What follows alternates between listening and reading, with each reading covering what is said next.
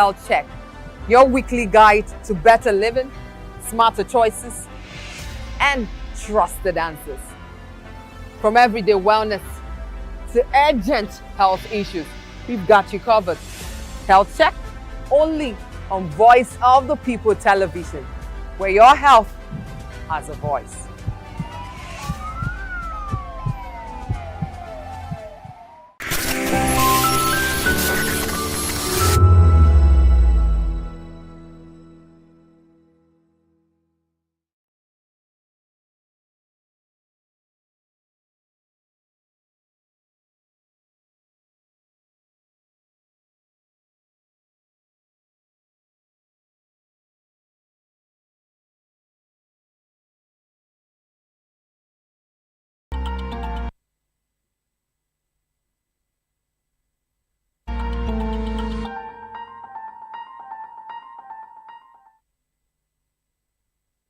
You are welcome to the show hashtag right here on VOP TV.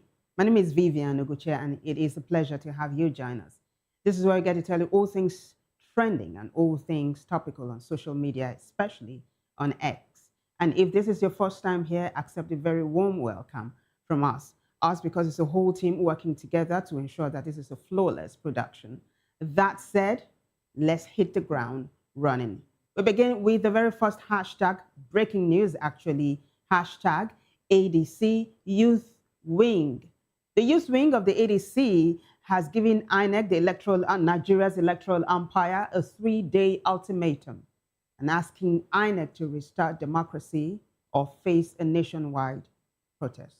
Now, the national leader of the youth wing of the ADC put up a post on X. We're going to quickly take a look at that one now, and it looks like the youths are rallying behind him. Hashtag ADC Youth Wing. Let's take a look at that post now. So ADC National Youth Leader Balarabe Rufai says, ADC Youth Wing issues 3-day ultimatum to INEC. Restore democracy or face nationwide civic action. Gentlemen of the press, there was actually a press conference, and it goes thus. Gentlemen of the press, fellow Nigerian youths, distinguished citizens, Nigeria is under democratic siege. What should have been a steady consolidation of 27 uninterrupted years of civil rule since 1999 is now being deliberately undermined by those entrusted to protect it. Institutions meant to defend the will of the people are now being compromised, weakened, and weaponized against democracy itself.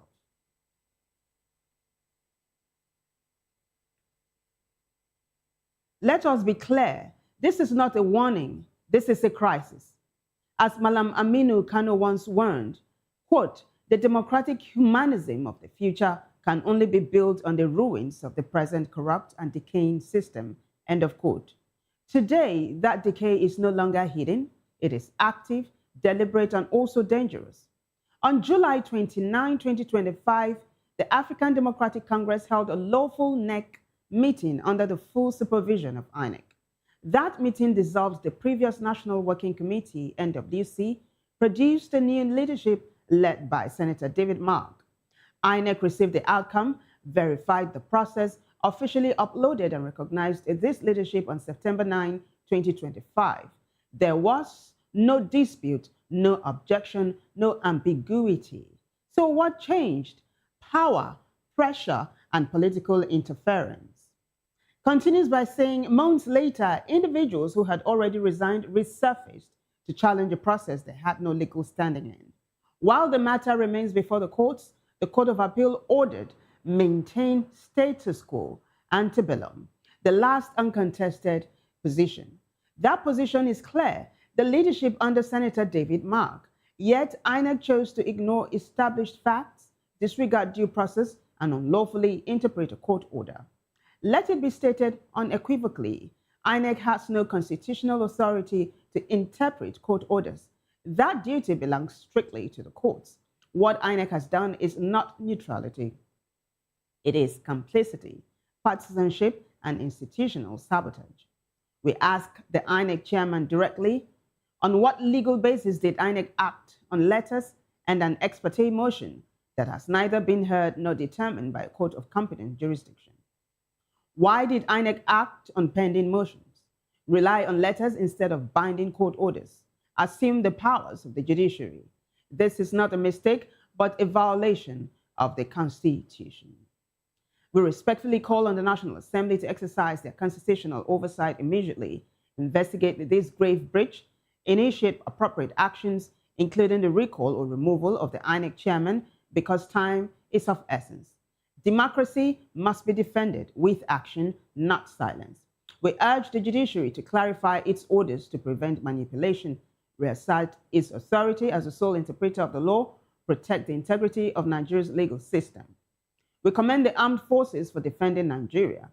However, we state clearly the military must remain neutral and stay away from civic democratic actions.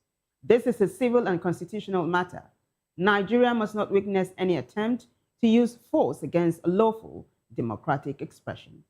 To over 100 million youths of our dear country, this is about our future, our voice, our democracy. We must not defend injustice nor normalize illegality. Together, let's stand down to defend our democracy or lose everything democracy represents. Concluding this letter now, this is what it said.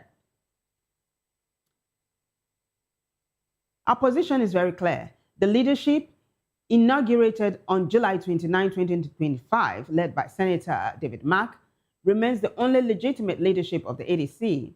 Any attempt to alter this without a final court judgment is illegal, null, void, and unacceptable. We hereby issue a 3-day ultimatum to INEC to immediately restore the Senator David Mark-led leadership on its official portal and publicly apologize to Nigerians for race unconstitutional and partisan conduct. So netizens jumped on this. There are a number of responses. Let's quickly take a look at them before we move on to the next hashtag, which is related. This is Dr. AI, who says, nationwide protest is the last resort. Take a look at when that post dropped 54 minutes ago. This is breaking. This is Sunday Shola, who says, now you are talking. And this is Ajiani Malik, who says, exactly. Professor Wilson says, this is what I am saying. Now you are talking. Or Das Baby says, way to go. Now you take a look at netizens saying, now you're talking, now you're talking. You know, a number of times, ADC Publicity Secretary Bolaji Abdullahi would put a post online and he would explain to Nigerians and netizens what's happening. Now, if you follow the thread, you see netizens saying, it is not grammar, it is action. It is why most of them are saying, now you're talking, now you're talking. That said, Bolaji Abdullahi just put up a post shortly after this one dropped, saying there is a developing situation. That brings us to the next hashtag, developing situation. They're saying that INEC is bent on creating a one-party state and to actually end the ADC. That's what Bolaji Abdullahi is saying. Let's take a look at the post he put up. He said there is a plot, really. I'll just read it out to you, right, verbatim. Bolaji Abdullahi, that is the ADC Publicity Secretary, says, ADC raises alarm over INEC landmines. Plot to prevent party from fielding candidates. We are compelled to raise serious concerns about a developing situation that appears designed to prevent the African Democratic Congress ADC from fielding candidates in the upcoming elections. It is based on documentary evidence which are now placing before the Nigerian, or which we are now placing before the Nigerian public, including certified INEC records, attendance logs, monitoring reports, and excerpts from the Commission's own sworn affidavit. Taken together, these documents establish a clear and consistent record of evidence. Now, those records are attached there, and you see that name, Nafiu Gombe case. That is the person, the protagonist, smack dab in the middle of this whole plot. Now, he continues by saying that INEC received formal notice of the July 29, 2025 National Executive Committee NEC meeting of the ADC. It deployed officials to monitor that meeting. It documented the proceedings and received formal reports from its field officers. Following this, INEC updated its internal records and uploaded the names of the new leadership, including Senator David Mark as National Chairman and Ogbeni Rauf Aregbesola as National Secretary. These are not claims, they are facts contained in INEC's own records. In addition, the Commission's sworn affidavit before the Federal High Court in its response to Nafiu Bala Gombe on 12 September 2025, particularly in clauses 14 to 19, affirms key legal principles: that the leadership transition had already been completed and recognized, that such internal party matters fall outside the scope of judicial interference, that completed acts cannot be reversed by injunction, and also recognized the David Mark-led NWC. Yet, despite this clear documentary trail, INEC has now taken the position that it will no longer receive any correspondence from the ADC pending the determination of a matter before the Federal High Court. This is where the contradiction becomes dangerous. He goes on to say that the Electoral Act imposes strict timelines on political parties, including the 21-day notice requirement and submission deadlines. INEC itself has fixed May 10 as the deadline for the submission of relevant documents. However, by refusing to receive communication from the ADC within this same period, the Commission is effectively preventing the party from complying with the law.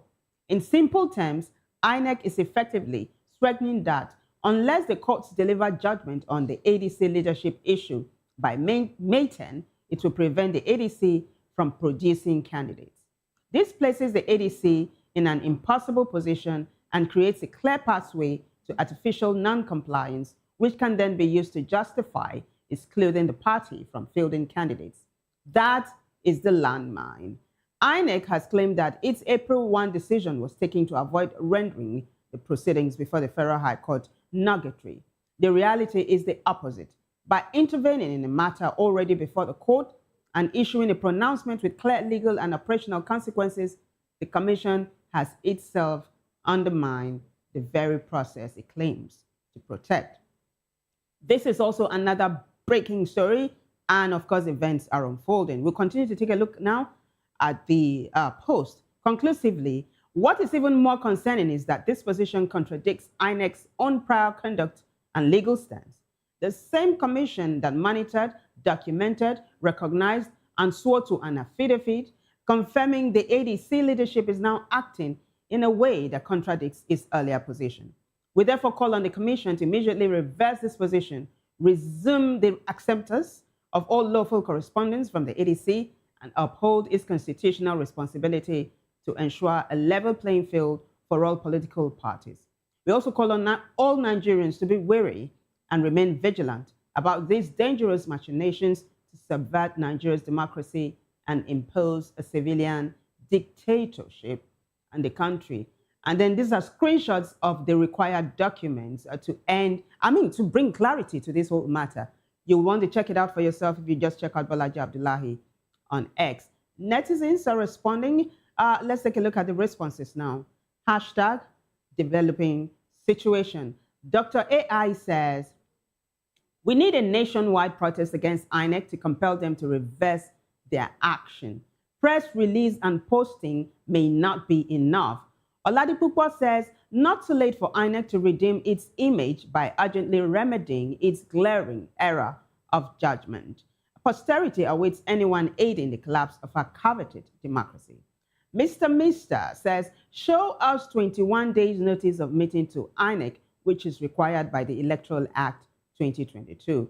Finally, Scoop says, INEC has become the umpire, the judge, and the sole feared terror.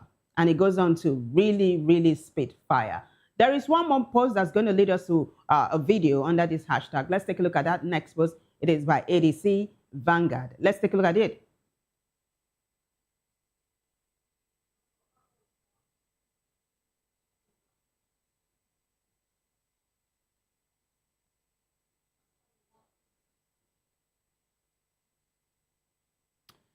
All right, we'll wrap that up. I'll probably bring that video to you subsequently. We move on now to the next hashtag, which is hashtag human rights activist. So this hashtag is sort of re-echoing what the ADC is saying, that Nigeria is slightly gliding towards a one-party state. And we have two protagonists here under this hashtag. The senior advocate of Nigeria, human rights advocate, human rights activist, Femi Falana, of course, and a junior to him, Deji Adeyonju. First, let's take a look at Femi Falana, who some days ago said that Nigeria definitely is gliding towards a one-party state. But this is the gist of the matter. He said the courts and senior lawyers are aiding the APC to ensure that that becomes the status quo. There's a video. Why don't you take a listen to him yourself? The law has said, thou shalt not interfere. But I see that is not enough. The Independent National Electoral Commission, headed by a senior advocate of Nigeria, issued a statement yesterday that based on the intervention of the court, ABC, we shall no longer recognize you. And you know when a political party is not recognized, its members cannot contest election. I say that INEC is wrong because the order granted by the court is grant an injunction. Status quo ante bellum. You know, they use such terms to deceive us. What that means is, before the dispute, before the state of the war, so who was in charge before that fellow went to court? So they be mark. Do you understand me? Yes, sir. But that judgment, that ruling has now been misinterpreted to favor the ruling party. You know when Nigerians say, oh, the Kachikwu government, APC is trying to turn Nigeria into one party. No! Our courts and senior lawyers are to blame.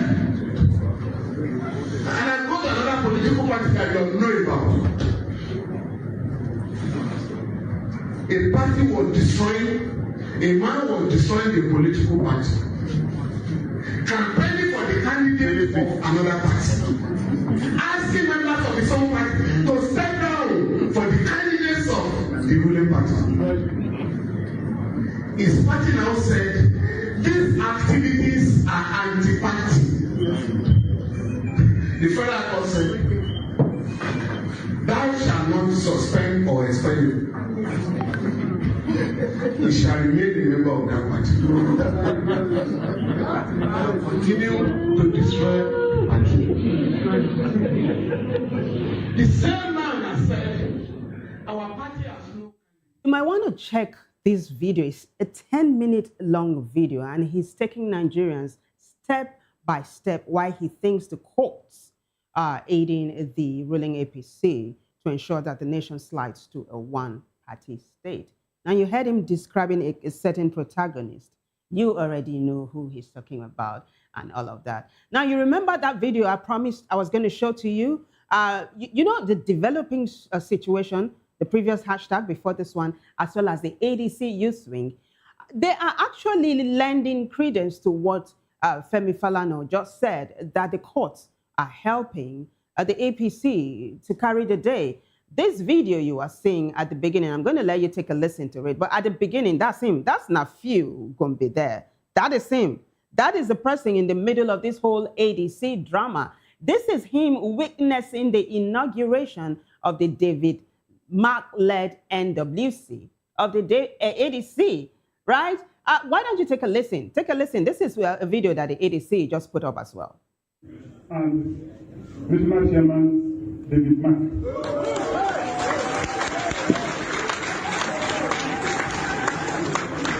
By the way we conduct ourselves, moving out from here. By the way we conduct ourselves, moving out of here. And I got a and National Chairman David Mark.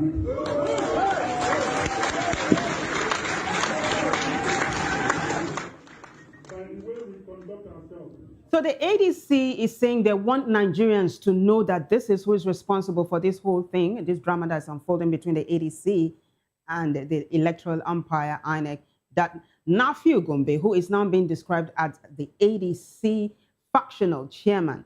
By the way, he used to be the national deputy chairman of the ADC before that particular NWC, led by Ralph Nwosu, was collapsed to pave the way for the David Mark-led NWC.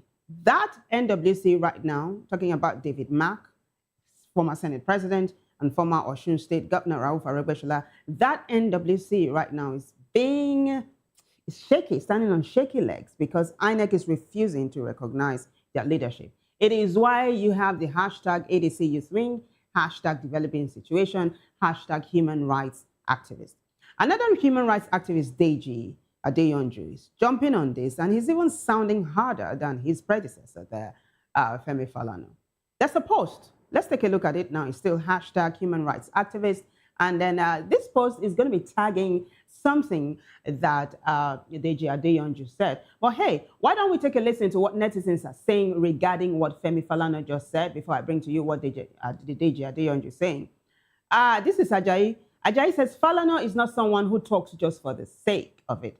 If he says courts and senior lawyers are helping turn Nigeria into a one-party state, then we need to pay attention. We've all seen how election petitions get dismissed on technicalities, how opposition parties get swallowed by defections, and how the same faces keep winning. But here's my question. Where are the other senior lawyers who should be speaking up? If the judiciary is truly compromised, why are we not seeing mass protests from the bar? We cannot just watch and cry. We must act. T-Boss Timothy says, while some sit at home and still defend him, I feel like the opposition are not doing enough. And then this is Olusho Ken, who says, God bless Baba Falana more abundantly for blowing this whistle. Election is a test of popularity. If the APC government is popular, it needs no shortcut to success. Every political party must be given a level playing ground. And then comes Deji Adeyonju. Let's take a look at it. It is hashtag human rights activist. Instablog Niger says Tinubu will eventually burn down this country if he continues this way. Comrade Deji Adeyonju. That statement is credited to him. Now, Instablog Niger is actually tagging this post. It's a screenshot of a post Deji Adeyonju put up not too long ago. Let's take a look at it. Yeah. Comrade Deji Adeyonju says Buhari, who overthrew a democratically elected government, didn't kill opposition and democracy from 2015 to 2019. But ex-Nadeko activist does not want any opposition in the country. He wants to go unopposed in 2027. Tinubu will eventually burn down this country if he continues this way. There's a response for some netizens. I just took one. This one response is like a microcosm of what's playing out online right now. And Victoria Olamide says, the main issue here is accountability. When policies begin to affect livelihoods negatively, it's only natural that people and activists like Deji Adeyonju speak out. On that note, we move on to the next hashtag, which is hashtag Atiku. The former Vice President of Nigeria, Atiku Abubakar, is also trending today for 3 different reasons. I'm going to be walking you down memory lane, and it's a timeline, so walk with me, yeah.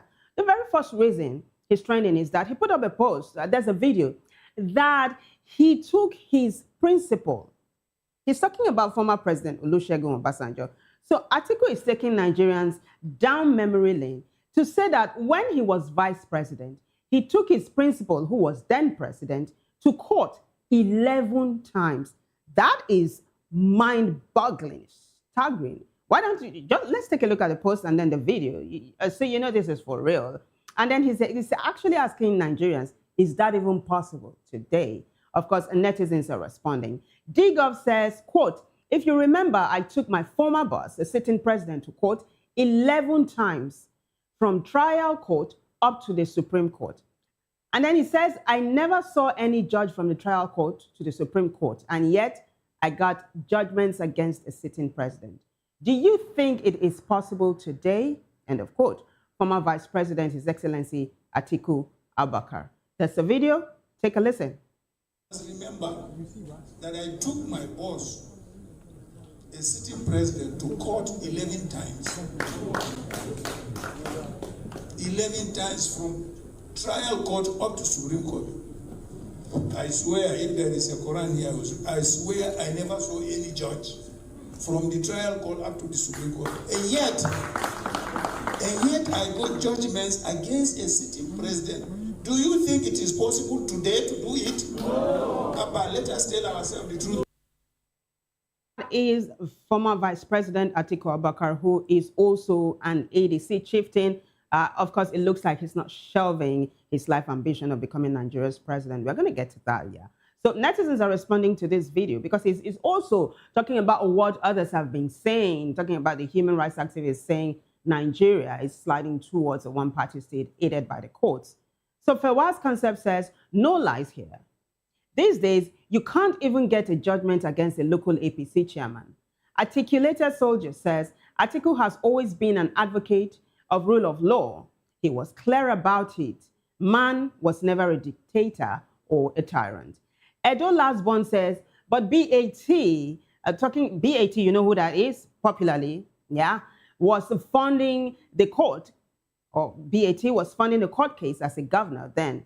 So Edo Lasbon is referring to Bola Ahmed Tinubu, and he was saying, as a governor, he was funding Atiku's court judgments. But how do court cases? How do we even know this? But hey, that is Edo Lasbon talking. And then archivi.ng from 19 years ago says, days before the 2007 presidential election, the Supreme Court cleared Vice President Atiku Abubakar to appear on the ballot after INEC had disqualified him, a decision initially ratified by the Court of Appeal. Now, there's a full screenshot of that. Let's take a look at it. Remember, guys, this is from 19 years ago.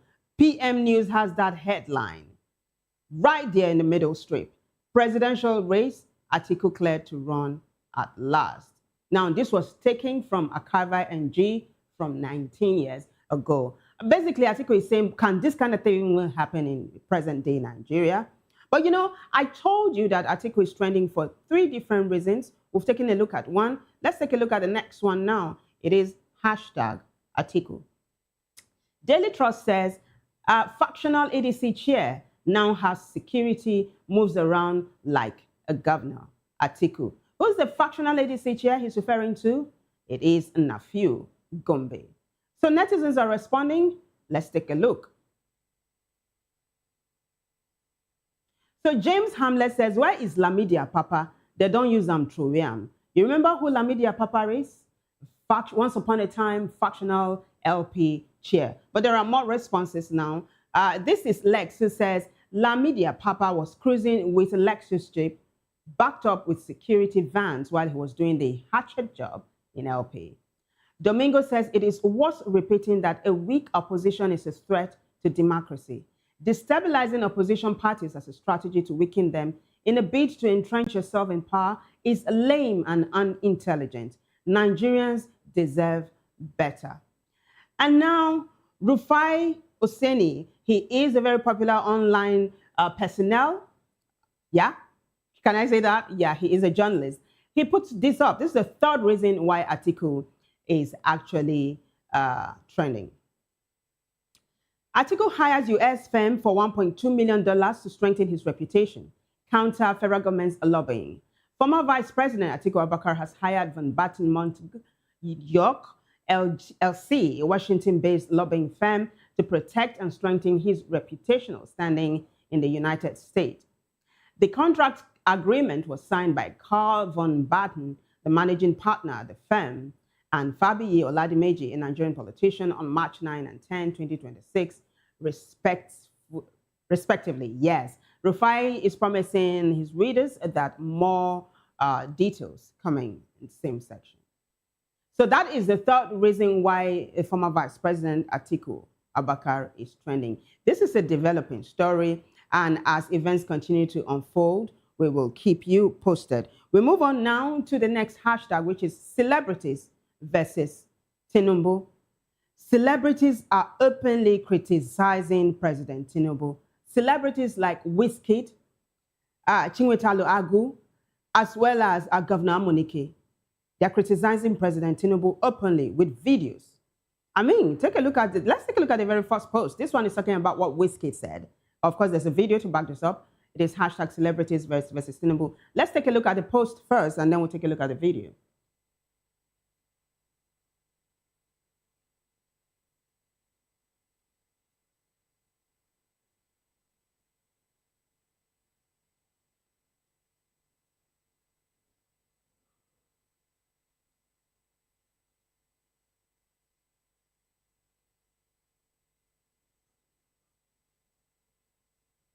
Apologies for that mix-up. That is another hashtag. I'm going to be bringing that to you shortly. But while the technical department tries to pull up that post, let's take a listen to what Wizkid has to say about the state of the nation. Generators, people that can't even afford generators. They got sleep in darkness, bro. There's no 24 hours electricity. There's bad roads, and the government is quiet about the same, like all of this, bro. So to me, it hurts. I have growing kids. I have a 9-year-old that's growing up. Like, he's in Nigeria. I talk to him every day. I want change for him. I want change for my son. I want change for the next generation. Like, so it's just sad that, you know, like, we've been quiet about the situations for the longest. You know, people have been micing words. People don't want to be direct about the conversation, you know, because of fear. You know, fear, man. Fear. They put fear. They put fear. Political bullies, man. The president's Facts. man. The police are bullying 1,000%, bro. Yeah, They bully all people day. every day. Like, they do that, but it's just too much now that I can't even keep quiet about the whole situation. You know, that's why, that though, brother. like every time when they do this political thing, like, I always exempt myself when it's election period, because I try not to influence people's votes. I don't want to, because I don't even trust this guy. I'm not gonna go and stay and say, yo, please come and vote for this guy to be president when I don't know if he's gonna change anything. I wouldn't do that. You know, I always step aside, but now it's too sad. We can't step aside anymore. We need answers. We need conversations. The president should speak to the people. Like, speak to the people. Like, just that, sometimes communication helps. Like people are sad. People are hungry, man. Like, all of that needs to change. Yeah, I get emotional when I talk about this stuff. No, I man. love that. Like, I love that, brother. Yeah, Go man, hard, B. I get emotional when I talk about this stuff, but, like, you know. Wizkid saying he gets emotional when he talks about the hardship in Nigeria. And he says something that the president needs to speak to the people. And then if you take a look at the video at the top, he said, this is different. Normally, he doesn't get into politics. There's another colleague, okay, well, an actor, actually. You could say he's Wizkid's colleague because he's also a creator, a creative person, who had said not too long ago that formally he doesn't get into politics, but this time around, he's going to be doing it. Another person, actually, is Chinwetalu Agu, saying the same thing. Can we take a look at this video, and let's start from the top, please, so that everybody will take a listen. Price, they increase. School fees price, they increase. Fuel price, they increase. Prices of commodities, they increase. You know, guy, you know, get tissue. And you the release, continue, you will cry more than that, baby. You get a bekata akwa. You get a bekata akwa na enuwa. Ara abawage. If you like, don't plan your life. Legendary actor Chinwetalu Agu talking about the state of the nation. We also have content creator, skit maker, Governor Amunike, who once upon a time said that the APC tried to buy him over, but he refused, and he's going to do what he's going to do. In fact, he's done it again. This is fresh. He just dropped this, talking about sharing food stuff to people. Hey, let me not let the cat out of the bag. There's a video. He put up this video. Take a look.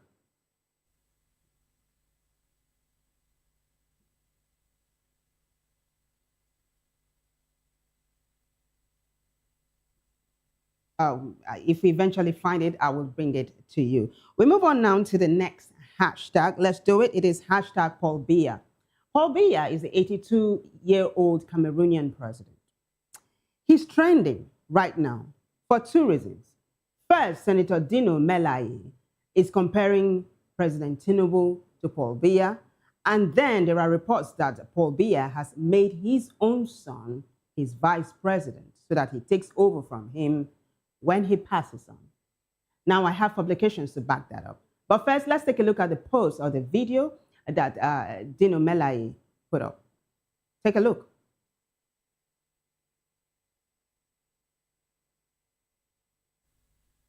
Well, Senator Dino Melaye says Tinubu's ambition to be the Paul Biya and Musa Kankan of Nigeria will not work. He will resist one-party state, or we will resist one-party state. He put up a video. Take a look. We are in perilous times in the country. We've never seen a situation like this before. Unfortunately, we have a president who doesn't care, who doesn't give a damn. And the situation is right now outrageously calamitous. We are in a very pitiable situation. No leadership, no direction. Nigeria is like a car being driven by a drunken driver. And the desperation of the APC government led by Ahmed Bola Tinubu calls for urgent national attention. President Bola Ahmed Tinubu have two mentors, and he has sworn to get to the position of his mentors. These are the people he sees and photocopies. He wants to be like them. He's striving to be like them. He's working to be like them. And all efforts is to make sure that he attain goals satanically manifested by these draconian, authoritarian, and totalitarian leaders in history. The first is that he wants to be like Paul Biya. He wants to die in power. He wants to continue to be the president of the Federal Republic of Nigeria till death. But I want to announce to President Bola Ahmed Tinubu that Nigeria is not Cameroon, and he can never be the Paul Biya of Nigeria. We will not allow it. In an unjust society, silence is a crime.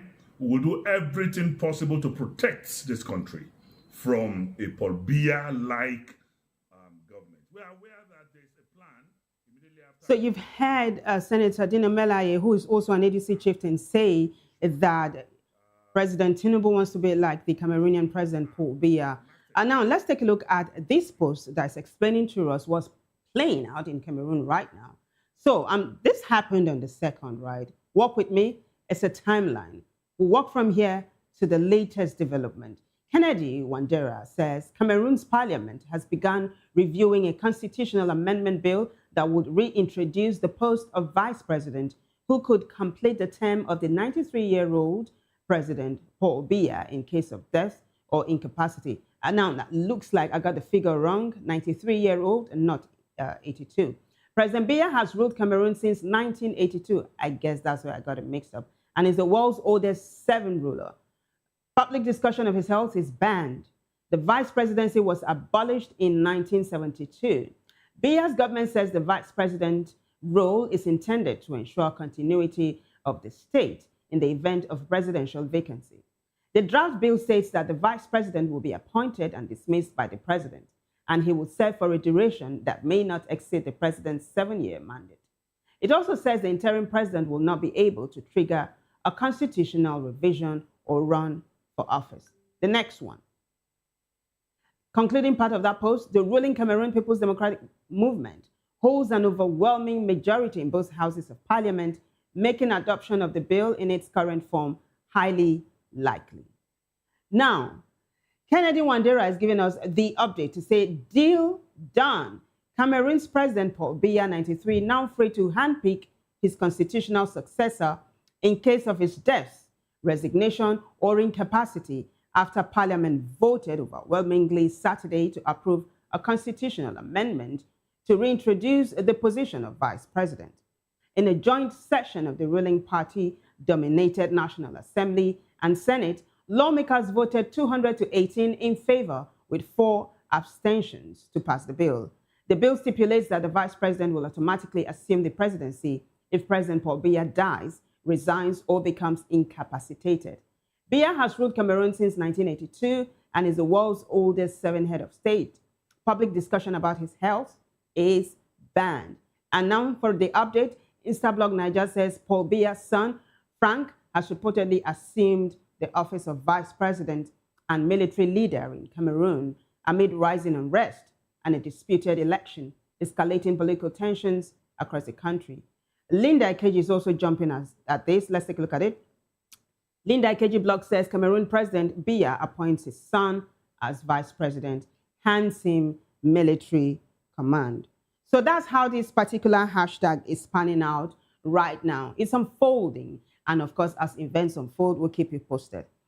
Let me bring you the update to one of the hashtags, one of the biggest hashtags we brought to you last week. It was about an elderly woman, a widow actually, who got married to the autistic son of a very popular church in Nigeria here. She said she did it because she felt God was asking her, the Holy Spirit asked her to do it. Now, this is hashtag ambassador, is the latest. When we brought it to you last week, it was hashtag divine call. This time, hashtag ambassador. But why ambassador? Of course, her husband has become an ambassador. Instablog Niger has that post. Let's take a look at it. And of course, there's a video as we quickly do this. This is Instablog Niger saying, founder of OPM Church, Chibuzo Chintere, announces additional support for adopted autistic son, gives car, and appoints him as ambassador. There's a video. Take a listen. Shout hallelujah. Shout hallelujah. Now, I told you that there are 5 things. There are 5 surprises, which was not mentioned. The only one mentioned is the salary. There. The vacation, the house, which they have already moved into the estates. They're staying there when they finish the house for them. So now this is where the house is going to be built. Now, the second thing, no, it's 5.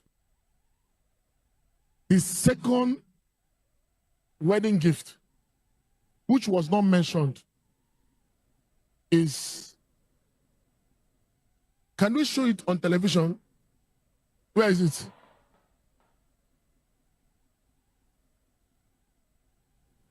Shout hallelujah.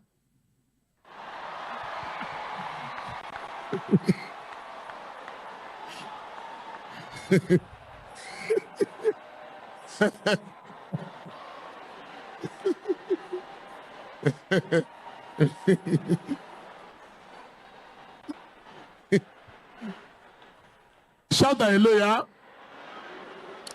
This morning when they were coming to church, they have to take public vehicle. I have to say just to the one can they say so no. By the grace of God, I will employ a driver. I will be the one paying the driver. So 2 of them will sit at the back on AC. Anywhere they want to go, the driver will carry them go.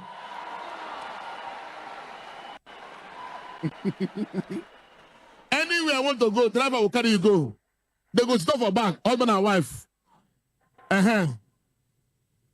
And every month, I'm going to change your wardrobe. So, shout hallelujah. So, receive your car key. So, it's actually a lengthy video. If you watch to the end, you get to the part eventually where the pastor makes his adopted son, who is autistic, an ambassador of the church. Let's see how that one pans out. So I'm trying to figure out the narrative. Could it be that the pastor wants to push this narrative that disability is not disability? Or yeah, there's a way it's said, you know, that the fact that he's autistic does not mean that he does not have ability. Are they going to say that the church does not discriminate? There is no stigmatization in the church? I'm trying to see what his ambassadorial role is about. But of course, this is unfolding, and as it unfolds, I'll keep you posted. Finally, we take a look at the sportswoman. She's actually a boxer that is representing Nigeria on the global scene, Elizabeth Oshoba. She took away the major trophy not too long ago, and she's got the internet. You know, the net is breaking. This is it. Nigeria Stories has that one. Niger no dey carry last. 10 fights, 10 wins, 6 KOs. That's knockouts. Nigerian female boxer Elizabeth Oshoba continued her undefeated streak yesterday with a dominant performance at Olympia, London. And that is her looking very, very prestigious, gallant, and courageous. I mean, who would look at Elizabeth and know that she's a boxer? She doesn't look like the stereotypical boxer with the muscles bulging out and all of that. But she did it, right? So congratulations to Elizabeth Oshoba. This is coming on the heels of Obafemi, who last week took over WWE. For the very first time, a Nigerian took the trophy, won the belt actually. And some netizens were saying he started it from Unilag here when he won the event at the sports festival, and he took it all the way to a global stage. And people are saying because of him, the WWE has been resurrected, not just in other parts of the world, but in Nigeria. Looks like Elizabeth is doing the same too for wrestling. And congratulations to all Nigerians who are making the nation proud all over the world. On that note, I say thank you to my co-producer, Elijah. Thank you for all you do. I appreciate it. And to everybody who has contributed to making the show a success, thank you so much. But the bigger thanks goes to you guys for watching. If you liked it, keep again another date with me for another edition of Hashtag right here on VOP TV. I am Vivian Ugoche, and bye for now.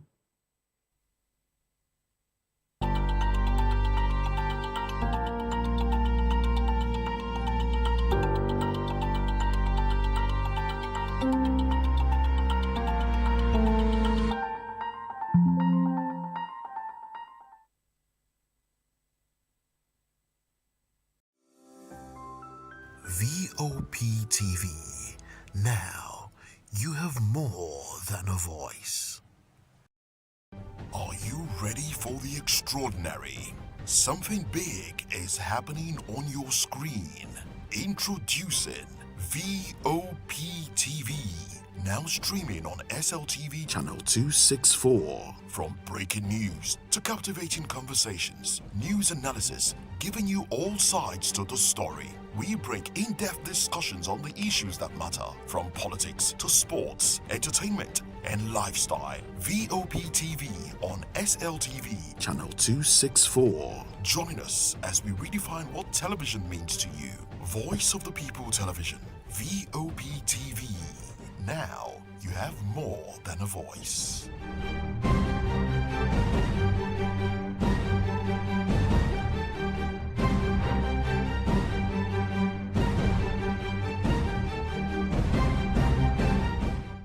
Behind every broken desk lies a broken promise. Education shapes the nations. But who is asking the right questions?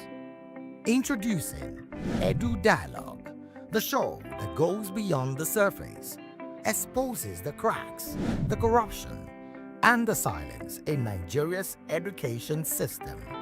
Edu Dialogue, Saturdays, 3 p.m., only on VOP TV.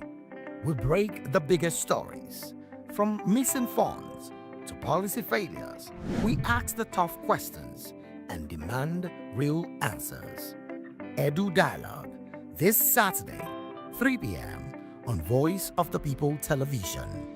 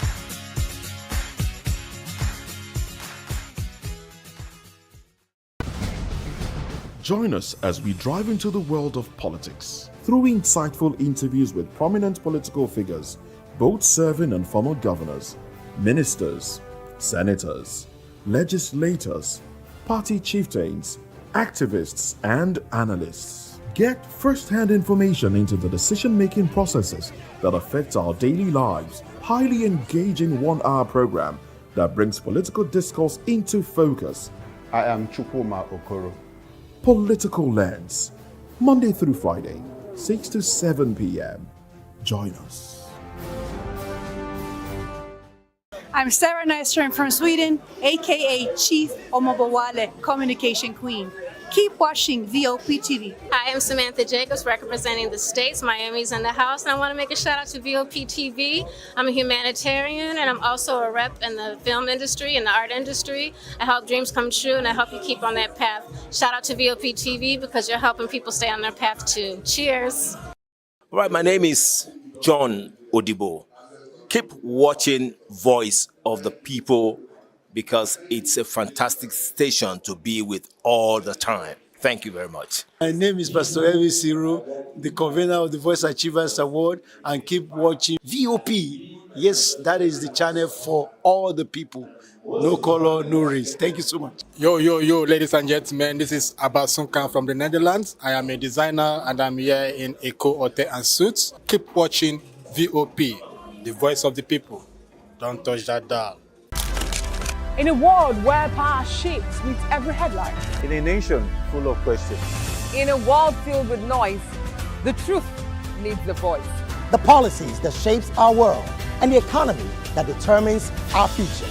Every hour, every day, the grapevine keeps buzzing. And together, we are committed to telling the stories that shape our world because your voice is our focus. Don't forget, our voice matters the most. Let us come together and share our concerns.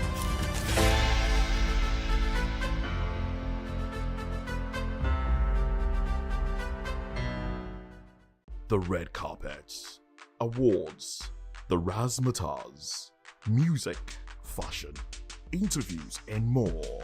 Spotlight on Voice of the People Television. Let's feed you with all the juicy stories in the global entertainment space, bringing you the glitz and glamour as they hot. Stay tuned to Spotlight, 1 p.m. Monday to Friday. Spotlight on VOP TV. Entertainment like never before.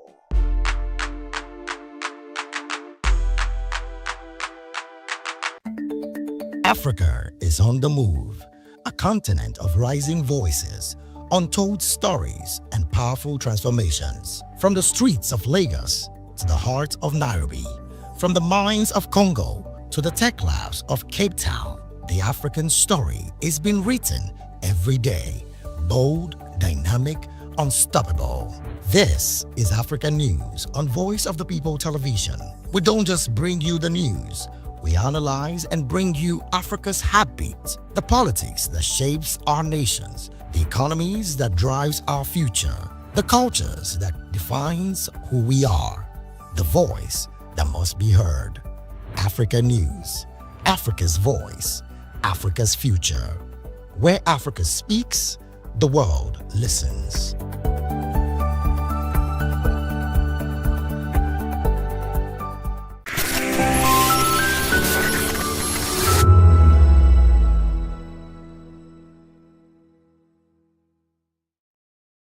The Oluwo Fish Market, also known as the Ekpe Fish Market, is the biggest fish market in Lagos State.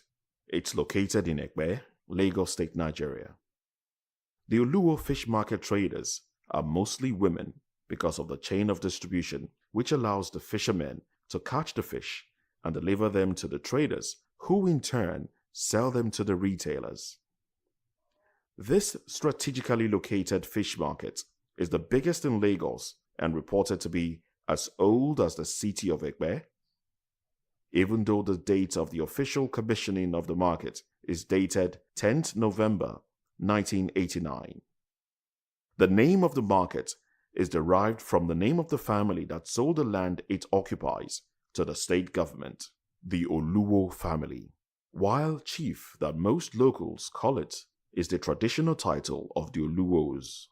The market is said to have been initially located at the marina front, a short distance from the present abode, before it became too small to accommodate the number of traders' influx.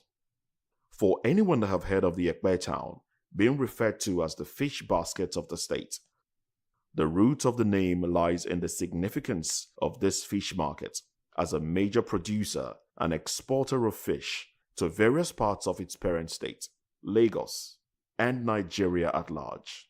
The category of most food items sold at the market makes it fall into the category of wet market.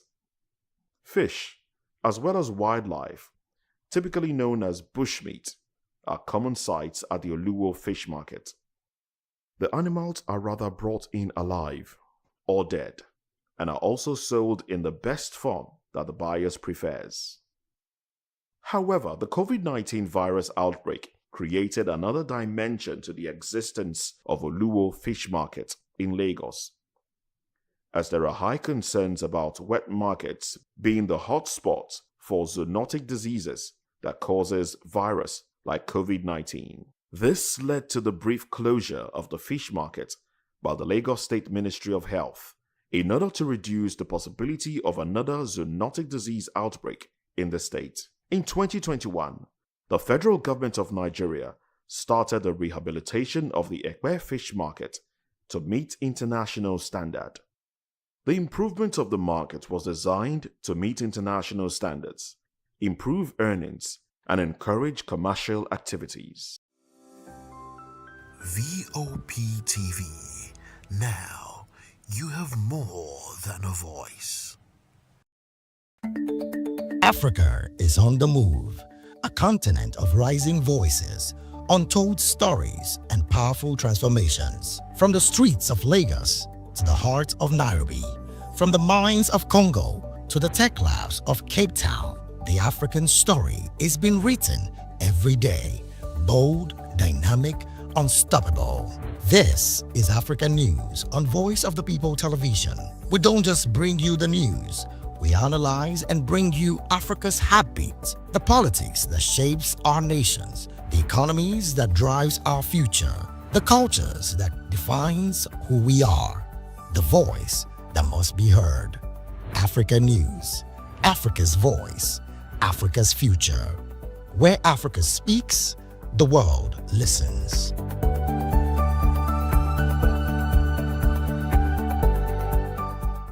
Welcome to the locker room, the home of football talk that matters. I am Jerry Ampelon. Join us every weekday, Monday to Friday at 5 p.m. Nigerian time, as we share the hot takes and hot debates in the exciting world of football. And joining me are the usual suspects, Kachikwu and Mayowa, as we break down all the hot takes and everything that's happening in the football. Don't just watch football, live it with us. Catch us on the locker room and Voice of the People Television at 5 p.m. Nigerian time. And like I always say, if not 20 minutes off, with the sport. And it's Hakim Ziyech, who puts the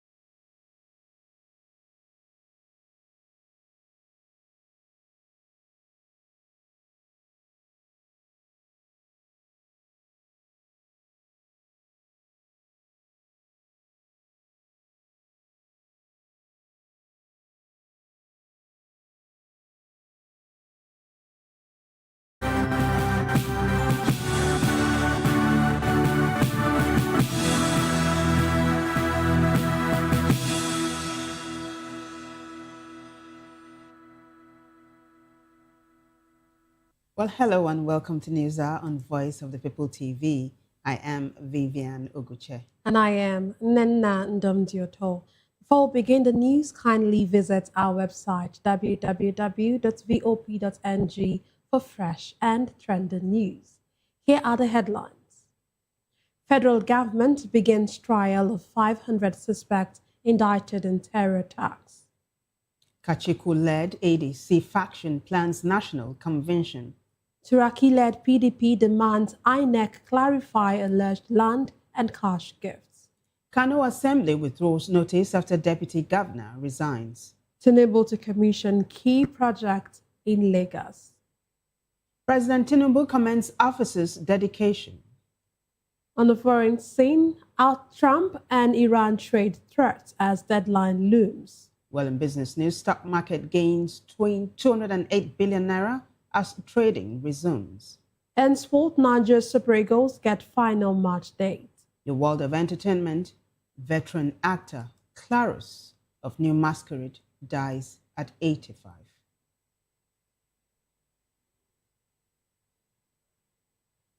Now the news in details. The federal government has opened the trial of terrorism suspects at the Federal High Court in Abuja. The suspects are accused of involvement in attacks across northern Nigeria, which have claimed over 2,000 lives and destroyed property. Others are charged with aiding terrorism through the supply of funds, arms, ammunition, and food.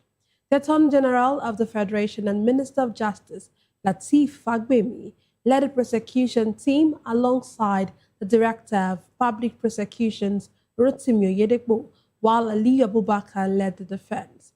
Fagbemi said 227 suspects are currently standing trial before 10 judges of the Federal High Court and commended the judges for sitting during the Easter holiday.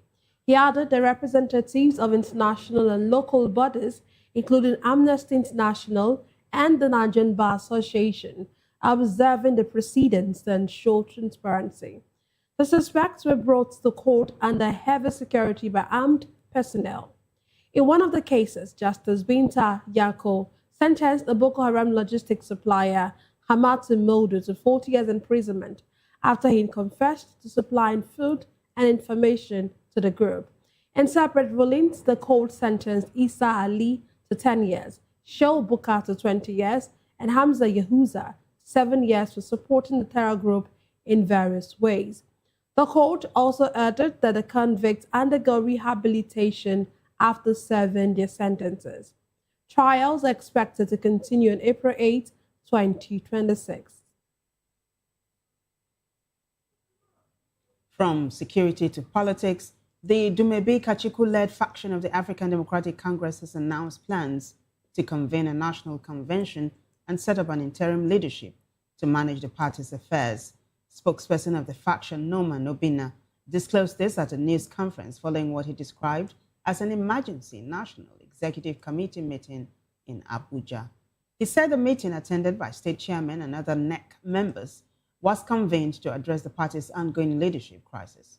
Obina alleged that the former leadership under Ralph Nwosu attempted to unlawfully transfer control of the party to non-members and sideline state chairmen.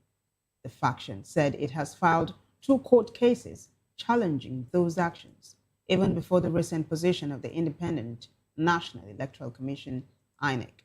It maintains that in the absence of a National Working Committee since August 2022, the NEC remains the party's highest legitimate authority.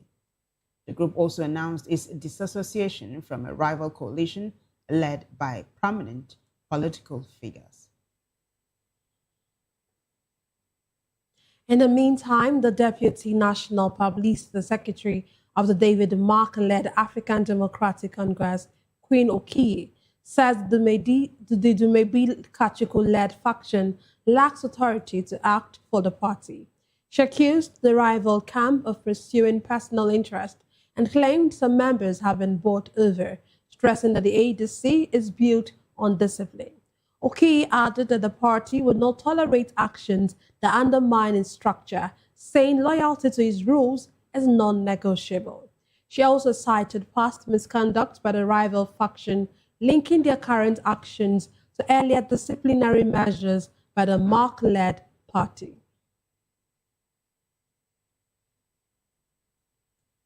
While still talking politics, the Tanimu Turaki-led faction of the People's Democratic Party, PDP, has called on the chairman of the Independent National Electoral Commission, INEC, Joash Omukpito, to clarify allegations that the Minister of the Federal Capital Territory, Nyesom Wike, offered land and cash gifts to senior commission officials.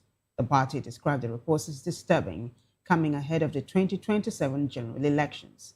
In a statement by its National Publicity Secretary, Ini Ememobong, the PDP warned that the allegations could erode public confidence in the electoral body. The reaction follows media reports alleging that Wike gifted parcels of land and cash to top INEC staff. The party said the claims suggest a possible land for favor arrangement aimed at influencing key institutions. It also questioned why such gestures would be extended to election officials and not professionals in other critical sectors. The PDP further urged INEC to respond transparently, including addressing claims that its chairman may be a beneficiary. The party called on the Commission to uphold the highest standards of transparency and impartiality. Let's now move on to Kano State, where the State House of Assembly has withdrawn its notice of impeachment against former Deputy Governor Aminu Abdulsalam following his voluntary resignation. The decision followed a motion by Majority Leader Lawan Hussaini during plenary presided over by Speaker Jibril Ismail. Speaking to newsmen after plenary, Hussaini said all charges against Abdulsalam had been dropped, bringing the matter to a close. The impeachment proceedings initiated on March 5, 2026 were based on allegations of gross misconduct, abuse of office, and breach of public trust during his tenure as Commissioner for Local Government Affairs. Away from politics, President Bola Tinubu will on Wednesday and Thursday commission key projects in Lagos State. Some of the projects include the Ojota-Okpebi Link Bridge, Lagos State Geographic Information Service Building, and a multi-agency complex named after the president.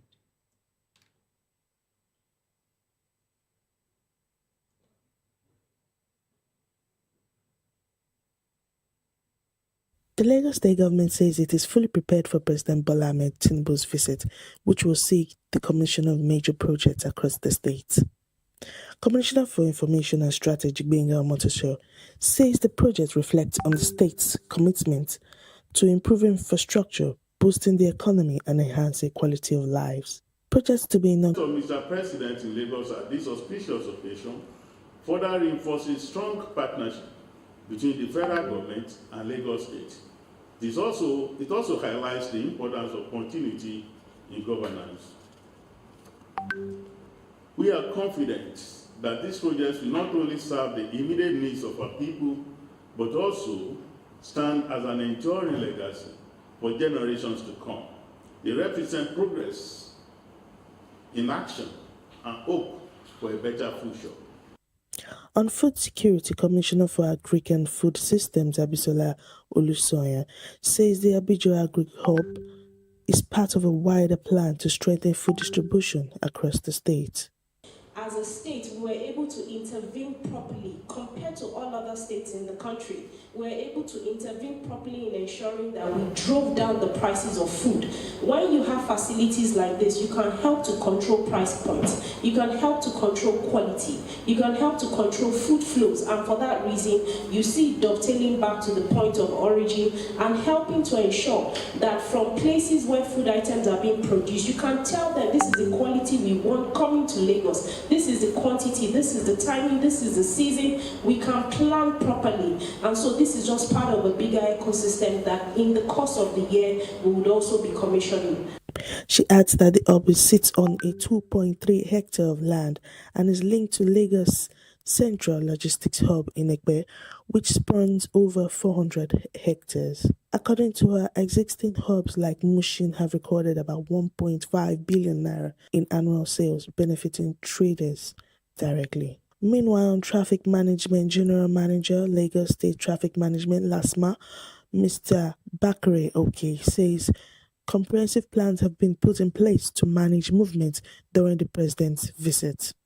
Motorists are advised to plan ahead, especially around Ojota, K2, Maryland, Okpebi, Allen, and Ikeja, where temporary delays are expected. Residents are also urged to cooperate with authorities as security and logistics arrangements have been put in place. The Lagos State government says while there be temporary disruptions, measures have been put in place to ensure smooth traffic flow during the president's visit. The state government also says the project will have a lasting impact on transportation, education, and food system in Lagos. We're deeply grateful to Mr. President for envisioning and initiating these and many projects, for his dedication that has helped secure the required investment in financing, for granting approval in several laudable projects in the state and in the country. From Alausa, Ikeja, I am Monica Ogolo, reporting for VOP TV. Meanwhile, the Lagos State government has deployed 500 additional LASME officers to key routes ahead of President Bola Tinubu's visit. Commissioner for Information and Strategy, Gbenga Motosho, said the move aims to ensure smooth traffic, enhance security, and minimal disruption to residents. He added that federal and state agencies are coordinating to guarantee seamless logistics during the president's itinerary. LASME General Manager Olalekan Bakarioki said officers were positioned on major highways to regulate traffic and ease congestion throughout the visit. The deployment is part of a broader inter-agency plan to ensure smooth commissioning activities and reduce inconveniences to commuters. Well, turning to other stories, the President Bola Tinubu has commended the Nigeria Police Force for its resilience and dedication in maintaining law and order under challenging conditions. The commendation underscores his administration's focus on reforming and strengthening national security. Our correspondent Ferdinand Igba reports. Dedication to the world. President Bola Ahmed Tinubu has reaffirmed his administration's steadfast dedication to the welfare and empowerment of the Nigeria Police Force. The president, who was represented by the Vice President Kashim Shettima, made these remarks at the National Police Day at the Eagle Square Central area in Abuja. Vice President Kashim Shettima said the administration vision begins with ensuring that our police force is well equipped, well trained, and well motivated. He said they are resolute in commitment to the police welfare and comprehensive reform. The burden of sacrifice the police shoulder is one we cannot afford to take for granted. For every nation is only safe as those who keep vigil while others sleep. In a season such as this, when the shadows of insecurity tell the will of our nation, we must not only stand with our police, we must equip them, strengthen them, and honor them. It is therefore with a deep sense of duty and gratitude that I stand before you on behalf of President Bola Ahmed Tinubu GCFR to mark the meaning and essence of this historic day, National Police Day. Today, we pay solemn tribute to the brave officers, men and women who paid the ultimate price in the service of our nation. Their sacrifice is written into the conscience of our country. Their memory must remain a lamp to those who wear this uniform today and to those who will wear it tomorrow. To their families, I extend the profound gratitude of a grateful nation. Your pain is not yours alone. Your sacrifice has become part of our national inheritance, and your courage imposes upon us a permanent moral duty to remember, to honor, and to stand by you. Earlier, IGP Idris said, beyond commemoration of the day of the establishment of the Nigeria Police Force, the National Police Day offered the opportunity to remember fallen heroes and acknowledge the heroics of the men and women of the Nigeria Police in theaters of operations across the country and beyond. The IGP said the day also provided a platform to emphasize a renewed call for excellence, professionalism, and respect for human rights, among other virtues that the new police force embodies. The National Police Day is a moment of truth, a moment to honor sacrifice, a moment to reflect with honesty, a moment to make a clear statement, a clear commitment about the future of policing in Nigeria. Today we bow our heads in honor of our fallen heroes, men and women who left their homes in uniform and never returned. Men who kissed their children goodbye, not knowing it would be the last time. Women who stood their ground in face of danger, so others could sleep in peace. They did not die for pleasure. They did not die for applause. They did not die for recognition. They died for duty, for country, for all of us. Every life lost in service is a debt in our conscience.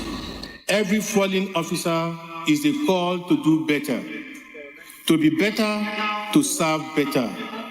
To their families, I say this: your sacrifice is not invisible. Your pain is not ignored. Under my leadership, your loved ones will not be remembered only on ceremonies, but in the standards we uphold every single day. Because this moment demands honesty, the Nigerian police force must rise. We must rise above discipline. We must write about misconduct. We must rise above every action that diminishes the honor of our uniform. He, however, highlighted the reform agenda of the police force under his leadership, noting that the reforms are hinged on building a force that commands trust and professionalism, enforces justice, and promotes national development through enhanced security and policing of the country. Ferdinand Igba, reporting for VOP TV in Abuja. Thank you very much, Ferdinand.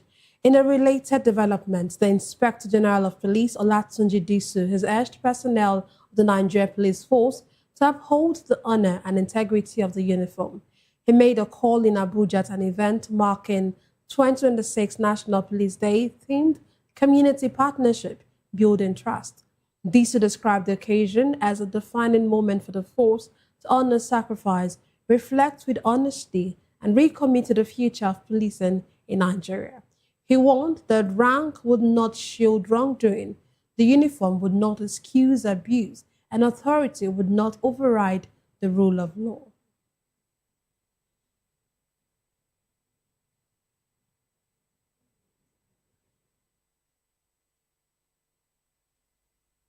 We'll be right back after this short break. Stay with us.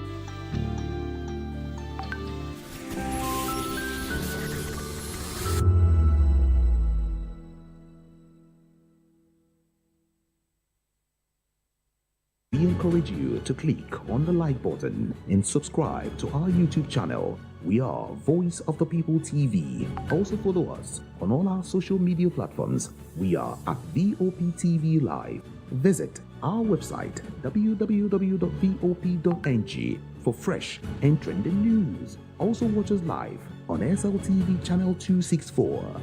VOP TV, Voice of the People Television.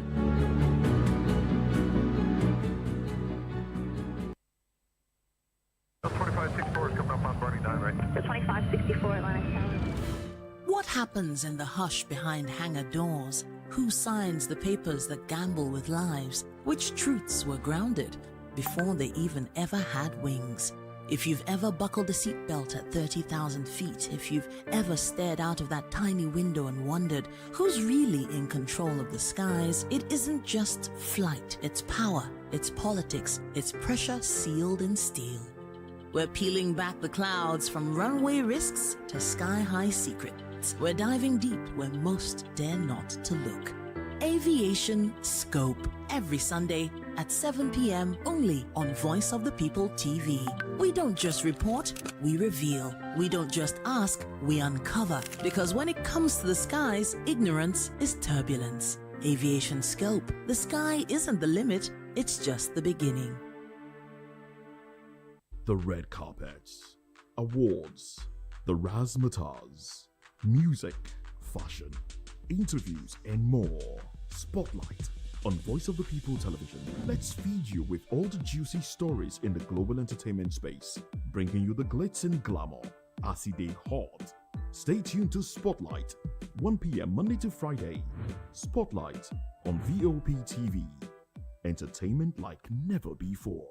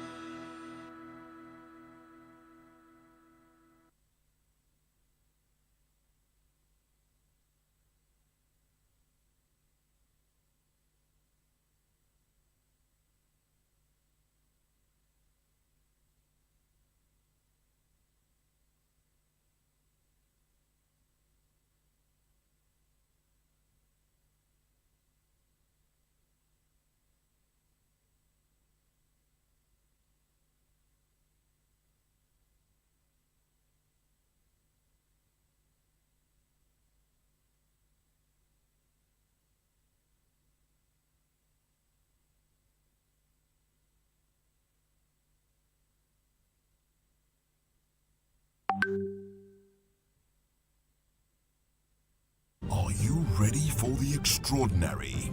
Something big is happening on your screen. Introducing VOP TV.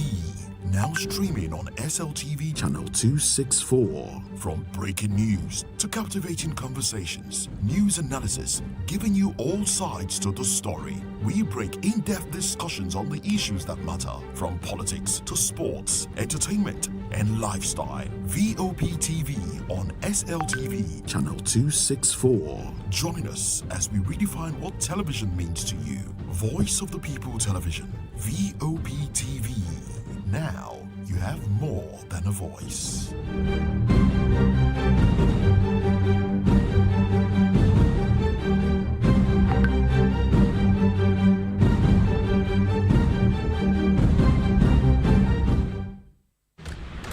Yes, obviously everybody knows the game is beautiful and that's why I love sports.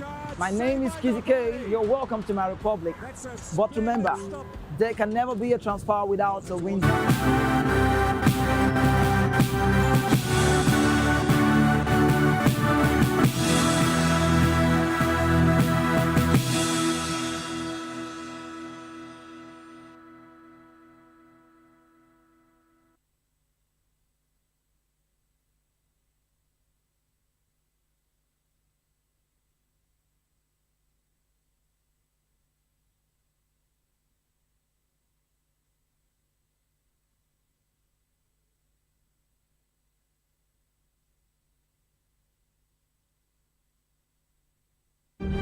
In a world where power shifts with every headlines, news breaks and events happens, we bring you unbiased and explicit information on politics, economy, and state of the nation.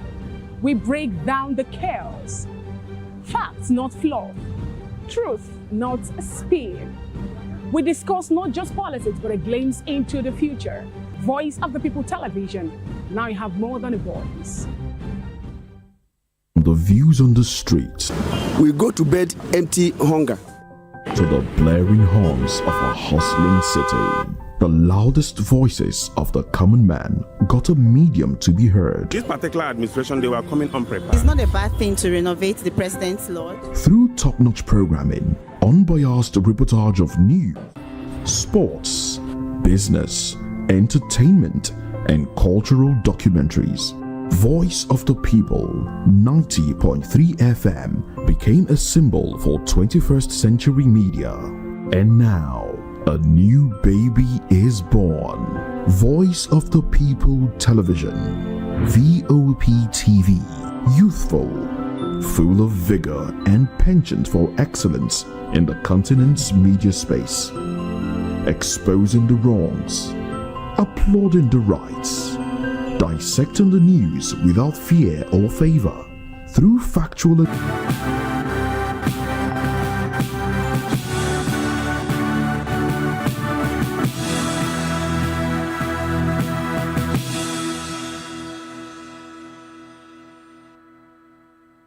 Welcome back, everyone.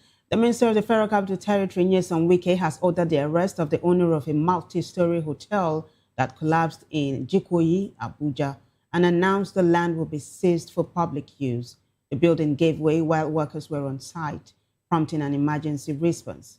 Wike, who visited the scene, said the structure was built without approval and repeated stop work notices had been ignored. He confirmed that there were no fatalities, but several people were injured and taken to hospital, warning the outcome could have been much worse.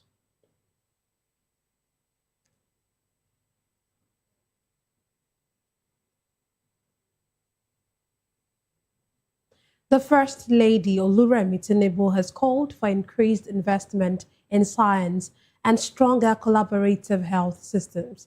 She made a call in a message marking World Health Day 2026, themed Together for Health, Stand with Science.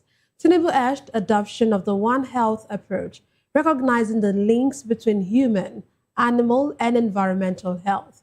She noted that progress in health depends on innovation and strong collaboration across nations and sectors. Tinubu added that scientific partnerships have helped humanity overcome many health challenges and continue to guide us towards healthy living.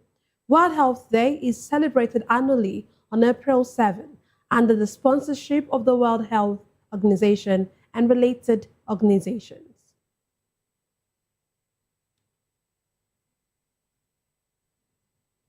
Well, speakers at the just concluded Easter retreat of the Assemblies of God in Oka, Anambra State, have urged Christians to uphold righteous living beyond the Easter celebration. Our correspondent, Undu Opalize, reports. According to the preachers, it is not good to mark Easter just for ceremonial purposes and for the fun of it, but for availing oneself of the eternal redemption and salvation made possible by the precious blood of Christ. The Owerri District Superintendent of the Church, Reverend James Agbowo-Dikizu, summed it up thus. Among other things that we want, the most important to all of them is God to revive us. The Bible clearly and repeatedly teaches that God wants to revive our relationship with Him. Reverend Dr. Gospel Omene and Reverend Dr. Matthew Iweze, in their separate messages, dwelt on the power of resurrection as exemplified by the risen Christ, pointing out that it is at the center of Christianity. Ladies and gentlemen, Jesus is no longer in the grave because the power of death will not hold him captive. That is why our faith is strong. That is the reason why I can boast of him. But Jesus beheld them and said unto them, with men this is impossible, but with God all things are possible. The church choir sent deep down the messages in a melodious tune.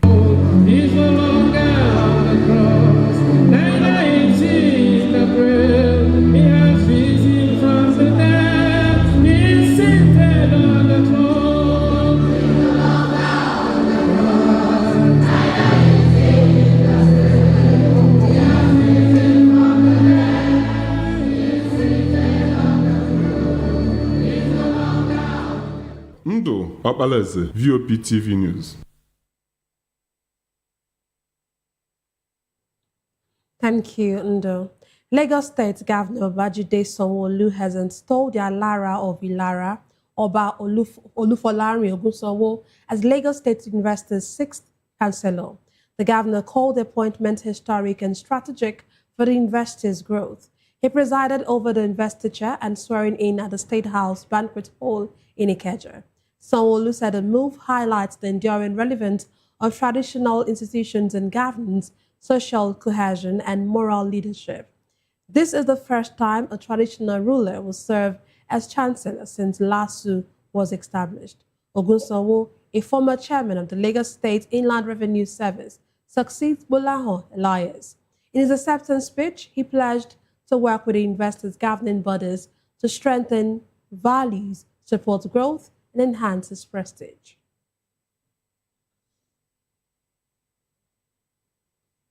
Well, coming up next, foreign, business, sports, and entertainment stories after this break. Stay with us.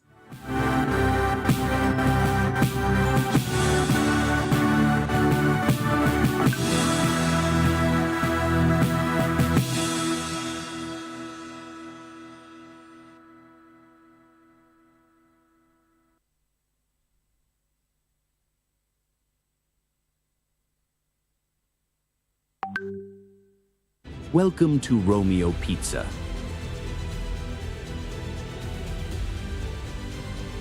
Sink your teeth into our freshly baked pizzas. Loaded with rich sauce, melted cheese, and irresistible toppings. Where every bite is a love story. Treat yourself to our creamy, dreamy ice cream. Smooth, sweet, and made to brighten your day. Or maybe you want it hot and satisfying. Our juicy shawarma is wrapped to perfection, packed with flavor in every mouthful. Pizza, ice cream, shawarma. Why choose one when you can have it all? Romeo Pizza has exactly what your taste buds desire. Accurate stories and contents from the views on the street. We go to bed empty hunger. To the blaring horns of a hustling city. The loudest voices of the common man got a medium to be heard. This particular administration, they were coming unprepared. It's not a bad thing to renovate the president's lord. Through top-notch programming, unbiased reportage of news, sports, business, entertainment, and cultural documentaries. Voice of the People 90.3 FM became a symbol for 21st century media. And now, a new baby is born. Voice of the People Television, VOP TV, youthful, full of vigor and penchant for excellence in the continent's media space. Exposing the wrongs, applauding the rights, dissecting the news without fear or favor, through factual and accurate stories and contents. Corruption kills three things that makes a society. Representing the interests of the people and giving them a voice. Voice of the People TV is here to stay towards building a fair society. VOP TV, Voice of the People Television, truly a voice for the people. On Edu Dialogue, we bring you fresh ideas and conversations shaping the future of learning in Nigeria and beyond.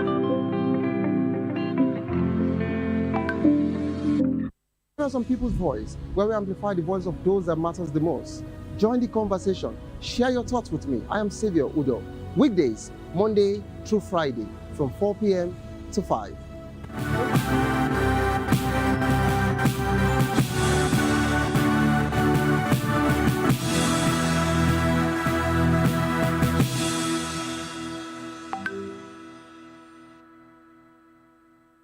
Glad to have you back. On the foreign scene, United States President Donald Trump has threatened to destroy Iranian infrastructure, frustrated that the country ignored his ultimatum to open the Strait of Hormuz.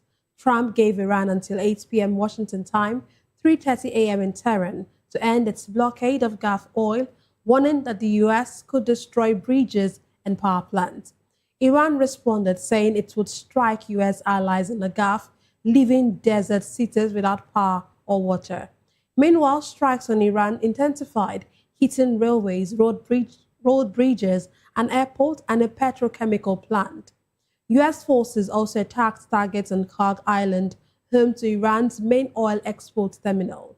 Iran warned it will retaliate against Gulf neighbors' infrastructure and claimed fresh strikes on the ship in the Gulf and the Saudi petrochemical complex.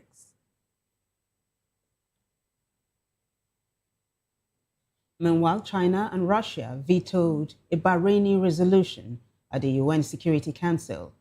The resolution urged countries to coordinate efforts to protect shipping in the Strait of Hormuz. The 15-member council voted 11 in favor, with China and Russia against and 2 abstentions.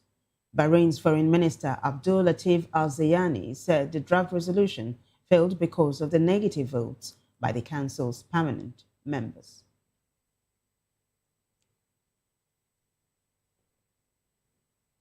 In another development, a gunman was killed and 2 others injured in the shootout near the Israeli consulate in Istanbul. Turkish President Recep Tayyip Erdogan called it a heinous act of terror. Turkish Interior Minister Mustafa Sifsi said 2 policemen were slightly injured in the gunfight. Sifsi added that the attackers came from Izmit by rental car, and 2 of them were brothers. The shooting happened in broad daylight. Social media video shows one armed attacker being shot by police and fallen to the ground.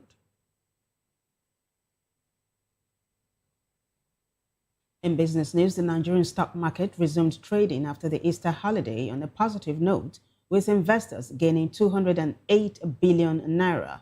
Market capitalization rose 0.16% from 129.086 trillion naira at the open to 130.014 trillion naira at the close. The all-share index added 324 points, closing at 202,023.10. Year-to-date returns now stand at 29.82%. Market breadth was negative, with 37 losers and 24 gainers. A total of 1.15 billion shares worth 40.3 billion naira changed hands in 78,000 deals.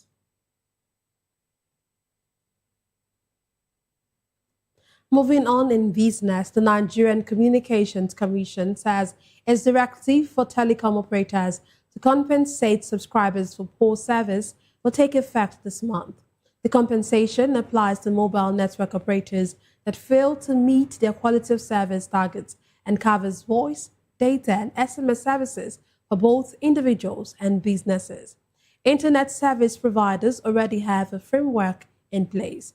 The NCC says the move is part of a broader effort to put consumers at the center of Nigeria's telecom sector, which plays a key role in the economy and access to digital opportunities. Well, you're watching News Hour on VOP TV. When we come back, sports and entertainment news. Stay with us.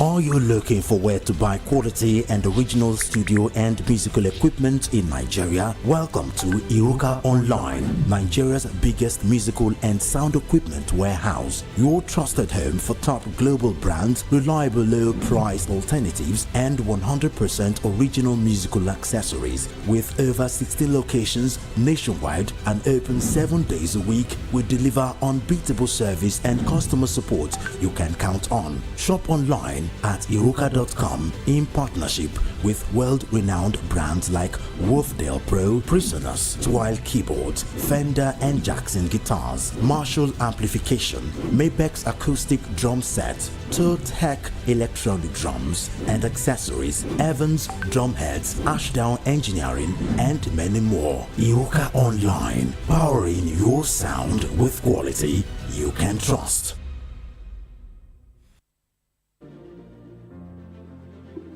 Welcome to Golden Tulip, where every stay is a celebration of comfort and style. Discover beautifully designed rooms crafted for your relaxation and peace of mind. Savor delicious, expertly prepared meals at our exceptional restaurants. Relax and socialize at our elegant lounge bar. Refresh yourself at the vibrant pool bar and enjoy a soothing swim in our sparkling pool. Planning something special? Our spacious and sophisticated hall provides the perfect setting for weddings, conferences, and memorable events. Whether for business or leisure, we deliver excellence with unmatched hospitality. Comfort, class, premium experience. Book today and elevate your hospitality experience. Airport Golden Tulip. Stay golden.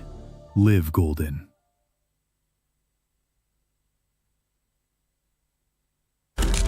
In a world where power shifts with every headline. In a nation full of questions. In a world filled with noise, the truth needs a voice.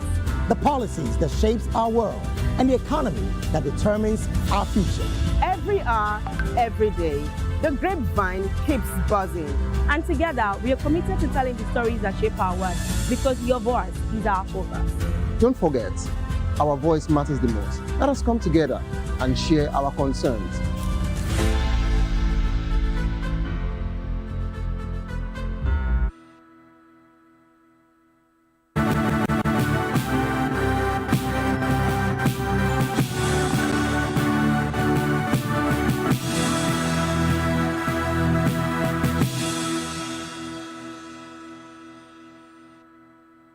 Welcome back, everyone. Sports news now.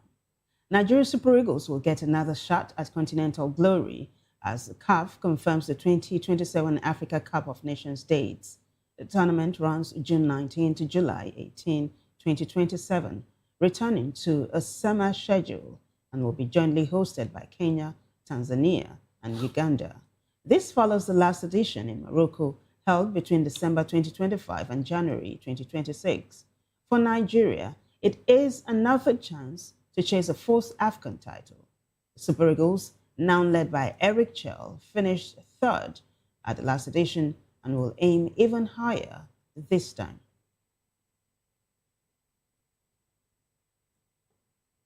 Still talking sport, Arthur Okonkwo has received FIFA approval to represent Nigeria at senior level. Born in London to Nigerian parents, Okonkwo previously played for England at youth level. 24-year-old goalkeeper is now eligible for selection ahead of the next international window. Okonkwo began his career at Arsenal and had loan spells with Crewe, Alexandra, Sturm Graz and Wrexham. He joined Wrexham permanently in 2024 and has since emerged as one of the top goalkeepers in the championship. Well, in entertainment news, veteran Nollywood actor Davies Ofo, famously actually known as Clarus from the 1980s sitcom New Masquerade, has died at 85. Fellow actor Tony Oposheri announced the news on Instagram, recalling moments spent with Ofo over the new year and expressing his shock and sadness. Oposheri described Clarus as more than just a screen personality. Clarus became a household name through The New Masquerade, one of Nigeria's most beloved TV comedies, which aired on the Nigerian Television Authority in the 1980s and secured his place in the nation's entertainment history. May his soul rest in peace. On a lighter note, activist investor Bill Ackman has launched a $64 billion bid to acquire Universal Music Group, home to stars like Taylor Swift and Bad Bunny, in a cash-and-stock deal. UMG has been expanding in emerging markets, particularly Nigeria. In 2024, it acquired a majority stake in Don Jazzy's Marvin Global Limited, bringing artists like Rema and Ira Star into its international network alongside major U.S. labels. The label's wider roster includes Ladipo, Johnny Drill, Crayon, Magix, Bayani, Boy Spice, DJ Big N, and Life Size Steady.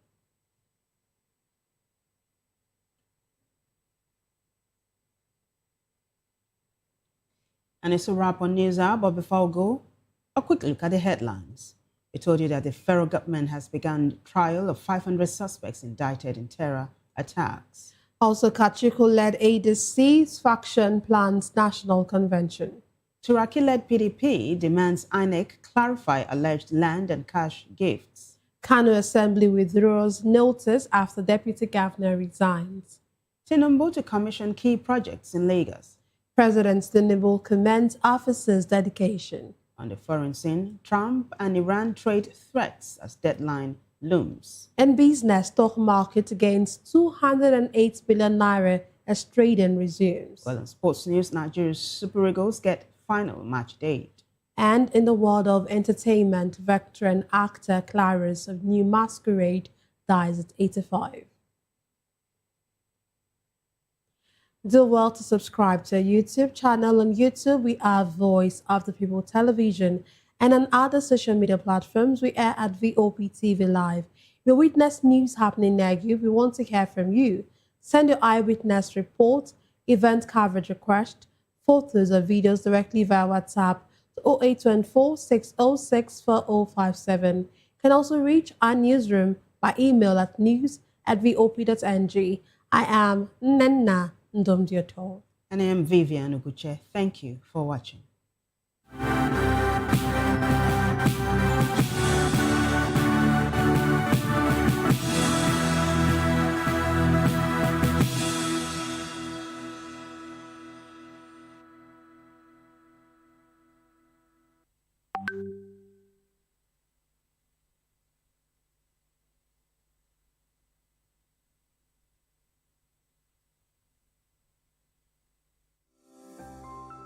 VOP TV.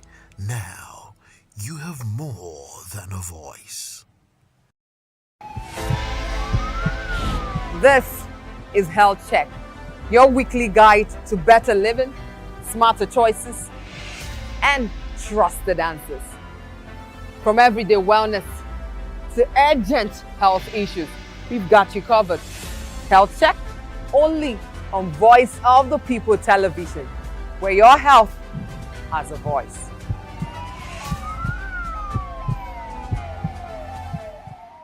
Are you ready for the extraordinary? Something big is happening on your screen. Introducing VOP TV.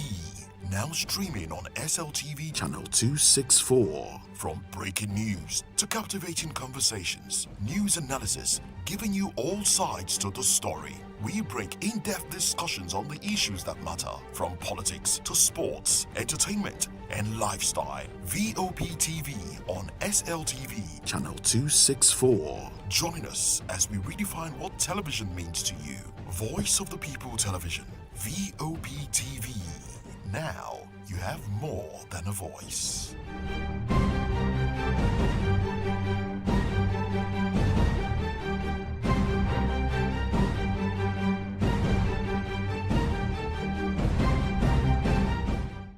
Behind every broken desk lies a broken promise. Education shapes the nations.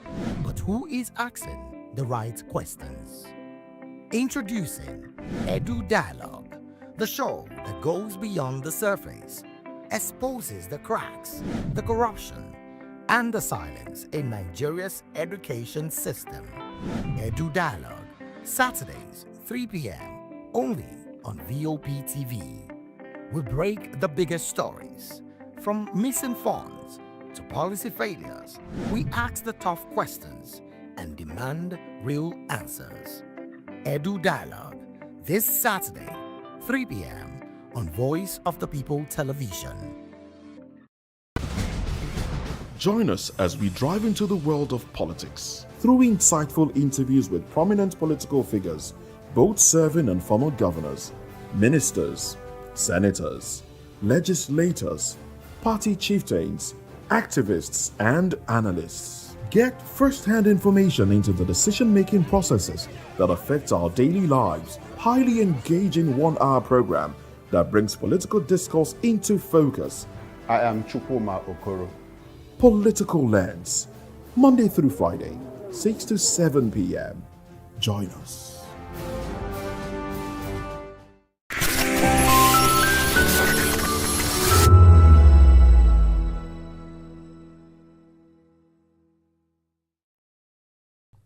The Ikogosi Warm Springs is a tourist attraction located at Ikogosi, a town in Ekiti State, southwest Nigeria. Flowing abreast the warm spring is another cold spring which meets the warm spring at a confluence, each maintaining its thermal properties. These attributes make the spring a tourist attraction in Nigeria. Research suggested that the warm spring has a temperature of about 70 degrees Celsius at the source and 37 degrees Celsius at the confluence.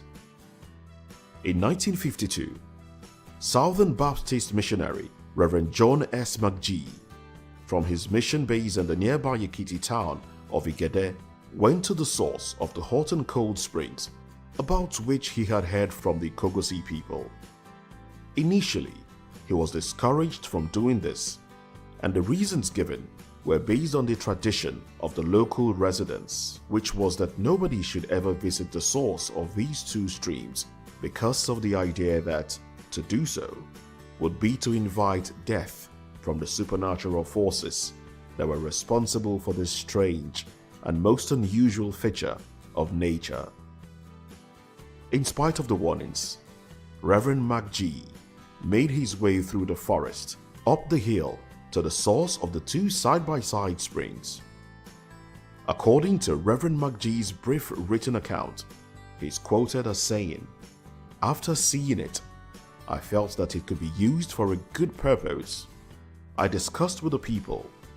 I discussed the possible use of it with some of the Mission and Nigerian Baptist Convention friends. With the growing interest of Royal Ambassador work and youth work, we felt that it could best be used by building a youth camp. I took it up with the Ekiti Association and we decided to build a camp for our residential areas and government areas. The land was secured through the convention." End quote.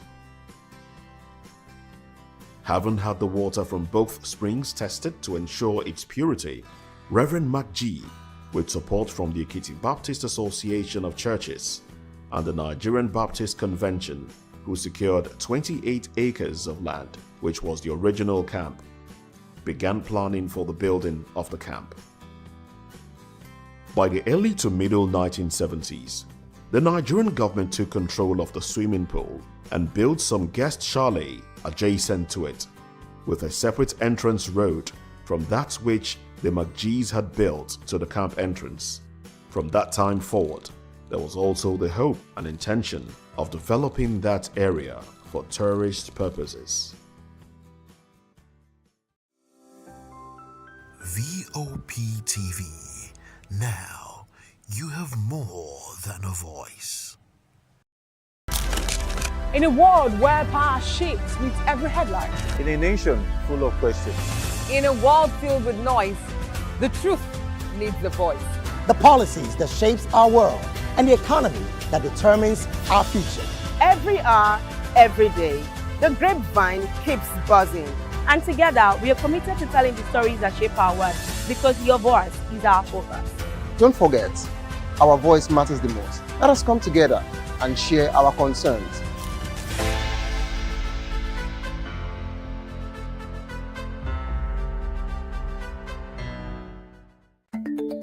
Africa is on the move, a continent of rising voices, untold stories, and powerful transformations. From the streets of Lagos to the heart of Nairobi, from the mines of Congo to the tech labs of Cape Town, the African story is being written every day. Bold, dynamic, unstoppable. This is Africa News on Voice of the People Television. We don't just bring you the news. We analyze and bring you Africa's heartbeat, the politics that shapes our nations, the economies that drives our future, the cultures that defines who we are, the voice that must be heard. Africa News, Africa's voice, Africa's future. Where Africa speaks, the world listens.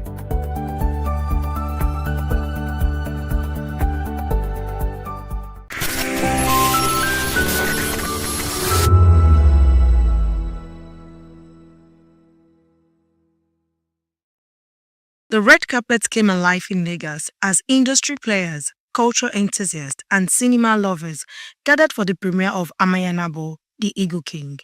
Written and produced by media entrepreneur Betty Irabo and directed by veteran filmmaker Fred Amata.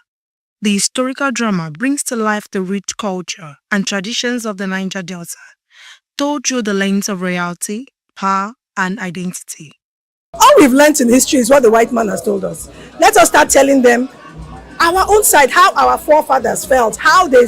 We had city-states, we had a structure, we had a government before the white man came in. We need to start telling our own side of the story, not their side of the story. And we can do it, and we are doing it, and I will continue. Nothing will stop me, by the grace of God. The movie explores themes of leadership and betrayal with standout performance from its cast. One of the lead actors who played the antagonist shared his excitement about embodying a complex role that challenged the king's authority. Let me say without revealing too much, my character was the character that led King Ibanichuka down the path of unrighteousness. Hey! Oh yes, so this is that means you're like a villain in the movie. Well, without really revealing too much, I wouldn't say I was a villain. I would say I was a principled person that insisted on sticking to terms. So those terms are now open to interpretation by the audience. Audience members who attended the screening described the film as a bold celebration of culture, applauding his storytelling, costuming, and cinematography. As the stunt director, how was it? Well, I would say a bit challenging, but because I've been doing that for over a while. I mean, I've been featuring in fight movies as a fighter, so it's the experience is not totally new. But it was actually a challenge for me to individually choreograph a fight scene of that kind of epic scene. You understand? It's actually a challenge, but I thank God that it was a success. So what are your expectations for this movie as you have directed?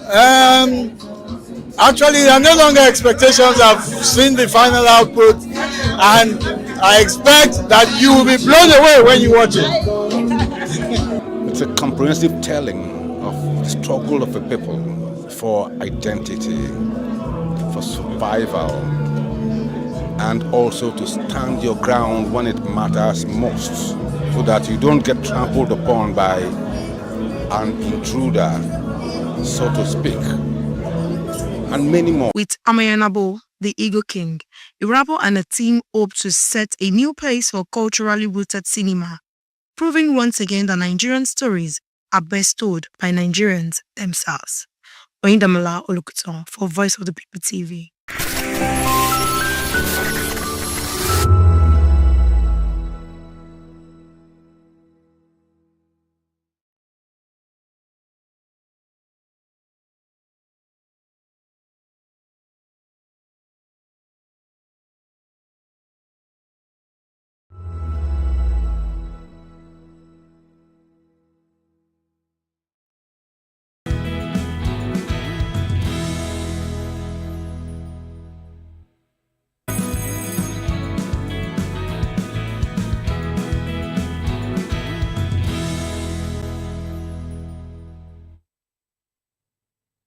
It's a beautiful Tuesday morning. Good morning and welcome to VOP this morning. I am Kachikwu Okoro. In the next 2 hours, we'll take you through very interesting stories about things that are happening in our dear country, Nigeria. We'll start from the world of security. Enough of holy rhetoric.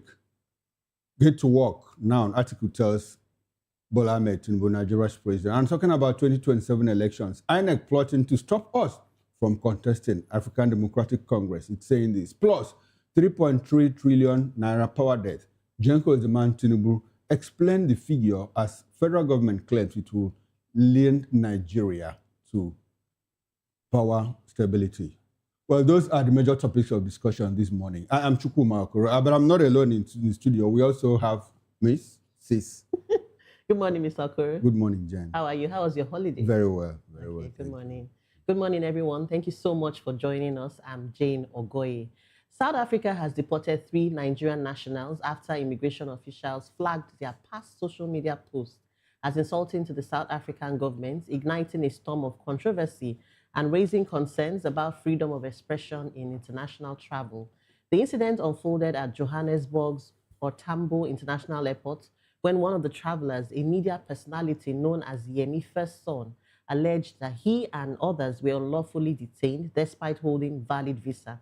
South Africa authorities later confirmed the deportation, citing derogatory online remarks that had placed the individuals on a watch list and warning that future visitors could face similar scrutiny if their digital footprints is deemed offensive.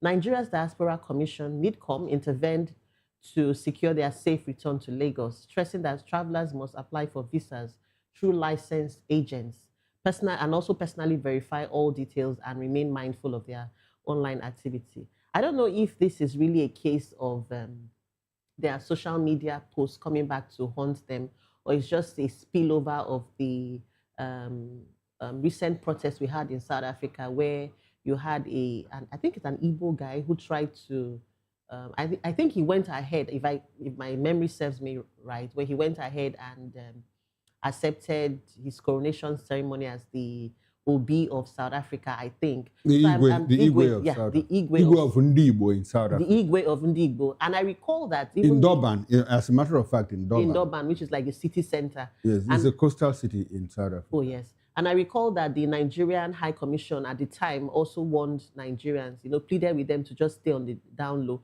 But away from that, this is actually a diplomatic embarrassment. I don't know what it is, but Nigeria has had a very long history of love-hate relationship, has had a love-hate relationship with South Africa. And I really do not know what this is. I do not know if their social media remarks or posts is enough reason for this, but I think there's an underlying issue. Maybe they just use them as a scapegoat.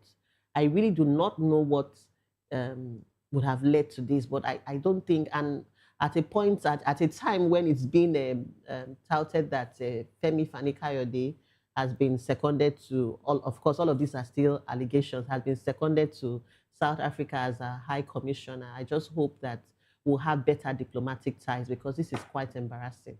Yes, it's quite embarrassing, but Nigerians, I don't even know what to say. We have a way of transporting our impurities from here to other countries. It's not like a love-hate relationship. Okay. We've had at the diplomatic level, at the highest diplomatic level, we have a very close relationship with South Africa, especially as we played a vital role, in helping in fighting apartheid, during the dark days of apartheid and all of that. But our people, there are so many angles to what's going on in South Africa and in Southern African countries like Mozambique and all of that, even in Angola. Nigerians have a way of transporting, like I said, our impurities to other parts of the world. I mean, how are you not responsible, when you are in other people's land? You drag them, you throw them, very little thing, you insult them. The thing that it is what we do here in Nigeria. Somebody says something, instead of responding to that person, you start insulting that person. Someone raises an issue. I mean, we don't have power in this country. And the next person here is, well, what did Buhari do? What did Obasanjo do when he was in power?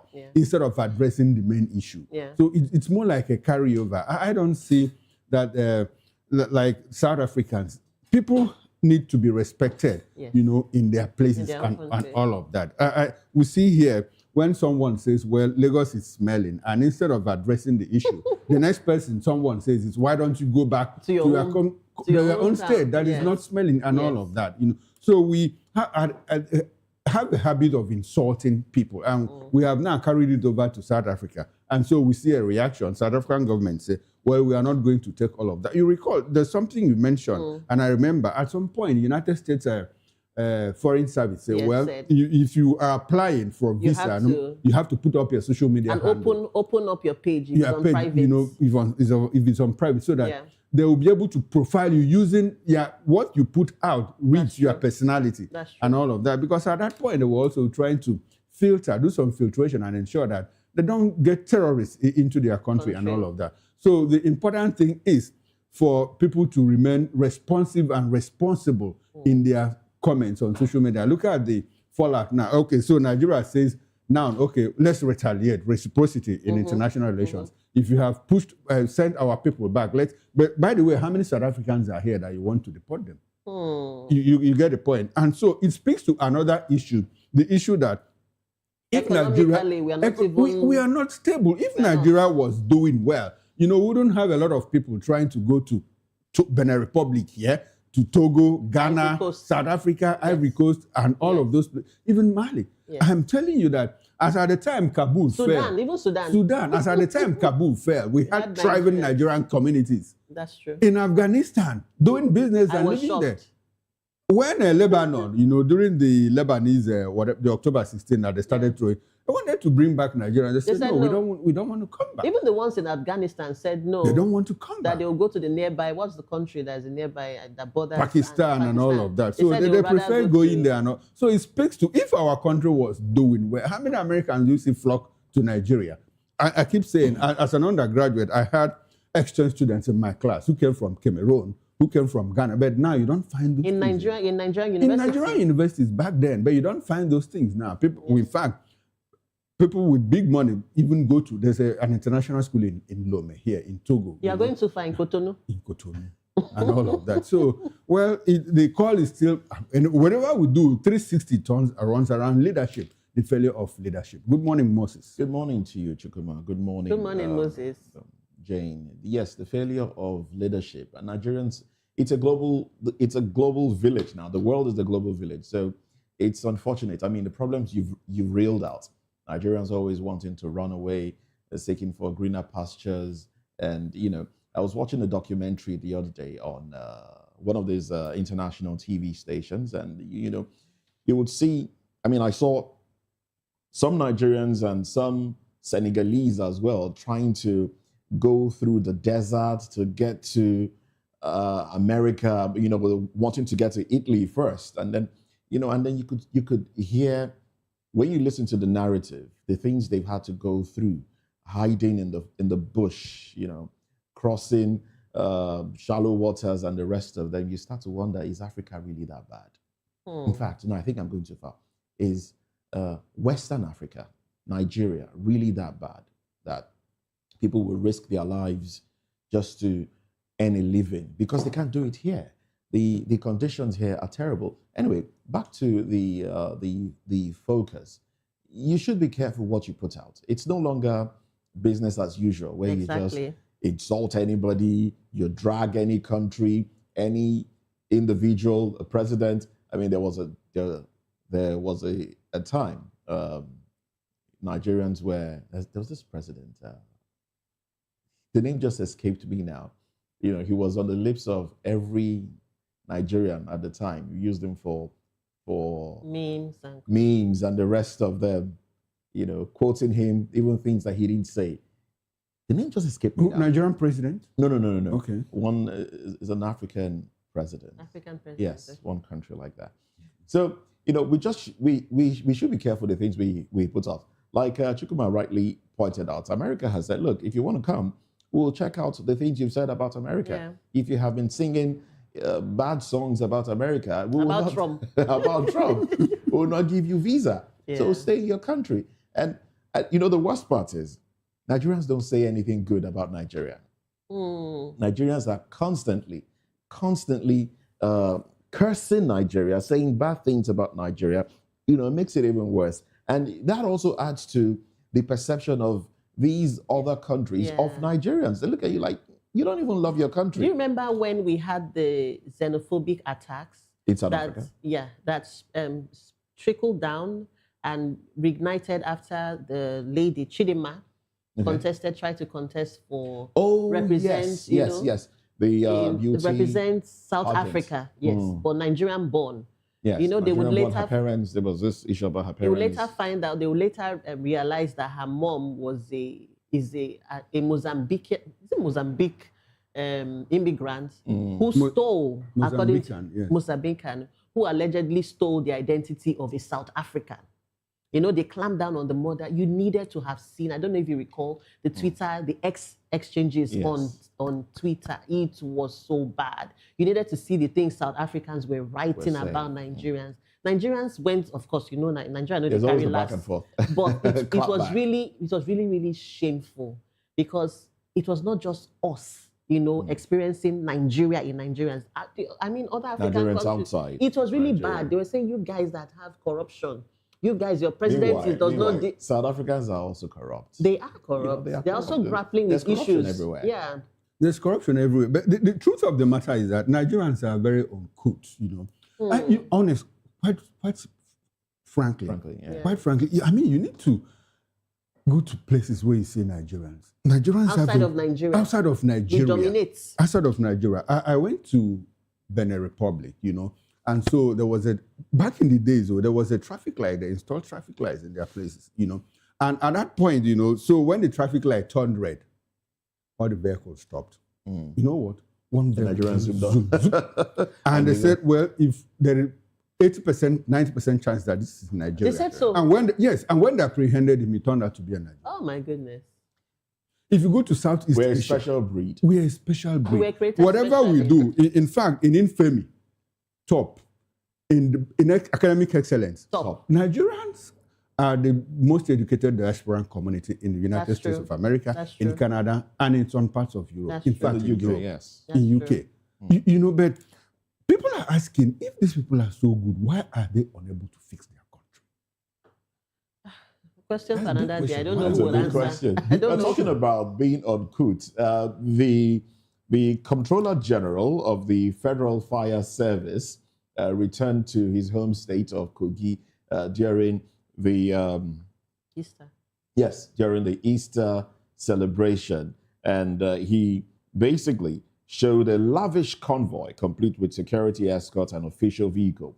Now, the visit, which included stops in Kaba, Lokoja, and Odoakbe, was meant to receive royal blessings and engage traditional rulers, while also promising improved fire service infrastructure in the state. However, many Nigerians have condemned the optics, describing it as a misuse of public resources in a country where fire stations remain grossly inadequate and emergency response systems are underfunded.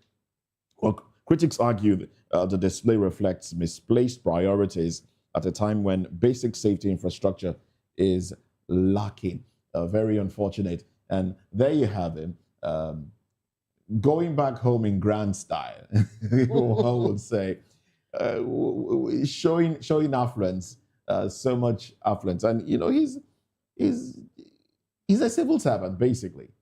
He's a civil servant and, showed this level of affluence at a time when Nigerians are grappling with hunger, at the time Nigerians are grappling with insecurity and a few other things. Well, I will understand, it's trying to show that, yes, he has arrived and the rest of them. But this speaks to a bigger problem of those who are meant to serve the people, showing some sort of power over the people. But who would blame anybody that decides to go this way? Because they've seen that from the top.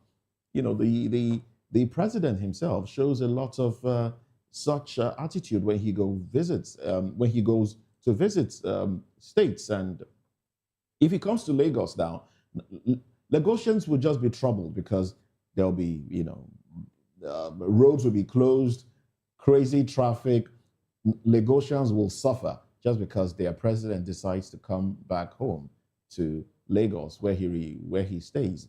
So it's unfortunate to see this. And yes, like it's pointed out there that this person is the controller of the fire service, and the fire service itself. We've seen how they are perceived, especially when it comes to putting out fire, having minimal resources to put out fire. Shouldn't you be concentrating on ensuring that your area of specialization, is represented properly, and people get to respect what you do, as against showing off wealth and affluence and influence? Also, quite unfortunate, laughable, I must say. Laughable. I do agree with you. That's the thing with leadership, leading by example, like you rightly said, and I'm in agreement with you. Because we always learn from the best. Our president happens to be the best, so we see people learning from him. Anytime the president comes to Lagos, Lagos is grounded. He moves even the wife moves in convoys in excess of 80, sun 100. doesn't come, I mean. Except, I mean, we recall what Ole Soyinka said at some point. He said, what are they doing here? Is anything, you know? It happened to be Sheyi's military security aides and all of that. It's been quiet though. You know, okay, maybe after the lambasting by Ole Soyinka and the caution, you know. But in all of that, it's look at this man that is, I don't have any problem with someone living large at his personal expense. You know, if somebody like, let me say, Tony Elumelu, Femi Otedola, Aliko Dangote comes out and moves in a convoy of Porsches and all of that, I mean, it's his money, it's his business. I don't give a damn, you know.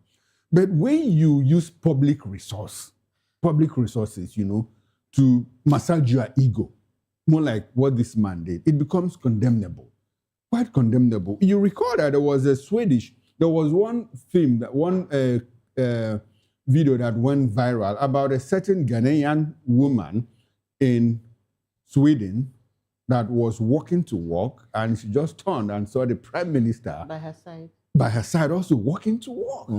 Identified, prime minister. Hey, they started chatting, and until the man got to his office and waved. You see people, prime ministers, in trains with people. You know one funny thing, our people, when they go there, when they go to UK and the US, they use the rail lines. Of course. And if there is no seat, they stand. My former governor, but someone caught him on picture, you know, standing on a train. There was no seat, and he held onto a pole there. But when they come here, they become lords of the manor. Even there in the airport, they queue. But when we like to oppress. We like to oppress, not oppress ourselves. Yes, we like to oppress ourselves. You know, so maybe the money that this man used to do all of that, if there's a fire outbreak somewhere, they will just drive the fire service bus and suddenly discover that there is no water. But in my in places head, that they are supposed to provide hydrants. I'm trying to wrap my head around the fact that the head of the Nigerian Fire Service is moving from Kaba to Lokoja with a 20-vehicle convoy. For what? To what end? With outriders? For what? You have not seen, haven't you seen a governor move from his office to inspect a road construction work that is less than 2 kilometers away from his office, and he goes in a convoy of 30 vehicles? My goodness.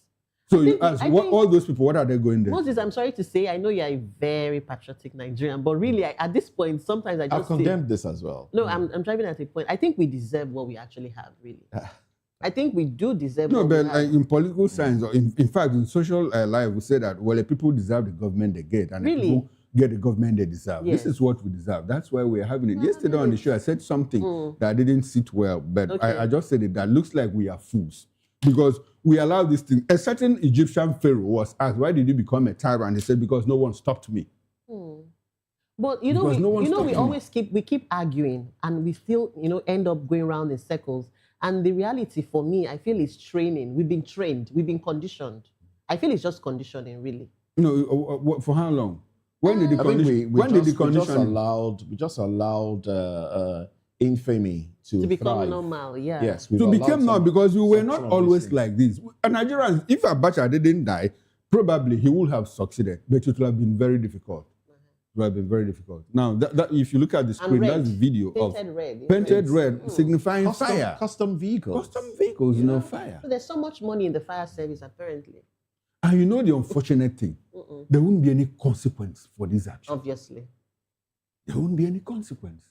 See the outright. Is he contesting a political position? Yes, he's contesting to remain the fire service boss after. Son of the soil went back. Daddy, see what I achieved. It's difficult to really welcome home. Yeah. This is royal homecoming. You've made us proud. You made us proud. Son of the soil. Oh well, and he got quite the welcome. He got quite the fanfare. You see, when Nigerians, when we started losing there should be more to this. I mean, there should be something he's going for, to have this level of fun. When we started losing it was when someone stole outside and came back. We accommodated that person. Okay. That was when we started losing it. Is it who I think it is? Yes. Okay.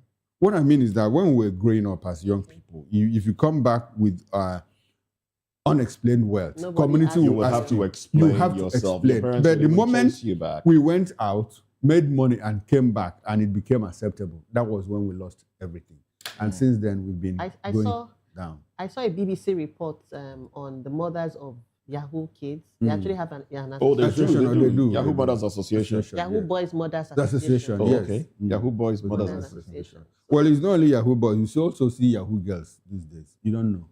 Okay. Anyway, let's move away from that and touch briefly on another very interesting issue that speaks to our own community. Nigeria's media community is in agreement after Federal Capital Territory Minister Nyesom Wike's controversial remark about Channel's TV anchor Shehu Okimbalo is saying during a live chat that if there was any way to break the screen, I would have shot him. Though Wike later clarified it was hyperbolic. The IBAN and the Nigerian Union of Journalists have condemned the statements as reckless and intimidating, warning it undermines press freedom and could foster a climate of fear for journalists. I think we talked about this yesterday, you know, so it's still stranded. So they are threatening to boycott. Okay, yes, there's a thread out there. That's the developing story. That's the developing story. But because both IBAN and the NUJ have threatened to boycott, you know, any press release issued by, press briefing, you know, called by Nyesom Wike, except he apologizes and retracts that statement, you know, against. But his spokesperson, Lero Olainka, has already said that, you know, but now our bodies are saying, no, apologize. Do you think Wike will apologize and all of that? Well, we'll see what happens in the coming days and what kind of apology he would give. His media aide, Larry Olainka, did not apologize. What he did was clarify. He clarified. Yeah, this was not what he meant. He meant this. But I like the fact that Nigerians are holding the minister to account here. You know, it's good to see this happen, and I hope that he will apologize. And I hope that this will also be a deterrent to those that feel that they could speak to journalists whichever way they please. I mean, the other time it was FFK, Femi Fani Kakayode, who insulted but he would later... oh, yes, because... He apologized, And I'd like to see that also. Well, let's quickly run to the papers now. Let's see what the headlines have for us this morning. The Guardian has these headlines. Window headlines first. Reports banditry weakening Nigeria's state structure. Makinde Momodu raised concern over devolution into one-party state. Reconciliation has collapsed in PDP, says ex-chieftain. And then the big story. 10 months to election, opposition fights to stay on ballot amid legal internal conflict. And then you have the pictures there, those within the ADC and the INEC chairman and, you know, all of that. Obi's team alleges plot against 2027 candidacy as presidency kicks. Audit links multi-billion naira abuse to old Union Bank management. World Health Day concerns over health funding sustainability as U.S. exits leaves $1.9 billion deficit. And then we have tax dominates federal revenue as oil income declines by 26% in 15 years. Bandits plan reprisals in Zamfara as Plateau, Benue, death toll rises. Inter-Society claims 1,402 Nigerian Christians killed in 96 days. And those are the headlines on the cover page of the Guardian newspaper. The Nigerian Tribune leads with 2027, INEC plots to stop us, ADC.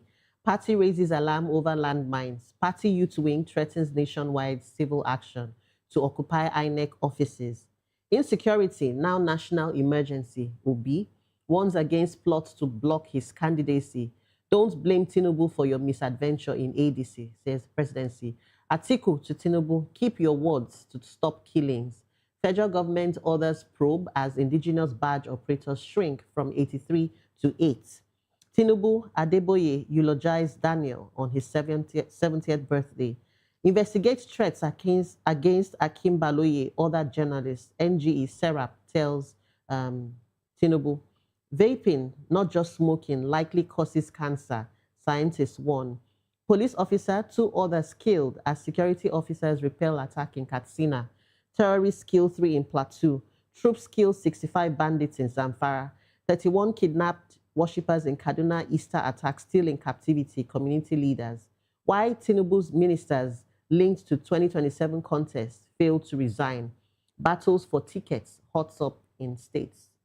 Now, let's quickly run through the New Telegraph. FY25, that's financial year 2025, shareholders will receive 2.836 trillion naira dividend from 20 firms. Union Bank forensic report reveals unethical deals triggered CBN takeover. The window headlines. NGE Serap asked Tinubu to probe Wike over threat to shoot journalists. Nigeria excluded again as OPEC Plus raises crude production by 206,000 barrels per day. Government stakeholders need complete overhaul of mindset towards varsities development. IGP deploys DIG operations to Kaduna over Easter Day attack. That's from the New Telegraph newspaper. Now, the big story, 2027, INEC wants to stop us from fielding candidates, ADC. It's part of plot to keep Obi out of ballot, says media office. Youth wing, CSOs threaten to occupy INEC offices. APC faces setback in Jigawa as many decamp to ADC.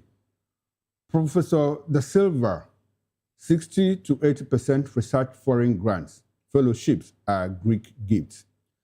Artemis astronauts travel further from Earth than any human being. Middle East crisis, Trump warns entire Iran could be taken out today. That's serious. Terrorists planning retaliatory attacks in Zamfara. That's according to report. And that's it from the New Telegraph newspaper. And that's pretty much how far we could go with newspaper headlines this morning. Much later at 10, we'll get into reviewing these headlines on Newspaper Review. In the meantime, insecurity, enough of hollow rhetorics, get to work now. Kachikwu tells Tinubu. Let's look at this statement and the issues surrounding insecurity in Nigeria. Join us again much later. Bye for now.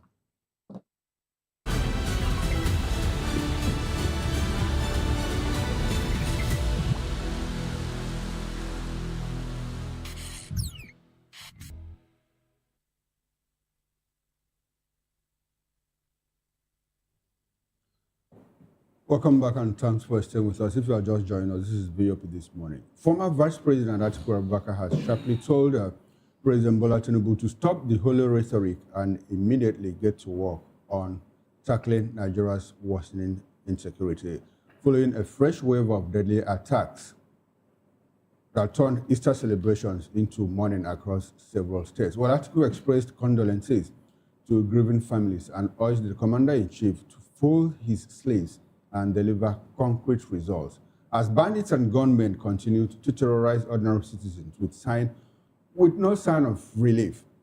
Well, in Katsina State, the bandits killed a police officer and 2 others in attacks on communities in Musawa and Matazu local government areas, while the African Democratic Congress condemned the renewed violence despite some existing peace agreements.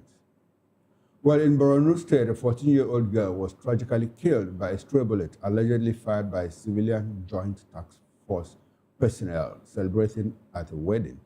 The military has arrested 5 suspects and launched an investigation.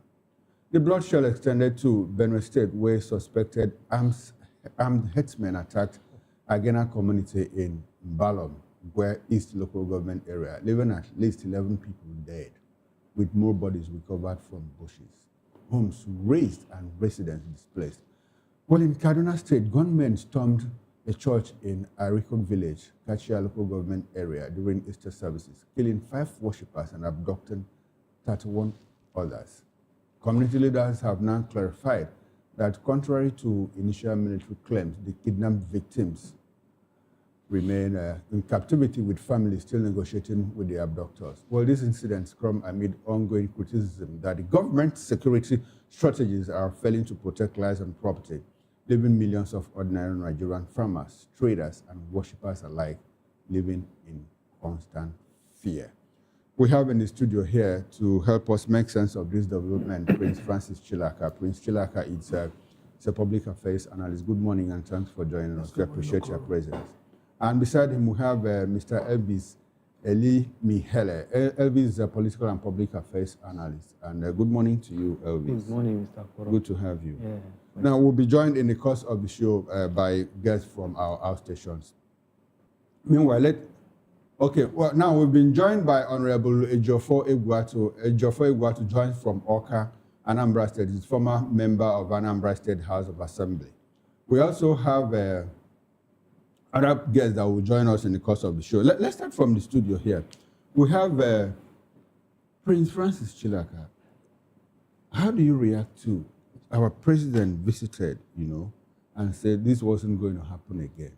And just before, days after he left, in neighboring Benue State, we have this. In Kaduna State, Nigerians are being killed during Easter celebrations and all of that. It looks like we have become inured to the sight of blood, and to the people that are killed, it's just numbers to us. How do you react to this development? And the fact that, we have the Senate president tell us the Nigerian government is on top of the situation. Well, let me start from the Senate president. I think he has no moral right to talk to Nigerians right now. The Senate that we have today, the 10th Senate, has failed the Nigerian people. So anybody from the Senate that begins to talk to the Nigerian people, trying to cajole the Nigerian people, trying to abuse the Nigerian people, for me, it's just a hogwash. So the Senate should not even talk about the insecurity. What we had expected the Senate to do before now is to declare state of emergency on insecurity. They have not done that. So the only thing the Senate has been busy with is trying to make laws. They have left the constitutional responsibility given to them, and they're busy talking about elections and politics. So the Senate has no moral right to begin to talk to the Nigerians, especially the Senate president. Now, talking about the killings and going on, that this fight has been a very long one. The fight against insurgents has been long, it's been complex, and I would say it is ineffective. And I say it's ineffective because government is not doing what they should do. You do not negotiate with bandits. Is the government negotiating? You do not negotiate with bandits. No, is the government negotiating? We're coming to that. Okay. You remember what happened in Katsina State when government officials in the state and the local government chairman and everybody said they had entered into an agreement for peaceful coexistence with these bandits. And that the bandits had promised that they would not at any point in time attack the state. How long has that peace agreement lasted? Has it not been broken? When these bandits are broke, they know where to go to, they know what to do, because they know that the people will give, that the government will give. This is a government that keeps telling you, oh, we are rehabilitating, we are integrating. And the government keeps saying, forgive and forget, but nobody's talking about the bruises. Nobody's talking about the pains of the Nigerian people. Nigeria is not at war, in quotes, but you have Nigerians living in IDP camps. And the question we keep asking that this government has not been able to answer is, who are those occupying the ancestral homes of these people in IDP camps? All right, Prince, so many questions to ask. We'll get to ask those questions. Let me start with what you said that. Well, you said that the government doesn't seem, or the government is not doing enough. Our president went to Jos in Plateau State after the killings, and he said he was going to, in fact, he ordered for the deployment of 5,000 CCTV cameras in Jos to help beef up security. How do you react? Is the government not doing something? Your president went to Jos. Did he go to the site of where the killings happened? Did he go there? This is a country where people get killed. He went to Benue when it happened in Jalawata. Did he get to the site? What it simply means is that this government we have today do not care about the Nigerian people. So those whose family members were killed in Jos, the governor arranged a bus for them. And they sheepishly entered the bus. And they came to the airport to start clapping for Mr. President. Is that normal? Is that normal, Okoro? People that have lost their loved ones? Do you know how much they would have felt, how much love they would have felt if the president had gotten to villages? Campaigns are starting very soon. Your president will tour the states. He will tour the local governments. He will tour the wards. But when it comes to reaching out to those who have lost their loved ones. Okay, he's the unable president to. cannot get there. Okay, all right, thank you. So for me, okay. for me, we have had too many speeches. Okay, too many speeches. Too many speeches. More like re-echoing what article said. Exactly, too many speeches, no action. All right, too many speeches, no action. Let's bring Mr. Elimihele into this conversation. Now, is it normal? I want to ask you the question Prince asked me because I don't have to answer on this show. Elvis, is it normal that we have people killed, in certain part of the country, and our president gets there, to go see those people, and those people are invited to come to the airport to see the president, and the president says, well, I have 10 minutes to give you people because there is no light in your airport. I can't even stay here more than 10 minutes. And we have those people brought in with tags, to come and see the president. And the president said, well, I feel your pains and all of that. It's not going to happen again. And a few days after the president leaves, in neighboring states, in Kaduna, in Benue State, Nigerians are slaughtered like cows. Is it normal? It's not normal, Mr. Okoro. Absolutely not normal. It's even an aberration. Okoro, you are talking about condolence visit, not a Thanksgiving, where you say, oh, we've rented such social event center, let everybody converge there for Thanksgiving. This is not a Thanksgiving visit. It's a condolence visit. Condolence visit, what do? In condolence, you even open register. It means you were there, you signed that register. Is it not what you see in condolence visit? But look at what happened. People who are grieving, people who are mourning, even that woman that lost his only son, the governor has to make arrangement to pack them down as if they're coming to welcome the president on the tour, on the campaign mission. It's not normal. What would have happened if the people had refused to meet up to go there? What would have happened? I think to me, it would have been better. It would have just been that the president had not made up his mind to visit them. Because that kind of visit that is being, celebrated by APs today actually added to their pain. To carry them there, all the best they heard from the president was it's not going to repeat itself, and that they're going to come up with CCTV camera. CCTV camera, is it a development that is far-fetched? Is it a new development that people have not heard of before? Is it not because of the way we do our things here, ordinarily, that CCTV camera is being celebrated? Ideally, when you are opening up a new town, normally, these are supposed to be part of the facilities that a town requires. How do you react to the fact that the Minister of Defense, General Christopher Musa, retired now, was made the chairman of the Security Committee of the APC convention? Because some Nigerians have reacted to that and saying this is belittling the position of the minister, especially at a time where insecurity is ravaging the country. Parts of the country is, grappling with insecurity. And here you have, at the APC convention in March, here you have the Minister of Defense being made the chairperson of the Security Committee of the party. That's to tell you how they value themselves. They know his worth. They know the general's worth. And they know what that general can do if actually he's giving the free hands. He spoke well when he was Chief of Defense Staff. It's just that since he became minister, now he has become more of a politician than what Nigerians expected from him. When they know what he can do, they now brought him up to, show up their security for themselves, not to show up security for Nigerians. That's the deception we'll be having from Nigerian ruling class. They only value themselves and not you and I. You can see their convention went well, there were no issues. Okay, and because of the security at Eagle Square and in Abuja that weekend, look at the killing that now went around Nigeria. So security, got relaxed in some other part of Nigeria because attention was shifted to Abuja and convention. Just killing came up and all that. They only value themselves. Wherever they want to be, they know what to do. When they are not going to be there, they will not be there. You see, if the president, they said the president is in Lagos, now he's visiting Lagos. Yeah. Everywhere is being painted.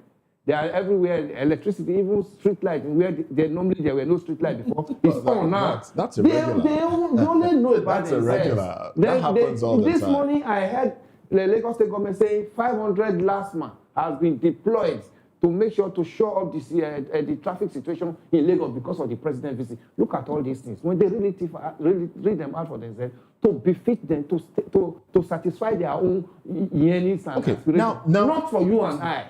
Okay, I was going to go to our virtual guest, but let me just stay with you a little longer. Now, going by the things that you have reeled out now, basically, we seem to have the capacity to protect our people if we want to. So who do you blame? Who do you blame for the lack of protection that people get when, if you juxtapose the fact that when the president is in a town, a state, there is heightened security, yes. And then when he is not, I mean, we just pointed out that street lights are fixed. Yeah. I think I spoke about this sometime last year as well on this show when the first lady was going somewhere and then was driving through that road at night, and I could see workers fixing street lights. Night before the first lady would go there. And we see these things happen. So who do we blame really? Is it the state governors? Is it the security architecture? Is it the president? You blame the whole of them. The state governors who tell you now that they are not the security chiefs in their states. Once the president is coming, they know what to do. But to protect the citizens that voted them into power, they tell you that they receive permission from Abuja, that Abuja supervises the security of their state. These state governors have security votes every in budget that they never disclose to you and I. They have security votes. Nobody reminds them about the security vote when they start telling us jamboree that we don't have the security architecture of our state. Everything that happens in our state comes from Abuja. Tell them to shut up. Because the security vote, they should disclose it to us what they receive every year. You want to add something quickly? The funny thing is the security architecture in Nigeria is meant to protect the rich and the mighty and the politicians, not the ordinary Nigerians. You saw what happened in Jos, in Plateau State, when the governor was going to the site of where his people were killed. He went with an APC. In my state, Imo State, at some point, the governor writes in APC. He drove, I remember he went to attend, Governor's Forum in Enugu, in an APC. So it is so shameful that we have the kind of leaders we have in this country. Leaders without conscience. Leaders that do not believe in the sovereignty of the people. And that is where the problem lies. And the people have become so docile that the people have practically given up on life. You're talking about the Minister of Defense being the chairman of security, subcommittee of the APC convention. This is a man, when he was thrown out unceremoniously, Nigerians stood by him and he was talking tough. He told us how we need to look at the borders, how we need to fence the borders. Since he became a minister, he hasn't talked about it. He's the Minister of Defense. An army officer was dismissed, in quotes, allegedly dismissed, because he said that politicians should bring their children to join the army and go to the war front. How much is a lance corporal in the Nigerian army who goes to the war front? How much is he earning? Oh, well, I watched... About 109,000. Yes, I watched... and what is that? Yes. And what is that? Oh, well, let's sorry. How much are your politicians earning? What value are those in the National Assembly? What value are they bringing to this country? It is time we begin to question their integrity. What are they bringing to this country? All right, then let's bring our virtual guest into the conversation. We have Williams Ediaye also joining the conversation. Williams, I think let's get your audio feed, Williams. Good morning to you. Welcome to the conversation. Good morning, Mr. Moses. Can you hear me, please? Well, we can't hear you at the moment, so I hope that will be fixed. But let me just quickly ask you this question while the engineers try to fix your audio so we can get your audio feed. I understand that Williams has been sitting in for quite some time, and we appreciate you for your patience, Williams. And Williams, how do you react to the narrative that the people get the leadership that they deserve, going by the things that Nigerians are going through at this time? Some will tell you that it's the people because they have failed to hold their leaders accountable, that is what they deserve. And the people are getting the kind of leadership that they deserve, especially as it comes to the area of insecurity and how we have been tackling it so far. Williams?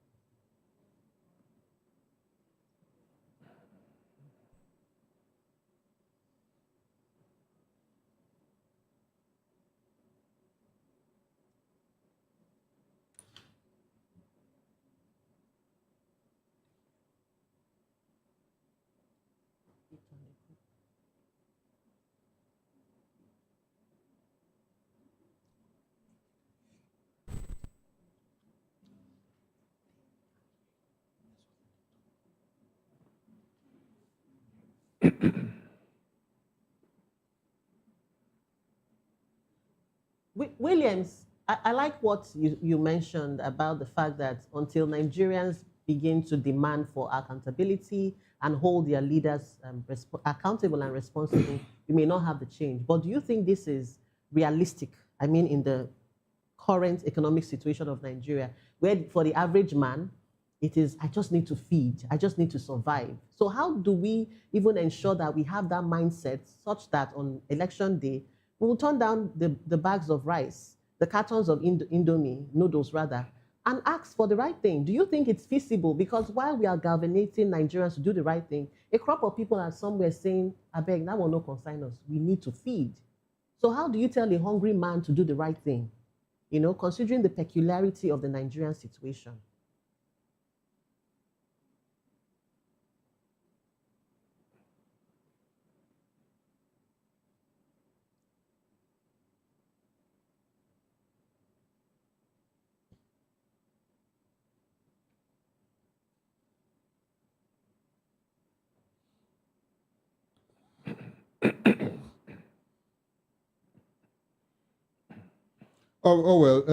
Sorry, we are finding it difficult to get your audio feed. Well, Williams, if you can hear me, I can see you spotting your wedding ring. You can hear me. We understand that you got newly married, and we say happy married life to you. We'll come back to you when the tech team fixes the audio problem. In the meantime, let us run to Oka, where we'll have Comrade Honorable Ejiofor Egwatu. Good morning once again to you, Honorable, and thanks for joining us on VOP this morning.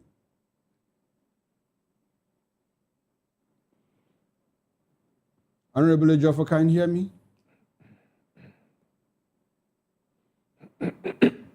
Okay, unfortunately, we've not been able to establish connections with him. So we'll come back to the studio here where we still have Prince Francis Chilaka and Elvis Elimihele. Prince, let me come to you. I want us to discuss the issue of what the government is doing and what the government is not doing.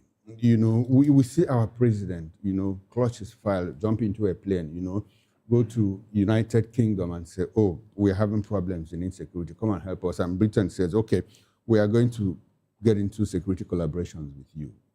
Did you hear the president talk about insecurity in London? No, but they signed it. If you didn't talk about it, there was the white. How come there was a security collaboration? Well, if I'm right, the only thing I know that the president and his spokesman talked about, or which they projected to the Nigerian people, is the fact that they got a loan of 700 million pounds. No, beyond that, there was beyond that. No, we're looking at. You asked the question, and I'm answering your question.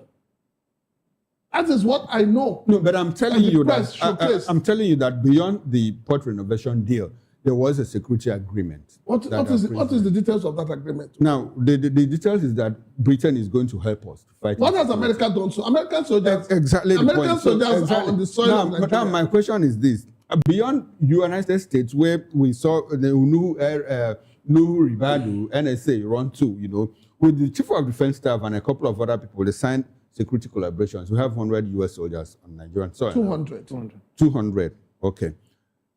We have UK. Our president, on a Saturday after he came back from UK, told us, well, I held extended discussions, extensive discussions with Emmanuel Macron, and he has decided to give us equipment. Before then, he had also been to Turkey, and Turkey, said they were going to help us in all of this. So you have United States, you have UK, you have Turkey, and you have France, say they are going to help us in all of this. Don't you think that, is it that the president is not doing enough, or that what they are doing is not good enough? Which one will it be? Will the help come when the Nigerian people are all dead? That's why I'm asking you. No, that's the question we should ask Mr. President. And that's why Kachikwu could say that there's too much going on. Because if you cry out as a father whose son has cancer, for instance, and people have donated money, and people have pledged the money, and yet nothing, not even chemotherapy, nothing has been done on your child. Rather, the child is getting to the point of death. Do you think that father has done enough? The father has not done anything. What we want is action. When you keep talking about buying weapons, for how long will we buy weapons in this country? Prince. The ones that were bought, where are they? Who is using them? When you talk about action, what form of action? Do you want the soldiers, do you want boots on ground from America, France, UK, or what? The way it is today, we do not seem to have the manpower, the equipment, the intel to fight this fight. So anybody that can give us these things should be allowed to exercise the right to do it. Nigerians are dying on a daily basis. The Americans are here. They say they are going to provide intelligence and tactical operational support. 200 of them. Mr. Okoro? Yes, sir. They are providing it. For how long will they take to provide it? Okay. Will the provision take eternity? Shagumi came out sometime last month and said, look, these people you people call bandits, terrorists, and all of that this government know them by names, know where they are. As we sit here, the government has not refuted that. You and I saw children being, videoed and showcased to the world. Children carrying gun arms, wearing camo. Has the government responded to it? Maybe you don't even understand the extent of what's going on in the north. I'll tell you this morning. These bandits, these terrorists, they go to people's houses now. And they look at a man with his daughters in the face and they tell the man, we want your daughter. The man puts his daughter on a bike and takes to them. Where does he take them to? They do the same for their wives. So we're not talking about bandits that are not known, but we're talking about bandits that are known. Because when they tell you they need your daughter, and you put your daughter on a bike, it means you know the destination. You're not going to the moon. You're not going out of space. Your military officers who have been in the front line, how well are they taken care of? What kind of insurance do you have for their families if they die? So to do something that will encourage people, that will motivate people. Nigeria has become a country where people are not ready to die for the country. Now, Prince, you have painted a very scary picture. Honestly, I can't imagine someone coming into my house and asking me to bring. But this is the reality. Exactly my point. It's a reality. We can't keep hiding it. Our brothers in the north are going through a lot. We may sit down here in the south and we think all is well. All is not well. Because one day we will all wake up and find out that that thing that is happening in the north has gotten to the south. Well, I think even the government understands that what is going on in the north is creeping into some parts of the south, southwest in particular. In fact, if you go to southeast, at some point, communities were sacked in the southeast and all of that. I understand that we've been able to reestablish a connection with Mr. Williams there. Williams, can you hear me now? Yes, I can hear you, Mr. Okoro. Okay, beautiful. You didn't hear me before. I said I could spot your wedding ring. We understand that you got newly married. And we are saying happy married life to you. How is Madam doing? Okay, now very well. Back to the issue, insecurity. The guest in the studio here painted a picture of the situation in the north, parts of the north, where bandits, walk into a man's house and says, well, we need your daughter. And the man takes his daughter, puts her on a back and takes to the bandits. Do you think that the government is aware of this kind of information? Things that happen to people? Because we also hear that women, are assaulted in the presence of their husbands in farms. Do you think that the government is aware of all of this? And how much effort do you think that the present government is putting, to ensure that we win the war against terror? Mr. Okoro, you see, when a man has gotten to a point that the person that is supposed to defend him and his children cannot do that, he will just have to resort to rational thinking and looking for how to make sure that he saved the remaining 9 if he's having like 10. And then coming to your house, a bandit is coming to your house to tell you that we need your daughter, knowing fully well that when you cry out trying to resist, either you are going down or you are losing your complete family. That's the option that just to sacrifice one. They are practically living in a very dangerous situation that nobody is coming to their rescue at any time. So I don't even think the man needs to think twice. And it's very bad. Imagine somebody, your daughter, being taken away from you, and you know where this person is going to. And you know that the government now, being the government, they are very much aware. And nothing has been done. You say what has been the effort of the government to trying to solve this situation? We'll be seeing conflicting statements, not balancing, not adding, not matching words with action. The guests in the studio have been saying that you rented a hall. President visited and he made a statement. These are people who were just coming out from a very tragic situation. And then you put them in the situation, not going to the place where those things happen. And then you are telling them that you don't have light and I'm leaving in the next 10 minutes. How pathetic is that? How do you appeal to the emotion of somebody? Okay, now, the woman who just lost the son was actually there. How will she be feeling, making such statement that you don't have light? I'm leaving in the next 10 minutes. And you are putting them in the location. It is, see, I don't even know how to put it. This is somebody who is supposed to deliver you, somebody who is supposed to rescue you, guarantee your safety, making such statements. Williams. Okay, talking about CCTV camera, fine. And you install CCTV camera. Definitely is going to do the business. Having identified those people, what will you do? Because it's another swift way to identify. Take clear locations. Get real-time videos. You see direction and location of where these people are going to. So doing that, what will be the response? Because it's a very good approach. What will be the response?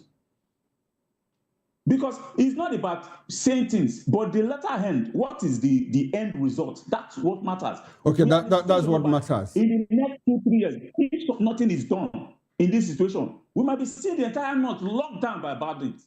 Okay, all right. Williams, we keep talking about the north, these things that are happening in the north.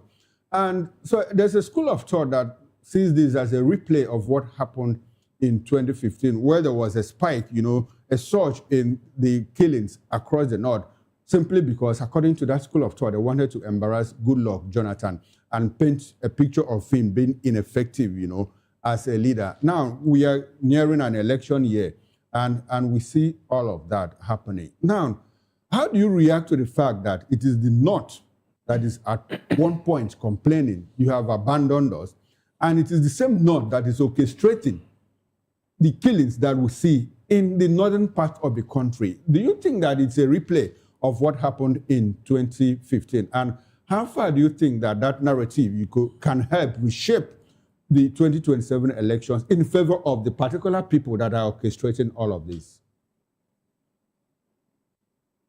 Moses, Mr. Okoro, it's been politics right from time.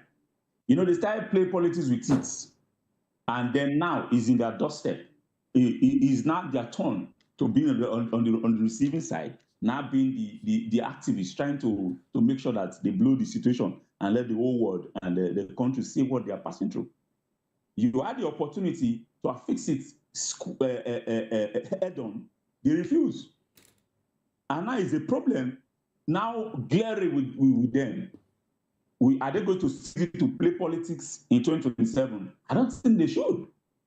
Because it has been politics all over. Now, the last time I was on this show, there was a statement that was made by the president when a national chieftain, the daughter, was killed. You remember the statement, how he painted the situation so they don't offend the particular region. It has been like that. Because of your interest, you try to manage the situation, manage it. Well, let it just get to my turn. After my turn, the next person can do whatever they want to do. No. The more you paint the situation, the more dangerous it will be for the next person to hand over. And that's been the issue. It just started at a child's play. Let me use the word child's play. Goodluck Jonathan's administration. They didn't give him the total right, the utmost to handle the situation. And then it started, it went to Buhari, escalated. Now, in Tinubu's administration, it's now in full-blown operation. It's happening anyhow, anywhere. Now, on the other side of the country, they are doing test run. Now it's in Kwara. The other side, they're in Kwara. So they are doing test run, trying to make sure that, okay, if we attend this way, let's see the response. Why they dominated the larger part of the North. And we are seeing this thing playing out. But still, thank you very much. People of the president, whichever that is seated there to act, we play politics with it.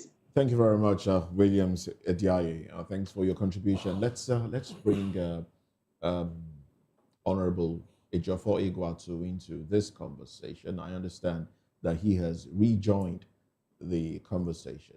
Good morning to you, Ejiofor Iguatu. Good morning to you. Good morning. Thank you very much Good for to having have me. you. Yes, good to have you. Finally, we can get your audio. Good to have you. Talking about insecurity, I mean, we've talked about this quite a number of times, and a story just jumped out at me right here, and it speaks about some individuals in Kaduna who were abducted on March 1, 2026. Negotiations have been going on.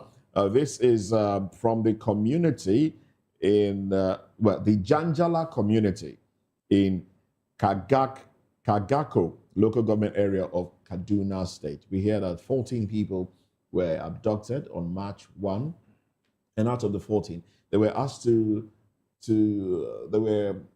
bring a ransom of about 14 million naira. Now, the families have been able to put together 13 million naira. And when they took the 13 million naira to the bandits that abducted them, they were told that they would release the women, some of them, but unfortunately 2 girls were killed. And why were they killed? They were killed because they resisted being raped by their abductors. And the leader ordered that they be shot dead because they resisted being raped by their abductors. And well, the abductors eventually released some of the women, but kept the male kidnapped victim waiting for the remaining 1 million to balance up the 14 million. Now, this speaks to, I mean, this is just one out of many. This one wasn't even reported at the time. This is one out of many issues Now, should there be a different approach? Because it seems the carrot and stick approach, as it were, a non-kinetic approach, as it were, isn't yielding results. But we're still putting out that narrative. Should there be a remodeling of the approach against insecurity? For me, I think the president needs to do an Ejiofor overhaul of the entire security. Okay. Are you hearing me? Yes. Yes, go ahead. Go ahead, please. Go ahead. Yes, the president needs to do an overhaul of the entire security architecture of the nation, especially against the fight against insurgency. Nigeria as a country has lost that war. We are losing it. In fact, we have lost it. It's a big disgrace to the nation. That a nation whose troops, the military, have conquered a lot of other terrains. They have shown themselves worthy in other terrains, even outside the country, cannot be seen to be weak and being subdued by terrorists in the current regime.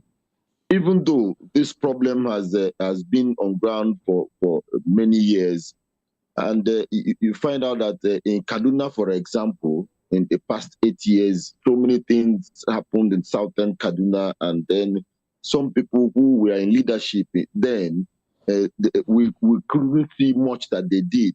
Today, they are the ones championing and advocating for a better Nigeria. And you begin to ask how when did they suddenly become repentant or something else? So the president should feel very bad with the way the current situation is degenerating day by day. The president, for me, Nigerian leadership should just look at security as the only problem in Nigeria. There is no way we can have economic development with this kind of killings. There is no way we can have sustainable development with this kind of killing. All right.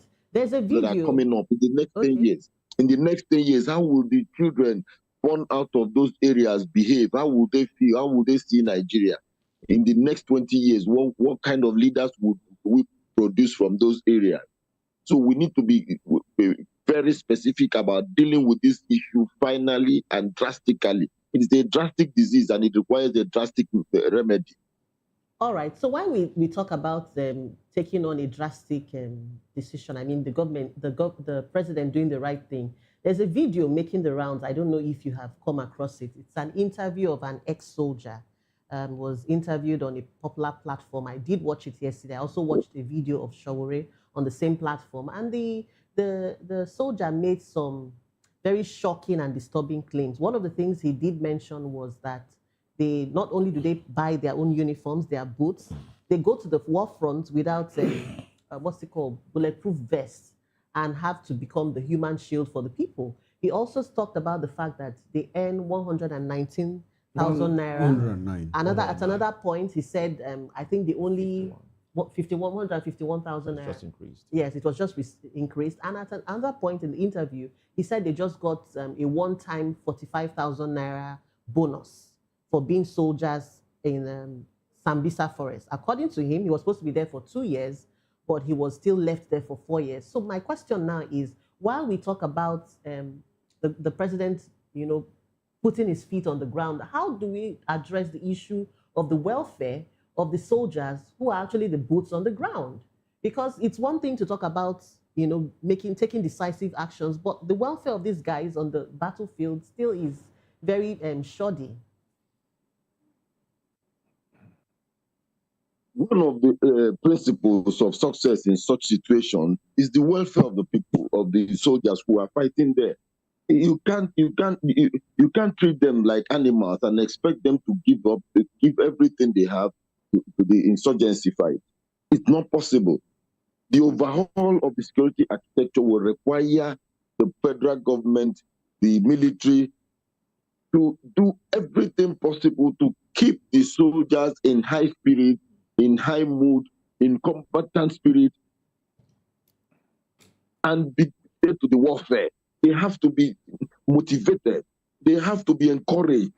Their families should be okay. They should have the mindset that their families are doing well while they are giving up their life for Nigeria, their lives for Nigeria. Look at what happened in the US, where in this US-Iran war, where the American government deployed everything it had to go and rescue just two soldiers, two soldiers. They didn't want to have the shame of their soldier being killed on Iranian soil. They went there to rescue their. This will be a motivation to every soldier fighting for the country. We need to replicate that in Nigeria. Okay. There can't be people that. All right, then. Thank you very much, Honorable Ejiofor Egwuatu, and also Williams there, who joined us from Benin City. We would like for you to stay with us as we get into the next topic of discussion. But before we do that, let's come back to the studio. Elvis, Moses painted every day, and people are holding their hands. He's killing. Moses painted a picture here of how a group of people were kidnapped, refused to compromise their standards and all of that. Elvis, these people are our brothers, prodigal sons. What should we do to them? These people are not our brothers. No, but the Chief of Defense Staff said they are our brothers. Yes, that's why we criticized and told the Chief of Defense Staff to withdraw that statement. And Sorry. Yeah, Chief of Defense Staff. Yes, that's why we said no, it was wrong. The person that is harming me is not a brother. The person who deliberately wants to pull me out of life is not a brother. There's no cover up in this matter. Do your job as expected. You want to tell the Israeli to call the Hamas brothers after that 7th October issues? What happened? That's how it's supposed to be. Before you can even be my brother, let it be that you have finally submitted and come on your knee. Then if it is for me to say, okay, let me accept you back, it's not left for me. Not this one, they are not people who don't know any other job. The only job they know is how to kill, how to maim, and how to bring torment to people. Then you are calling them brothers. And they are not even ready to be brothers. I mean, look at all the characteristics around them. Coming to pick somebody's wife and children and say, bring them to my camp. How do you call such people? Okay, so apparently you don't approve of the reintegration of repentant terrorists. They cannot repent. They cannot repent. Okoro, they cannot repent. The only business they know is this business of killing. Once they don't have what they are looking for, they will go back to their business. And that is going to kidnap, to get ransom. Look at the millions we mention daily in Nigeria as ransom. And who are the people bringing out this million? Peasant farmers, poor Nigerians that have never witnessed governance in their life. They don't have road, they don't have electricity, they don't have water, they don't have schools, they don't have healthcare. That's one of the things that is making it, become very, very pronounced in the north, because so many ungoverned spaces are there in the north. So many. All right then. Look at the Kachikwu matter. The people said they have never seen roads. They have never seen government officials in their place until when that church matter happened, that kidnapping Kajuru last time. Then it is not the government say, okay, we are going to give you roads. We are going to give you roads. How long? All right then. Have been in existence? Okay, Elvis, thank you very much. Now, we thank you very much, Prince Francis Chilaka. We would like for you to stay with us as we get into our next topic of discussion. When we come back, we'll talk about what Elvis is talking about, politics. 2027 politics, INEC plotting to stop us from contesting. That's coming from the African Democratic Congress. Do join us again. We'll be right back.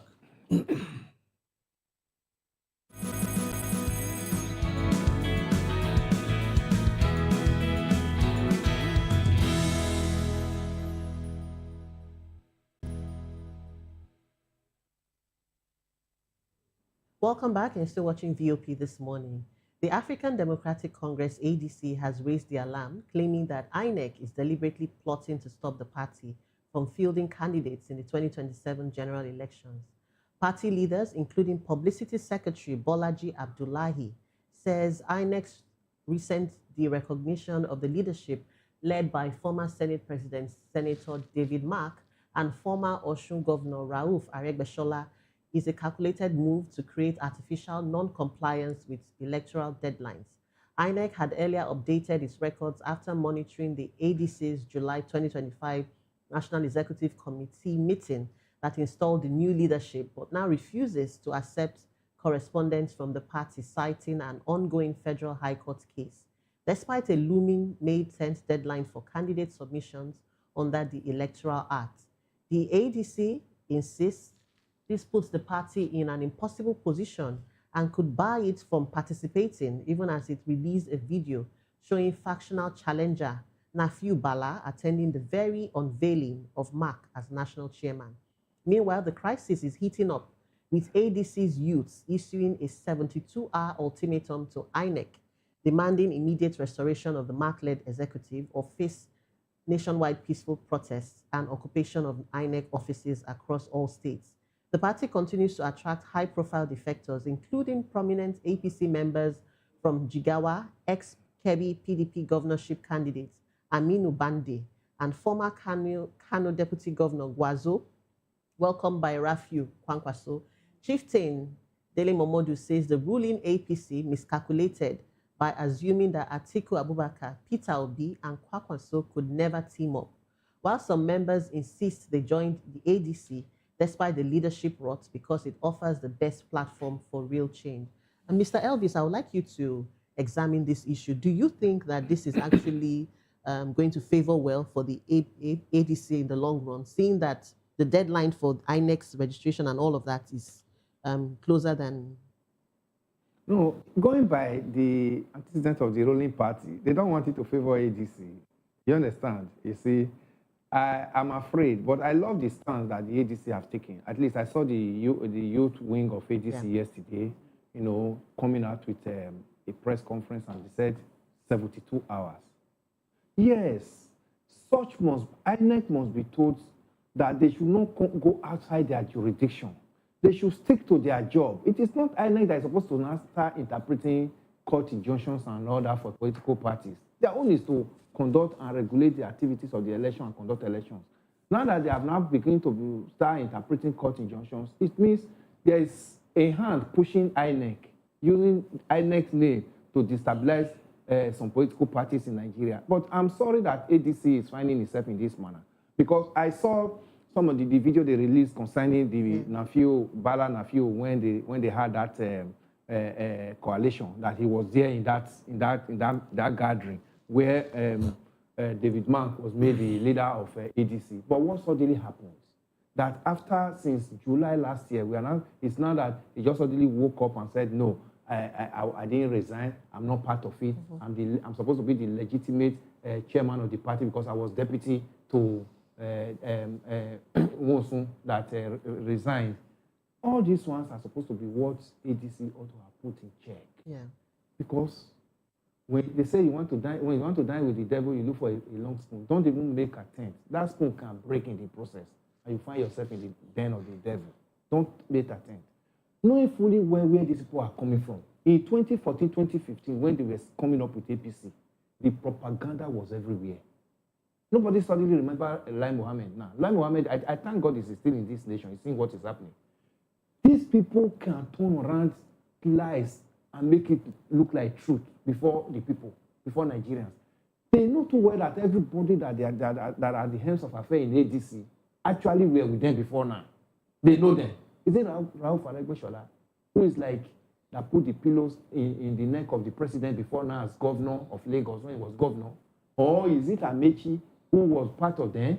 So they know them. They know the antecedent of these people. They know what they can do. That's why I'm saying ADC should have done their homework in order. I'm particularly sure that this man is feeling that the promises he was given was not actually fulfilled as expected. That's why he just suddenly rise up. It is not as if he's going to gain anything. What did Lamidi Ababa finally gain in destabilizing Labour Party? His own was just to come and destabilize Labour Party. That's the gain. That's exactly what you are seeing here now. This Nafiu Bala is actually coming to do the same bidding that Lamidi did for Labour Party against Labour Party, because they saw Labour Party was supposed. By now, you know what the stand Labour Party would have been in this nation now, preparing for 2027 election. So they have seen that these people have not been able to gather themselves as expected, especially the cross-carpeting of Rabiu Kwankwaso into this party. And you will see that even the deputy governor of Kano State resigned, Gwazo, and said, no, I'm going with you. They must be trusting now, because they know where they are coming from. They know too well that Nigerians have actually rejected them. It is just the carcass you are seeing because they are in power and they have the means to tell lies to the world. Why will a political party be looking for PRO to expunge, to polish their image before Nigeria. All right, Mr. Chilaka, let's have your views on this. Do you think the ADC can actually put up a strong front? I mean, seeing all the infightings and the factions. APC on its own should be ashamed of itself. INEC itself should be ashamed of itself. When you wake up from slumber and you begin to take up a responsibility that is not your own, you make a mockery of yourself. And that is what we have in Nigeria today. We have a political system that the umpire is completely biased, and the umpire is now the one creating the problem. You know, when people talk about Nafi Bala, I just remember what happened, like you said, what happened with Lamidi Papa. You know, Lamidi Papa at some point claimed, apart from claiming to be deputy chairman, he claimed to be chairman of the party. And suddenly, when Inan Usman was asked to champion the affairs of the party, he has fizzled into thin air. The problem we're having in Nigeria in terms of politics is that we have people who have no integrity whatsoever, who should actually not be in politics, being the ones that are in politics. We have people who do not understand what it means to be loyal to their party. Party loyalty has been sold to the dogs. Take, for instance, what is happening in PDP. A Wike has decimated PDP and now runs his own PDP. And you can see the speed with which INEC recognized Wike's PDP. So what does that show you? That simply points to the fact that, yes, the ruling party does not want anybody to come out to contest. Prince, let me come in at this point. Elvis did say something more like, if I have to paraphrase Elvis, Elvis is of the opinion, he's here, and I hope that he will correct me if I'm wrong, by saying that, well, that the ADC didn't conduct due diligence, you know, before stepping into it and all of that. Now, you are very well connected within that class. I would like for you to tell us what else do you think that ADC didn't conduct due diligence? We saw a letter where Nafi Bala Muhammad resigned. We saw a letter where ADC conveyed that resignation to INEC. And now INEC, Nafi is saying, well, I didn't resign. And people are saying, well, that is not the way to resign. It was a typed letter. You don't resign by typing letter. It was signed and non-signed, and it was forged and all of that. So in all of that, from what you understand, what else didn't the ADC do, or what should they have done? Did they do the right things? Any due respect to Elvis, anybody saying that ADC didn't carry out due diligence is not being fair to ADC. What do you expect ADC to do? When the original chairman, the owner of the party, gathered all his escorts, and they all collectively agreed that this train is not moving. But we have some people who can make this train to move. And they agree that these people who can make it to move should take responsibility for it. What you have are spoilers and nothing else. The same spoilers you have in Labour Party, the same spoilers you have in SDP, the same spoilers you have in PDP. And all these people who are appearing as spoilers, they forget that there's a history to be written. They forget that their names will go down the annals of history. They forget that whatever they are doing today, their children and children will pay for it. Are you aware that there's a rumor out there that, well, that Nafi Bala is doing all of this because at the point of handover, he was promised a certain position in his state. And that at some point, the hierarchy of the ADC reneged on that position because someone from among them, you know, comes from Nafi State and says, well, I can't be here and this person will be in charge of the party. Are you aware of that development? Have you heard that? Well, we've heard so many rumors. Okay. But then, if you talk about party politics and you talk about loyalty to party, I've been a party man. Okay. And I understand what party loyalty is all about.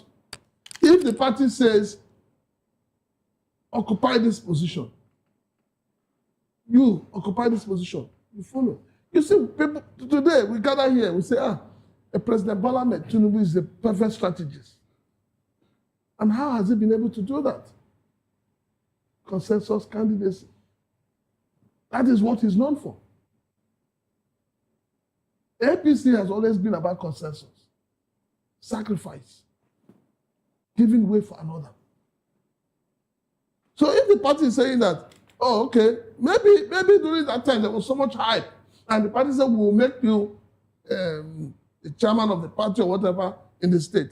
And during going further, the party now said, no, you step down, let this person go. As a party man, what you will do is to follow the party. All right, then. Follow the party. Not all party men follow the party. That's why I said those who have integrity. We saw in PDP. Okay, let's bring other guests and then we'll come back to you. We'll come back to you. Let's bring Honorable Ejiofor Igwatu into this conversation. Thank you very much for staying with us. Now, you have been a party man yourself.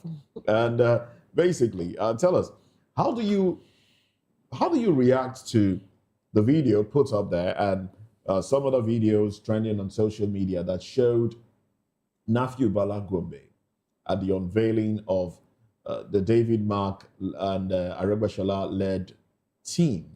I mean, he was there.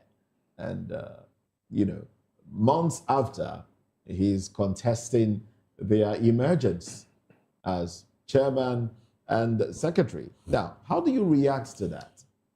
As a party man yourself, what do you think transpired?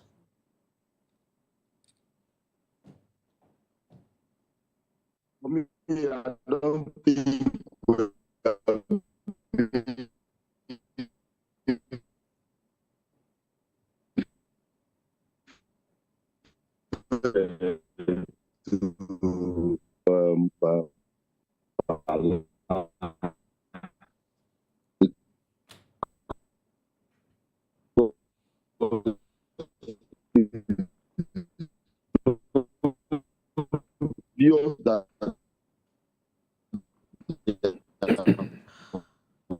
Well, we seem to have a problem. Was somehow that event. Let me tell you something. Start under this APC regime.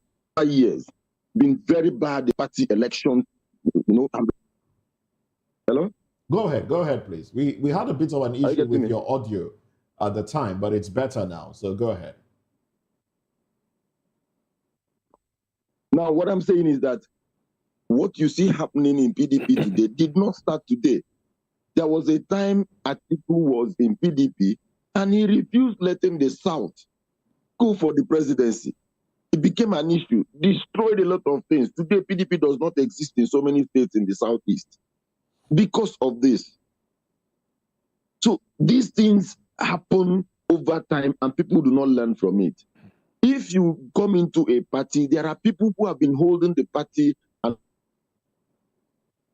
who have been running the party. If you have any agreement with them, if you want party work, you don't bamboozle all of them out and expect that nobody will kick and say, no, this thing will not happen. It is obvious from what we are seeing that there was a time everybody had an agreement and people were waiting for that agreement to be achieved, and it didn't happen.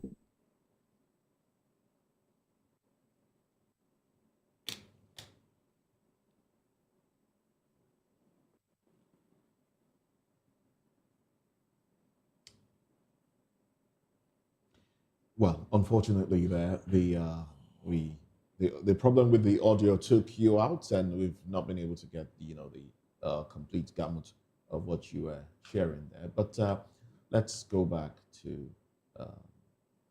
Williams Ediaye. Williams Ediaye, well, I hope you are still with us, and I hope we can get your audio feed at this time. Williams, IPAC and some other political parties are saying that, look, we just might boycott this election, the 2027 election, if things continue down this road. If IPAC decides to go ahead, what impact do you think that will have on the 2027 presidential election if IPAC says, look, we are boycotted? And, a lot of parties identify with IPAC. What impacts do you think this will have?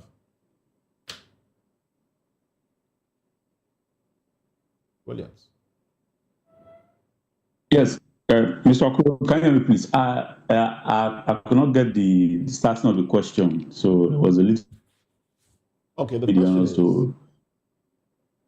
IPAC, Inter-Party Advisory Council, if they decide to boycott the election like they have mooted, what impact do you think that will have on the election itself? If majority of the parties, the political parties registered in Nigeria, I think we have about 21 of them now, decide to boycott the elections. I know some may not, go ahead, but what impacts do you think that would have? And how many would need to boycott the election? How many registered parties would have to boycott the election before it renders the election invalid? Yes, you just need to secure close to 20 or to 23 political parties, and that would be all. But I like a statement you made that said definitely not all of the parties we want to. Can you hear me, please? Did you say 23 political parties? Yes, from that number or so. We have 20. So you get, that's up to two-thirds. That's up to two-thirds, because you get to two-thirds number of a certain number, and then you are home and dry. And then, but the statement you made is saying that, okay, not all political parties will even want to listen to or want to toll the same way. And that's true because of what is happening.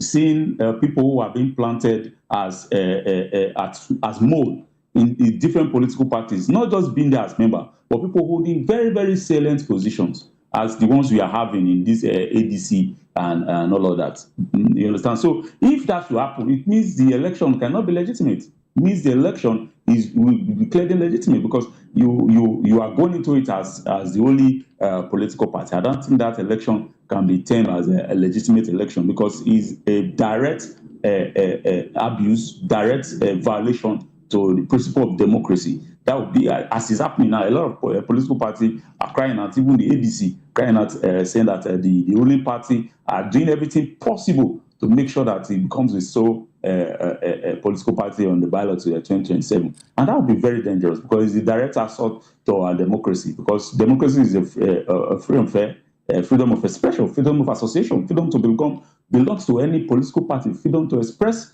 your right as a citizen or as a politician in the country. You see this situation I talk about, I've been wanting to lend my voice to it because, first of all, I'll blame some members of the ADC. Particularly, I even start from Peter Obi because he was in Labour Party. He saw these issues played out right there, and he was direct impact to his political ambition, being the president, as contesting for the presidency in 2023. And then you are now in ADC, and you could not advise them to tell that situation like this is how we should manage it. And if he at any point has echoed that to them and they refuse, I also blame them because they also are heavyweight politicians from different political parties, even the same PDP, are having issues. These people that you are relieving from positions, trying to see them out, it is just a simple thing. Make sure you are keeping direct communication with them. They should, in fact, you're supposed to even put them in a situation where they will not have any issues to start looking at whoever is going to bring something better so I can just raise my head and go to court. You're supposed to have managed these people. And if you have promised them any position, whether in the national or in their various states, you would have seen to the latter that these people are giving that promise. You don't just come to a man's house and occupy the house and then leave them like that without making sure that you appease them. Now, I'll make that statement. Say, you don't go into a strong man's house. You first of all bind the strong man before you can assess the strong man's house. So you didn't do that. So I will even blame them directly because we're supposed to have done that. And then two, coming to INEC, you cannot be interpreting court judgment. You are the watchdog directly securing democracy in our country, and then you are interpreting a court order. That is, see, it is the height of irresponsibility. How would I say that? The INEC chairman today is supposed to be seeing his resignation letter because that is a very clear a picture that this is your direction, this is your stand.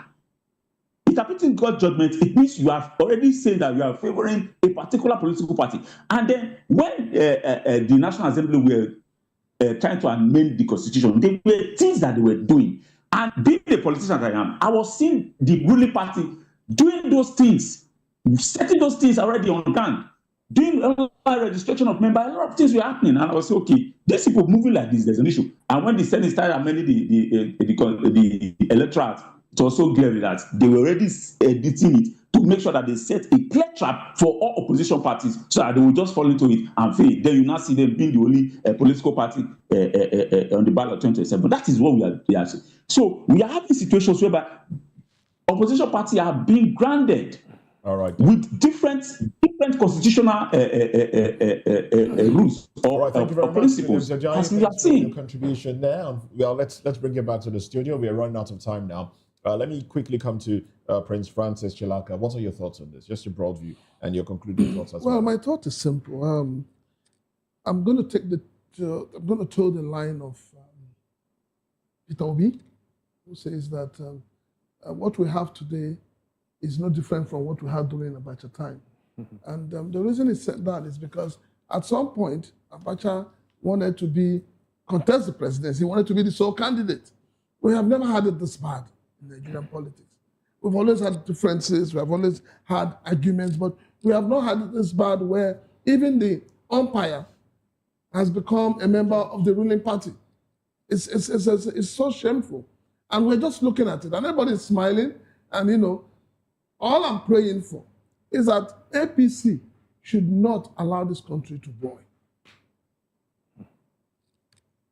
Should not allow this country to burn? To burn, yes. To burn. Okay, so you think it might burn if Nigeria appears like a one-party state?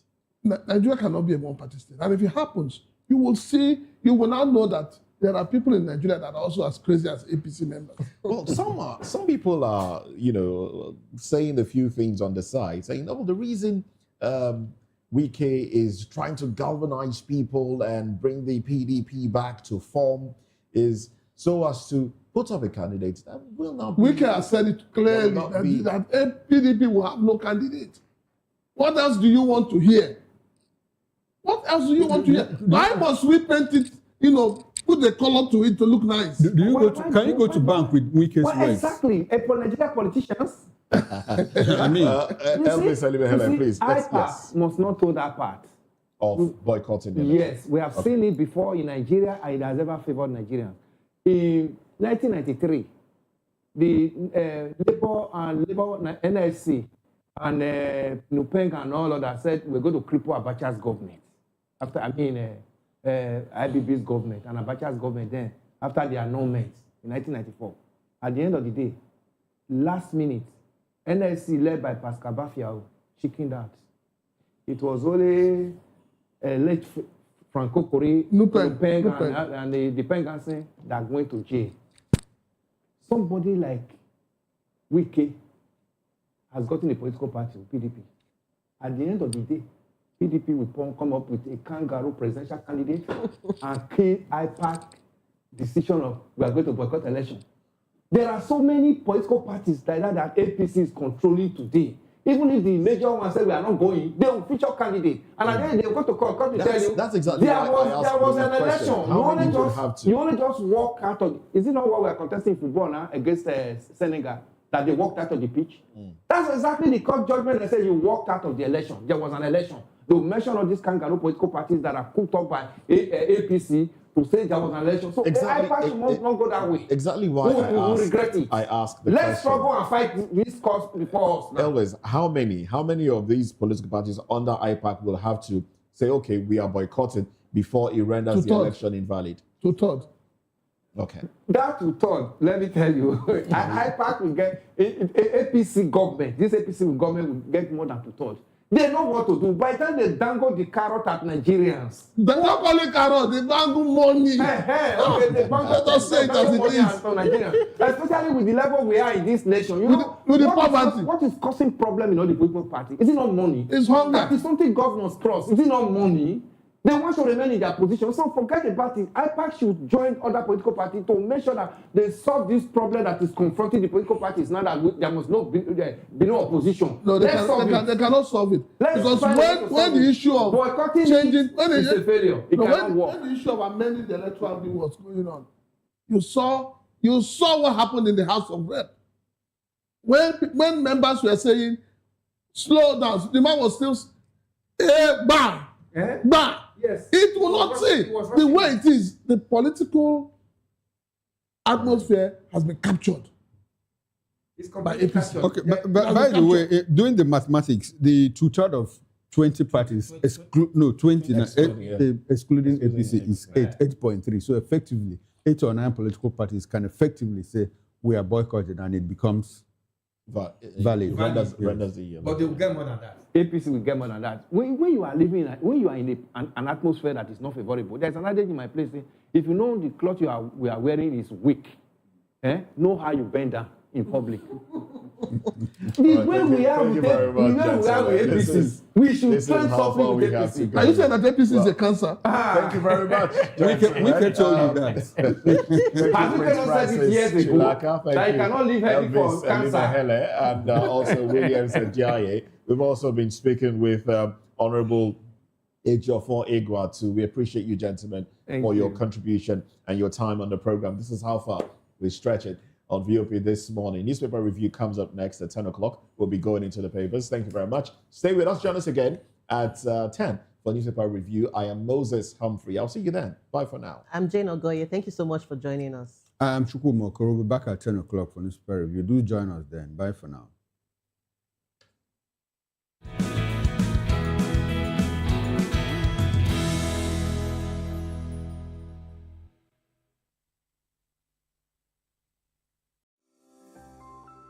VOP TV. Now, you have more than a voice. Are you ready for the extraordinary? Something big is happening on your screen. Introducing VOP TV.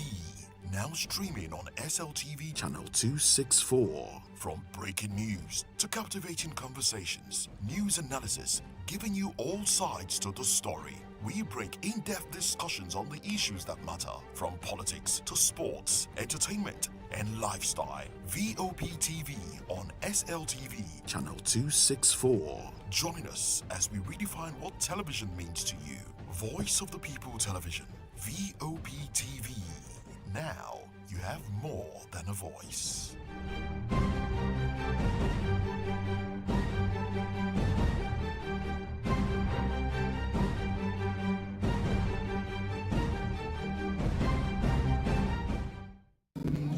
It's your girl Arika the Dimples, aka Risky Baby, and you are watching VOP TV. Do not go anywhere. Where are you going to? Stay here. Calm down. Stay here if you're not. What's up, everybody? Who's Ariko here, and I'm hanging out on VOP TV. Keep it locked, don't go nowhere. Let's go. Hi, everyone. My name is Yvonne Jagada. You are watching VOP TV, and don't change the dial, because I said so. Who's happy to post them and who's happy the most? Because when shit goes south, y'all be happy to ghost. When you make a wrong move, they be happy to roast. But be careful when you win, who's not happy to toast. I am VJ Adams, and you rock with VOP TV. Don't move. Hi, people. Bisola here, and you are watching VOP TV. Mwah. Shout out to VOP TV. It's so good to have you on the red carpet of AV. Love you all. Wishing you all the best. Here's a shout out to VOP TV. It's your girl April Oshidikwe at the AV premiere. You know what it is. Hi everyone, my name is Linda Ejiofor Suleiman, and I'm live at the EV premiere. Keep watching VOP TV. I want to say hello to my Italian friends. I want to say them that Nigeria is the best country in the world, and I'm so happy to be here. Thank you so much. Hi guys, my name is Tomo Atsebe. I'm an actor, and you guys are live on VOP TV. Keep it locked, because I said so. Ladies and gentlemen, boys and girls, this is your girl Philly Storms out here, and this is a big shout out to VOP TV. Hi guys, my name is Charles Bourne. My name is Lydia Lawrence Nzaya. Please keep watching Voice of the People Television. Love ya. Good evening, Africa. My name is Bamakore, actor, model, producer, And I'm giving a big shout out to VOP TV, man. Keep watching.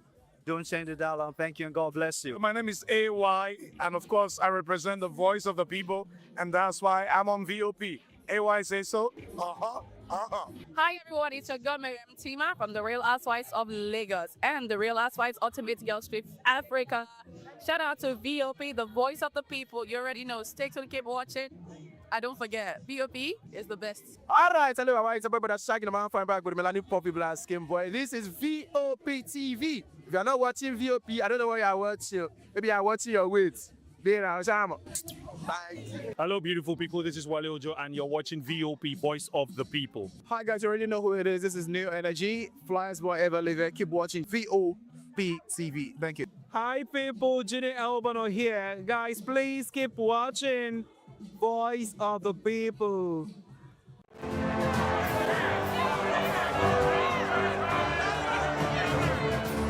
Do you want your voice to be heard? Do you know that you matter in the scheme of things? The People's Voice, the show where ordinary citizens take center stage as we discuss the biggest stories that affect you and I. With you in mind, we facilitate lively discussions, debates, and interviews on the topics that matter most to you and I. From social justice to economic empowerment, education to healthcare, governance, and more. Tackling tough topics and amplifying your voice. Join the conversation and make your voice count. The People's Voice. Make your voice count. VOP TV. Now you have more than a voice.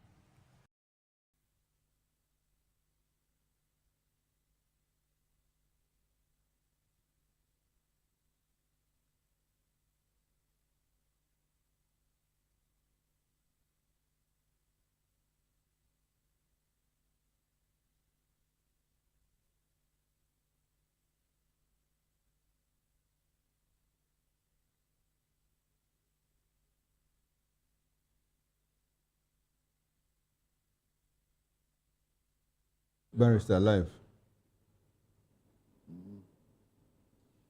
Well, thank you very much for joining us. Good morning once again. If you're just tuning in, this is VOP Television. And of course, newspaper review. I am Moses Humphrey. Not alone here, Chukwuma Okoro with me. And we have the gentleman also to, help us with analyzing the headlines this morning. We have Elvis Elimehele, who stays back from VOP this morning. Thank you very much. Thank you, Moses. We also have Dele Fanimo, a reporter and a public affairs commentator. And we have Darlington Agomo, who is a lawyer. And of course, a public affairs commentator. Gentlemen, good to have you join us this beautiful morning. I hope you enjoy the holidays. Oh, very much. Very much. Was there holidays? Yes. Huh? Barrister Easter break. Barrister Darlington. That was from Good Friday up until Good Monday. And I was there yesterday. Well, doing the Lord's work, I guess. Oh, well. Well, let's get into the headlines this morning. The Guardian has these headlines. 10 months to election. Opposition fights to stay on ballot amid legal internal conflicts.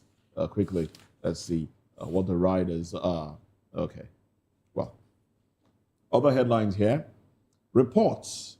Banditry weakening Nigeria's state structure.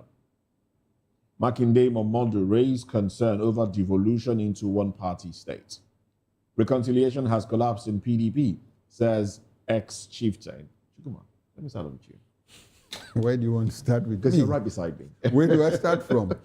Okay, opposition fights to stay on ballot amid legal internal conflicts. I'm not a lawyer, but I do know that the ADC has said, well, we are not going to obey any unlawful directive by INEC, because INEC has said, well, we are not going to observe your convention, your congresses and all of that. And well, we have a lawyer here who help us make sense of that. But in my own view, I'm thinking that why would ADC say, well, we are going to go ahead with the convention, even if you don't observe the congresses? And it's a requirement, I understand that. There's been this debate, whether INEC is actually required to. Some people are of the position that, well, the only thing that is demanded of the political party is to duly notify INEC. If you notify INEC, INEC would now acknowledge, okay, now you are conducting your congresses or your convention. And that some people say that INEC is not bound, to observe that particular exercise for it to become valid. It's something that there's a debate, from both sides of the divide. Well, I'm not sure there's any legal pronouncement on that. I stand to be corrected. But what I see the opposition trying to do is to fight back. But in fighting back, are they doing that within the limits of the law? Have there this issue now that is in court pending determination of that suit? Are they able to say, okay, is there any way they can fast track it to ensure that it leaves them within acceptable timelines, to do whatever they want to do?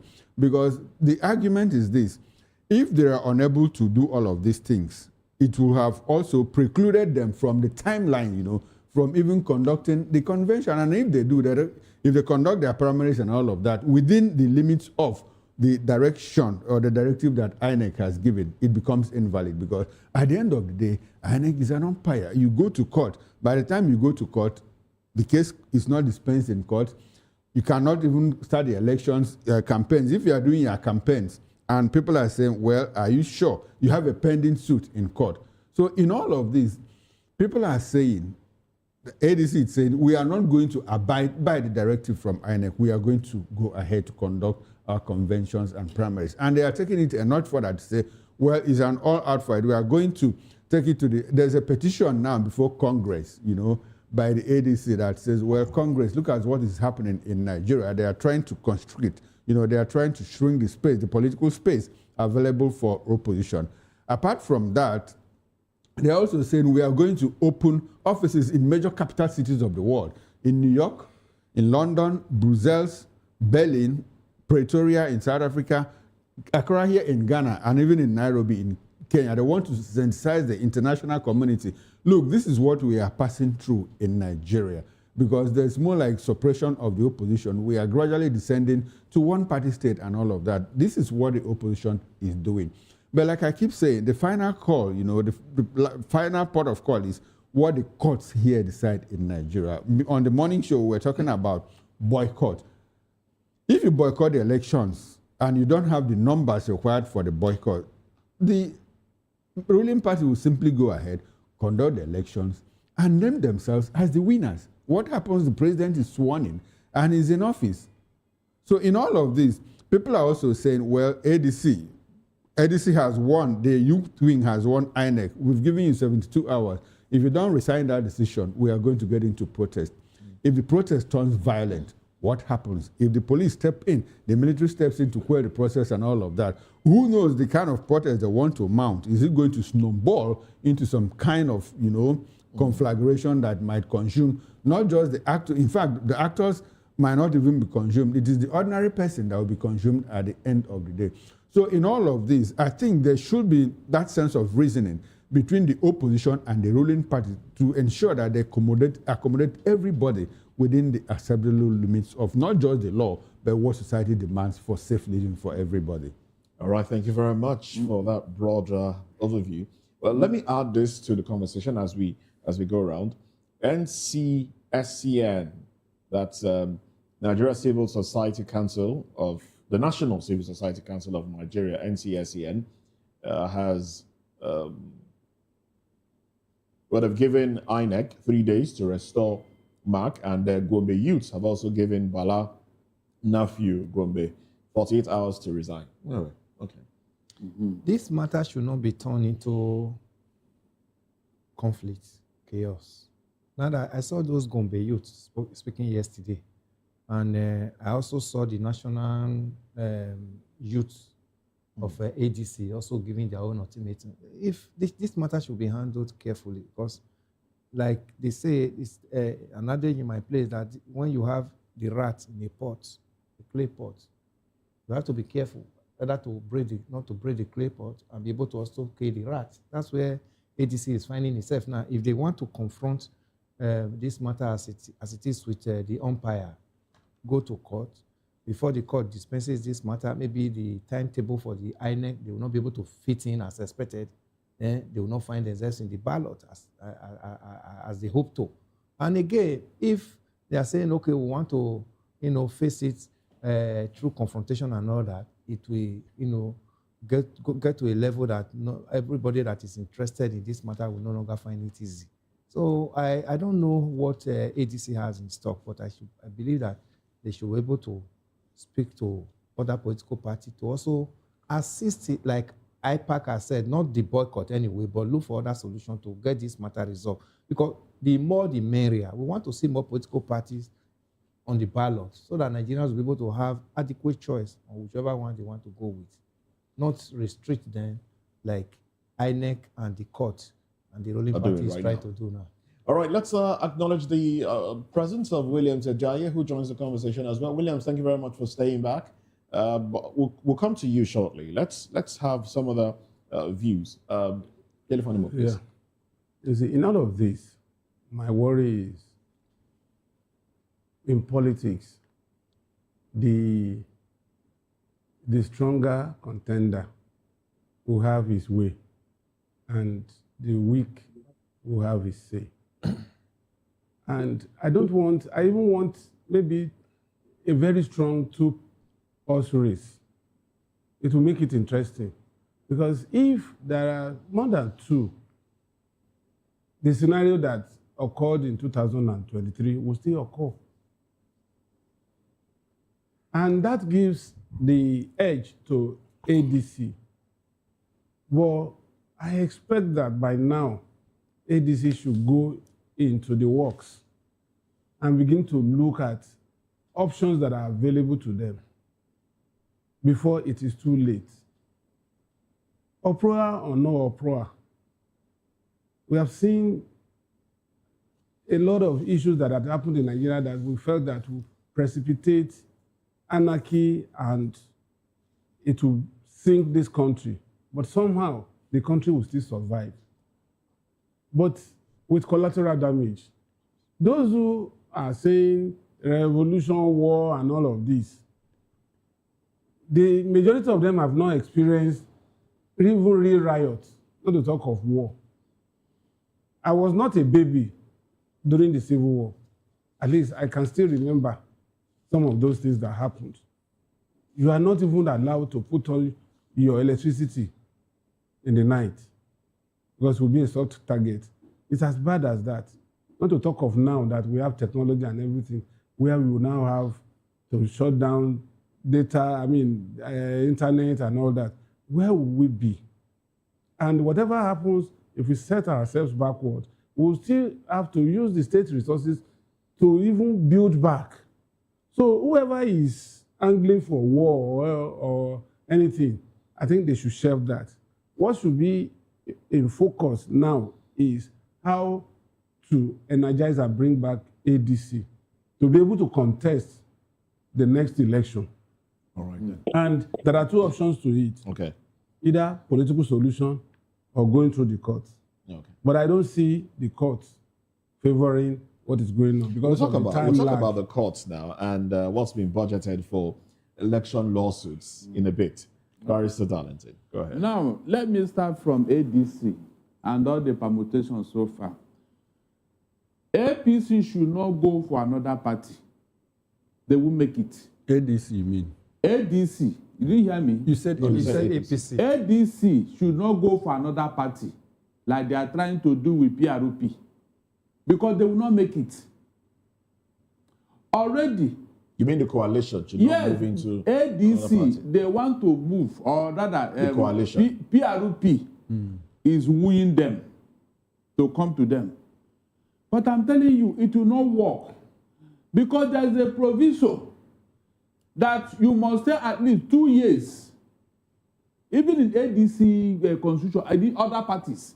You must have stayed at least 2 years before you can contest for any election or even hold a position either at the national or state or zonal level.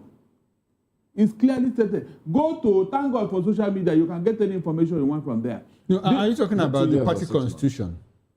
Yes. Or the Electoral Act? Yeah, no, the party constitution. I'm coming to that, yes. So even if they now say they are moving, that provision will now, APC will now use it against them. That your constitution said that all these your leaders that are angling to be whatever in at the national level, they are not even qualified. Remember what Salami was saying that Obi was not qualified to even contest election. Sorry, Barrister. I think Salami was just being because within the Labour Party, some of these parties also within that constitution have the authority. The National Working Committee have the authority to grant waivers. Hold on, I'm coming. Good, I'm coming. Now that provision is there in section 18 of the ADC constitution. Okay. They will use it against. There's no waiver. No waiver. There was no mention of it, and so. If ADC now want to continue, they are going to look for a way to overcome that. What I expected ADC to do, other political parties, let them challenge section 2 of that electoral act about the certificate forgery. Let them challenge it. Let me see how Amopoto will now say, yes, he is supporting it. They will now know who is the culprit in this election. Let the opposition challenge that particular section of the electoral act that says that forgery is no longer a crime. You cannot use it to disqualify anybody. Let them go to court against that particular thing because it is against the spirit and letter of our constitution. Flagrantly violated just to please one man. Mr. Agomo, sorry, when you mention the courts, when you mention courts, Nigerians just sit back and say, which courts are you talking about? The courts, when we talk about capture of state institutions, the first institution they mention is the courts. That is where the anarchy will start. Let them go at least. Let them go to court and challenge it. Let the court to come and tell us that no, that electoral act is now superior to the constitution. When you talk about anarchy, Dele here just read out, that anarchy is not beneficial. It doesn't benefit. Mr. Okoro, if you want peace, prepare for war. Okay. In this APC, they have done so much arrogance. In fact, they display so much arrogance as if nobody exists in Nigeria. Look at what they have done so far. Can't they call this man to order? Look at what Tinubu has been doing to our democracy, the so-called master of strategy. Is that what we're supposed to be hearing by now? They were allowed to exist. Why don't they want other people to exist? If you are talking about you don't want problem, who is causing the problem? Can't you call the person out? Look at what this man has done so far. Is this what we are supposed to be hearing by now? No, tell me. Let us call out the person causing the problem and let us call him out. That section of the constitution that says that forgery, certificate forgery, is not, we want to interrogate it in court. Let me see that person that will come and support it. All right, then, Williams and Diaye, let's have your contribution to this.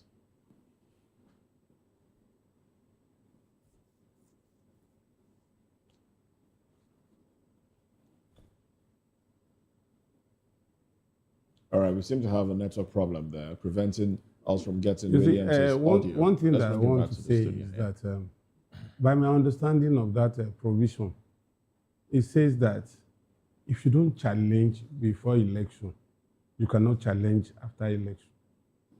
There's a window. If you are nominated or your party picks you as a candidate, and there is any reason to doubt your certificate, at any point, before election, you can challenge. Nobody is precluding anybody from challenging. That is what the law says. No, the law says if you are not a member of that party, you don't have any right to point it out. If you are not a member of that party, you are saying another thing again. No, is that not you are saying another thing the provision again. said if you are not a member you said that a certificate cannot be challenged. I say it can be challenged. I am not a lawyer, but I'm not a dunce. No. I can read. The provision is that if you are not a member, that's another thing you are just saying now. I understand what both of you are saying. No, what's the important thing? You cannot challenge if you are not a member of the party. What Dele is saying is that you can challenge it before elections. Now, Agomo is saying... He's saying that you cannot challenge at all. The provision of the law is that except you are able to... That's the latter day. That's the latter... The first time he said that you cannot challenge. That they should go back to the National Assembly or the electoral law to challenge that particular law and make it possible for anybody to challenge that law. In 2023. But what the law says, Chukuma, look, even if I'm not a lawyer, I understand some of these things. What the law says is that before election is conducted, if you have any reason to believe that my certificate in UI is not authentic, that you have right to challenge, but not after the election has been concluded. Okay, now there's one thing I want. The other thing, which he now said later when I countered it, was that you only party members can challenge. Good. But only party members can challenge. It's not the same thing as nobody can challenge. No, what's the meaning then? What's the meaning? When they say only party member, in 2023, only party member. In 2023, you know, there were people. You are knowledgeable enough to resolve this matter. That's what I'm trying to take away from us. No, that's what I'm trying to say. That's what I'm trying to do now. Now, in 2023, I want to draw a reference. You know, in 2023, a certain people in the Labour Party, you know, went to court to challenge the candidacy of a particular person. You know what the court said at that point? The court said, well, you don't belong to that political party. So, you cannot prove to this court that your interest has been injured by that person contesting the election. Now, that same provision is in this electoral act that barrister is saying. Yes. That except you are a member of that political party, except you are a member of the APC in this case, you cannot go to challenge the fact that a certain member of the APC forged his certificate. That is it. That is the provision of the law. And he's saying I have not disputed what you have said. So what's the point of disagreement? The point of disagreement is that he said, ab initio, that you cannot challenge. Yes, now. Let's move away from it. Is that not true? Let's move away from We cannot challenge. You cannot challenge it. And I don't see any member of APC that will have the gall to challenge. Let's move away from all of that. Let's talk about Barrister, let's talk about federal government budgeting. Yes. FG budgets 135 billion naira for 2027 election lawsuits. Now, the federal government, let me just read a little into it. The federal government has proposed a 135.22 billion naira in the 2026 budget for what it described as electoral adjudication and post-election provision, pointing to a fresh multi-billion naira commitment to managing disputes and obligation that typically trail Nigeria's election. Now, the provision was contained in the House of Representatives order paper for March 31, 2026, which carried the report on the 2026 appropriation bill as seen by this paper. Oh, well. How do you react to this one? Moses, you interjected. I didn't finish my turn. You interjected. No, I hope you know. You've been reiterating. Look, their matter was not exhausted because there is also Section 138 of the same Electoral Act. Go ahead, please. Please, that Electoral Act, because when this APC is claiming that they know everything, people should interrogate them what they are doing. This particular section of the Constitution will, in fact, definitely disqualify one of their chieftains. If the opposition should push for it, it will disqualify him because those provisions is anathema to the Constitution, the provisions of the Constitution. So what we are saying now is that those ones were exhaustively discussed and with through court in 2023, and he was still able to say true. No. The only thing they said that the matter came late. Atiku brought it late. So this time around, they should start early. That's what I'm saying. Anyway, having done that, you can see another provision, though. This thing you read now. Yes. 135 billion for what? Election laws. Electoral litigation. That's what I'm saying. Please, is it for? Oh my God! What kind of country is this? Are you making that provision for yourself or for other parties? Moses, you mean that money? Labour Party will share it when they go to court. PDP will share it when they go to court. What is other party? This ADC, they will share it when they go to court. Is that what you are telling me here? Who will benefit from that money? That means APC have already prepared. You can see now. With that kind of money, which court will they not compromise? Which lawyer will they not compromise? You can see. They have just indicted themselves unknowingly. When did that start in Nigeria? That the federal government will make provision. I'm surprised too because it's yes. Make provision for litigation. It's surprising. Really. Can we get the? You can Google it on your phone. You know. In fact, I'm in short. This APC, they will cause problem in this country, and I pray they do that. I pray they do that. I think it's for election.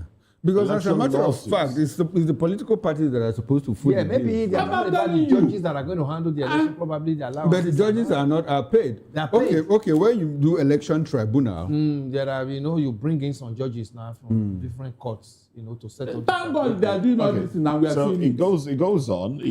I read out a few things, but it goes on here to say that it's been described as a central provision used to cover expenditure that cut across multiple agencies, including unforeseen obligations, national commitments, and liabilities that cannot be easily assigned to a single institution. This one is grammar. Now, what are they saying? God knows my head. You mean this is Nigeria happened here again? God knows not my get head. Honestly. Oh my God. Forget about it. So it was captured under the service-wide votes. Oh God. Centrally managed pool of funds. Are you serious? And P2B and his people. 135.22 billion naira in the 2026 budget for what it described as electoral adjudication and post-election provision, pointing to a fresh multi-billion naira commitment to managing disputes and obligation that typically trail Nigeria's elections. And this, of course, I think this one is actually meant House for of Representatives order paper. It's meant March for the 31. judiciary. It's for the judiciary. It's for the judiciary. Maybe 135 billion naira. It's for the judiciary. Hold on. Why are you assuming things? Please, why you didn't hear the grammar they put there? What did they say? What did they say? Which judiciary? When did you start budgeting across multiple agencies? To do what? What will the judiciary do with that money? Tell me. What? Are they involved in the litigation? No, they put them trouble. No, barrister, hold on. It's to pay lawyers. No, they did they say to pay lawyers? They will not say it's there. No, they didn't say to pay lawyers. They say across multiple agencies. Like now, when you set up election tribunals, when you set up election tribunals, and you are going to set up these tribunals, like across all the states, election tribunals across all the states, you will appoint judges. So all those judges will move from where they are to those states, respective states. They will have accommodation, they have allowances and all of. I'm not making excuses. I'm just trying to interpret what I already know. Of course, yes. Okay, go ahead. You understand? So all those costs, but I think what we should question is how 135 billion. How did they arrive at that? Good, very important, very important. No, they are looking at the time the election, the cases are going to be dispensed. Probably these judges are going to be in hotel, feeding and all of that. Even and mind you, budgeting does not mean that the money must be. It's just a statement of expenditure. No, as long as the budget. All right. So let me take another excerpt here from this article by the Punch newspaper. It says here, I think I'll just extend it a little bit. So this means agencies receiving statutory transfers have a degree of financial autonomy and are guaranteed funding to carry out constitutionally mandated functions, particularly those tied to governance, democracy, and institutional oversight. Now, the Punch reported earlier in February that INEC informed the National Assembly it required 873.78 billion naira to conduct the 2027 general elections. The agency also demanded 171 billion naira to fund its operations in the 2026 fiscal year. The 873.78 billion naira proposed for the 2027 election represents a significant increase over the 313.4 billion naira released by the federal government for the 2023 general election. The Punch further observed that 135.22 billion naira included in the 2026 appropriation bill is a new line item which was not stated in the proposed 2026 budget. I don't know if this helps. Yes. It's a new. It was not in the other budget of 2023. At all. It's a new development. That is my worry here. That is my worry. They just throw money around as if it's their own. They just wake up and say, okay, what about this one? They put money there without thinking. Is it not when you get to the bridge, you now think of crossing it? Is that not how these things are done? Knowing fully well that the money you are spending is not your own money. Tomorrow they come and say there's no money in the country, there's no money. But we are wasting the one we have. How do you justify that? Something that was not budgeted. Can you just imagine? And nobody's asking questions, nobody's talking. It's so sad, seriously, it's so sad. This particular party, they didn't mean well for Nigerians, seriously. They don't mean well. Because I've not seen one thing they have done judiciously. They have not done anything to show that, yes, Nigeria is uppermost in their mind. They are not here to uplift Nigeria.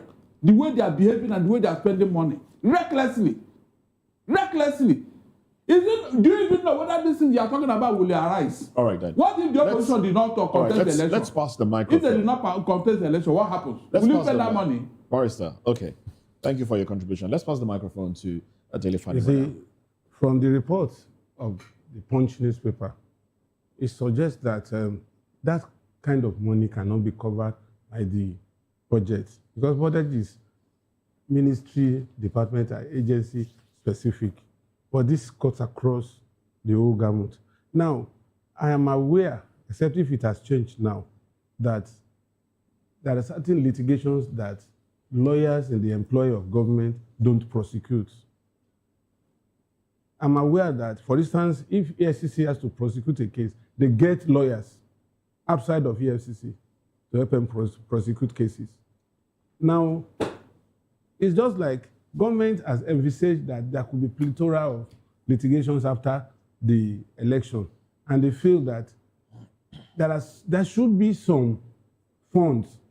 It's not automatic that this fund is made available on request like that if there is no reason for it. But to be sure that you don't have to move, the way government runs, and I've been a civil servant, although at a lower level, the government runs this way. There are votes and overhead. If a particular fund is voted for handsets, you can't use it for food. And you can't use it for making roads. So this overhead, once you have exhausted it, you have to wait for another round of budget or you call for supplementary budget. So what they are saying is there are some extraneous money, just like Elvis said earlier, judges will be moved because the civil society organizations will now say judges that have been in Enugu all this while will compromise governorship election in Enugu.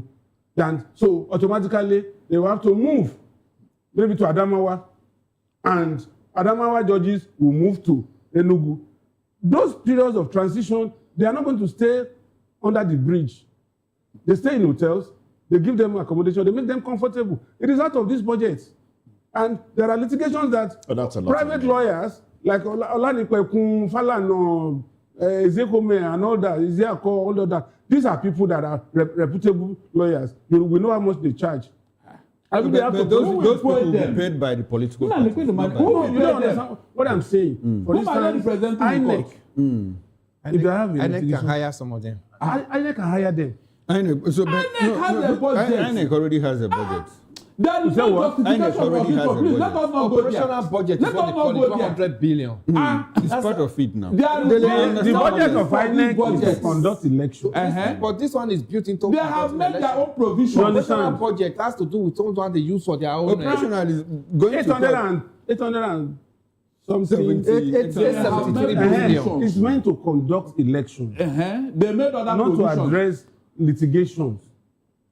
You see, in all of this, I am not holding brief for government, but let's not misinform We are just trying the public. You understand? I am not saying that money will not go into private hands because of this. But at every point in time, when we are on air like this, it behoves us to educate the public so that the public will be well informed. Yes, not that we are just putting opinion without facts. Good. Now tell me, why would you go to such an amount of money without proper debate in the National Assembly to know that if we actually need that money, is it not on Are you request. aware that it was the House of Reps that passed this? This budget was passed. Are you aware that it's out of? You see, that's why I said rely on facts. Is it not on request that you are going to rely on facts before you put out anything on here? You don't just vote money. Moses, this thing I've just read, it was passed by the House of Representatives. Now you are saying, was there any debate? Did you hear such a debate? Whether there is debate or not, I won't forget about Nigeria debate.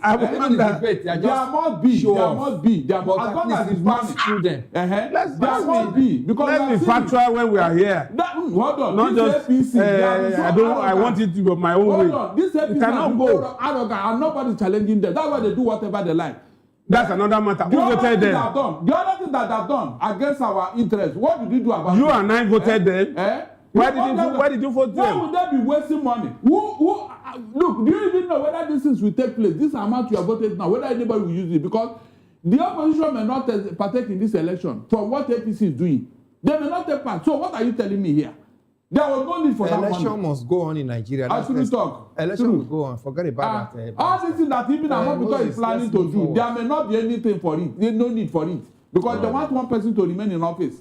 That's the truth. All right. We let them return all the money. Moses, please, let's go. Let's crown one person instead of all these shenanigans.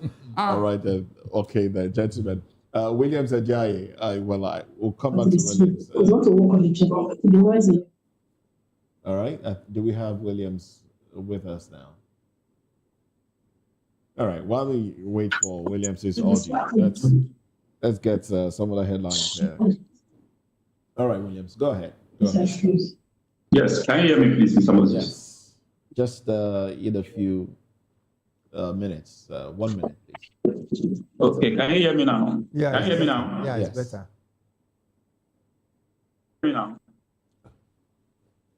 Yeah, we can hear you. Williams, go on. We can hear you. Yes. Just some little technical issues here, so I'll be able to find my way.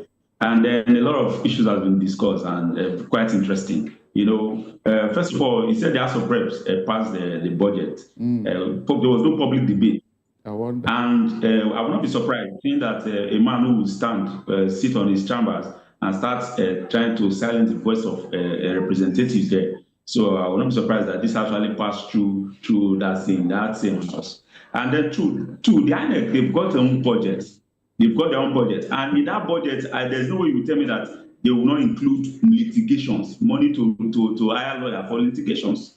Because we need to also see the breakdown of their budget. All right. So projecting such amount of money in this disguise, saying that you are preparing it for judges to move from state to state so that they can go and handle issues. I don't think that's just a camouflage, so they can know how to paint the use of that money.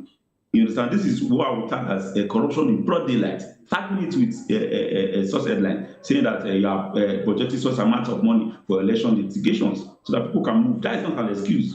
They need to give us a proper breakdown how they will drive to that amount, and then compare it with what INEC has got, so that we'll know, okay, this is the breakdown, and this is INEC's own breakdown. You can't be saying that you are projecting money for judges, and then also somebody is conducting the elections also have their own budget. So there should be a comparison with the budget. Let's see the breakdown so that we can be quite assured that, okay, this money is actually for this purpose and it is justified, that the target is actually justified. It's as simple as that, Mr. Moses. All right, thank you very much. So Moses, sorry, before we leave, I think in all of this, I think the point of disagreement here is that, well, those costs, those operational costs are there. You know, it's going to be like you are going to move judges from one state to the other. You are going to house them, feeding, transportation, and all of that. But the point here is that money seems to be on the high side. 135 That's another debate. Naira. That's another debate. 135 billion. Then we can take it off from there. Okay. That this money. No, we are having the debate. That's what I'm saying. But not that you are moving fast away from this. For instance, House of Reps pass this. It wasn't that somebody in his private office gave out money. Let's stay with this. You understand? Moses, So we should question House of Reps how this money was arrived at. We have established all of that. What the point here is that my own opinion. Barrister, hold on. Barrister, hold on. The Ministry of Health. Barrister Agomo, hold on. I want to drop this, please. It's important. You will come to you. Okay, my own opinion is that, yes, I do accept, like I said initially, these costs are going to be there. Like, political parties will be the one responsible for paying their lawyers. Then INEC too will, because there are certain cases that they wouldn't need their in-house lawyers, they will now have to hire outside lawyers. So they are going to pay all of that. But then political parties will also pay their own lawyers. Candidates will pay their own lawyers. It will not be drawn from this amount of money.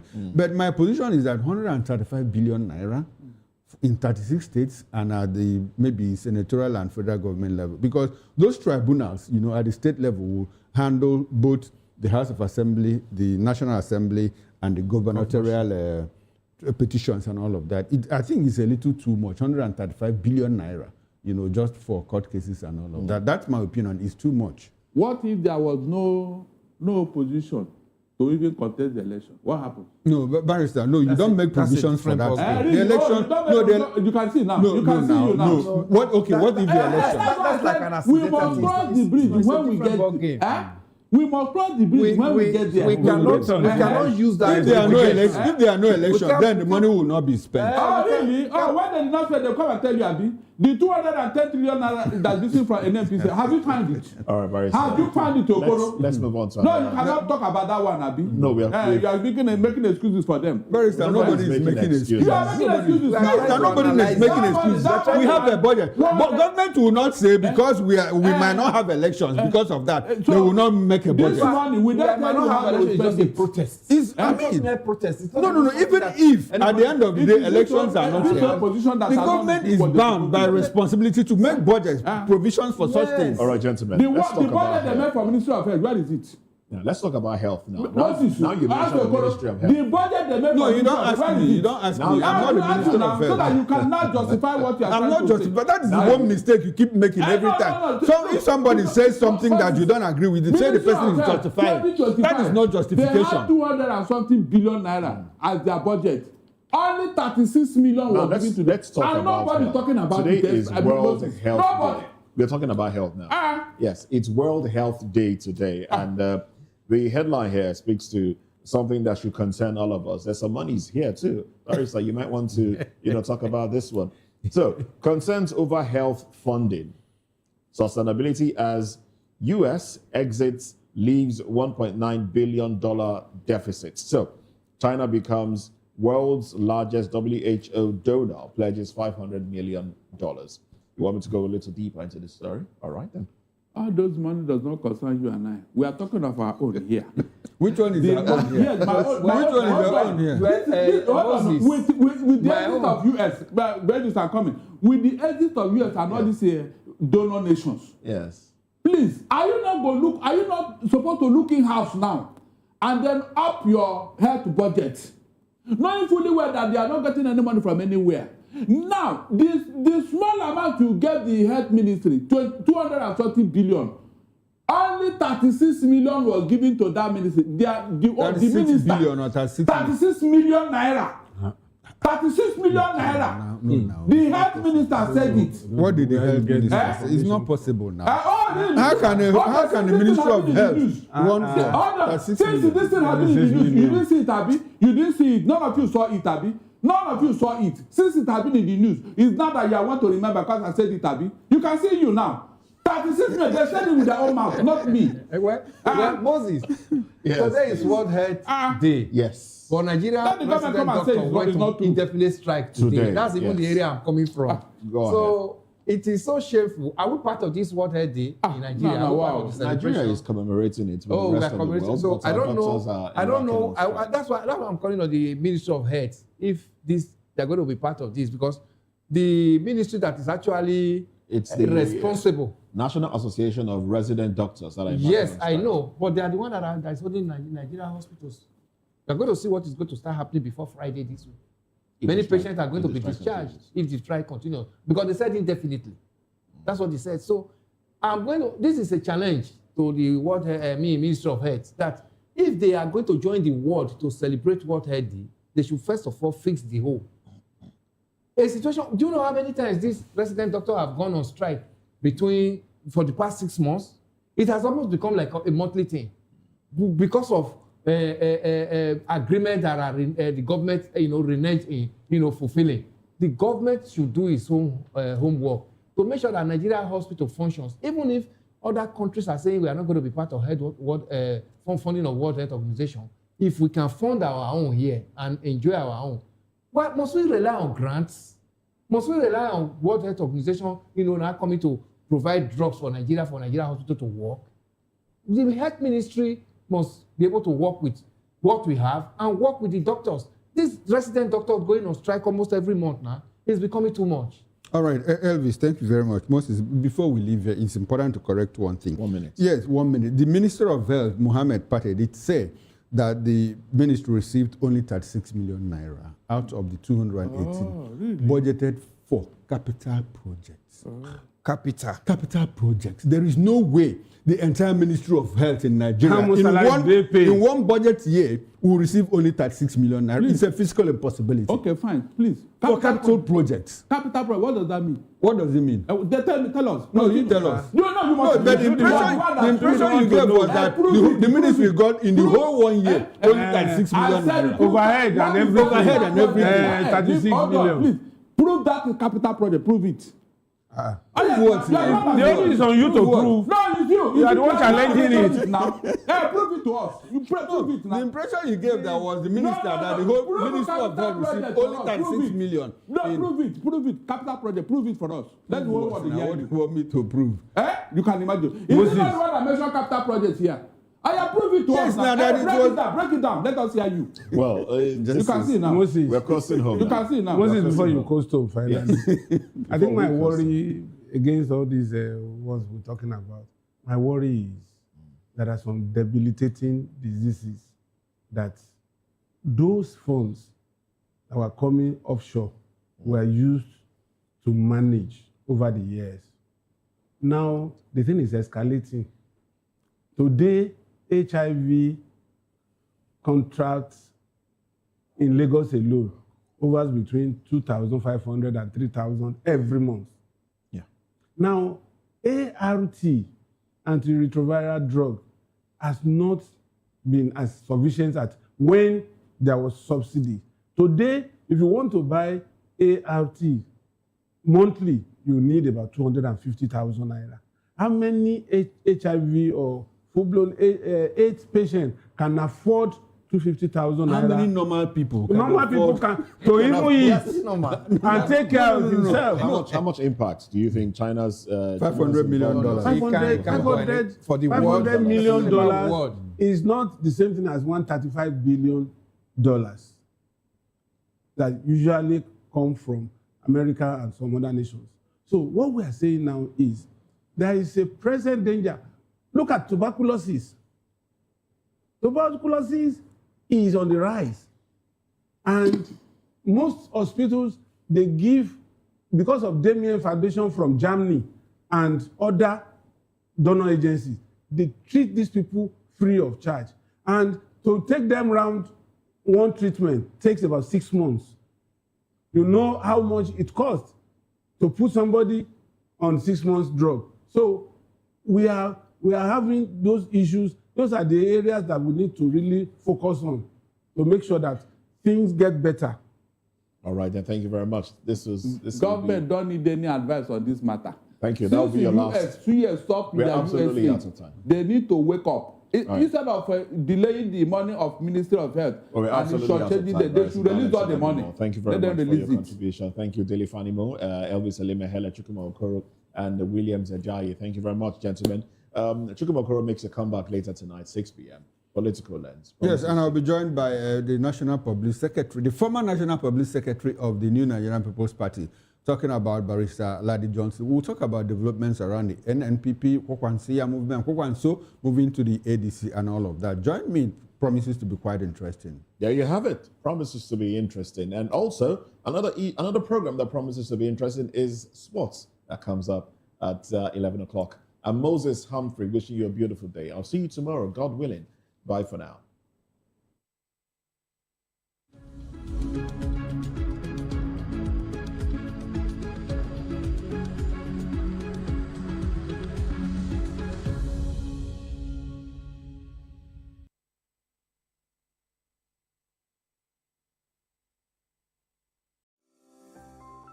VOP TV. Now, you have more than a voice. The red carpets, awards, the razzmatazz, music, fashion, interviews, and more. Spotlight on Voice of the People Television. Let's feed you with all the juicy stories in the global entertainment space, bringing you the glitz and glamour as it is hot. Stay tuned to Spotlight, 1 p.m. Monday to Friday. Spotlight on VOP TV. Entertainment like never before.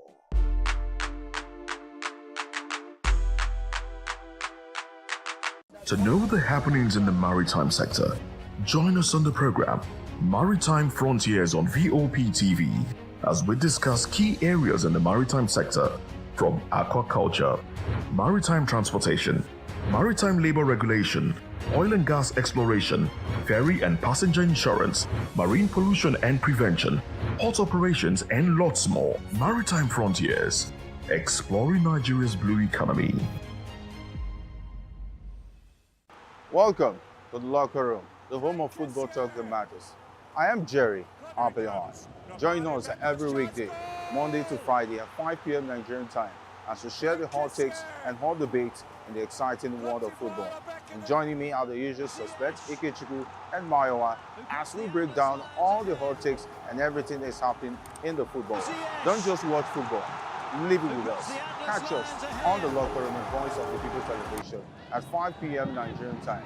And like I always say, if not 20 minutes off, please the sport. And it's Hakim Ziyech, who puts the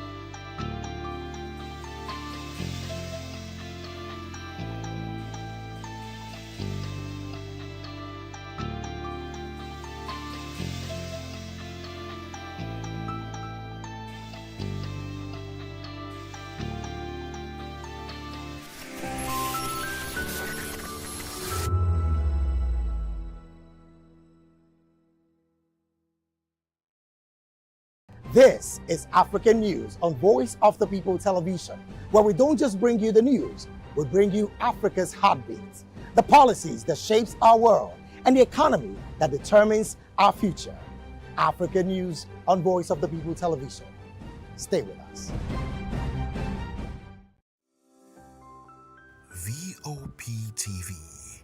Now, you have more than a voice.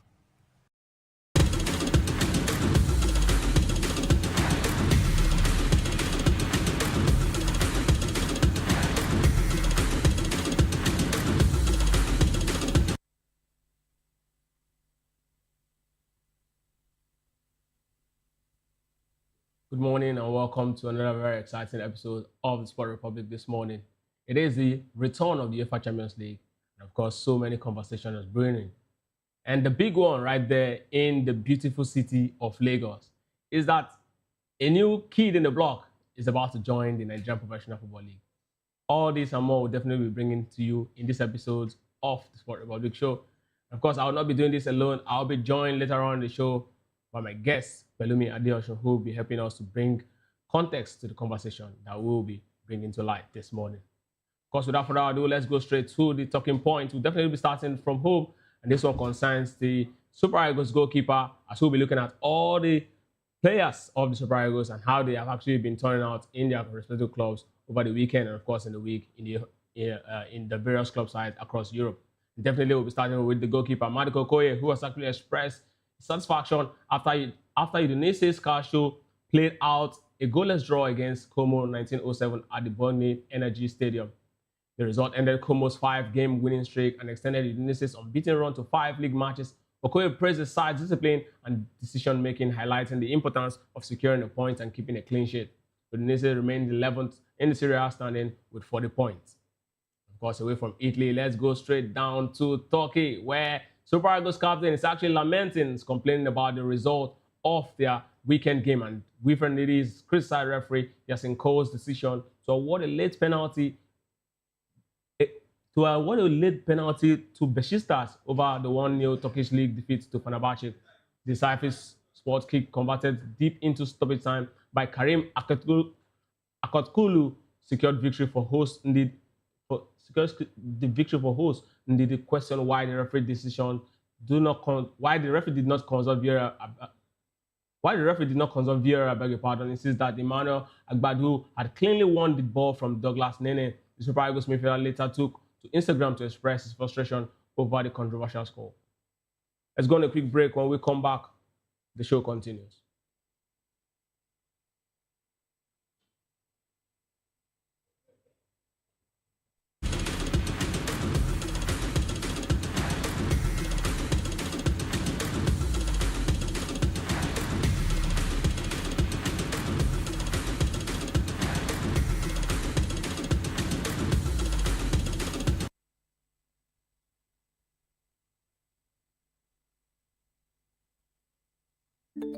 Africa is on the move, a continent of rising voices, untold stories, and powerful transformations. From the streets of Lagos to the heart of Nairobi, from the mines of Congo to the tech labs of Cape Town, the African story is being written every day. Bold, dynamic, unstoppable. This is African News on Voice of the People Television. We don't just bring you the news. We analyze and bring you Africa's heartbeat, the politics that shapes our nations, the economies that drives our future, the cultures that defines who we are, the voice that must be heard. Africa News, Africa's voice, Africa's future.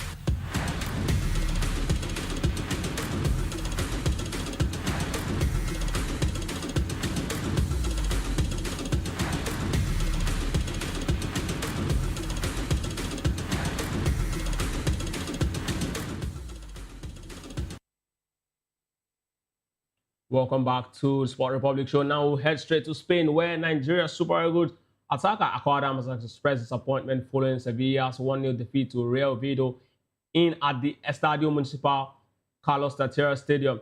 Sevilla struggles deep in after Tanguy Nianzou was sent off before halftime, leaving the visitors with 10 men. The loss extended Rojiblancos' winless run to 5 matches, leaving them 17th in the standing and hovering above the relegation zone. Adam described the result as disappointing, but insists the team must move on quickly. He also noted that while officiating decisions were not to be blamed, certain incidents went against Sevilla during the game. Sevilla will next face Atletico de Madrid as they continue the fight to avoid relegation. Of course, he's talking about Super Eagles players in Europe, and definitely we'll move here straight to Germany, where Merlin Posen has explained his decision to substitute Philipp Otele at halftime during Hamburg 1-1 draw against Augsburg. Otele, who missed a chance to level the score in the first half, was replaced after a break as Hamburg looked to improve their attacking depth and movement. Posen clarified the change was tactical rather than injury-related, stating the team needed more dynamic runs and better spacing to trouble their opponent. He added that the adjustment improved Hamburg's performance in the second half. And still talking about Super Eagles players, and then we'll go straight to UK, where we'll definitely be hitting right there at the camp of Celtic Football Club, where Martin O'Neill has praised Kelechi Iheanacho after striker scored the winner in Celtic's 2-1 victory over Dundee's FC at Dens Park.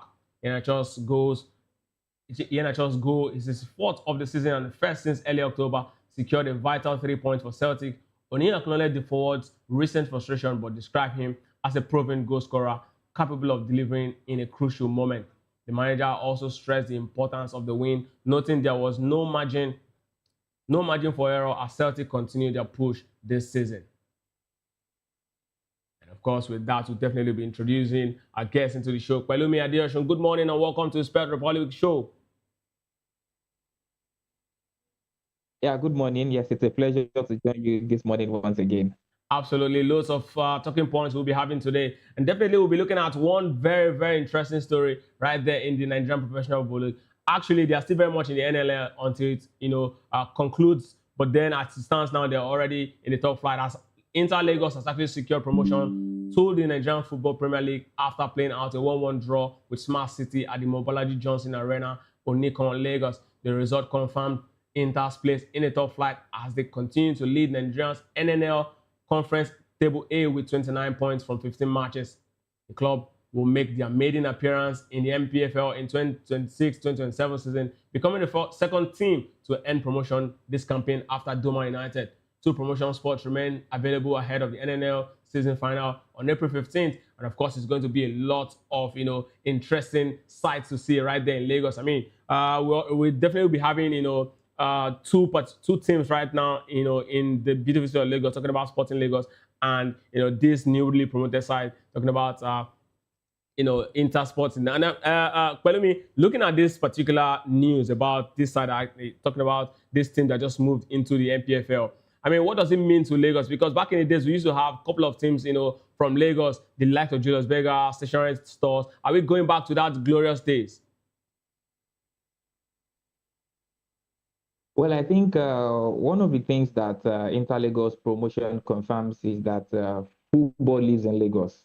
I think that is just what you've got to deduce from this particular situation of Inter Lagos. I think you would agree with me that when you're talking about football, then you also need to talk about Lagos, because these are two things that are quite synonymous. Even before we talk about the league side itself, we've got a whole lot of non-league sides in Lagos. Virtually across every street in Lagos, you see different talent, although they might not really be Lagosians, but then even grassroots footballers.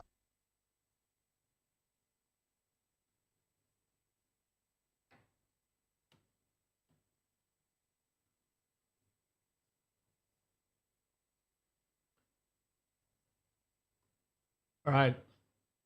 While we wait for Pelumi to reconnect, They feel like by the time they get to Lagos, they get a lot more exposed. The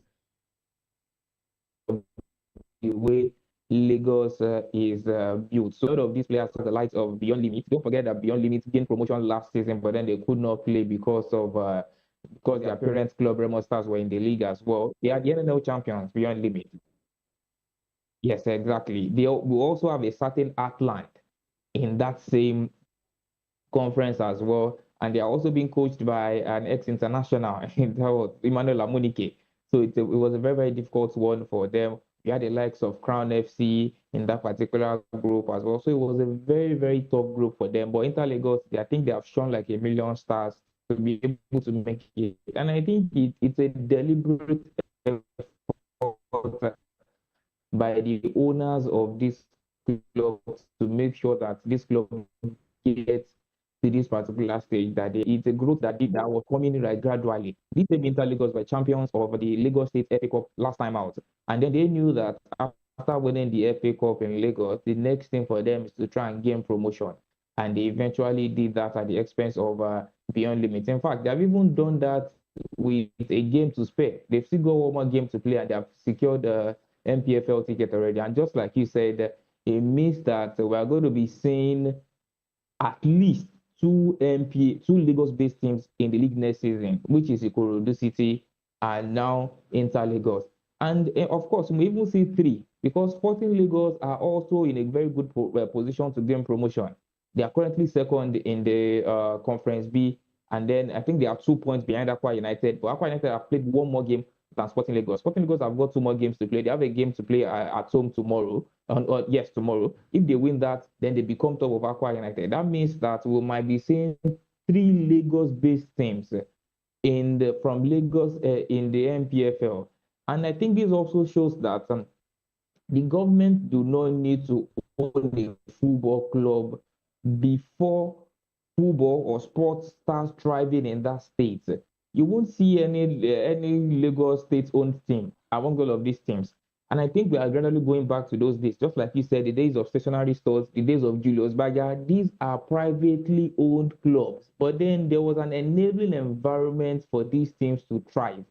And I think that is one thing that the Lagos State government is actually putting on board for these teams. Actually, one thing that the Lagos State FA is also doing, and I think is already showing fruit now. It is yielding results with Inter-Lagos securing promotion to the MPFL next year. So I think it's a very, very laudable one from the Lagos State government, the Lagos State FA, and these teams as well, who are also doing really well for themselves. So beyond the promotions now, because now we are also expecting them to actually do very well in the league, stay there in the league, and perhaps also go all the way to win the league. I recall, I think it was last year, we had the media officer of one of the teams in Lagos. We were asking when they actually gained promotion, when they actually gained intercontinental ticket. We were talking about that particular team, and then the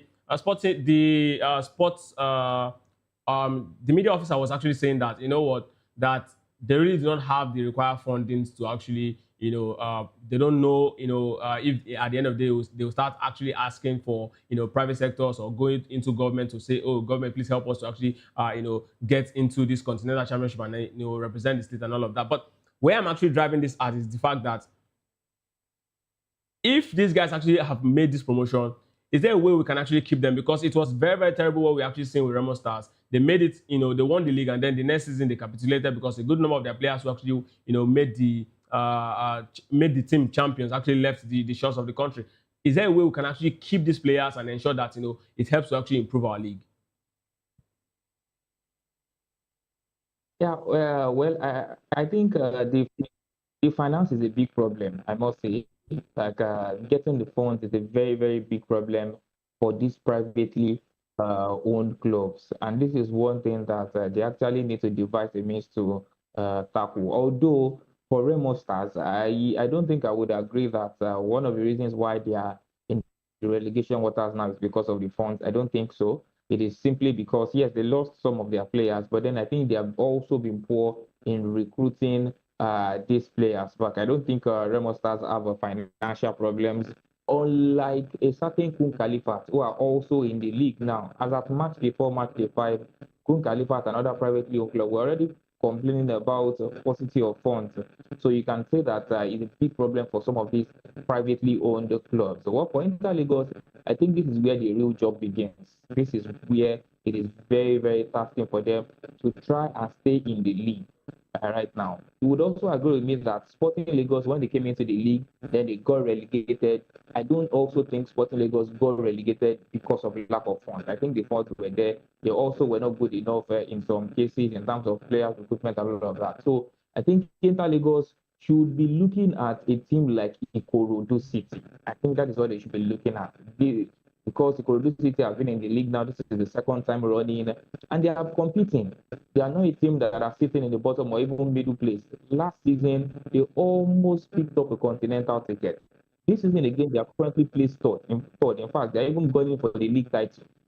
And this is the type of cases that Inter-Lagos should be looking at. Abiodun, you made a very salient point. When you were actually saying you don't think these teams are actually having financial crisis. But the question here is that you don't have financial crisis. What then, help me make it make sense. What then is the reason why you actually allow your best legs to actually leave the shores of the country, and then you can actually get the best set of legs in the Nigerian Professional Football League to actually fill in the gap? Since you're the champion, you should, and you have the money, you should have the wherewithal to actually keep the best talent within the country. Well, I didn't say that all of these clubs do not have financial problems. I was being specific about Remo Stars and for Sporting Lagos. Now, coming to Remo Stars now, yes, they could not keep some of their players, which I don't think is peculiar to Remo Stars. I think it is something that is general in the league. Almost after every season, you see our best legs leaving the country, going elsewhere. And I don't think that is something based off of Remo Stars. I know Remo Stars are one of the teams who are paying more for their players right now. They may not be some other clubs outside Nigeria, but then for the NPFL standard, I don't think the funds is the problem. And the Remo Stars owner, there's also a priority for them. they're also looking to work their way like by selling some of these players and also make funds for themselves. Don't forget that it's into business. It's not the government-owned club that they are just running it for charity. So they also have some things set aside that, okay, we need to meet this target. We need to sell this certain player to get this amount of money. So like I said earlier on, I don't think it is really the money that made, I don't think it's the scarcity of funds or the paucity of funds that made Remo Stars not competitive in this particular season. So Inter Lagos, like I said, they should be looking at the likes of the Ikorodu City, Remo Stars, who also have a lot of money to spend as well. This is when they should be gathering the funds now. Like, you have won the promotion tickets now. Your site should be set on securing more sponsorship deals that could help them navigate the next coming MPFL season. Absolutely, we'll definitely be keeping our eyes close to that particular team. It's always a very good news when you get to see a side that's yet to actually taste the top flight of the Nigerian league, eventually get it. But away from that, let's go straight to the big one in the continent of Africa, where Patrice Motsepe is expected to visit Senegal amid growing tension following the controversial decision to strip the country of the 2025 African Cup of Nations title.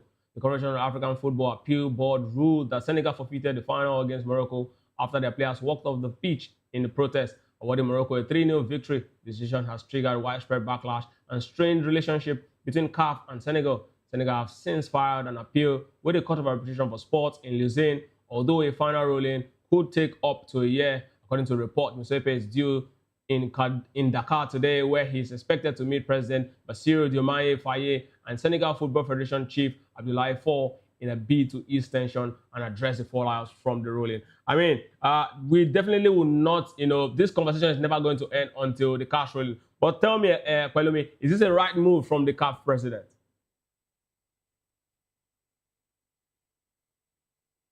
Well, just like you said, the sports on, we have not seen the end of this. I think we'll still keep seeing controversies generate from this particular situation. But then I think it's a the right step in the right direction by the CAF president. You just need to make this move. You just need to appeal to both parties. In fact, I'm surprised that you have to leave it this late to make this move, because it's gradually growing beyond football. And if you are not careful, it might even go into tension, it might go into crisis between these two nations. Well, thankfully, they are not in the same region. I think it would have been a lot more wars. But then it is something that needs to be sorted out quickly. And there are a lot of things that are going to be done. Now, I think it's going to visit Morocco as well. So, which shows that it's going to try to balance things. Although we don't know what he's going to say to both parties, trying to make them share the sword. But then there are a lot of things involved in this Senegal and the Morocco debacle. We should also not forget that there are about 30 Senegalese internationals who are currently serving jail time in Morocco now because of what happened during the drama that happened during the AFCON final in Morocco then. So if one of the things that I think Senegal will be pushing towards the CAF president is to try and talk to the Moroccan Federation, the Moroccan government, to also secure the release of these Senegalese international as well. They just need to be on the right table. In fact, I would have loved the two of them being together, like maybe in a neutral place, the Senegalese delegation, the Moroccan delegation, and then just iron everything out immediately. But then it's still a good one, the right step in the right direction, just like I said. We should not be saying the AFCON final has been concluded for about how many months now, and we are still reveling in this particular one when we should even be discussing the 2027 AFCON right now. So, like I said, it's a good step in the right direction. Hopefully that this gets sorted like immediately. Hopefully it works out. Talking to the Senegalese delegation, talking to the Moroccans as well. I just hope it works out. But then I don't think any of these parties would be willing to accept the decision if it does not favor them. We should understand that in one way or the other, one side is going to be favored than the other. Yes, I was about asking you, when you said you really love to actually have the both of them in the room. I mean, the case is still very much in court. So I don't think either of the lawyers will even, agree to actually allow their client to sit. But let's look deeper. Let me put you on the spot. You are the CAF president. What message will you be taking to the president of, Senegal and the president of, Senegalese football?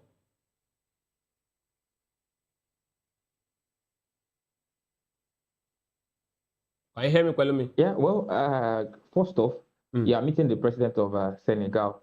I think, yes, I can hear you. Can you hear me as well? Yeah, very well. Go ahead. Yeah, okay. So, yeah, then the Senegalese delegation, first thing I think is to make them understand how football actually works, how the rules of football works. I think that is the first thing that you need to make them understand. Some people might say that you should be going in there with an apology and all of that, but then it should also be careful not to send the wrong message. If you are going in there with an apology, that means you are accepting that you are kind of cheating the Senegalese and then trying to give this one to the Moroccans. You just need to make them understand what the laws of football says concerning. You are the president of CAF. You know what is involved in this. You know how these things works. You just need to make them see it from that particular angle as well. So I think that is the message that I should be passing to the Senegalese and then to the Moroccans as well. I think the message you should be sending to them as well is that they should just look for a way to eradicate this must win attitude or this mentality that they've got. Yes, it's good to be ambitious, but then you need to drop it at some point. Like it doesn't need to get to the stage where you need to do it at the detriment of others. I think that is one thing that is the message being passed across to all Africans and the whole world now, that the Moroccans want to win it. One message that they should be sending across to the Moroccans that, oh, you don't need to, yes, you are a very good team, you can do very well. It should make them realize that you can also win with your ability and not with maybe the assistance of CAF or with the assistance of the referees. It just needs to try as much as possible as to be neutral in this particular case. Well, I mean, it's still very much a very, very, very sad decision right there. The Senegalese, nation. I hope that, they thought initially they've actually won, the second African Cup of Nations, but now we actually having Morocco as the defending champion as to speak. So let's get to see what happened in CAS. I mean, a couple of months from now, should be hearing something, or perhaps, it might also take up to here. But I don't know what this really, really would tell on, African football in the end, because in the end, Kwelumi, if Senegal eventually gets it as the champion of Africa, or if CAS rule and uphold the decision of, the judicial committee, what does it mean? Where will it leave African football? Because at this point, there seems to be some sort of bad blood. Will the decision actually bring a sort of respite or healing between both parties? And will it make, other African nations, begin to trust, Morocco whenever it is they want to host a major tournament in Africa? Well, I think it throws a lot of uncertainty within CAF. And that is why they also need to do a whole lot on their own end to try as much as possible to make sure that this goes out of the window immediately. And this is why a lot of people would have even said that the judgments coming from the CAF disciplinary committee was completely unnecessary. Yes, the scenario that played out in the final was a very, very unfortunate one, but then people were starting to forget about it already until the CAF disciplinary committee came up with this decision again, and then CAS is going to come up with their own. If CAS comes up with their own decision, then this is also going to generate another controversy. I mean, I'm forgetting about this one soon. No matter how you want to put it, I think the reputation of CAS is already at stake right now. The reputation is at stake, and it shows that they might not just know what they are doing, because everything could have ended that night of the final. But then I would say they put themselves in this certain position, and they need to deal with whatever comes out of it. And in fact, we're even hearing now that AFCON 2027 might even be taken to Morocco, because the East Africans, the Kenyans, Tanzania, and Uganda might not even be ready. So it might even be Morocco that could be hosting the 2027 AFCON again. And trust me, just like you said, people would have lost trust. So there's a big job at the end of CAF now to make sure that they restore this particular one. And one of the ways to restore it is we've got the WAFCON coming up really soon, I think in July, WAFCON, and it will be held in Morocco. So this is a perfect opportunity for CAF to right the wrongs, like to correct the impression that people are already having about them, and them being too biased towards the Moroccan Football Federation and all of that. So if people see the way the WAFCON goes, then maybe people might start to gain trust in the conversation of African football once again. Yeah, let's now talk about the man in the midst of the fire. I'm talking about Patrice Motsepe. Rate his administration, politics, governance, how well he's actually done, as the CAF president. Rate him 1 to 10. Oh, coincidentally, I'm going to give him a 7 over 10. I'm going to give him a 7 over 10 because in terms of making African football a lot more lucrative, I think he has done that. We have seen increase in prize money for African competitions now, which is very, very laudable. And even the sponsorship deals, yes, you definitely cannot take anything away from me. And all of these are coming because he's a businessman. He knows this thing from South Africa. He's a businessman. He's starting to make sure that CAF are generating a whole lot from football. And I think that is one thing that is very, very laudable. Look at some of the initiatives that they are bringing on board, starting the African Football League, a very, very lucrative one at that. And we know that that is the way football is being run in Europe as well. These countries, these clubs, the major reason why they get to participate in these competitions is because of the amount of money they're going to earn. Now look at the team just for crashing out in the CAF Champions League group stage alone. You're earning about $50,000, then $100,000 if you make it to the next round. That's a whole lot of money for these teams as well. And it wasn't like that before. So this is one of the reasons why I would be grading his administration. I will be giving him a 7 over 10. The little ones, the little excesses are what does happen from the last AFCON, and maybe a bit of officiating issues as well, because I think he has to take responsibility for that one as well. But then overall, I think it's not been a bad one from compared to where we have been coming from in African football. So I think I will still give him a pass mark. So you dare say that Patrice Motsepe is better than every other CAF president we've had? Of course. I can say that. I can very well, very well. We are starting to tilt towards football being business now, and for you to be able to use your initiative to get sponsors. Look at what played out, build up to the 2023 AFCON. Yes, I think the Ivory Coast AFCON, where there was a certain news that one particular broadcast station that people were known for were not going to get the AFCON broadcasting rights there. He actually put it open for others to come in so that it can be competitive, so that CAF can make more money. Eventually, those regular broadcasts also came on board. They have to pay more, that is the angle of a businessman there. He's trying to remove the monopolistic aspect of African football, like one certain industry broadcasting, all of that, which I think is a very, very good one from the CAF president. So I think, yeah, there might be some lapses here and there, but then I think there's general improvements from what we've been saying before. Talking about improvement, let's go straight to Europe, where things seems to be a lot more stable. And this time, the big story is the UEFA Champions League is back. The quarterfinals, March altering fixtures today, Tuesday. Real Madrid against Bayern Munich. And of course, Arsenal will be doing business with PSG. I mean, Pelumi, tell me exactly what this fixture means after the international break.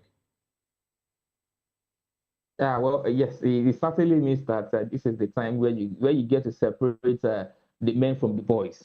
This is where you get to separate the contenders from the pretenders. Now we're going to know if you really have what it takes to get to the semi-finals. Then I think if any team gets into the semi-final, then they will definitely have their sights set on winning the title. And of course, there's no better way to welcome Champions League football back again other than seeing two footballing giants in Real Madrid and Bayern Munich. I think it's going to be the biggest game to watch out for today. As you look at Real Madrid, the way they dispatched Man City in the last round, and look at a certain Bayern Munich who are doing very, very well. Bayern Munich have won 37 out of 43 games so far this season. And again, one interesting battle in this game is the battle of Kylian Mbappe and Harry Kane. Yeah. Harry Kane said in November last year.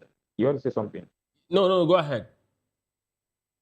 Yeah, Harry Kane said November last year that he knows that if he wants to win the Ballon d'Or, then you have to do something exceptional, which means you have to be winning the Champions League or winning the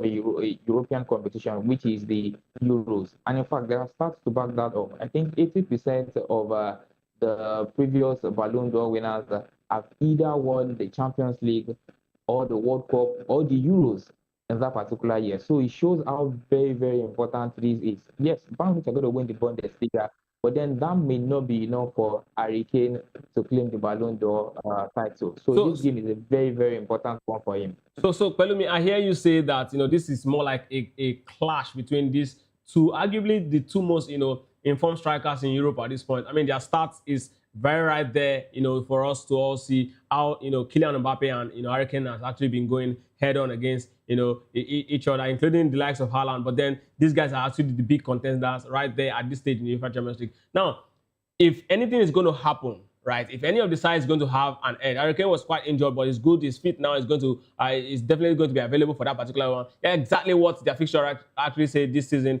and this is exactly how far they've actually come. 9 games so far.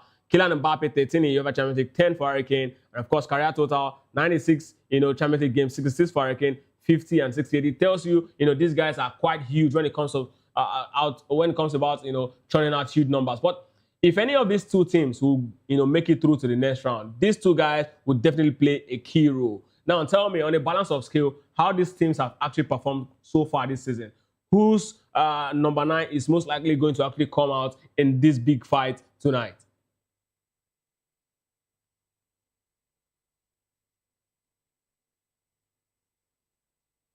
Are you there, Pelumi? We might be having issues connecting with Pelumi, but definitely when it comes out, we'll continue this conversation. So, but these two guys are actually arguably okay. Yes, Pelumi, I was asking. I said, if you look at these two guys, they've done so well for themselves. The numbers, is telling exactly what they've been doing on the pitch. But again, if any of these two sides is going to come out on top, right, tonight, or at the end of this tie, one of these two guys will definitely play a key role. And on the balance of scale of these two teams, which of these players, which of these two strikers will most likely lead the lines, and help their team go through the lines? Yeah, I think that's a very, very difficult one. On a very good day, these two can make things happen.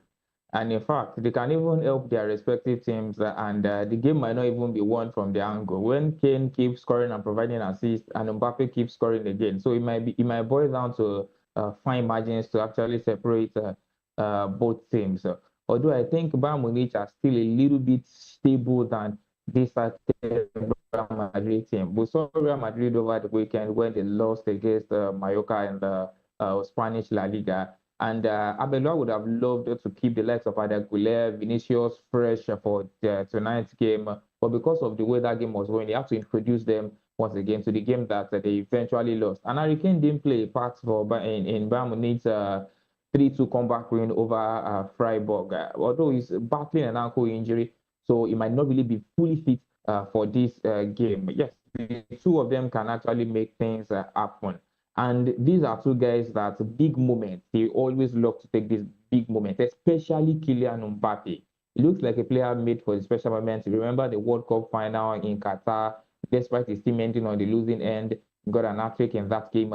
And of course, he knows how to show up in these big games. Or like Harry Kane. Harry Kane is a man that is always going to get lost, especially when he gets to the latter stages of competition. Maybe that mentality could have changed. But then if you're talking about a player who can drag his team over the line, it has to be Kylian Mbappe. Harry Kane has still got the support cast of Mikel Olise, Luis Diaz, some other guys around him. But then for Kylian Mbappe, yes, Vinicius Junior may be there. He's also another player who could be crucial in the game tonight. But then when you're talking about big moments, talking about players who can drag their team over the line, then you don't need to look any further. I think Kylian Mbappe is definitely your man. Okay, definitely your man, Kylian Mbappe. But then let's look at what you said again. You said this game is going to come down to fine margin, which means we're actually looking at the tactical prowess of the managers. Rafael Abeloa and Vincent Kompany, they are not the two most, experienced and exposed managers when it comes to European football. But so far, so good this season. Let's look at how far they've actually turned, their teams. Vincent Kompany seems to be the man who should come up on top when it comes to how far, they've actually made their team stable. But the Champions League is a different game. Can Rafael Abeloa pull up the same magic he did against Manchester City against this same Bayern Munich side that has a very good, that has been quite consistent all through the season. They came second behind Arsenal in the league phase. Can he actually do or pull up some magic in this particular tie? Well, no two games are the same, and I think this is a different breed of opponent. The Manchester City that are very, very weak Manchester City. It was a very, very poor City side. A City side that looked very, very lost as they have been sometimes this particular season. They're going to be facing a different test against Bayern Munich. Like I said earlier, Bayern Munich are a lot more stable team in terms of the goals they score, in terms of some brilliant performances from some of these players. Look at Michael Olise. He has had 28 assists in the league this season for his team. So that is a very, very laudable one as well. So I think Bayern Munich are a very, very tactically decent side than even Manchester City. Look at the way Real Madrid dispatched Manchester City home and away. City did not give a fight in that one right there. And I think if there's one side who can explore the defensive weakness of Real Madrid, it definitely has to be Bayern Munich. Madrid are always exposed defensively. They've not got the best of defenders, especially the Trent Alexander-Arnold wing, which it might just be a suspect for them in the game tonight. And those are part of the things that Bayern Munich would want to explore. So I think it's going to be a different game. They should expect a different challenge from when they faced Manchester City. Bayern Munich are very, very tactically sound, physically sound as well. And then they don't have the biggest of names in midfield, but then the guys in midfield are very, very good. And it will be a very, very interesting battle to watch out for as well in the midfield because Real Madrid midfield is also one of the best. And now with a weak defense, they just might be exposing themselves to the certain Bayern Munich attack, which would be very, very detrimental to them. But then the game will be played at Santiago Bernabeu, which might also be a big proof as to how the game would actually go right now. So you are looking at what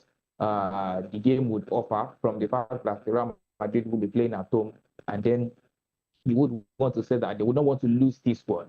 But no matter how this game ends tonight, I think that we would still have a battle on our hands at the Allianz Arena for the second leg.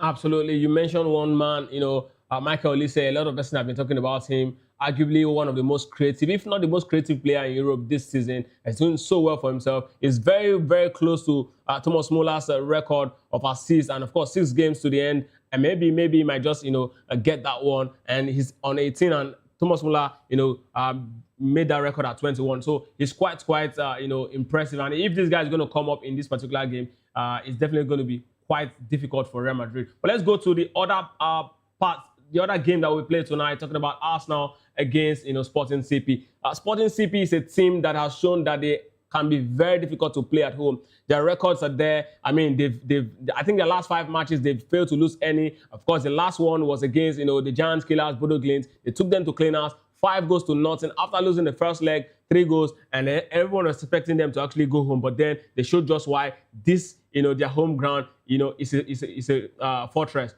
Of course, you recall in the year 2023-2024 season, or 2022-2023 season, they also played against Arsenal at the Europa League, and they drew the very first leg right there in this stadium, and then they went all the way to Emirates to actually get 2-1 victory. Now they're playing against this Arsenal side tonight. 3 years from now, Arsenal is definitely a different team. Arsenal has grown, arguably the most stable side with his rich squad in depth in Europe. They're playing against this Sporting CP that has shown that they are a side that should be respected. Arsenal is battling some sort of injury crisis at this point. Maybe some of the key players might be available, or maybe we'll get to see them next week. But in all, Mikel Arteta has got huge headache, back-to-back cup final loss, and now you're playing in your third cup final. How can he actually mentally navigate his players out of this particular challenge? And of course, all eyes on him if he's going to actually land one big trophy this season.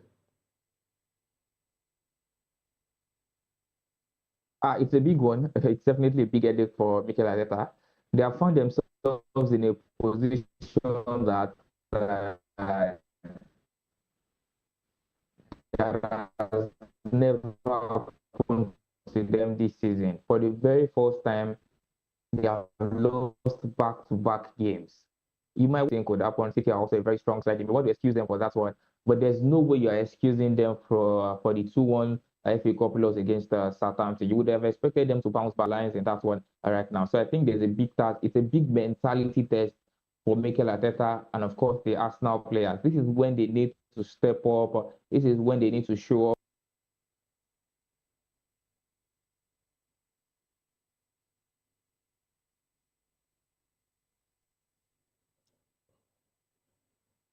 Okay, so I mean, Sporting CP is a team that you want to be very wary of. A team that's yet to actually lose in the last 23 games. It says a lot about the mental level of that particular side. And the two teams that Arsenal has actually lost, to so far so good, in this cup competition. Talk about Manchester City and Southampton. These two sides have actually shown that they have this mental strength at that particular moment. And if Arsenal can, if Arsenal will go into this particular tie against this particular team with that level of mentality, it's really going to be difficult for them against this particular side. Yes, the quality cannot be doubted. Yes, the squad in depth is there.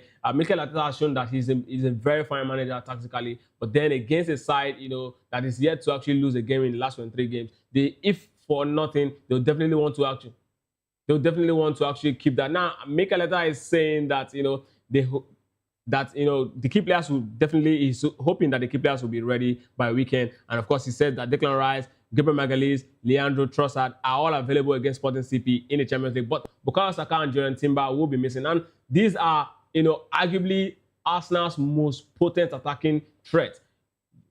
Okay, Julian Timber and Bukayo Saka are two players who, right there in that right position, they intend to actually give their opponent a lot of problem. And then missing these two guys in this particular tie, how difficult is it going to be for Arsenal against a side that is yet to lose in their last 23 games?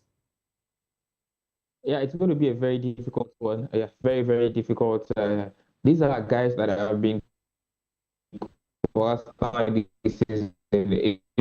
I'm talking about Timber, because Saka has not really been all that for Arsenal this season. But then I think Timber is going to be missed, especially for his defensive season, because of their defensive solidity. And I think Timber is one of those guys. And now with himself and Saka out, they're going to turn to Ben White and maybe Noni Madueke. And it's going to be, these are like second choices in that one. Ben White has also not played a lot of games for us now this season. But then they need to make something happen. They just need to do something today. They're up against a very difficult opponent. And then it's a comeback home for a starting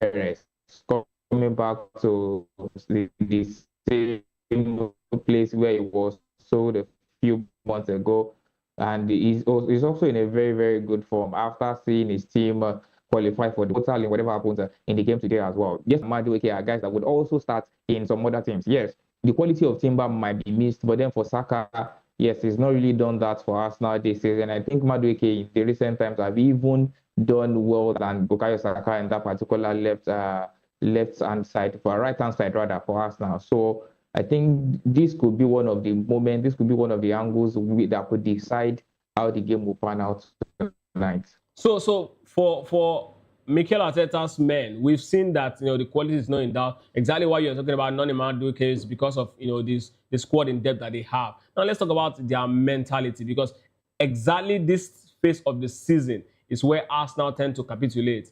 Now we've seen them back-to-back loss in finals.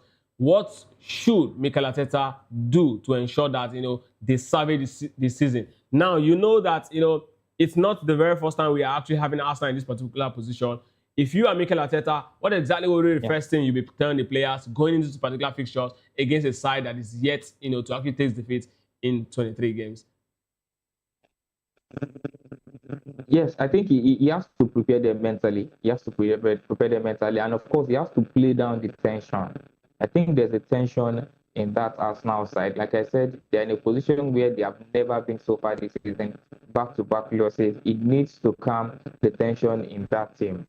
And then it needs to make them express themselves. And it is not only on Mikel Arteta. This is when some of the guys who have got great mentality, this is where they also need to help some of the other guys. I'm talking about the likes of Declan Rice, Gabriel Magalhaes. I think the mentality of these guys are very, very crazy. This is when they have to tell the other guys as well, to have to like spur them on, to make them know that, oh, this is now over, we can still do this. Yes, our season might not be going the way we planned with getting out of the cup, two consecutive cup competitions, but then they can make it a lot more bigger by doing well in these last two competitions. When they win the Champions League and the Premier League, or should I say if they win, everyone will forget that they lost in the FA Cup to Southampton, that they lost in the final of the EFL Cup as well. So this is the big moment for them, the big trophies, and then mentally they need to be prepared. Psychologically, they also need to be prepared. Just keep doing what you've been doing, ensure your defensive solidity is there, and then get those 1 or 2 goals. This is not the time to play swashbuckling football. Get 1 or 2 goals and just get yourself over the line. No one cares how you eventually win it at the end of the day. Just win it eventually. I think that is the message that Arteta should be sending to his players right now. Absolutely, that's the message that Arteta should be sending to the players. But before you go, let me tell me exactly your predictions for these 2 games tonight. Okay, for the Bayern Munich and Real Madrid game, I think Bayern Munich are going to win 2-1. And then the Sporting and the Arsenal game, I think that is going to end in a draw. Thank you very much, Pelumi, for being a part of the Sport Republic show this morning. Thank you very much for having me. It's my pleasure. Absolutely. Of course, we'll be drawing a curtain on Sport Republic this morning. And of course, do well to join the guys later this evening, talking about Afis and Jerry has a breakdown, all the football stories right there in locker room. Of course, up next is David Edwin is going to be bringing us the news, taking us around the world and definitely helping us to understand what's going on there. Of course, tomorrow is definitely going to be Kizzy, who is definitely here. He's going to take us all through the way and give us a result of what's going to go down tonight, and as well as other sporting stories. I'm Kachikwu. Do have a sporty day ahead.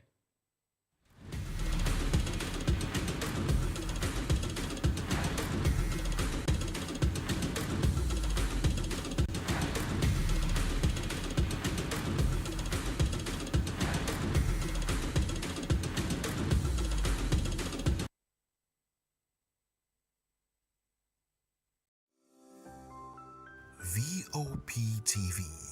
Now, you have more than a voice. Hello there, my name is Damilola Ogunsi, also known as the Goldfish. Hi, my name is Chike Bright Emmanuel. I'm an actor and a filmmaker. Hello, peeps. My name is Yomi E. Adejumo. Hi, everyone. I'm Paul Utomi. Hi, everyone. My name is Stacey Benjamin, and this is Voice of the People TV. I need you to keep it locked to VOP TV. See, are you looking for good entertainment? You want to get good movies, good music, politics, talk shows, sports and entertainment. You really want a channel that gives you everything you need without you having to run around. VOP is where you are. That's Voice of the People. If you're not listening to this, you're not one of us. And you deserve to be killed. Scrap chat. Don't be killed, but watch it. Or I'll find you. And I want you. And you are locked on VOP TV. Don't go nowhere. This is where the juice is. This is where all you need for entertainment, politics, movies, and whatnot. And keep watching VOP TV. So keep it locked, because I'm locked already, man, and it's money back guarantee. So you're going to have a good time, because I do. And please keep watching VOP TV. I want you to actually, I beg you, subscribe, watch it. If not, whatever you see. You better not touch that dial, because VOP is the plot. The red carpets, awards, the razzmatazz, music, fashion, interviews, and more. Spotlight on Voice of the People Television. Let's feed you with all the juicy stories in the global entertainment space, bringing you the glitz and glamour as it is hot. Stay tuned to Spotlight, 1 p.m. Monday to Friday. Spotlight on VOP TV. Entertainment like never before.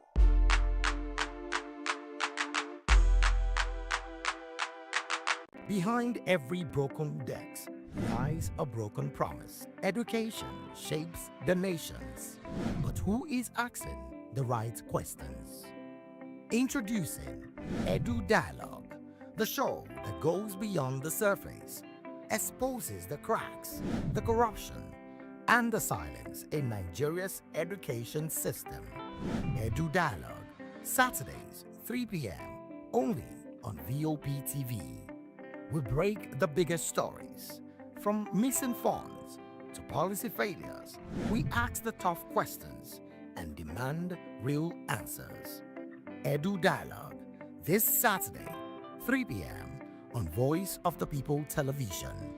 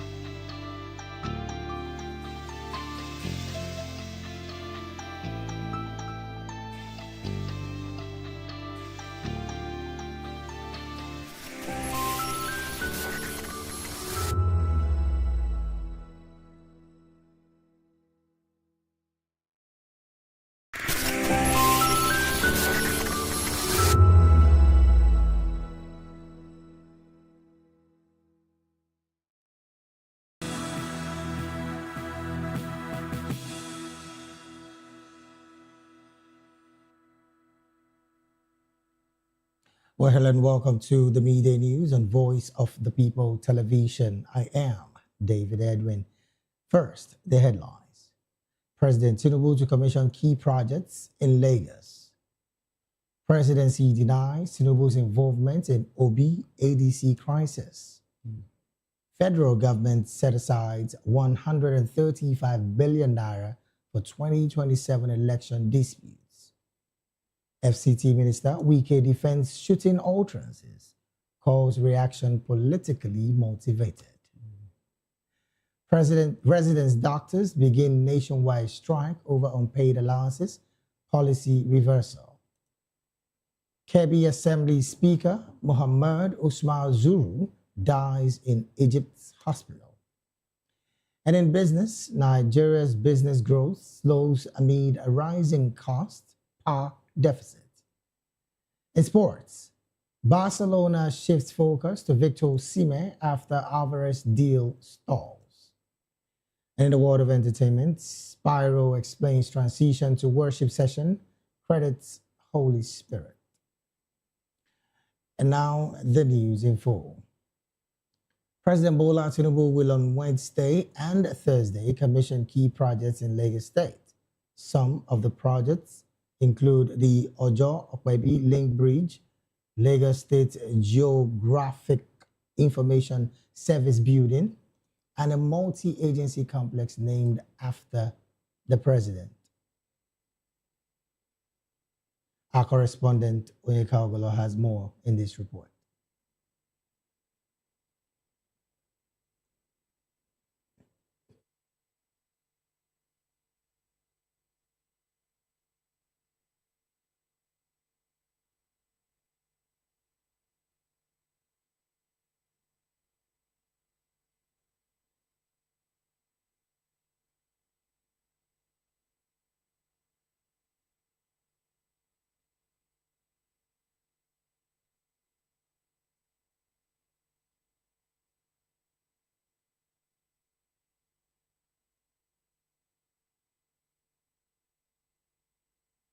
President Bola Ahmed Tinubu's visit, which will see the commission of major projects across the state.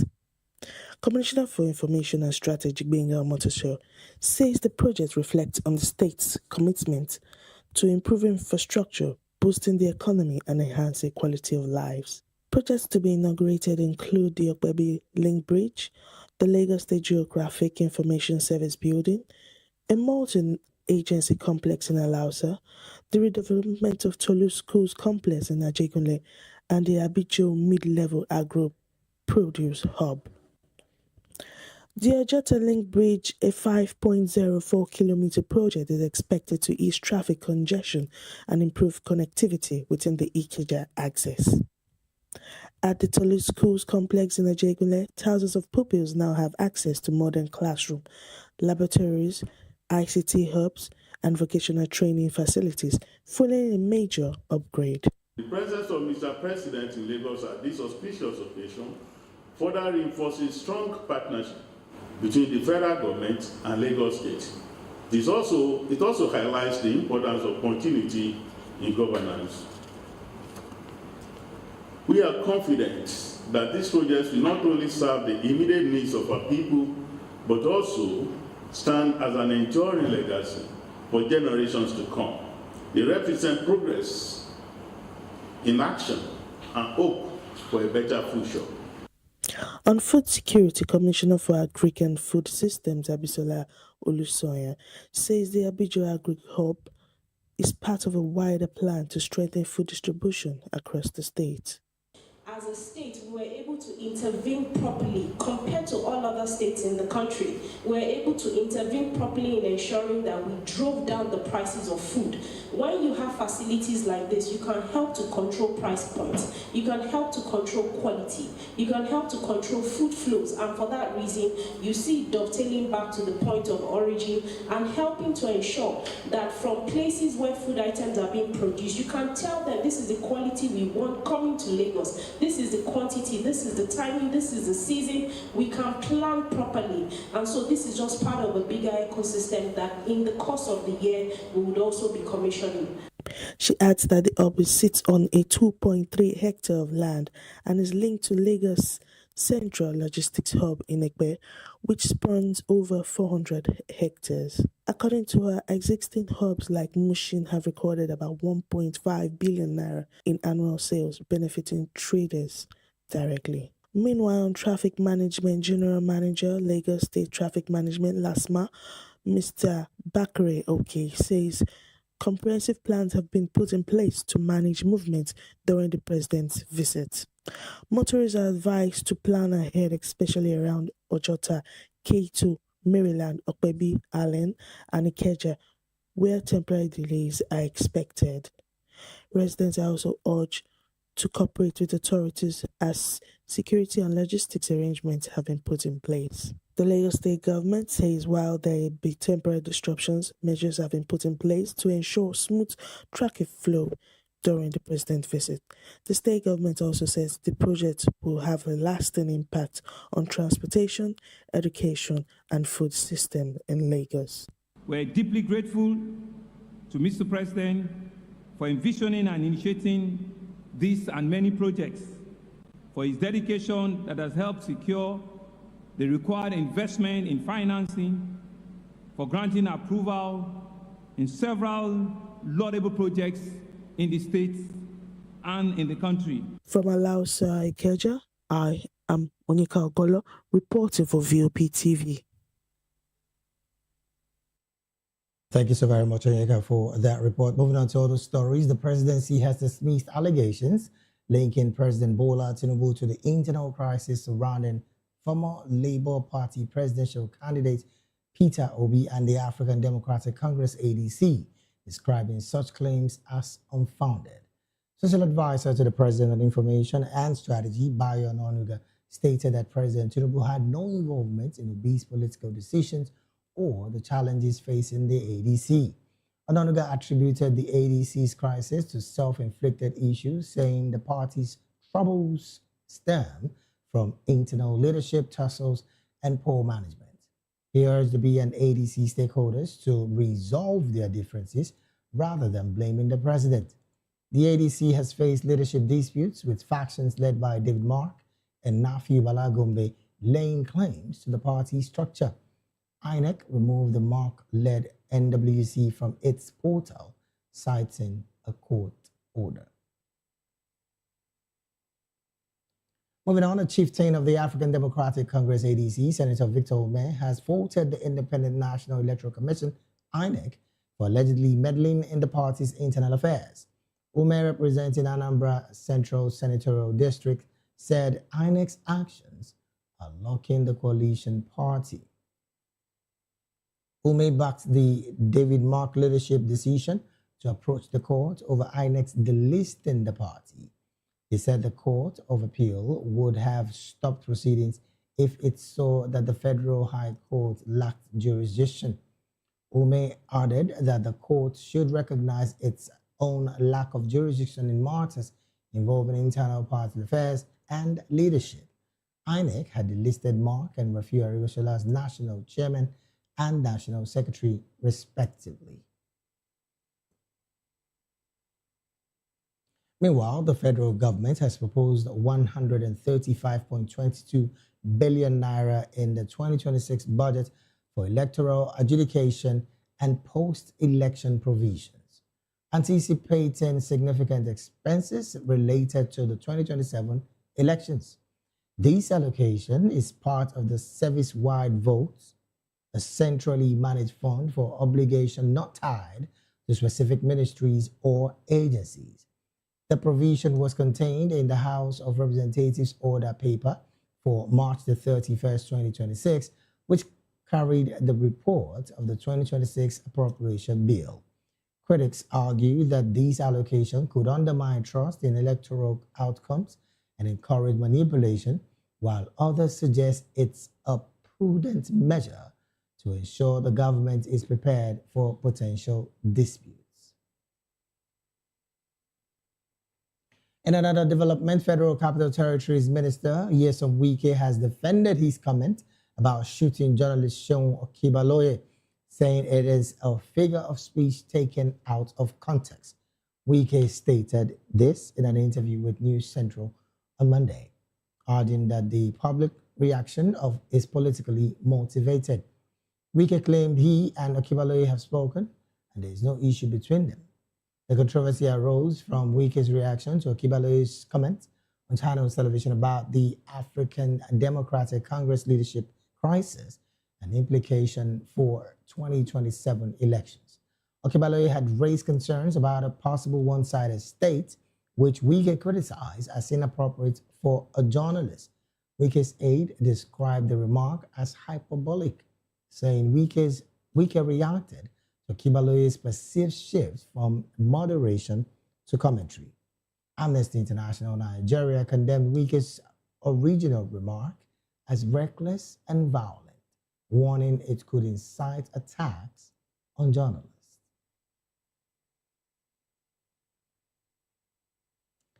Moving on, the Jigawa state government has cautioned residents against paying any fees for registration into the president's Renewed Hope Support Program, introduced by the federal government in February 2024 to support vulnerable citizens and stimulate economic growth.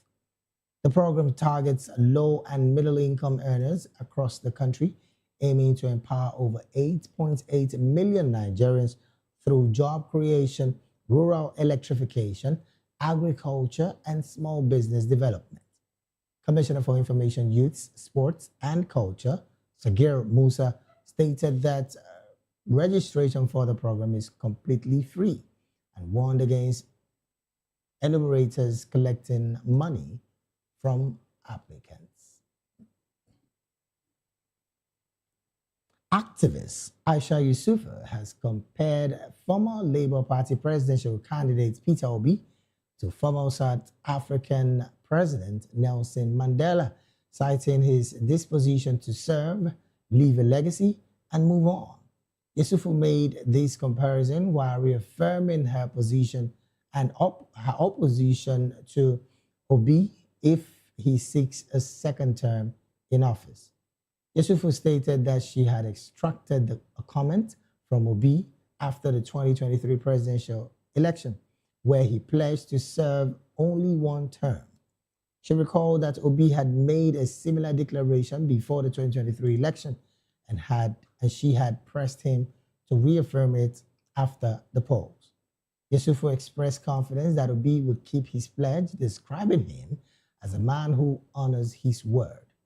She also compared Obi's outlook to that of Singapore's founding leader Lee Kuan Yew, highlighting his desire to leave a lasting national legacy rather than clinging to power.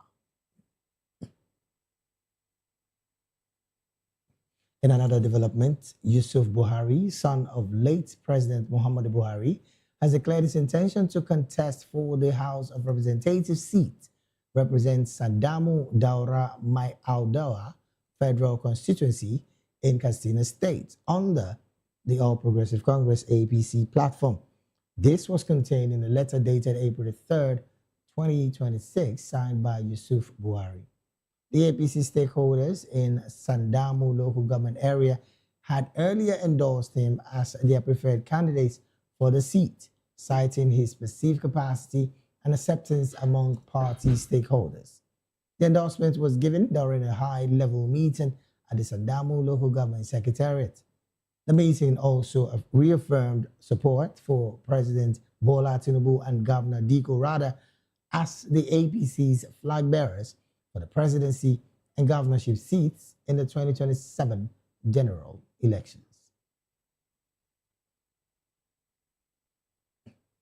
And away from politics, residents doctors in Nigeria have begun a nationwide strike effective April 7th, 2026, in protest of the federal government's decision to halt the implementation of the revised provisional allowance table, that's the PAT. The strike declared by the Nigerian Association of Resident Doctors (NARD) is expected to disrupt services across federal and state-owned hospitals nationwide. This is the latest in a series of strikes by the health workers, with residents doctors having spent a cumulative 51 days on strike since President Bola Tinubu's administration began in 2023. NARD is demanding an immediate reversal of the decision to stop the PAT payment of promotion and salary arrears, settlements of 19 months, outstanding allowances arrears, and release of the 2026 Medical Residence Training Fund. The federal government's move to discontinue the PAT has been described as unfortunate and a breach of trust by NARD and opposition leader Kachikwu Abubakar. The association had agreed to suspend previous strikes following partial agreements and high-level interventions, but lingering disputes over welfare and implementation have escalated tension in the association. You're still watching the Midday News right here on Voice of the People television. We'll go straight to the analysis segment of the news. And joining us now to make sense of these stories and more, in the studio with us is Darlington Agumo. He's a lawyer and also a public and political affairs analyst and commentator. Barrister, very good afternoon to you, and thank you for joining the conversation. David, how are you? I'm fine, very well, thank you. How are you doing as well? I'm okay. Also joined us virtually to make sense of these stories and more is Mr. Ismail Oladare. Mr. Ismail is a member Take It Back movement and a public and political affairs analyst and commentator. Mr. Ismail, a very good afternoon to you, and thank you for joining the conversation. Let's establish communication with you.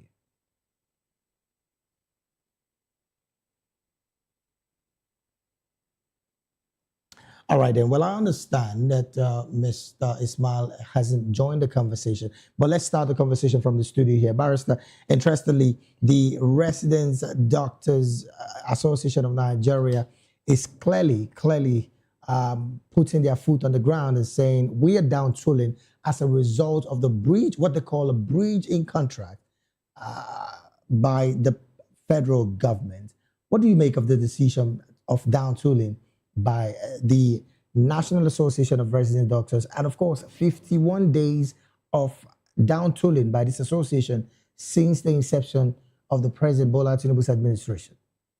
It is really unfortunate that we are here now, because I remember when Tinubu was elected, he swore that there will be no more strike in the health sector and in our universities.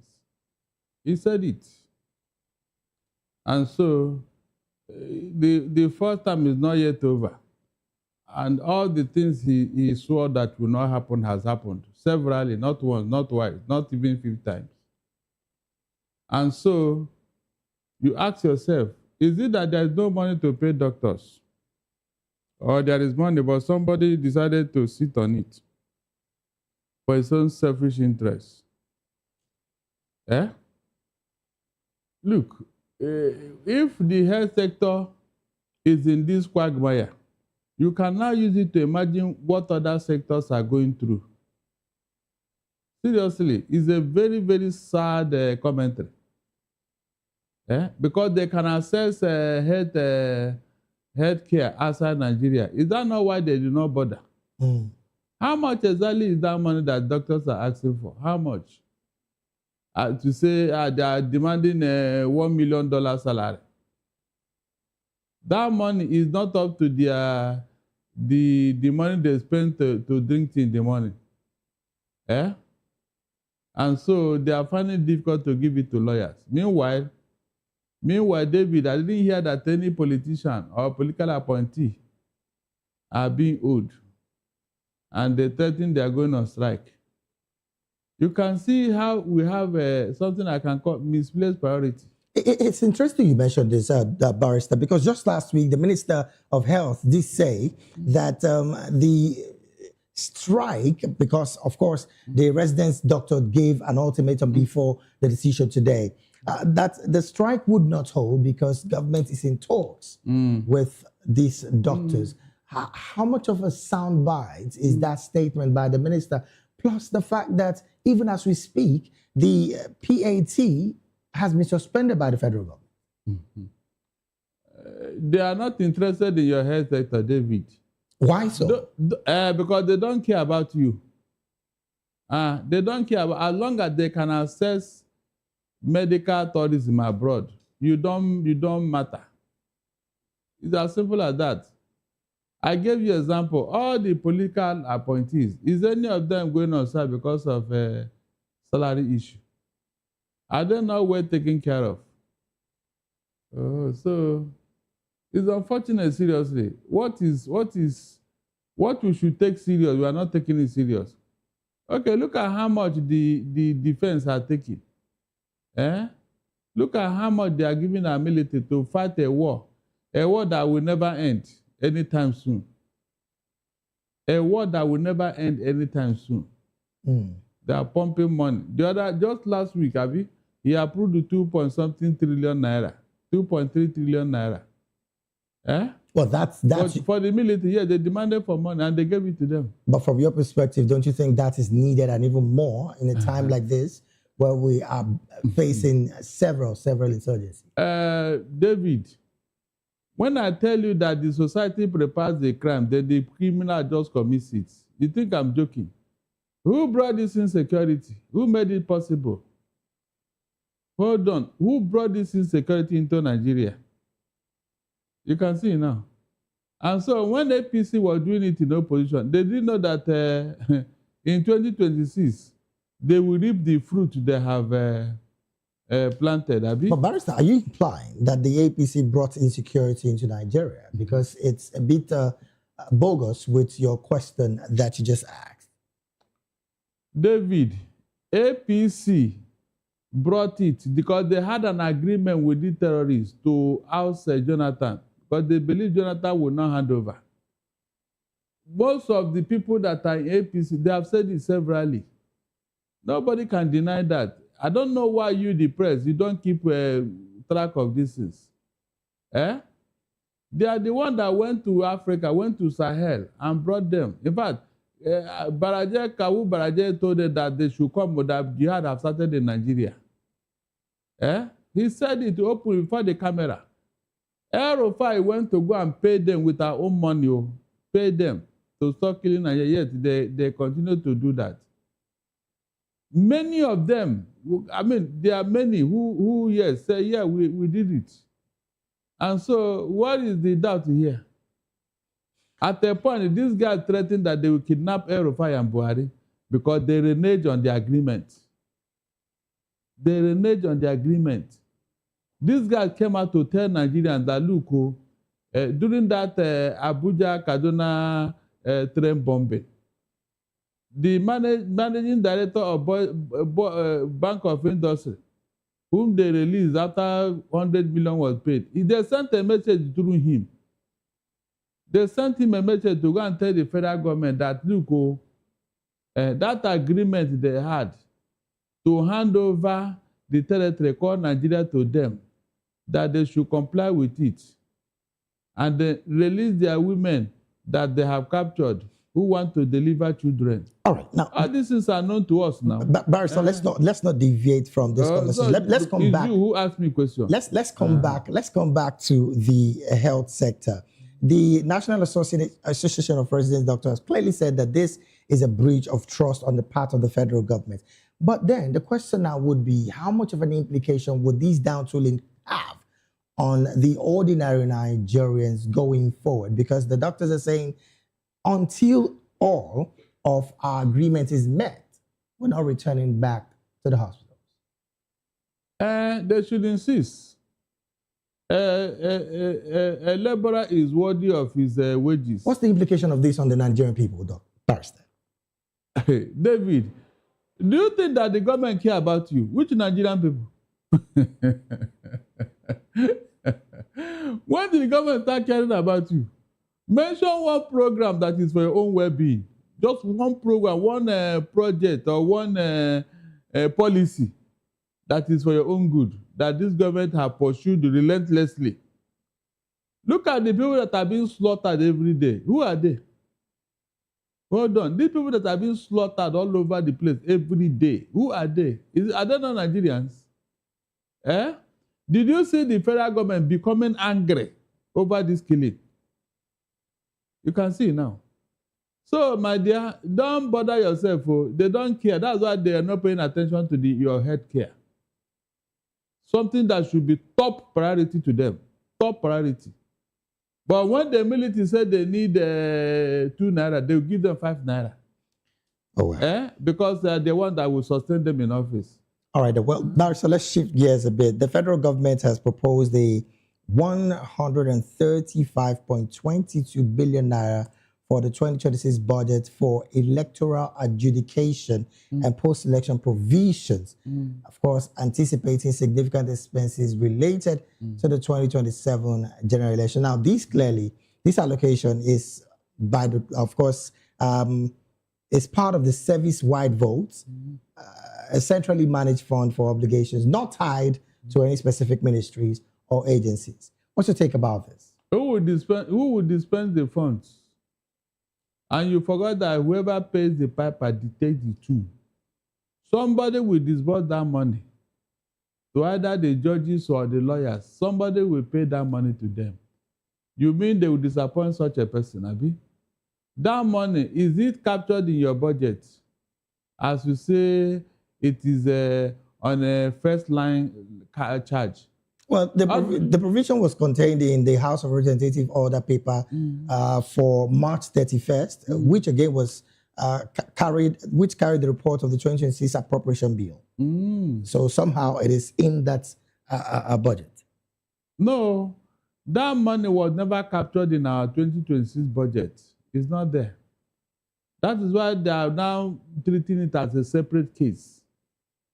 Because how can you envisage that such a thing will happen? So, is it compulsory that all our elections must end up in court? If you have a free and fair election, David, will there be any need for anybody to go to court? All right, now, or set up a tribunal? But Barrister, help Nigerians in very clear layman term understand the reason for this humongous amount. I dare say it's a humongous amount. 135 billion naira. There was no need for it, except that they are anticipating that there will be need to go to court, which is a very big shame. Because the president have always told Nigeria that he is for free and fair election, and he's a Democrat. So why are you anticipating that we are going to spend that kind of money on litigation? Isn't this one of the statements that was accredited to former President Goodluck Jonathan to the Senate to look into carefully when it comes to litigations and all of this that, you know, determines our elections? Yes, Jonathan said it, but did Jonathan go to challenge his election? Did he go to court? David, did Jonathan go to court? You can see the difference here. Even though he has a very good reason to go to court, he refused to go because of for the sake of Nigeria. Is it not on record now that Obi won the 2023 election? From what APC members are saying now, Aero-5 brought out the real results state by state. Aero-5. Is it not a fact? In that of Rivers State, another thing was voted, another thing came out in the IREF. You can Tinubu lost Abuja, lost all the three swing states in the north, lost Rivers State, lost Lagos. These things are facts on record. And so, Obi and Atiku had every reason to challenge that go to any length. But after the Supreme Court ruled, they said, okay, for the sake of Nigeria, they said, you know, but here now, they wouldn't want the opposition to exist, at least to take part in the election. Well, the government clearly is stating that this is clearly an act of preparing for potential disputes. But my question to you now, Barrister, would be, do you think... Who will call the dispute? Well, potential. Who will call the dispute? Who? The last 2023 election went to court. Isn't that another sign that the next one might just go to court as well? If Tinubu disappoints the whole Nigerians by conducting a free and fair election, David, will it not be to his credit? No, tell me. But is it the job of the president to conduct a free and fair election? Of course. He has given that promise. So what happens to the electoral umpire? Like this thing that is going on today with the Electoral Act and INEC chairman. Shouldn't Tinubu tell him that, look, this thing you are doing with you, I don't want it. If he's not the one pulling the strings from behind, is he not supposed to tell, look, allow the opposition, please, leave all this thing you are doing. He's supposed to talk. Okay, who brought out Nafiu Bala? Who has resigned and has surrendered his position willingly to the new executive of ADC? Well, Bayo Onanuga did say that the president doesn't have a hand in this. Oh, true talk. Yes, we know. With that statement alone, David, didn't you smell deceit and insincerity? But the opposition have been saying that the presidency is fingered in all of this. Oh, so the whole Nigeria, not just the opposition, the whole Nigeria is aware of what the... So would that not be a fair defense on the president when Bayo Onanuga is coming to say that the presidency is not involved? Mention any time they have told you the truth. Just tell me one time they have told you the truth, especially by Onanuga. Are you saying that this particular statement by the presidency is not so true? I can never believe them, or they know they are not saying the truth. The facts are there. When something is very obvious, don't push it. Now, Barrister, how much of these sentiments do you also share? That this allocation could undermine trust in the electoral outcomes and, of course, encourage manipulation. How much of this sentiment do you share? Already, the election has been compromised with that budget. It has been compromised because with that kind of money, there is no court you cannot compromise. There is no institution you cannot compromise. How do you mean? Yeah, because when you dollar this money, I just ask you here, is it not the piper that dictates the tune? I ask you here, who will dispense that money? Who? Is it an independent body? Is it not government? No, tell me. Did you hear that money will be in the custody of an independent body that will manage it when the need arises? Did you hear such a thing?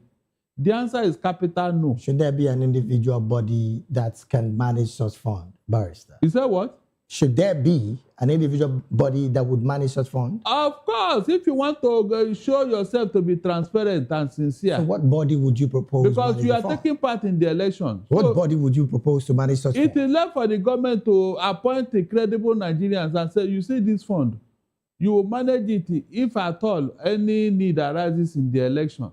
If there's any litigation. So by the time the need arises, because somebody was telling me about movement of judges. I don't know where they are moving to, whether in the moon or in the outer space.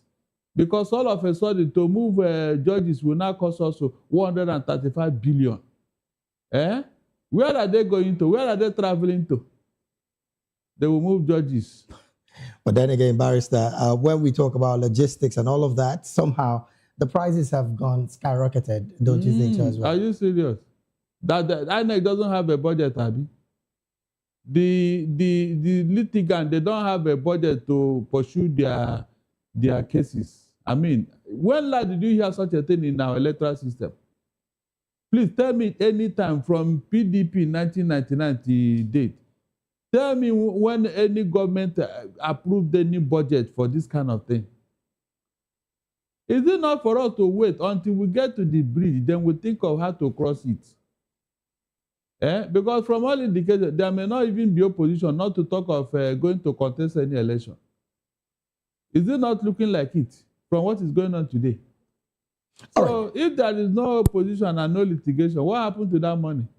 Somebody was telling me they will return the money. Have they returned any money to you? Even the one they budgeted for projects, did they bring it out for the project? Not to talk of returning money. Oh, well, we definitely will keep our eyes on this particular one, because that is why we remain the fourth keeper of the realm. But let's still talk a bit more on the political space and talk about someone else. Aisha Yusufu, the activist, has again said that the person of former Labour Party presidential candidate Peter Obi is likened to South Africa's President Nelson Mandela, citing his disposition to serve, leave a legacy, and of course move on. There is this conversation about Peter Obi, should he be elected president, would just do one term and then leave office. Aisha Yusufu again is reiterating this position of the former Labour Party presidential candidate. Do you think that as it stands in Nigeria, a politician can stay off office after 4 years? Peter Obi is unique as a human being. He is not your normal day Nigerian politician. His character is different. He is not drunk with power.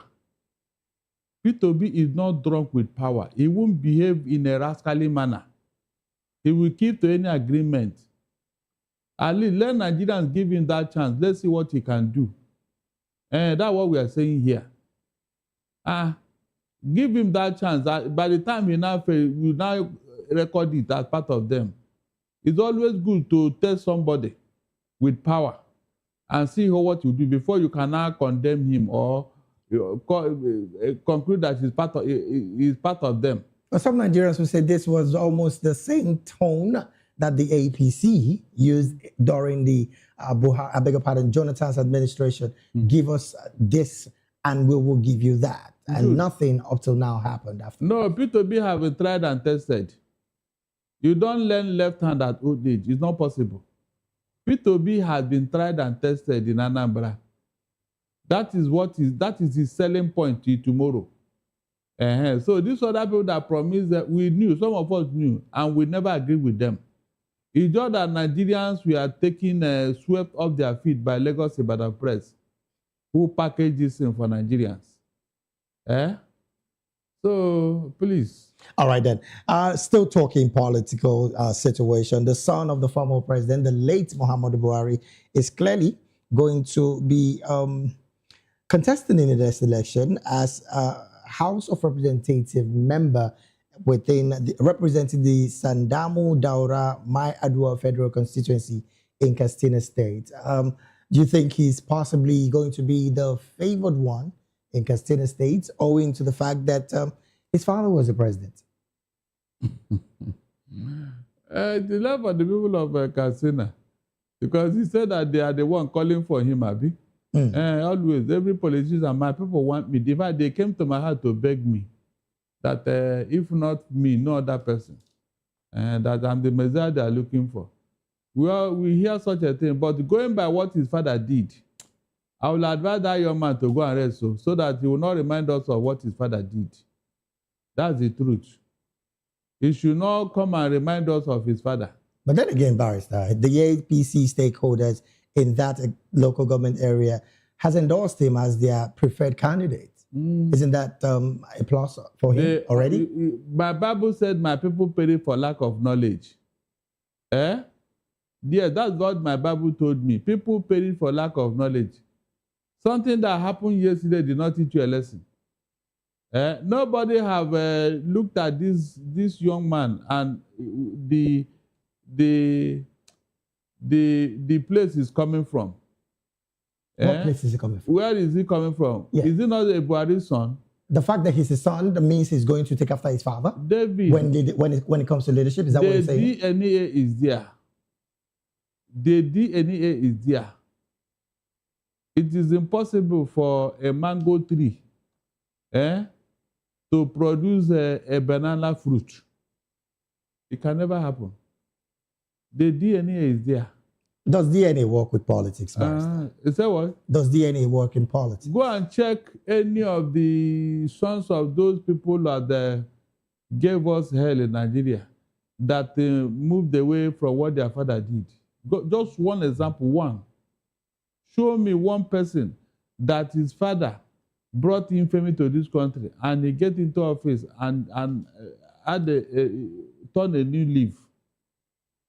El-Rufai's son. Didn't you see how he's acting and talking? El-Rufai's son. No, tell me, did you not hear him talk and, So this other one too will, at one point, began to do like his father, because a snake will always be long. A snake. Seyi Tinubu, are you not seeing his, No, are you not seeing what Seyi Tinubu is doing? What is he doing, Barrister? Really? Anyway, I pray that he becomes Lagos State governor. Then you now know what he's doing.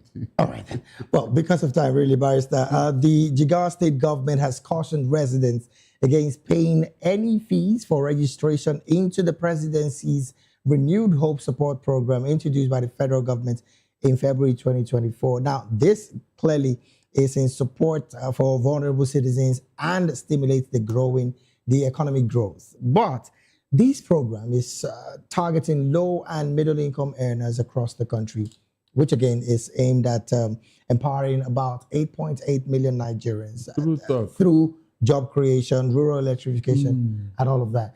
Now, there is the allegation of the fact that some are asked to register and pay before they can be a part of these renewed hope state stipends, as it were. And this goes to asking a big question. How much of data collection is both the federal and the state level having on Nigerians?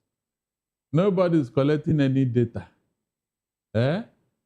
Nobody is collecting any data of the poor. If not, Nigeria cannot be home to the poorest of the poor in the whole world.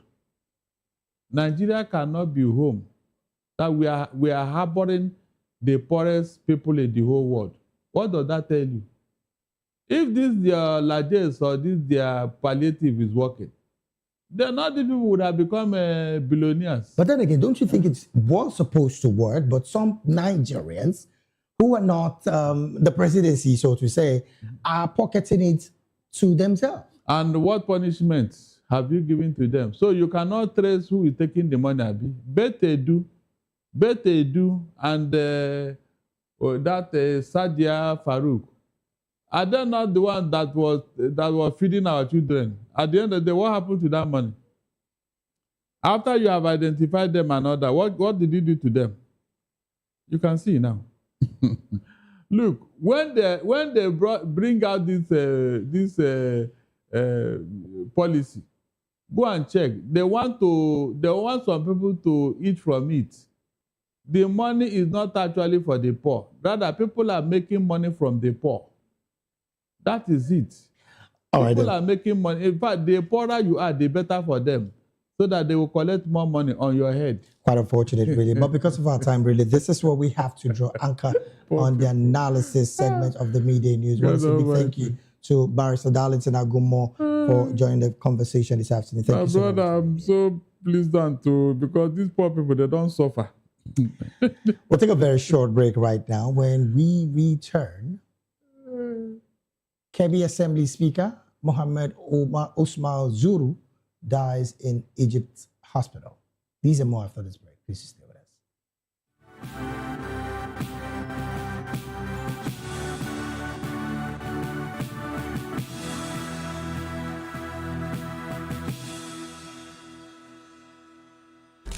In a world where power shifts with every headline. In a nation full of questions. In a world filled with noise, the truth needs a voice. The policies that shapes our world and the economy that determines our future. Every hour, every day, the grapevine keeps buzzing. And together, we are committed to telling the stories that shape our world because your voice is our focus. Don't forget, our voice matters the most. Let us come together and share our concerns.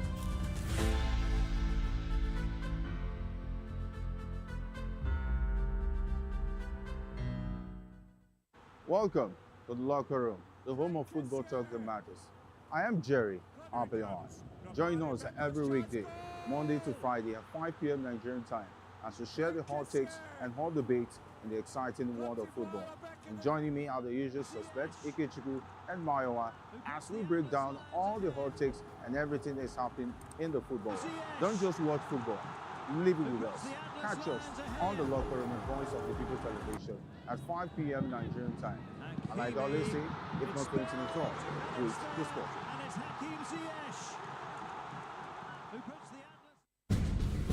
Join us as we drive into the world of politics.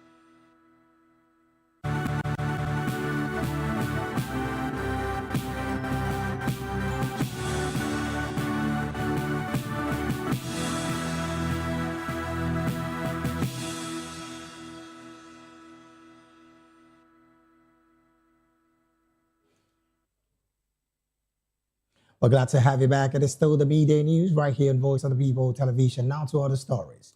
The Speaker of the Kebbi State House of Assembly, Mohammed Usman Zuru, has died in an Egyptian hospital where he was receiving treatment for an undisclosed illness. He passed away on Monday night. Zuru, who represented Zuru constituency, was a key figure in the legislature. His death has been confirmed by Idris Zuru, an aide to the governor, who described the incidents as shocking. The Kebbi State government and Zuru's family is expected to announce funeral arrangements soon.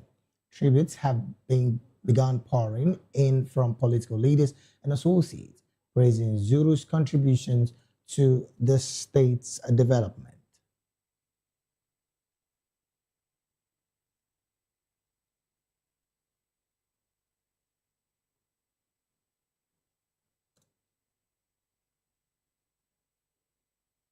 And from that story, move straight to the business angle of the news. Nigeria's business environment continued to expand in March 2026, but at a slower pace, according to the latest Business Confidence Monitor (BCM) report by the Nigerian Economic Summit Group (NESG).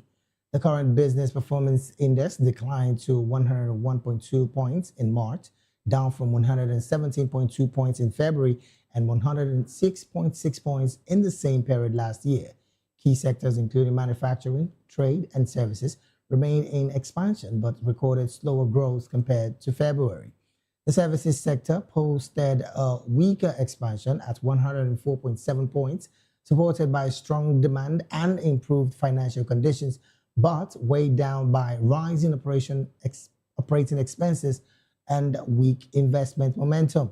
Trade expanded at 103.8 points, with retail activity remaining resilient, while wholesale trade slipped into contraction due to supply chain disruption and financing constraints.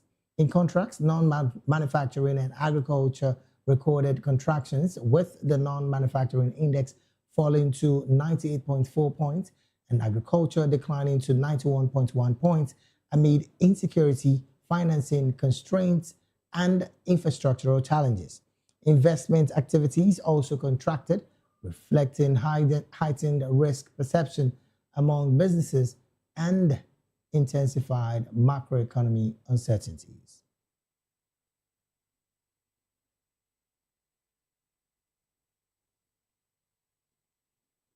From business, we move straight to sports, where Plateau United trust Ikorodu City 4 goals to 1, while Abia Warriors edged Bayelsa United 1-0 in Nigeria Premier Football League matches on Monday. Plateau United win lifts them to 46 points in 8th position, while Abia Warriors move to 52 points in 4th position, strengthening their continental ambition. Kazim Adeoju, Osai Martins, and Victor Dawa scored for Plateau United, with Moses Ali scoring for Ikorodu United. Chukwuemeka Obioma scored the lone goal for Abia Warriors, moving joint top of the scoring charts with 11 goals.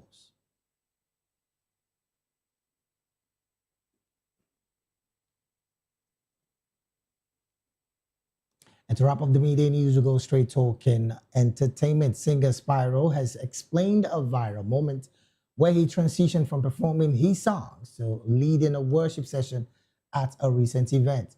Spyro said the Holy Spirit prompted the move where he was seen kneeling on stage rendering worship songs.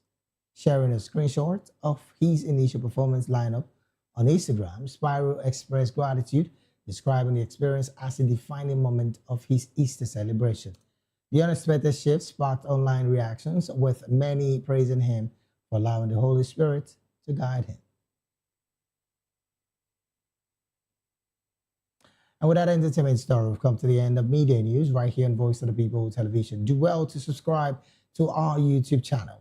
On YouTube, we're at Voice of the People TV, and on all other social media platforms, we are at VOP TV Live. Thank you so very much for being a part of this broadcast. I am David Edwin. You have a good afternoon.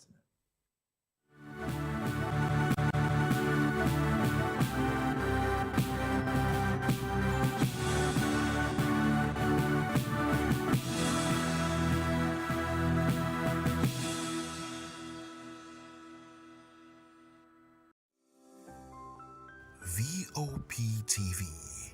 Now you have more than a voice. Africa is on the move, a continent of rising voices, untold stories, and powerful transformations. From the streets of Lagos to the heart of Nairobi, from the mines of Congo to the tech labs of Cape Town, the African story is being written every day. Bold, dynamic, unstoppable. This is African News on Voice of the People Television. We don't just bring you the news. We analyze and bring you Africa's heartbeat, the politics that shapes our nations, the economies that drives our future, the cultures that defines who we are, the voice that must be heard. Africa News, Africa's voice, Africa's future. Where Africa speaks, the world listens.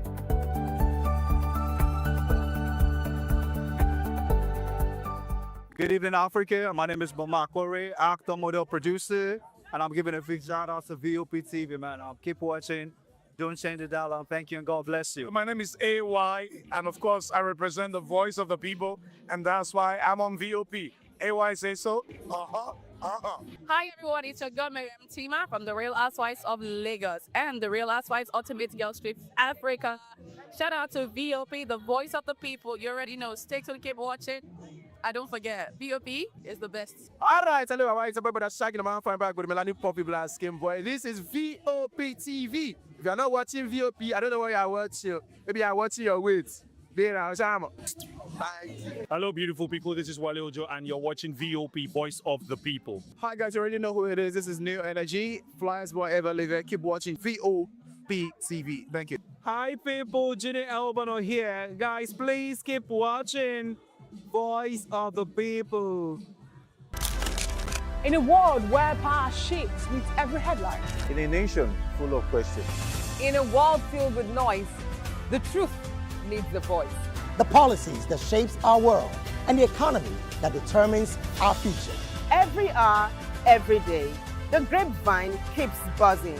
And together, we are committed to telling the stories that shape our world, because your voice is our focus. Don't forget, our voice matters the most. Let us come together and share our concerns.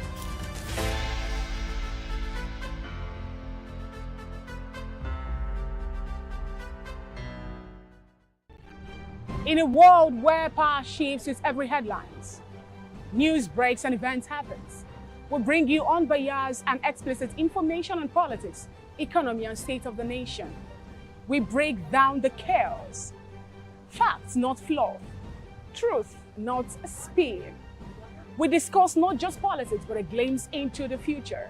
Voice of the People Television. Now you have more than a voice. My name is Tao Familani, and here's to VOP TV. Keep watching, stay tuned, do not touch that dial. Arararara, my name is Made Kuti and you're watching VOP TV. Keep watching. Welcome, my name is Zika Davis. Distinguished ladies and gentlemen, boys, viewers, everybody, boys and girls. This is VOP TV. Do you know what that means? Voice of the People TV. You don't have a voice, don't come here. You better make sure your voice is heard. VOP TV. Now, you have more than a voice.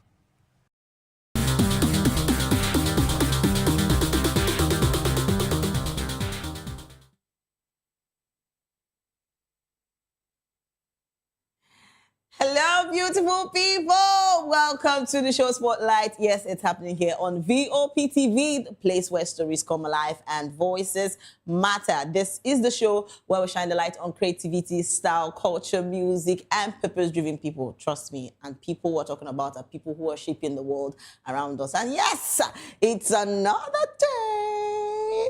But see, this is we are still in this Easter season where everybody just enjoy themselves. Yes, and that's the truth. And I hope you have not forgotten that I'm your special baby girl, Precious Akumanu, aka Call Me Prezi, as E-Day B. So yes, my darling is joining me today, as always. And trust me, she's looking all calm, beautiful, angelic. Only Damola. The way you are smiling. Only baby. Oh my God. Tell me what I don't know. Hi, beautiful people. It's the girl Damola Olukuson right here on the Spotlight. Yes. Sweet, una special because she's no longer my special. Una special baby girl. I wanted to clock this thing. There's nothing to clock about it, but there's no clock around me. Please now. So tell me, how trust me, because you're looking. I'm not looking at anything. If you can see, you can see that I deserve to be on an holiday, you know, chilling and relaxing, sleeping away my sorrows, eating all the yummiest meals. Please calm down. She actually looks like someone that actually enjoyed, you know, the Easter. I don't know what you're talking about. You actually do know what I'm talking about, okay, but you don't want to acknowledge the fact. Note, you know, Easter was a blast for me. You see? You know, going on Easter retreat. Please. And, you know, my church is very irregular. There was a lot of beautiful things. We had sport games. People played Monopoly. You can imagine the joy of knowing that you can, your church member not just spirit cocoa now. Their intellectuals were being questioned, and you know, it was fun having to play games, run race, play Monopoly, do chess, do a lot of activities and games, eating a lot of meals and enjoying ourselves. I just wish Xavier is here to hear you. And Xavier cannot be here because he cannot save it today. So Easter was actually fun for me. Oh my God, wow. And it's good to know that there's someone who chose to die for me even before I was born, just for me to be saved. So it's a added bonus for me. It's good to hear that she actually enjoyed herself. Not like some people like us. Some people promise me and never fulfill their promise. I beg. Calm down. Don't be telling people that this is our secret. No secret, please. It's our secret. It should be secret. It's our secret. Let's know where we are going. Just come up with please, just that. It's secret. So this is how you sell me outside. Please. But let me ask, do we have a buyer? Kindly DM me. Let's you know. It's well. It's well. So and the trip is going to take me around the world. Don't worry. These are the plans of people that enjoyed Easter. You know, not like us. It's well. Don't worry. We're going to move. Please, guys, stay with us as we write two stories that matter and talk about music that also matters. We have a lot of gist for you. Please don't go anywhere. Stay with us. And first off on our list today, we are talking about something that recently happened. And Offset, the American rapper and member of the group Migos, was reportedly shot on April 6th.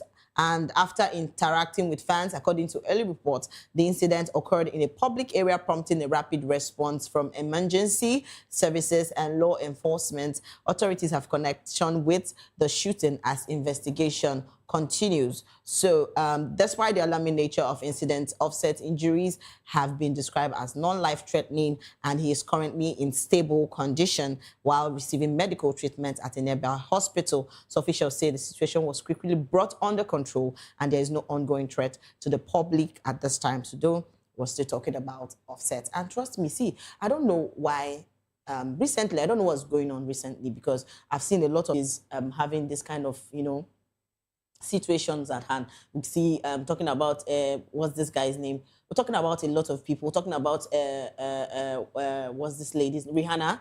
Talking about a lot of people that are even Rihanna was at her home when a lady had to shoot through the house. But thank God, I think she was not around or something like that. But my question is, how is the security of our celebrities? Is it that strong? Because people could just come to your house and start pointing guns at you and start shooting. It's crazy. So they are no longer safe. I can't really see. No, one thing I think we should know as celebrities is that sometimes you're out there in the public, a lot of people are looking at you, both your friends, both your enemies. I think that's what brought the recent years where celebrities had to start keeping to themselves, withholding information, not letting people know their exact location, XYZ. Not because they would not want to talk about their personal lives, but because of the fact that their life is at risk. It's a pity that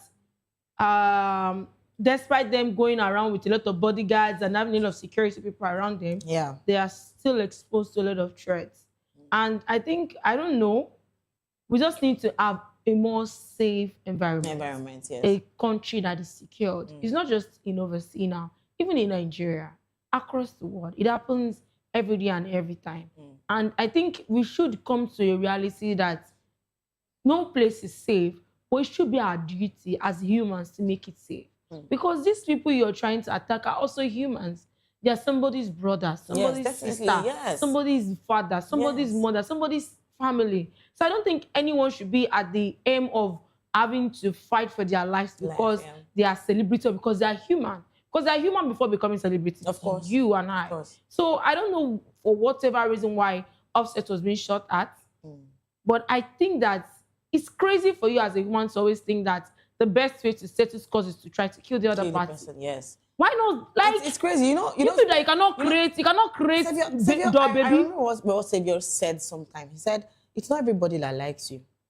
It's fine if you don't like me. You don't know if I also like you. People at least day your day, make a day my day. It's the truth. People get triggered by your success.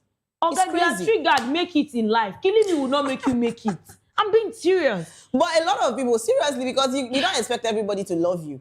You could just be like one thing. Someone will just hate you for not just cause, for not just reason. Now the irony is that people don't understand that for every successful person you see out there, they have a story to tell. You don't know what people has gone through to be at that height you are envying. Some of you cannot pay the price. That's why you are still stuck at where you are.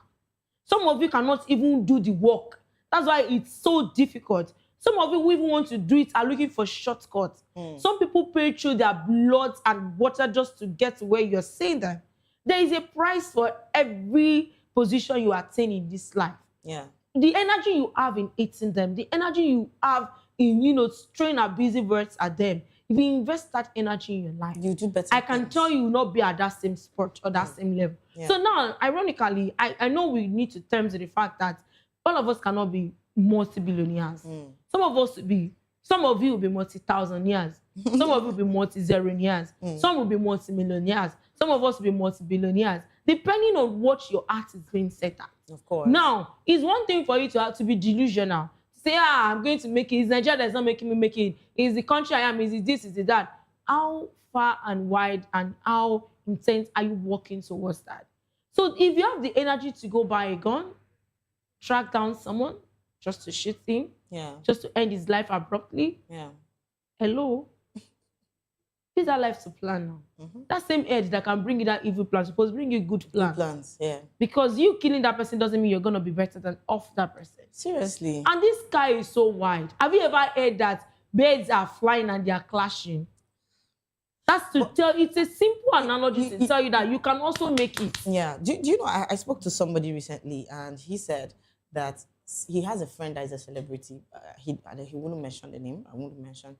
So this is his friend. He always wishes to be like a normal person, like an average person, because he feels that the celebrity life is too much to take in. A lot of our celebrities, like going out, you're not safe. You understand? People want to take pictures with you, sit down. They want to, come close to you, take pictures with you. Like he said, literally, he's not safe. Do you understand? So most times when he goes to restaurant, when he goes to, I even saw a picture of a video or a story of a celebrity that actually went to a pharmacy to get drugs, and because the person attending to her knew her, she had to increase the price. I'll walk away. It's crazy, but it's how our celebrities basically are not really safe, because the celebrity life it requires. No, I think that's things. mostly in Nigeria actually. Pardon me. It requires Correct me a lot, if I'm wrong, actually, but I think that ideology is so keen in Nigeria. You will see celebrities walking on the streets of London, walking on the street, just doing their own thing and being happy. Okay, so sometimes they see how... sure? Because a lot of people want to take pictures. Now Nigeria own worst. Now Nigeria own worst. And I think it's high time Nigerians start understanding that regardless of being a celebrity or not, they are humans.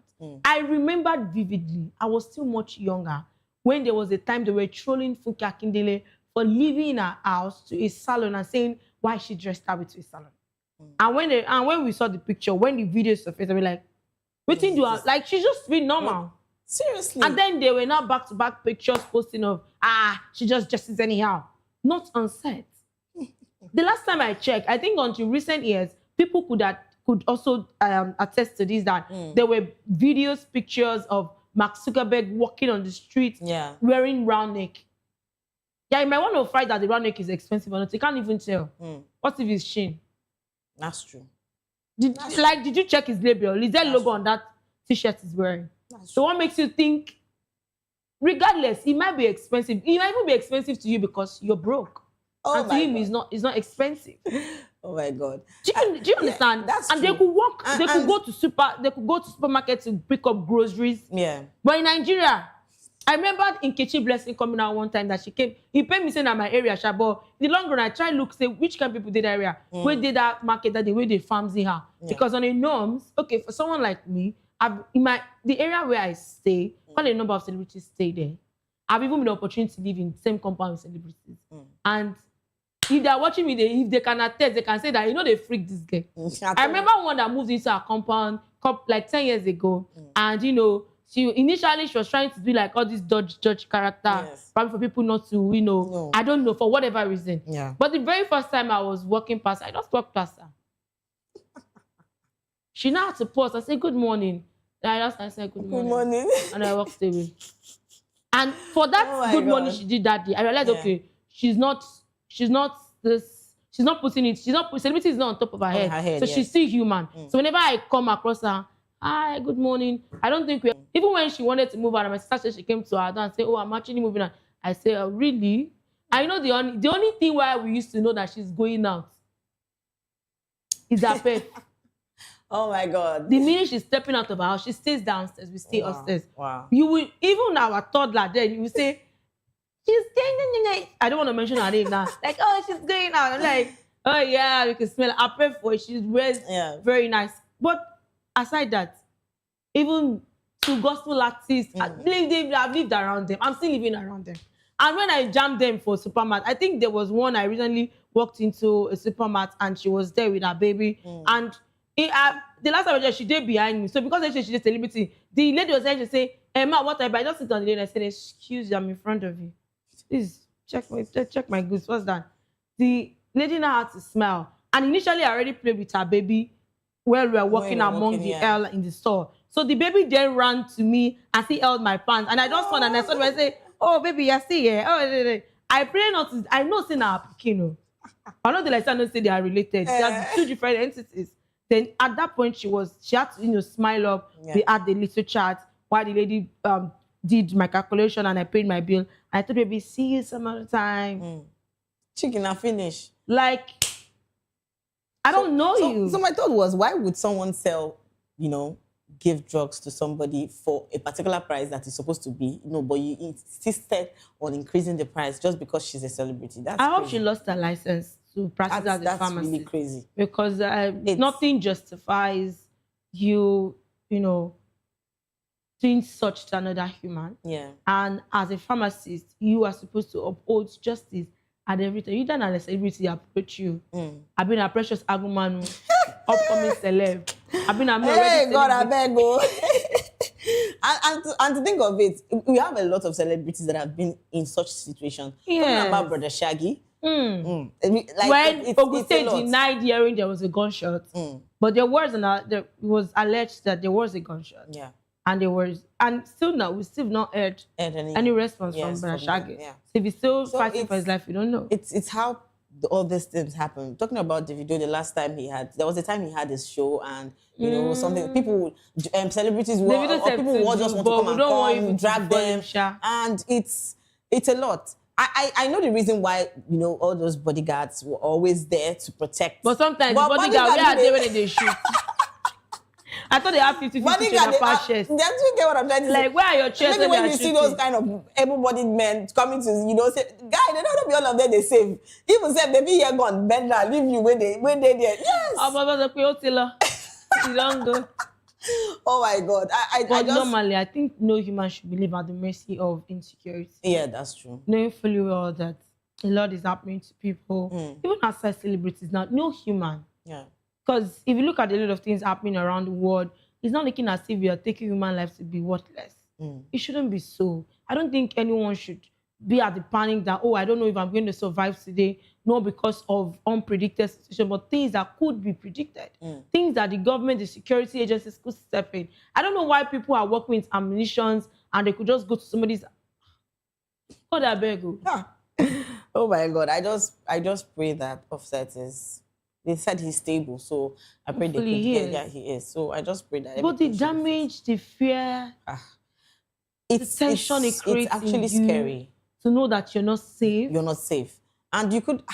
That's crazy. Like, how can you go out? Electric wire don't shock you before. If electric wire don't shock you before, you know how much of a phobia you have when you see just wire. It's not plugged though. I get just wire on the road. I get it. Then imagine it as a human. Yes. Knowing the fact that you are exposed and your security is zero.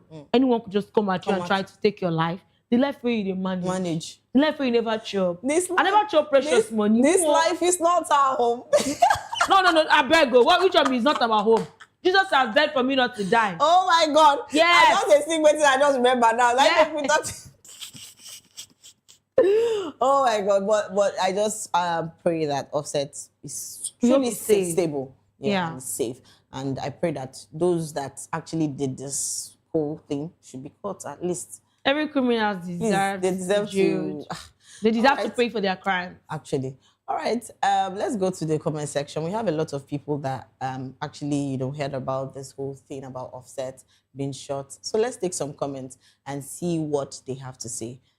Yes, and somebody said, Kenny Salisu said, get well soon, Offset. Okay, and Young Creeks said, I'm suspecting Lil TJ, though, because dude was there that same day. Oh, wow. All right. Like you there. You do my eyes now 6 months. I beg go. Me when I don't call names, I don't just get straight. See, Bilo just come out. I don't even get straight. Me only picture when they go post, night video, carry and go inside. God, I beg go. All right, that girl, Laika, said, thank God he is alive. Yes, thank God. PhD dropouts. You drop out from where? Nikki don't send men for her because she no one pay. Oh, God, I beg you. Oh, God. With your pot belly? Really? And Adewale said, And VW. Just a video go. I just know somehow Tinubu is to blame. No, like by your name we shall know you. Tinubu there, bro. I don't understand. Oh my God. Moving on. Let's take more comments. A lot of people are talking about this, and we have people that are really praying for Offset to be better and safe. And Prince Alex of AI, not be small AI. All right, said US is so unsecured when the citizens are involved. Only travelers pass through due process. Prince Alex. Only travelers pass through. Okay, I think people tend to misquote something. Yeah. We all know that all around the world, there are countries where ammunitions are illegal. Yeah. And there are countries where you can obtain ammunitions through legal process. As far as it's registered. Yes. Yes. And we know that inside those, even though the country is trying to do all these things, there are people who are still illegal people that they are either mafias on or streets or mobs and all. Yes. And they obtain these things through you and I that sell to them. Because now human be like you and I they sell them. Don't be governments, they sell ammunition to those kind of people. So you can't say that it's only people who are traveling through. So that's not even the yardstick. Yeah. May God have mercy on your soul. Amen. Moving on. Let's take more comments. We have a lot of people talking about this, and people are still saying things concerning Offset. And yes, Kachikwu 231 said they want Offset. They want off. Line they cry. Line cry on top this guy, Matame. You will not die. You don't say to say to say anything at that point. They could just say they don't Offset. Jesus. Like Kachikwu. Use this energy, go catch Biafra. Too much brain.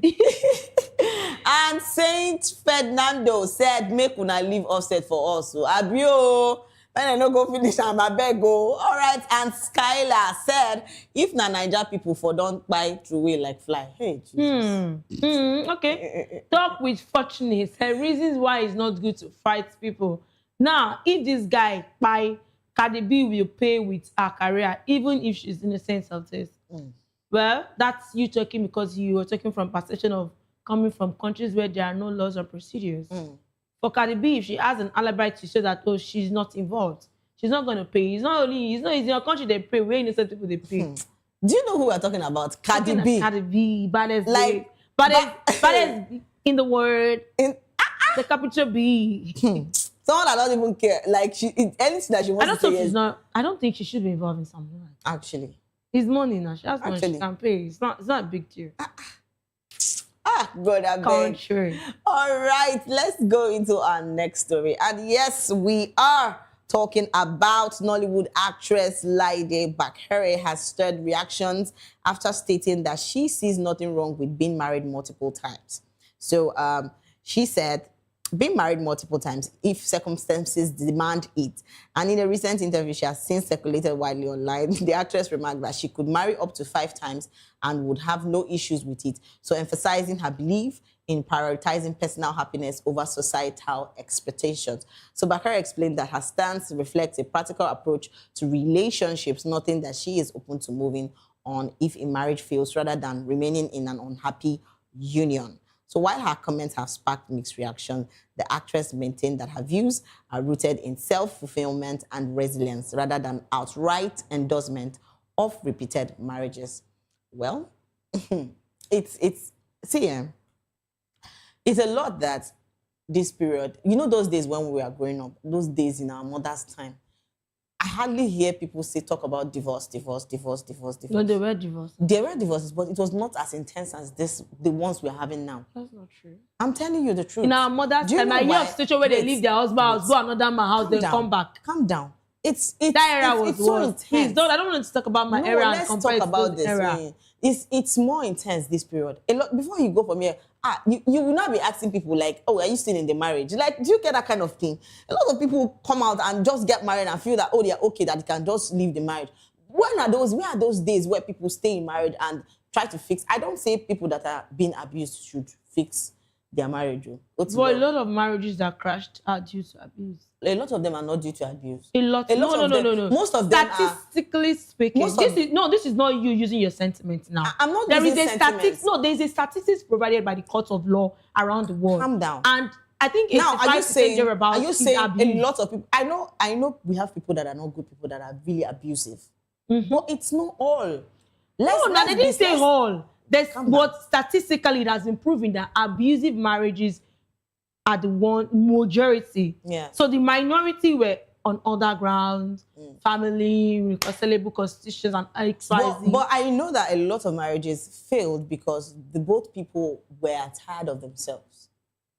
Yes, people get tired. I don't know where you are bringing that from. No, but it's the truth. It is the truth. I've heard someone say, oh, I came out of a relationship. I don't think I feel this whole thing anymore. Yes. Relationship or marriage? I'm telling you. Like the marriage. That she's not feeling it. That she's not feeling the marriage anymore. That she's not okay. That's one person out of 100. And it's not like the man abused her or she abused the husband. No, that both of them just feel that they don't like the relationship, the marriage anymore. Calm down. Sometimes people can do a summary Yeah. and just try not to shade the other partners. You never see it. Oh, do you know people fall out of love? They fall out of love. But we know, and it has been established, that love is not the only thing that keeps a marriage. And people get irritated about seeing their spouse. I know what it I'm saying. It happens every time. I've literally seen someone that actually said, oh, I don't think I want to stay with you again. I don't want to be with you anymore. I have someone else that I just met. And if you ask me, this person just met this person recently, and is always feeling all this butterfly, and is ready to divorce the said husband. And in her head, she's like, oh, she's done. She doesn't feel the marriage again. It happens. If you would ask her, and if she would explain properly, you will know that it's not just a dating. Do you know that people? Do you know there are people that say, oh, that I don't like a man that is too calm. I don't like a man that is too quiet. And that's what the person likes trouble. Yes. She married trouble. So maybe she has stayed in a marriage where she doesn't get all those kind of attention. So she walks out. It's possible. Okay, so now let's be fair to both parties. And why I'm saying this is that if a gender, I don't want to use a male or a female now. Yeah. If a certain gender comes out and say, I don't want to be married, I don't want to continue this marriage because my partner is so calm. And I'm sure you saw that calmness before you married your partner. So this boils down to your personality as a person. Some people feel like marriage is just like an outfit. When I get home now, I tell you the first thing I do from my door. You get? Yeah. So if some people see marriage in that same length. That's a different ballgame. Yeah. But regardless, I am of the opinion that marriage is for better for worse. So do you feel it's okay? Wait, nah, I never learned. Okay. And I always tell people, it's better for you to have a broken relationship than for you to have a broken marriage. Yeah. So nothing puts you in that position that jeopardizes your future, your eternity, just because you want to go along. I see no reason why you're marrying someone I know of someone who broke off an engagement in few months to the marriage that she was pregnant. And when she was going to make analysis, she was like, I already saw, I didn't know this was a part I'm going to have to deal with, but I can. Then I came back to the person and said, this is why the Bible always tells us to leave our bed undefiled. If you had kept yourself and you're working out of this relationship now, it will not be with a baby. And years later, the baby is about 4 or 5 years now, the guy is still the same. And he's trying to now, get together with my own friend. He's trying to my friend and say, the guy is this guy. That I say, guy, calm down. A woman that walked away pregnant after introduction, few weeks to marriage, I think a month and a half, thereabout, to marriage, she's not mad. We coming down. It took my friend 6-7 months. Then she realized why that lady had to walk away. Then I asked her, Alpha, can you stay? She said, this is me literally walking into hell. I said, you know what, you must have taken that lady with her heavily belly and walking away. So for human beings in general, I think it's high time we let people understand that, in as much as they always say these norms and marriage is not a do or die, I think marriage is do or die. Seriously. Now, let me be explicit. I don't know how you got yourself entangled with a man that physically abused you or a woman that physically abused you. I don't know how you got yourself entangled, that you can't see that coming. There are things I don't take in relationship. You can't raise your voice at me. Relationship safe. And me, yeah. Now me they test. You know what? Some people have the energy to test you. If I'm sure of perception of marriage with you as a man, I will test you. I can go mute. I can go. Let's not go into details. But on a more sincere note, so I don't know how you end up with someone that abuses you, but if you find yourself in such situations and it look irreversible, biblically, it's not enough yardstick for you to divorce your husband or divorce your wife. Separation is allowed. So I will not speak outside the context of Bible now. I'm very sorry. Because I think it's high time we start upholding our faith as human. So I've never been the one to support people to walk away from their marriages.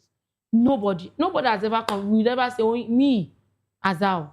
Okay, you did the not do your part. So if this separation is going to make you leave, and I hope you know that separation does not mean you should be fornicating.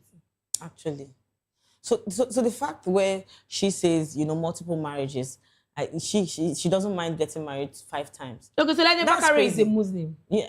That was why. Do you know why I made the emphasis on me? She's a lady. No. You don't understand. There is difference between the way the ideology they give to an Islamic lady and a Christian lady. Yeah. Okay, so fortunately, I'm from both ends. But the thing says that if a man marries 2 wives, he has to treat them equally, not treating one person the other way and treating one person the other way. So it depends. If you treat both of them, because if you treat one, you are sinning.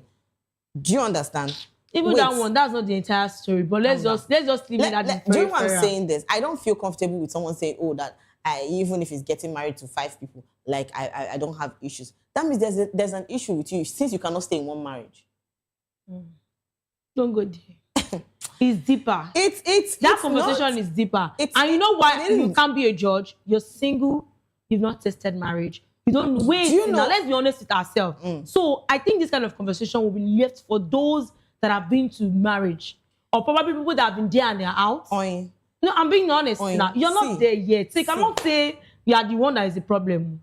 I know of a woman that she was a definition of mumu mumu. They call me mumu mumu. She's in her 2nd marriage, and when I saw what she's going through, I'm not one who preached divorce. I'm not. I didn't tell her this verbally, and I hope she doesn't see this video. But I looked at her, and the next thing in my heart is that, can you just walk away? But then the statement she said, if I walk away now, people will ask me. So and say, why? There's this question. They said, once beaten, twice what? This guy was looking twice calm. You know, the funny thing is that I know both parties. Oh my God. I know both parties. I even knew the husband before the wife. That's the 2nd marriage. I knew the husband before the wife. Now, I think something happened. Yeah. I tell people that somebody might be a good brother, might be a good friend. Or might not be a good husband. He plenty. I understand. And when people there was a time people were sitting at the affairs of that people's marriage. Yeah. And they were saying, hey, she said, no, Paul, like, our own is too much. Then I asked one of them that was seated. I said, why did you leave your husband? The husband have not even done half of what this guy is doing. And you left your marriage. Despite when everybody was saying manage. Yakubu, manage. You say, no, I'm not a manage. You will feel like you want to die. This woman, you know when you see heaven and hell? Yes.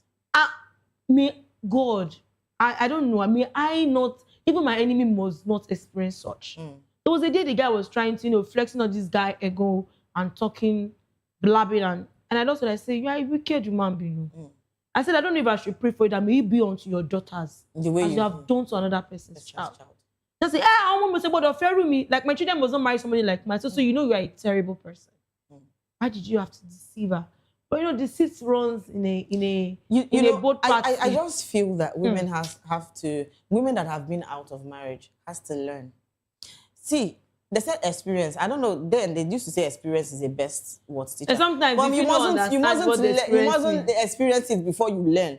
So it's just typical. Because one thing ladies need to start knowing is that once you're out of this we've already seen this kind of thing happen to you the first time.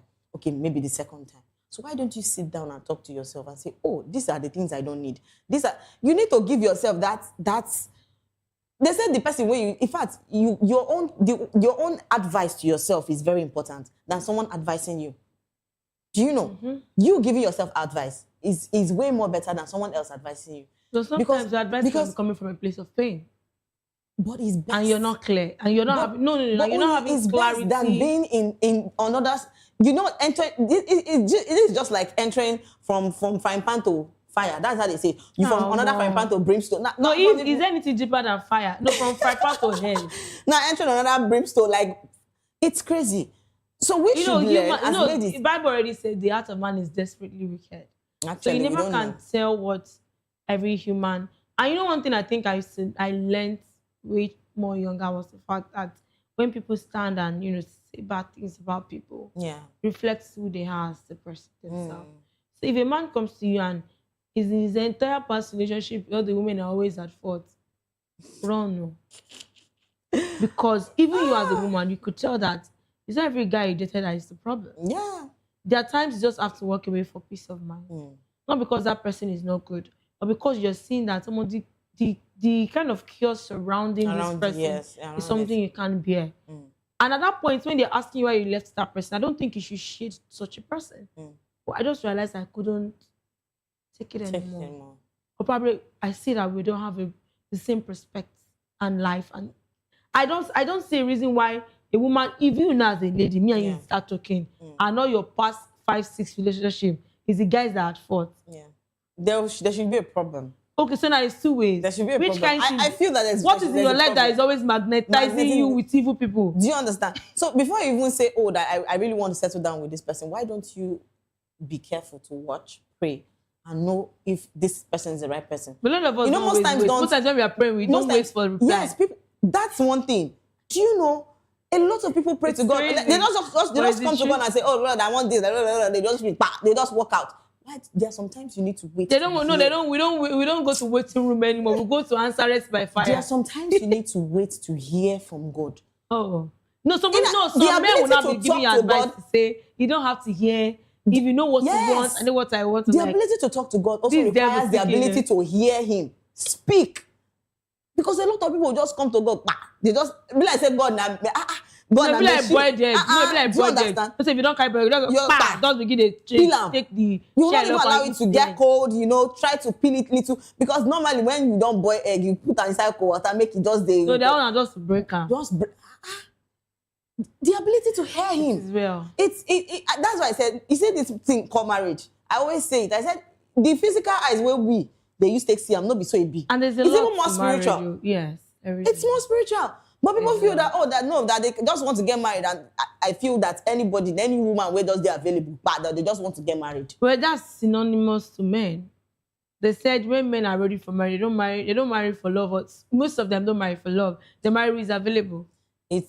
But also most women have started doing that same thing now because of pressure. And that's why we have demands and all. That is the reason why we are having a lot of divorce. Divorces are up and down because ladies can't really sit down to decide. Men have to see them so they know what they want. Because society does not pressure them or does not judge them. No. It's a different ballgame for men. Society does not pressure or judge them when they leave a woman to another person. But it's not the same case for women. So don't say men know what they want, because men knows that they give them room to do whatever they want. If yes, a man, that's just like Mercy Johnson's ex-husband. Yeah.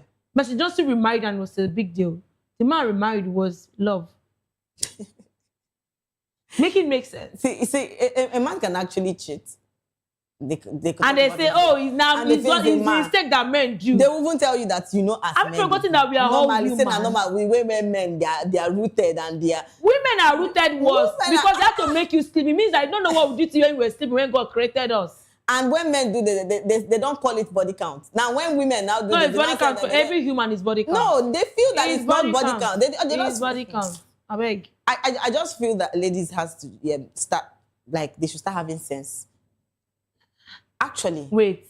No, wait. Precious. Let me finish what I want to say. Call me Pressy. Are you saying we don't have sense? No. Some ladies don't have sense. So be specific. Please don't count me as... What's that? Okay. No. Some ladies don't have sense. I agree. And it's high time they start doing the right things. If they don't, they should borrow now. Even to borrow self. They borrow self. They still, but the one way they get before, no, they even help them. Like, it's crazy. You could see a lady literally telling you, because I love him. If they show you pepper, but you still one day there. Like, what is all this? And you're not even Yoruba. What for say you too like pepper? That's how you're supposed to say pepper in relationship. Sometimes I sit and I imagine, I said, Abi, they know, now, yeah, now did you? No, like, maybe your mama don't really give you... No, some people actually lack fatherly love. And they are trying to just, fix themselves anywhere they feel, even when it's not looking like... So even the fatherly love can put them into how will I put it? Put them into something they don't want to be. And a lot of people don't even have what kind of fatherly love that will put you in such situation? Some people don't even know what ideology of how marriage should be. Now, whatever they see, it goes.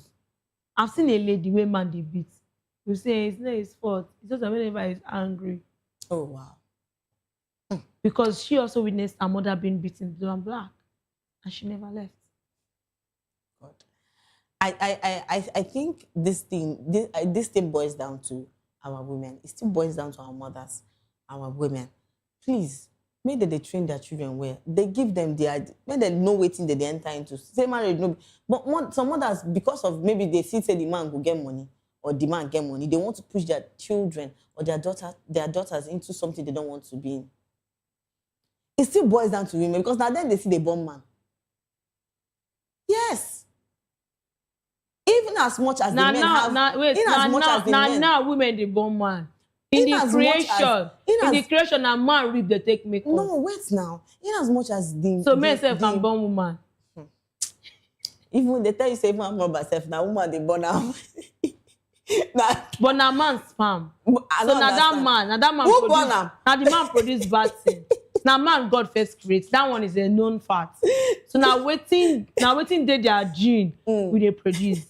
The truth still lies that we don't have the ability to produce until a man copulates with fathers actually have the roles to play in exactly. Wait. Even in what they produce their body with. Fathers have a role to play in parenting. But the why I would say if I'm to rate this 100 or 70% of the responsibility of training a child should really be pointed at women. I think it's 50-50. 50K. Do you know why I said 50K? Do you know why I said a lot of broken individuals now as a result of only mothers standing in the gap? A lot of broken human people now as a result as just one gender taking both parties wrong. So that's why I always feel like if I see children who are well bred, they don't have to tell me they are coming from a place where they have both gender clicking together to make them grow well. Yeah. Because sometimes you might want, if a woman wants to talk to a male child, you talk from the position of what you experience. But if a man will talk to a male child, talks from the position of how it is for him as the same gender. So I don't feel it should be woman or it should be man. It should be both parties. A lot of homes presently, sometimes you see the husband just cared about bringing money. I think a man lost his life recently. Wow. And when he passed, the boy said he remembered really his father traveling overseas, telling them, I'll be taking people in the next 1 year or 2 years. Said his father never came back. But although he sends money from overseas, every time he's always on the phone with them. He even built a house for them here in Nigeria.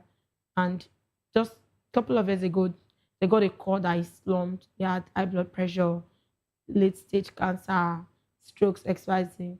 And from hospital to care home, they couldn't even bring him back to Nigeria in that situation. He passed, and they had to send his corpse home. And the young man said at that point, he realized that, the man left practically for 15 years. Yes. And when he was going to return, they returned him in a coffee. And the young man then realized that it's fine for you to make money as a man, but it's better for you to be able to make money and be a father.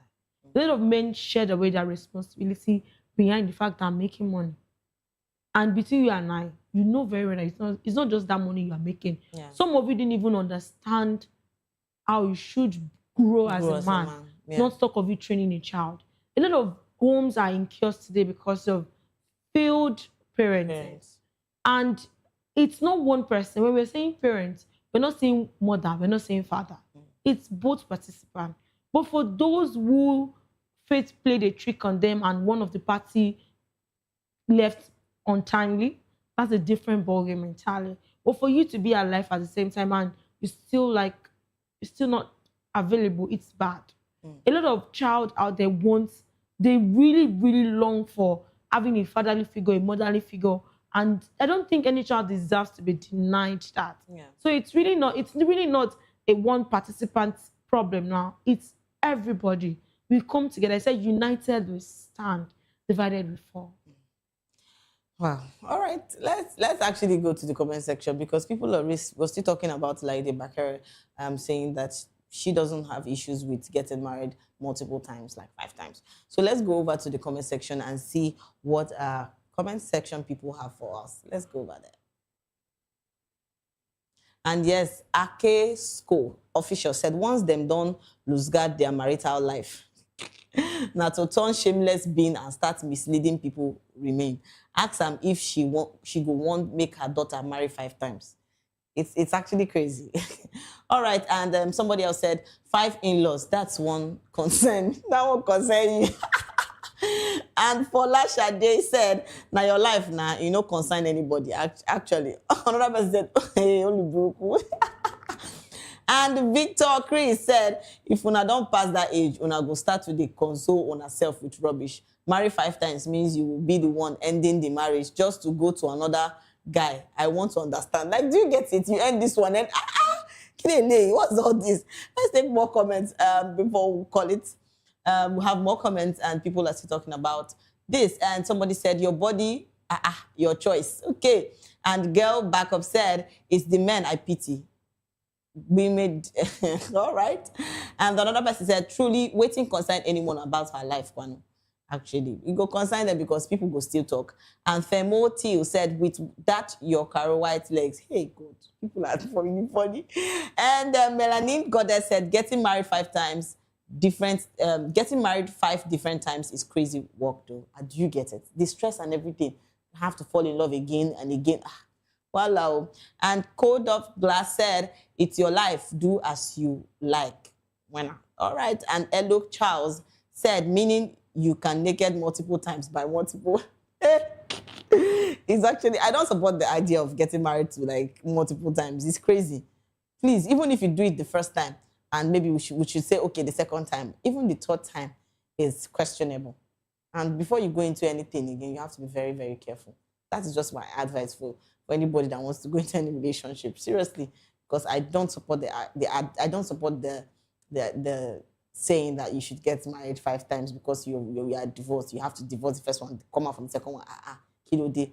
All right, this is where we draw the curtain. Thank you so much for staying with us on the Spotlight Show. Trust me, it was a blast and I really enjoyed myself. And remember, if you're going viral or going global, please tell your story with heart. And don't forget to follow us on all our social media handle at VOPTV Live and subscribe to our channels for more episodes and updates. And until next time, I am Precious Agmana, aka call me Prezi Asidebi. And yes, you know I wasn't here alone. I was here with my darling Angel.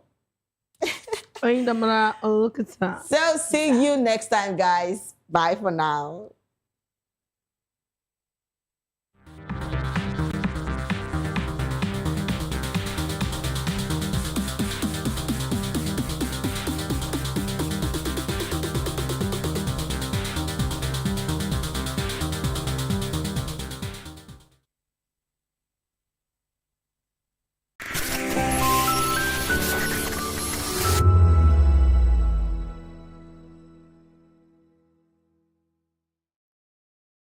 Welcome to the Locker Room, the home of football talk that matters. I am Jerry Arpillon. Join us every weekday, Monday to Friday at 5 p.m. Nigerian time, as we share the hot takes and hot debates in the exciting world of football.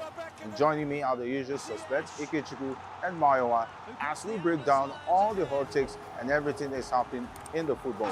Don't just watch football, live it with us. Catch us on the Locker Room and Voice of the People television at 5 p.m. Nigerian time. And like I always say, if not 20 minutes off, with the sport. This is African News on Voice of the People television, where we don't just bring you the news, we bring you Africa's heartbeats, the policies that shapes our world, and the economy that determines our future. African News on Voice of the People television. Stay with us. To know the happenings in the maritime sector, join us on the program Maritime Frontiers on VOP TV as we discuss key areas in the maritime sector, from aquaculture, maritime transportation, maritime labor regulation, oil and gas exploration, ferry and passenger insurance, marine pollution and prevention, port operations, and lots more. Maritime Frontiers, exploring Nigeria's blue economy.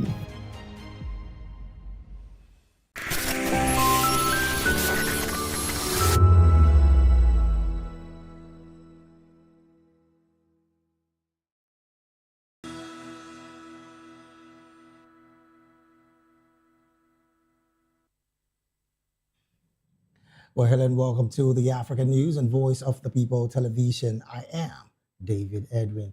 Before we begin the news, we would urge you to kindly visit our website. It is www.vop.ng for fresh and trending news stories. We begin the African news from Algeria, where preparations are underway at the Basilica of St. Augustine in Algeria's northern town of Annaba, ahead of Pope Leo XIV's visit next week. The Pope will land in Algiers on Monday, where he will visit the Maqam Echahit Martyr Monument, which commemorates the Algerian War of Independence, and then meet Algerian President Abdelmadjid Tebboune before traveling to Annaba the next day. The town was home to the ancient Christian theologist and philosopher Saint Augustine, a spiritual father for Pope Leo, who belongs to the Augustinian order.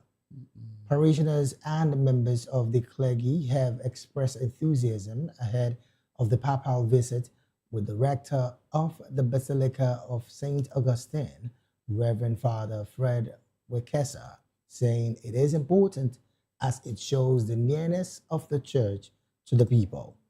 The trip will mark the first visit by a pontiff to Algeria, which is a predominantly Muslim country, and will also mark the first stop of the Pope's upcoming Africa tour, which will take him to Cameroon, Angola, and Equatorial Guinea throughout April.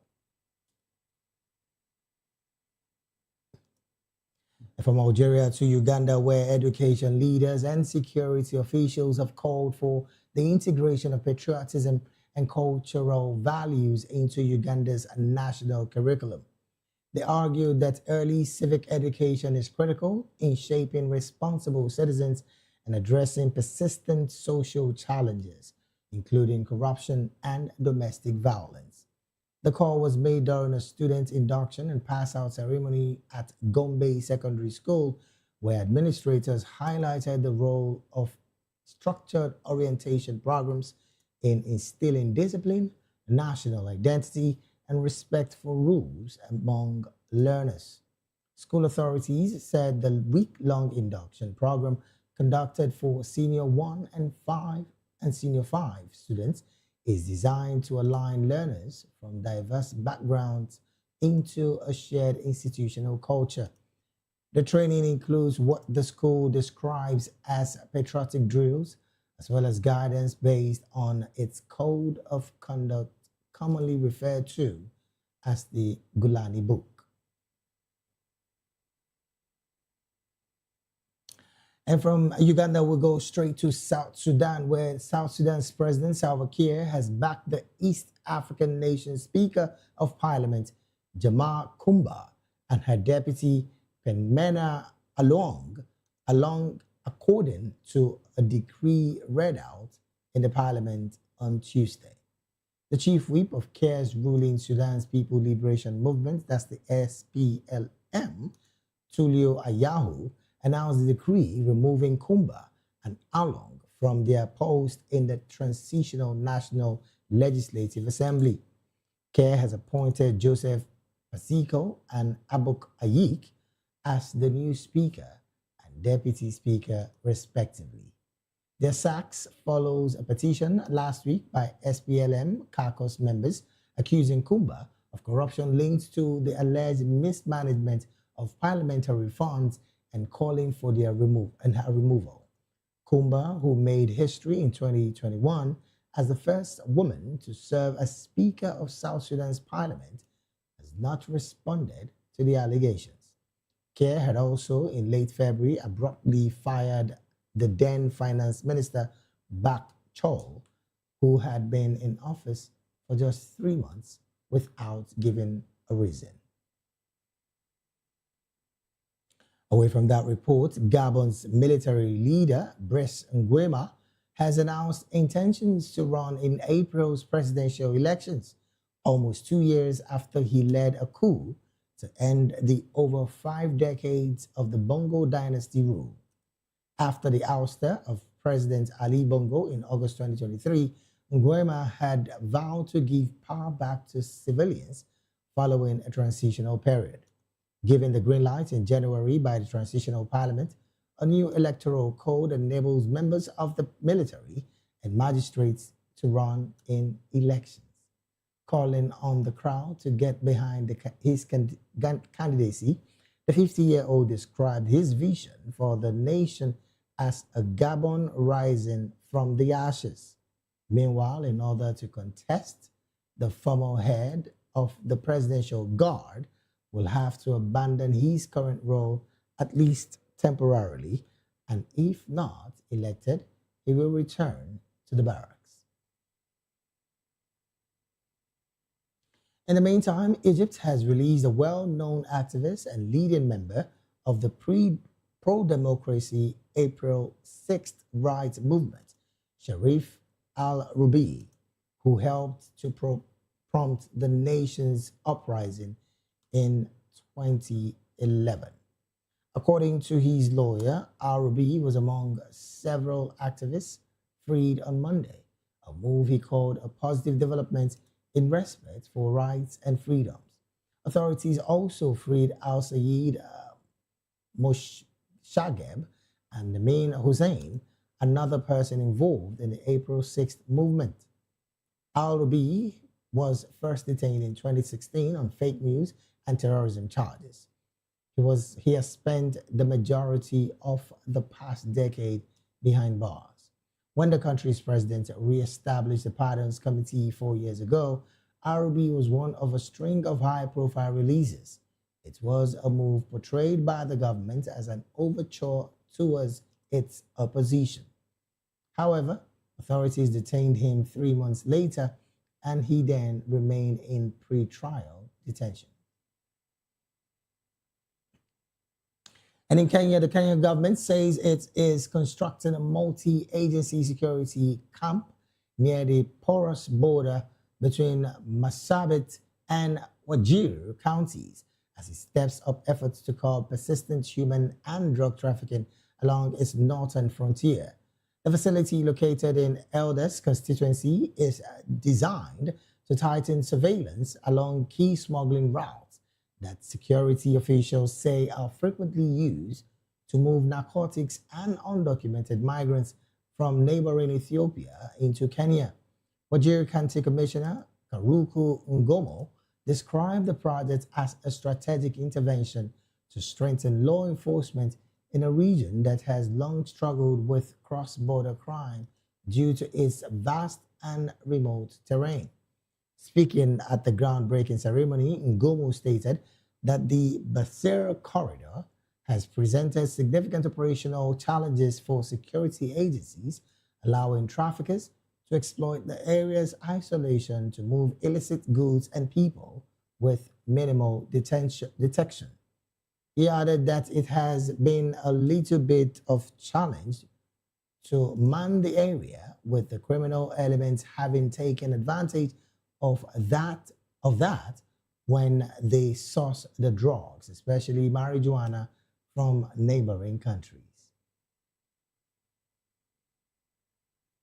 Meanwhile, Kenya and Thailand have taken a major step towards strengthening bilateral economic cooperation with a renewed focus on digital transformation, innovation, and investment. A high-level Thai delegation led by the Director General of the Department of International Trade arrived in Nairobi on April 3rd, 2026, to lead the Thailand-Kenyan Business Marching and Digital Partnership 2026 Forum. The event brought together policymakers and private sector leaders from both countries. The forum attracted 14 ICT firms from Thailand and about 50 Kenyan technology companies, creating a platform for business matchmaking, partnership, and knowledge exchange. Officials said the participation reflected growing recognition of the role digital economies play in shaping future trade. Kenya's delegation was led by Evans Maturu from the State Department for Foreign Affairs, alongside Ambassador Lucy Kiruthu and senior officials from the ICT and Trade Ministries. Discussions during the forum focused on expanding ICT infrastructure, including grassroots level digital development, at the world level, as well as opportunities in trade, tourism, and agriculture. And in Burkina Faso has denied claims that over 1,800 civilians have been killed in acts constituting crimes against humanity since Ibrahim Traore forcibly took power 3 years ago. Human Rights Watch had blamed the majority of the killings on the military and allied militias and the remainder on Islamist militants. This is based on analysis of open source information, including video and satellite imagery, as well as discussions with witnesses and survivors. One of the deadliest incidents described in the report dates back to December 2023, when the military and allied militias were said to have killed over 400 civilians in the town of Djibo. Survivors referred to the killings as brutal and say they have suffered psychological trauma as a result of that event. However, the government has denounced the organization's findings as false, describing them as conjecture and serious unfounded claims. And in Cameroon government has said Russian authorities have confirmed the deaths of 16 Cameroonians fighting against Ukraine, the first time the Central African country has spoken about the involvement of its nationals in the ongoing war. In a statement, the Foreign Ministry called on the families of the dead to make contact with ministry officials in the capital city, Yaoundé. A Cameroonian diplomatic note also dated Monday referred to the disease as military contractors of Cameroonian nationality operating in a special military operation zone, a term that Russia uses to describe the war in Ukraine. However, neither the statement nor the diplomatic note specified how the 16 men ended up fighting for Russia, nor did they provide details on the location, timing, and circumstances of their death. Ukraine has disclosed in February that over 1,700 Africans were fighting for Russia, though analysts say the true figure is likely higher.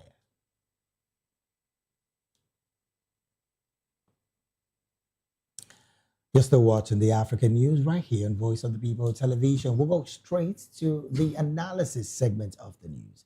And joining us now to make sense of these stories and more, in the studio with us is Darlington Agumo, a lawyer and also a public and political affairs analyst and commentator. Barrister, very good afternoon to you, and thank you for joining the conversation this afternoon. Afternoon, David. All right then. Also joined us virtually to make sense of these stories and more is Edward Okwaro Matakenye. Edward Okwaro is a lawyer and also a human rights activist in Uganda. A very good afternoon to you, Barrister Edward, and thank you for joining the conversation this afternoon.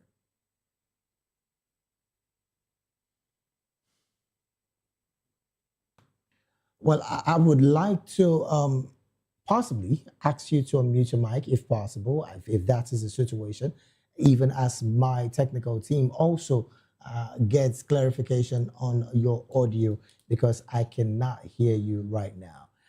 But then again, we are also expecting to join us virtually all the way from Kenya, Professor X.N. Iraki of the University of Nairobi. Prof, I don't know if he's joined the conversation. A very good afternoon to you, Prof. And thank you so very much for joining the conversation this afternoon.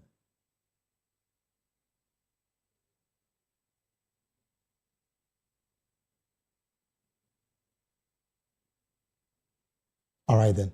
Well, I understand that Prof is yet to join the conversation. I think he has a bit of a quick emergency to attend to as well. But let us start off the conversation from the studio here while we also wait for Barrister Edward as well. Let's start the conversation from the studio here precisely. Well, this conversation about Africans fighting in the war between Russia and Ukraine. 16 Cameroonians have been confirmed by Russia dead in this situation. First off, this is becoming one too many because if you recall, Kenya also has made a pronouncement of some numbers of their nationals who have also died, and the same with Ghana as well.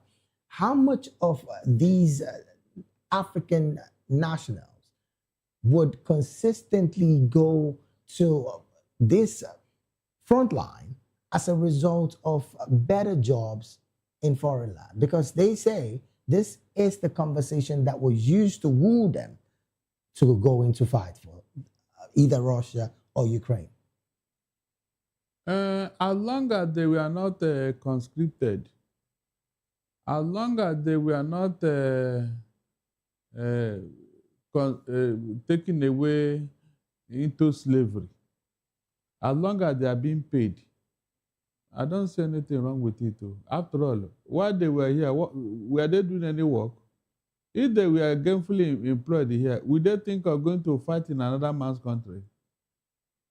So that is not an issue. In Kenya or any government that is going to criticize the action of these youths, did you provide them a better option and they left it and went to Russia to fight? At least they are being paid. Is that not a fact? So please, Russia is helping us to give employment to our youths.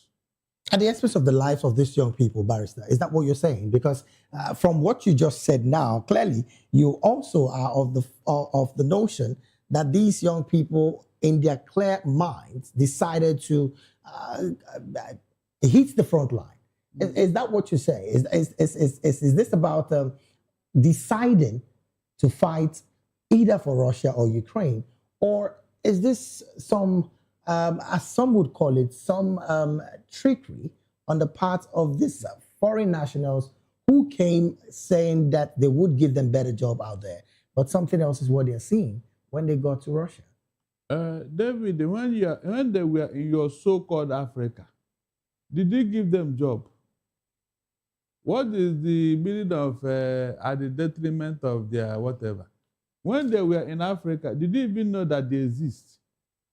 Or haven't their comrade died in Africa for either in the hands of terrorists or out of hunger? And so they have found something to do to keep body and soul together. You people are still complaining. Have their fellow comrades, have they not died in a needless war in Africa? Please tell me, have terrorists not killed the scores of them? These ones that are dying in Nigeria here, are you telling me that if they get such opportunity, they will not leave this country in a swift moment? Will they even think about it before they will say, please, I'm ready, I'm here? So please, that is what happens when your home front is not stable. Youth will always find a way to go and look for greener pasture. Well, from your perspective, you're putting the blame on the government of African nations instead of the people who decided to put their lives at the risk. No, you mean your life is not riskier in Africa? God Almighty. David, it is riskier here. At least, in Russia is fighting Ukraine. They know what they are getting into. How about those who were slaughtered in their houses in broad daylight? How about those who were slaughtered in their houses at night in your so-called Africa? At least your country is a good example. You're talking about of insurgency in Africa. Oh, is that what you're saying? Did you see insurgency in Russia? Did you see insurgency in Russia? These ones that have died here, who is talking about them? Who paid them money? The home front is not good in Africa generally. In Africa generally, the home front is not good. People are dying in the hands of terrorists. I'm finding it hard to sit it within me that you're justifying the fact that they are deciding to go kill themselves for another country as a result of bad economy in Africa. Anywhere you are, as long as you are in a situation of crisis, something must give. Somebody must die. But in this case now, these guys, they are being paid for fighting. In your Africa, these people that are died, who is paying them? All right, then. Let me take this conversation to Uganda, where Barrister Edward is joining the conversation. Let's establish communication with you. Barrister, very good afternoon to you, and thank you for joining the conversation this afternoon.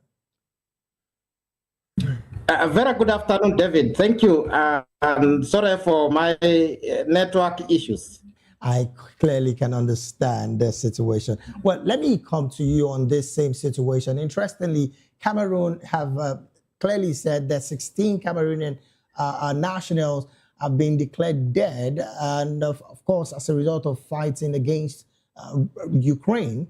And this is coming from the Russian authorities confirming that 16 Cameroonians fighting against Ukraine have been killed. Now, this figure keeps escalating because you would recall some few days ago, Kenya also reeled out some young people who also have been killed in that same situation. What do you make of this story? And then to think that the economy in Africa, yes, seems to be terrible, but some have said that these young people deciding to leave Africa for Ukraine or Russia to be at the front line is a decision way too many, if you ask me. What's your take about this? Thank you. My view to this is, it's not bad to seek for a living anywhere or in a part of the world.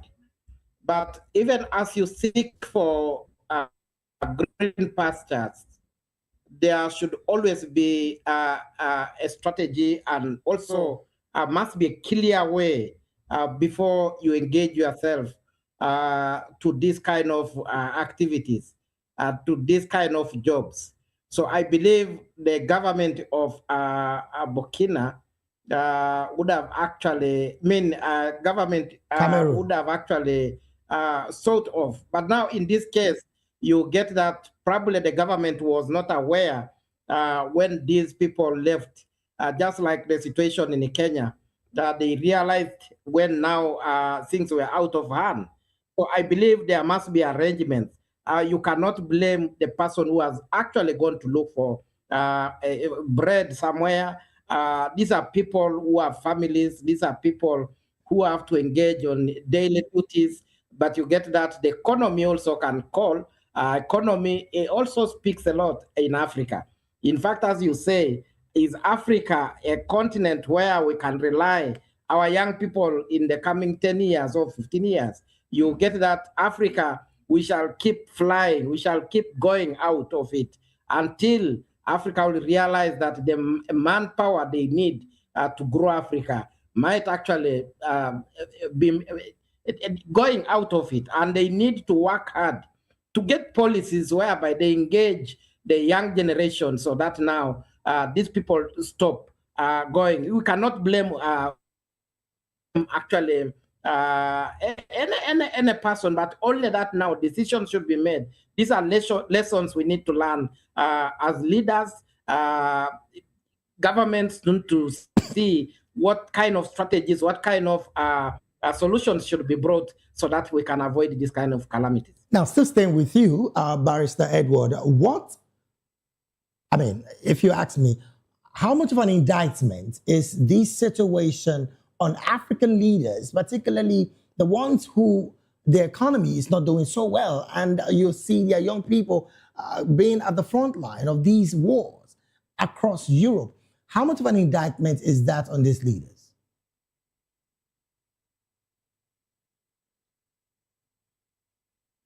I'm not getting you well. Okay, I don't know if you can hear me clearly. I am asking, how much of an indictment is this situation that young people in Africa can leave the African states and, of course, find themselves at the front line fighting wars for countries like Russia and Ukraine? How much of an indictment is that on the leadership of these countries that these young people consistently leave just because they want to get green pastures, just like you said earlier? In fact, I want to tell you, David, is we have been despoiled. Our minds were actually contaminated with the name of dollar. This dollar thing, the euros, the what. You know, in Africa, when you hear that you are going to such countries, everyone believes you are going to earn in dollars. It does not matter what is the amount. It does not matter what is the the kind of job you are going to do. But what the perception Africans have always gotten is when we talk about the dollar, a dollar is something which has brought a lot of confusion to us, including our economy, including the growth of Africa, because Africa has failed to discover what is really good for them. So the other countries take advantage by creating putting environment to be a bit difficult for Africans when it comes like exchange rates. So you may be talking of earning even though less than $200, less than $100, less than $10. That's very good money for an African. So when it goes to the labor you are going to give, you get that probably what you have gone to do is actually very less more than even your own life. So people accept to sell their lives because of this kind of perceptions. So me, I think it is because of the shilling. Africa has failed to establish what to do with our own shilling. All right, well, let me bring this conversation to the studio before I return back to Uganda. And of course, we're switching gears now, Barrister. Looking at this situation coming from Gabon, where the Gabon's military leader, I'm talking about Brice Nguema, has announced his intention to run in April's presidential election. Some have said, almost 2 years after he led the coup that ended 5 decades of the Bongo dynasty rule. Some are saying that General Nguema clearly is clearly going to be doing the same thing Ali Bongo did, but in another uniform color. What do you make of this? I don't think so, because if they were able to shut down the Bongo dynasty, yes, I don't think they will tolerate another dynasty. Now, the reason I said that, and I'm sorry to butt in here, the reason I said that is because the same person, I'm talking about General Nguema, clearly has written a constitution with no term limits. And of course, he's banned several civilians from running in this election. So should he become the president in the next election, and of course, in just a couple of months from now, don't you think and Ali Bongo is going to be reincarnated again in this person? No, the test of the pudding is in the eating. Let the election be conducted, and let me see whether the people of that Botswana will tolerate him. Gabon. Eh? Gabon, sorry, whether they will tolerate him. It's not enough for me to, because if they found out that the Bongo dynasty was becoming a nuisance and they had to remove him, I don't think the people of Gabon will now tolerate another dictator. So it's a question of perception. Maybe by the time the country takes a shape with a civilian administration, we will now see where they are going. There are people in that country who will ask questions. As a civilian administrator, he won't go through that route, knowing fully well what happened to the man he took over from. That's what I'm saying here. Now, still stay with you, Barrister. The electoral code says if Nguema loses, he returns to the barrack. But if he, in the same vein, he will remain the commander of the presidential guard. What does that tell you as well? At least he will return to the barracks. And still be the commander of the presidential guard? What is done that? Is it not where he took power from? Yes, the same position he took power from, yes, in 2023. At least to checkmate the rascality of the civilians. Look, I have always believed that there should be a military body to checkmate these civilians and what they are doing.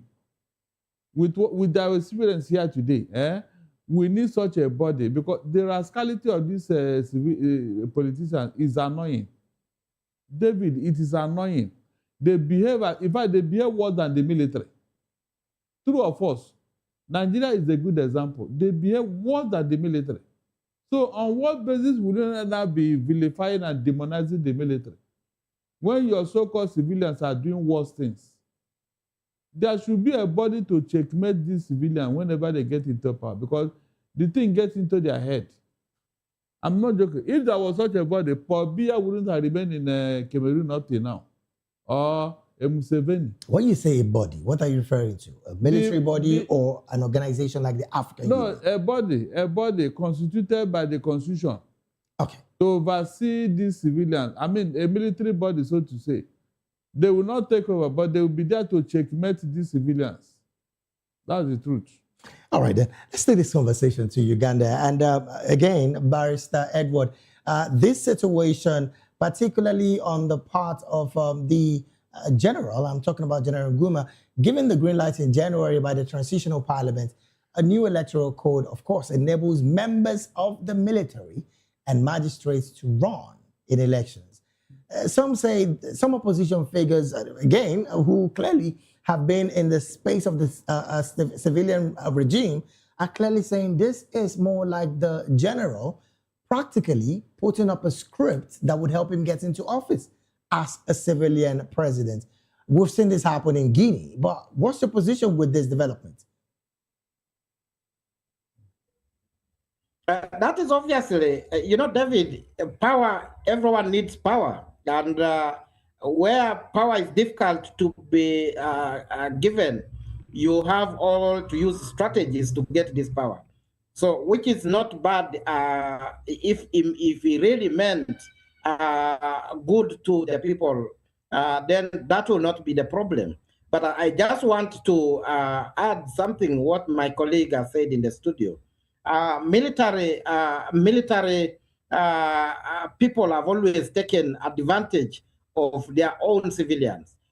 These are people who sit in power giantly, and they feel they are the last solution in a state, which should be also be something which should be looked at. Which I believe, if the parliament of that country actually worked better, we would actually advise the general to take this. These are things which are supposed to be actually approved by the parliament, not approved by the general. But there must be everybody. That's why they say power belongs to people in most of the countries. Power is just donated by the people. You don't need to own that power, and let people exercise the power. If that is what they want, then it will be the best democratic process in a country. Let me stay with you, Barrister Edward, and I'm going to talk on the path of the IMF red line, which is what I call it. The IMF there's a particular $150 million extended credit facility to Gabon, which requires credible election. And of course, that's the reason for that particular funding. A government that has banned international observers, a government that has arrested 14 opponents, a government that have controlled the voters' roll, according to fillers from Gabon. How much of a deliberate action are we seeing on the part of General Nguma when it comes to the upcoming election, pushing him to victory, just like opposition figures are alleging right now in Gabon?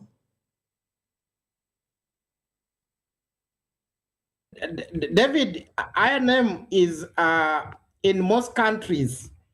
INM, I would call it another political kind of a body, which actually looks for survival in most of African countries.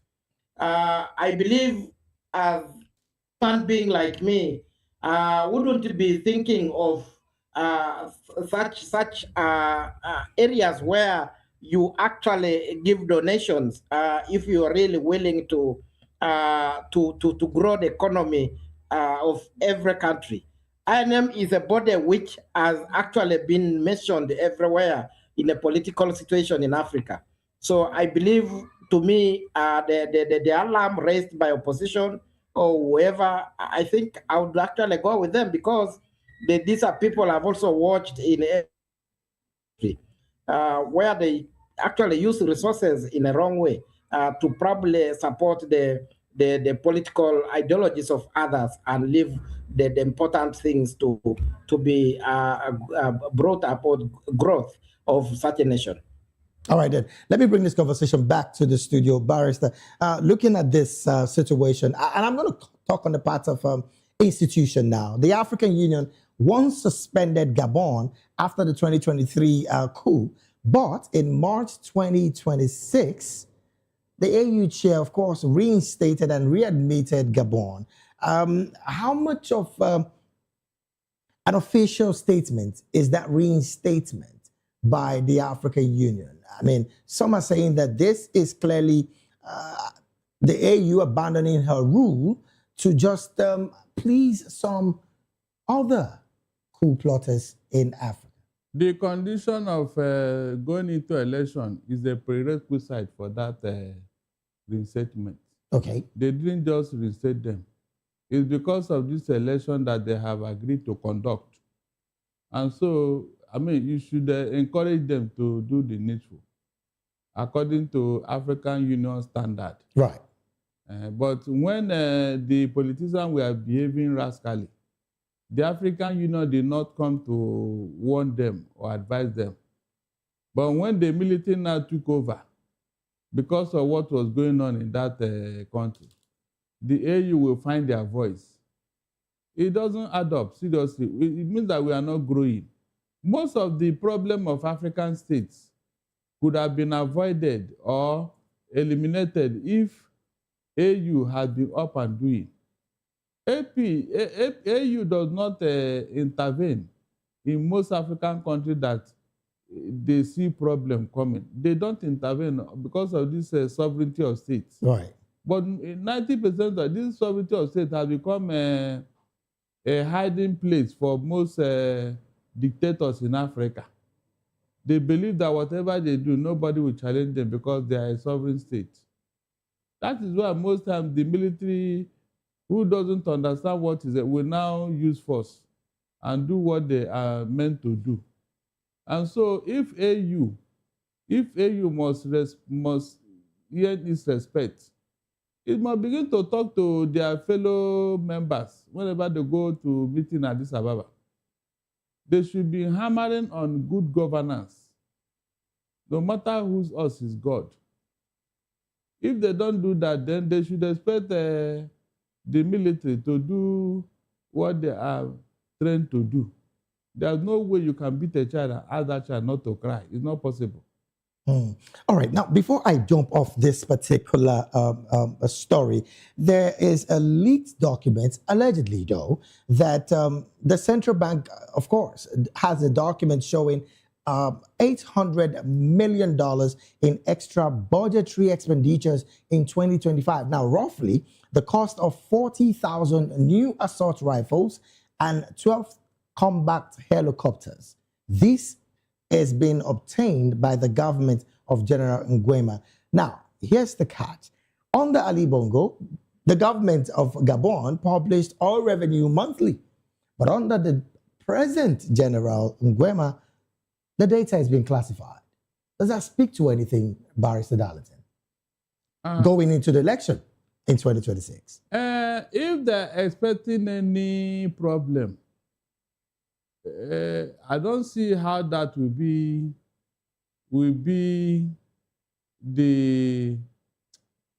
I don't see how that will come about, because the people are for this election. Everybody is upbeat about the election coming in Gabon. Is that not true? Yeah. So if they are buying arms, I don't think it's for opposition and all that. Maybe to fortify their defense. I mean, yes, a state need to fortify their defense. Because since this man has been there 3 years ago, we didn't hear of any mass killing and all that. You may say human rights and all that, which is, of course, which is the forte of the military. They violate human rights whenever they are in government. Your parliament may not be there. But then, if they are an interventionist force, and they are not going into election, can't we encourage them to do that? So if they are buying arms, it's to fortify the Gabonese military. I don't think they will use all that. How many are they? All right, then. Well, because of our time, really, I'm going to allow you, maybe in 30 seconds, chime in on the conversation about the fact that the Burkina Faso government, of course, as led by military leader Ibrahim Traore, denying claims of the fact that over 1,800 civilians have been killed in acts constituting crimes against humanity since Ibrahim Traore forcibly took power 3 years ago. This is according to a document by Human Rights Watch that has blamed the majority of the killings on the military and allied militias. What's your take about these documents by Human Rights Watch and the fact that the government is also saying that these figures are not correct? Please, you know the insecurity problem in that country. How the terrorists and the insurgents have been terrorizing that country. If the government now descend on them, does that mean human rights violation? These bodies that are outside here, most of the time when they don't like military administration, they want to cast you in a bad light. You think that is what is playing out here? That is what is playing out here, nothing else. Nothing else. The people that were killed, did they separate them? So if the government is now dealing with these terrorists, I mean, I don't see anything wrong with that too. The Amnesty International should be very wary. It's not everything they condemn. Let them tell us that these people are innocent civilians, and on what ground would they be killing innocent civilians? It's not possible. So they are going after the terrorists that are disturbing their country. Please, they should keep it up and not listen to such headlines. All right, then. Let's take this conversation to Uganda. And of course, we'll wrap up the analysis segment. Barrister Edward, what's your take? You would recall as well, Captain Ibrahim Traore also expelled French forces for alleged human rights abuses. And in this same mix, we're hearing that the highest numbers of deaths have been recorded in Burkina Faso. What's your take on this as well, while we round up? Thank you, David. Number one, I need you to look at the situation in Burkina. Since Traore came to power, you get that the speculations, these are all haters of a very good person who has tried to bring peace to the country. So let's not listen to the speculations. There are always bodies to actually do investigations on these kind of issues. If they are really confirmed, then now there's nobody who's below the law. You can take him to court or take him to the responsible bodies to actually face the law. But at this particular point, I would say, and this is my stand, that Traore has stood as an African leader who really wants to show others the way. So it should not be diverted from seeing that Burkina is going to stand firm in the issues of democracy. And that is what I think. Let's leave the speculations. All right, and thank you so very much, Barrister Edward Okwaro Matakinye, for joining the conversation this afternoon. It was a pleasure having you as always. Thank you, David, and thank you so much. All right, then. Thank you so very much, Barrister Darlington Agumo, also for joining the conversation this afternoon.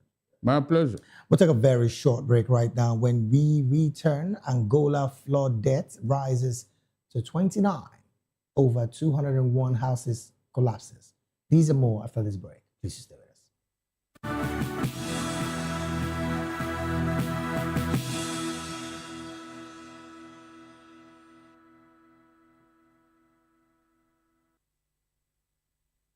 We're glad to have you back. It is still the African news right here on Voice of the People television. Now to other stories. Torrential rains in Angola's Benguela and Luanda provinces have left no fewer than 29 persons dead, 17 injured, and 3 missing, according to provincial data from the country's civil protection and firefighting services. A coastal city along the Atlantic Ocean, Benguela, recorded the highest number of fatalities at 23, accounting for 13 of the injured and 2 of the missing. In Luanda, the capital, 6 persons were killed, while 1 person remains missing. Authorities said the flood affected a total of 33,355 persons in the two provinces, flooded 6,752 homes, and caused 201 house collapses in Benguela, according to the statement by the service. They also reported damage to boats and vehicles in Benguela, while in Luanda, telecommunications, electricity, health, and education infrastructure were affected, along with landslide and fallen trees.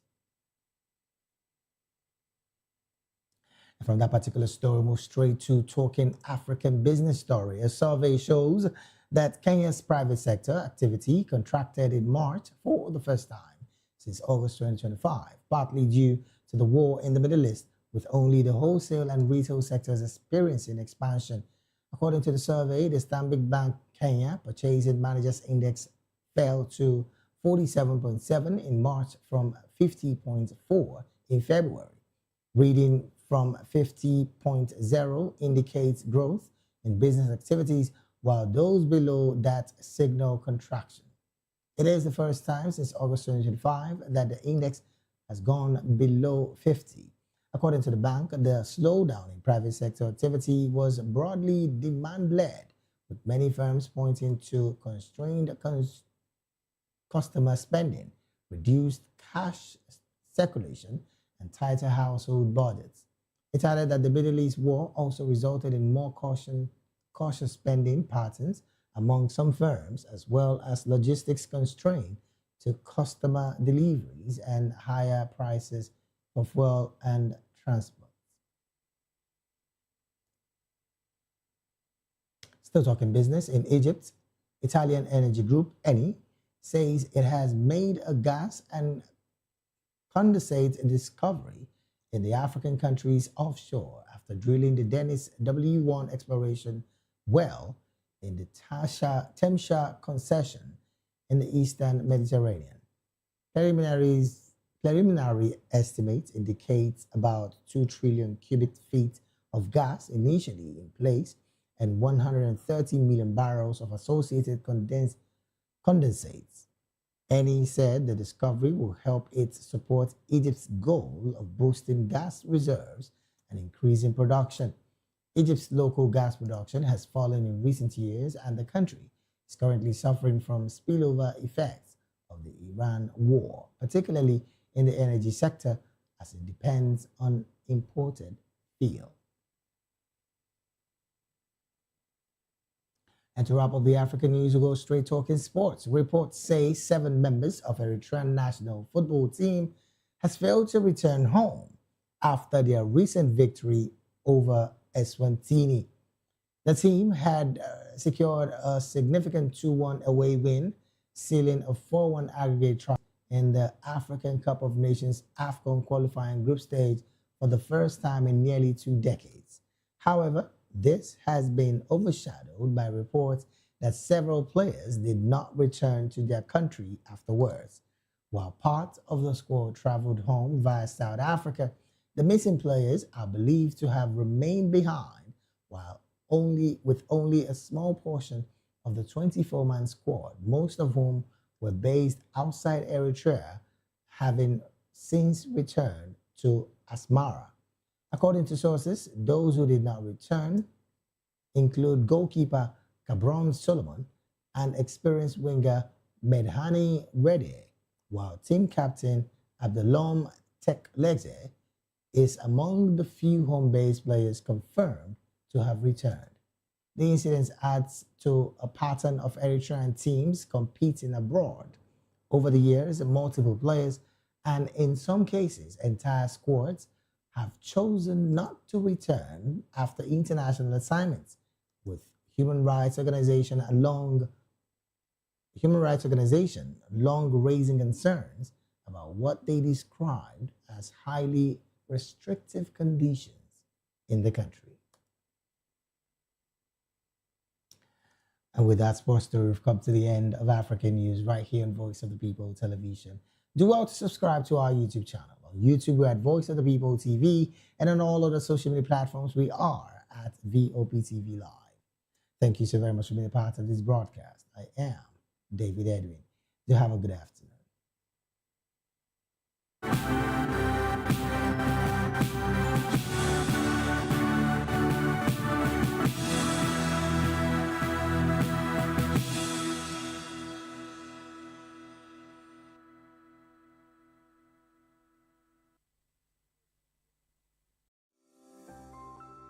VOP TV.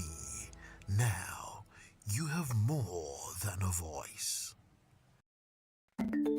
Africa is on the move, a continent of rising voices, untold stories, and powerful transformations. From the streets of Lagos to the heart of Nairobi, from the mines of Congo to the tech labs of Cape Town, the African story is being written every day. Bold, dynamic, unstoppable. This is African News on Voice of the People Television. We don't just bring you the news. We analyze and bring you Africa's heartbeat, the politics that shapes our nations, the economies that drives our future, the cultures that defines who we are, the voice that must be heard. Africa News, Africa's voice, Africa's future. Where Africa speaks, the world listens.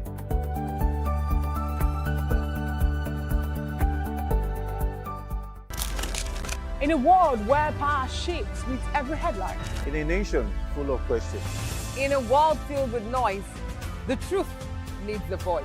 The policies that shapes our world and the economy that determines our future.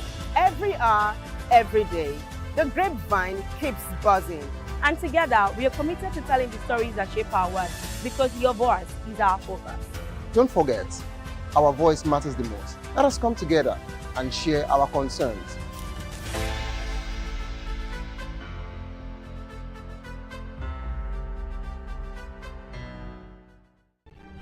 In a world where power shifts with every headlines, news breaks and events happens, we bring you unbiased and explicit information on politics, economy and state of the nation. We break down the chaos. Facts, not fluff. Truth, not spin. We discuss not just politics, but a glimpse into the future. Voice of the People Television. Now you have more than a voice. To know the happenings in the maritime sector, join us on the program Maritime Frontiers on VOP TV as we discuss key areas in the maritime sector from aquaculture, maritime transportation, maritime labor regulation, oil and gas exploration, ferry and passenger insurance, marine pollution and prevention, port operations, and lots more. Maritime Frontiers, exploring Nigeria's blue economy. Welcome to the locker room, the home of football talk that matters. I am Jerry Arpillon. Join us every weekday, Monday to Friday at 5 p.m. Nigerian time, as we share the hot takes and hot debates in the exciting world of football. And joining me are the usual suspects, Kachikwu and Mayowa, as we break down all the hot takes and everything that's happening in the football. Don't just watch football, live it with us. Catch us on the locker room and Voice of the People Television at 5 p.m. Nigerian time. And like I always say, if not 20 minutes off, with the sport. This is African News on Voice of the People Television, where we don't just bring you the news, we bring you Africa's heartbeat, the policies that shapes our world, and the economy that determines our future. African News on Voice of the People Television. Stay with us.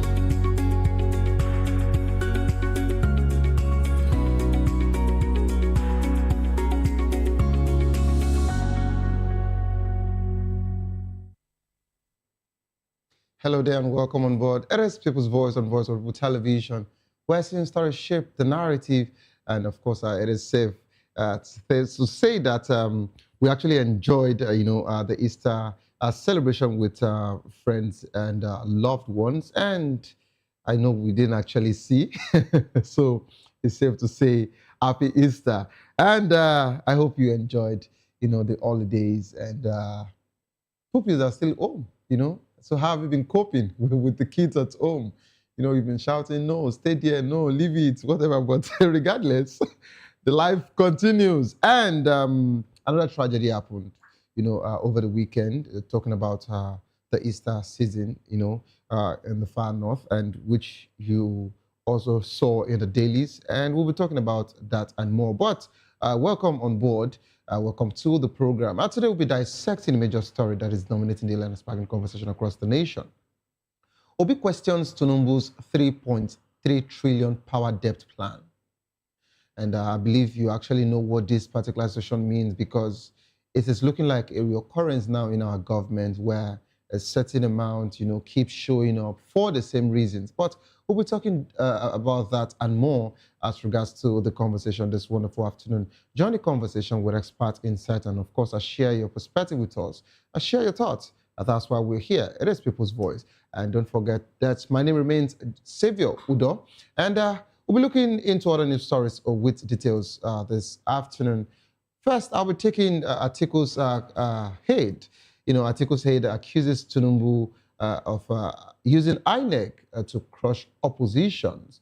Paul Ibe, media aide to Atiku Abubakar, acclaimed President Bola Ahmed Tinubu and INEC chairman Mahmoud Yakubu, actually, concluded all of this situation, as regards to any opposition party at all before moving it to the current chairman, who happens to be, Prof.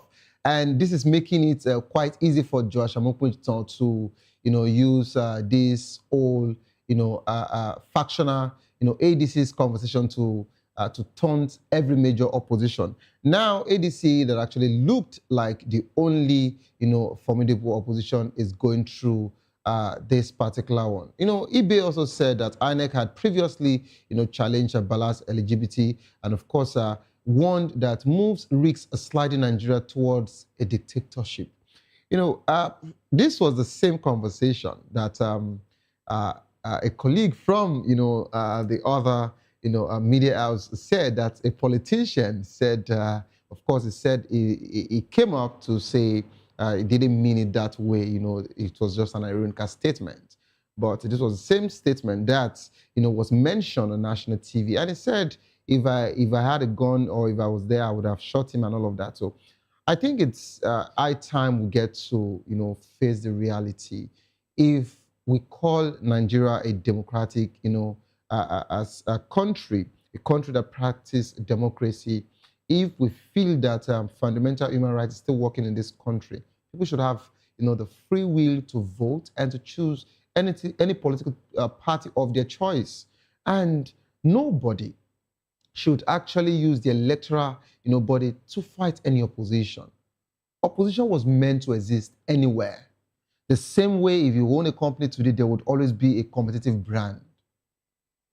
So it's as simple as that.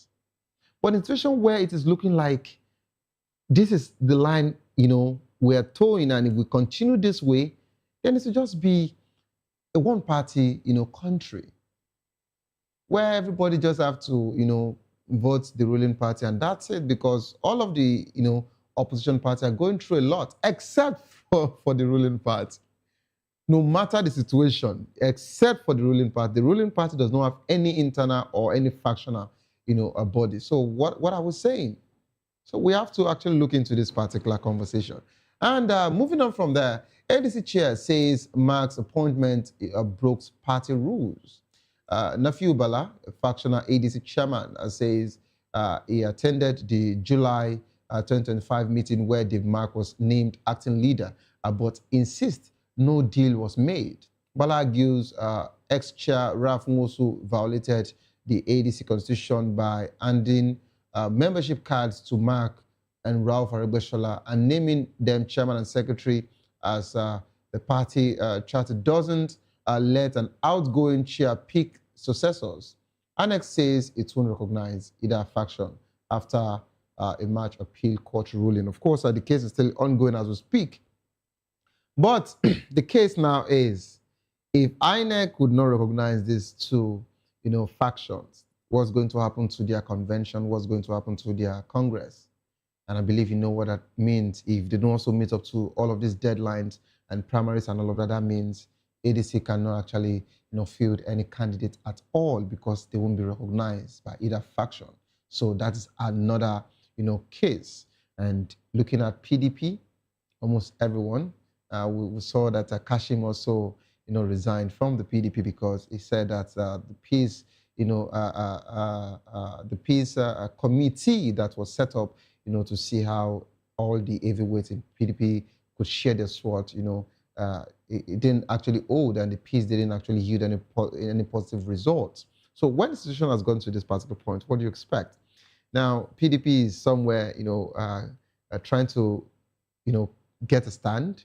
Labour Party, we've not even heard anything for now. And NNPP is also going through another one. So which party? Is it NDC that just came?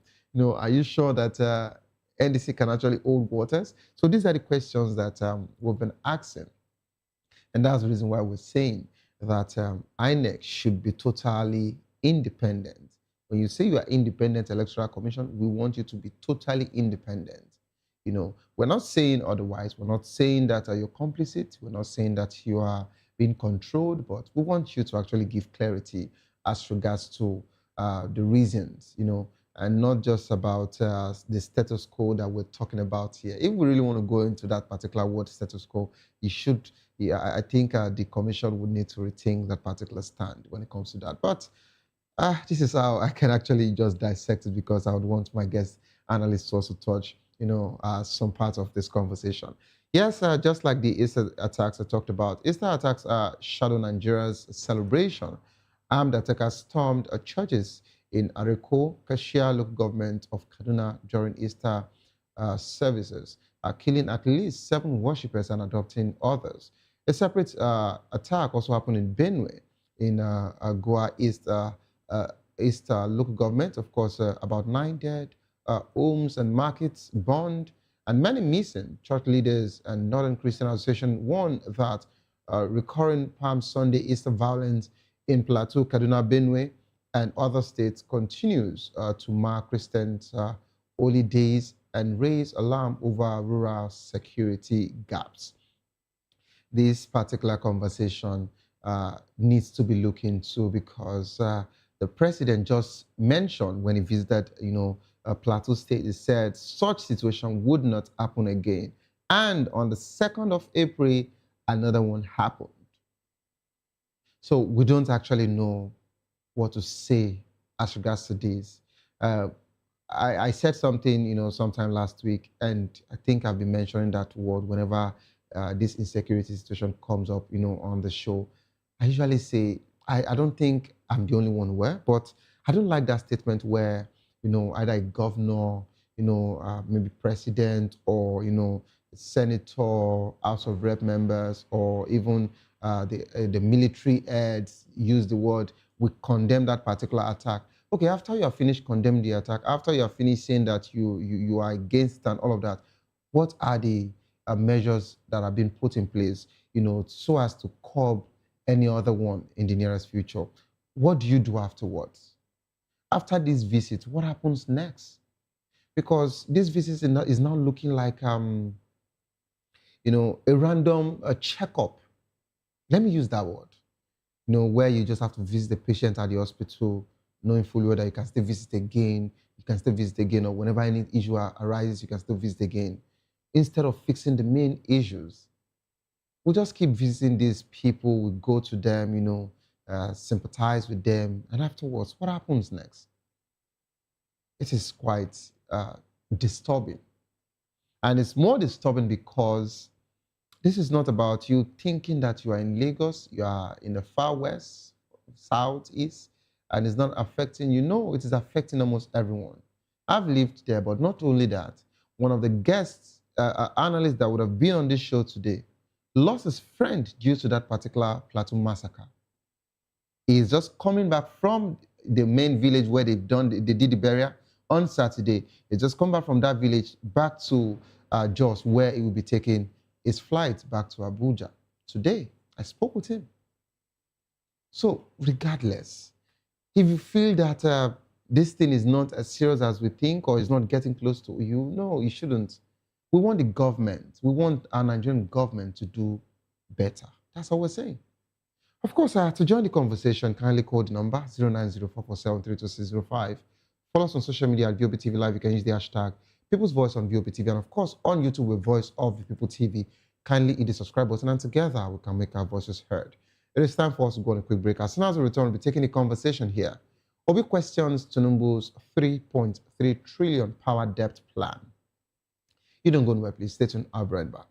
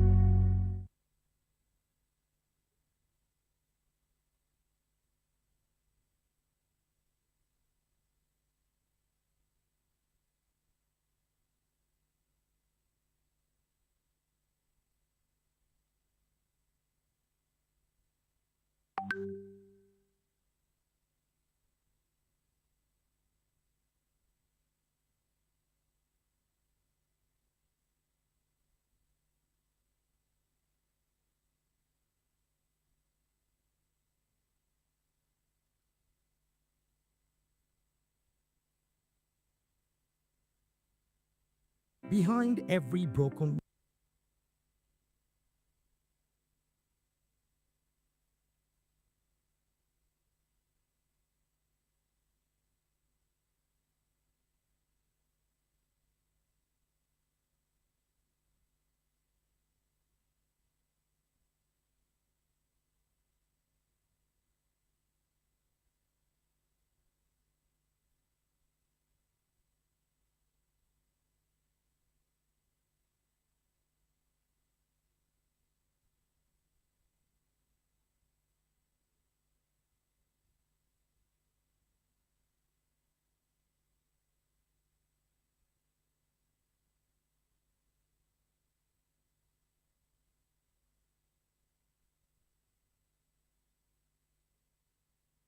often say that customers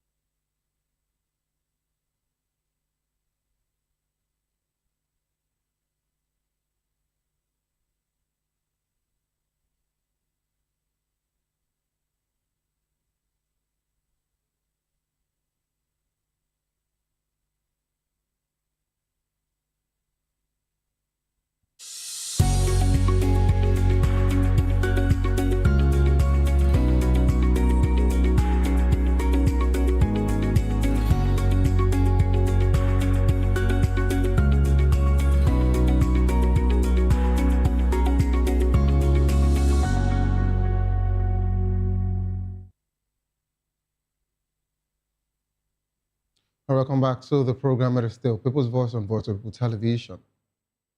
Peter Obi on Tuesday challenged President Bola Ahmed Tinubu's latest 3.3 trillion approval to settle power sector liabilities, saying nearly identical approvals were announced in May 2024, which was also 3.3 trillion, and July 2024, 4 trillion bond. Yet electricity supply has worsened. Obi asked whether previous funds were disbursed, how the debt ballooned under APC's government, what portion stems from operator inefficiency, and who ultimately benefits. He recalled Tinubu's campaign pledge on electricity and warned that without transparency and reform, Nigeria will stay trapped in debt and darkness. This is quite a very serious conversation here, and I love the last part. Nigeria will stay trapped in debt and darkness.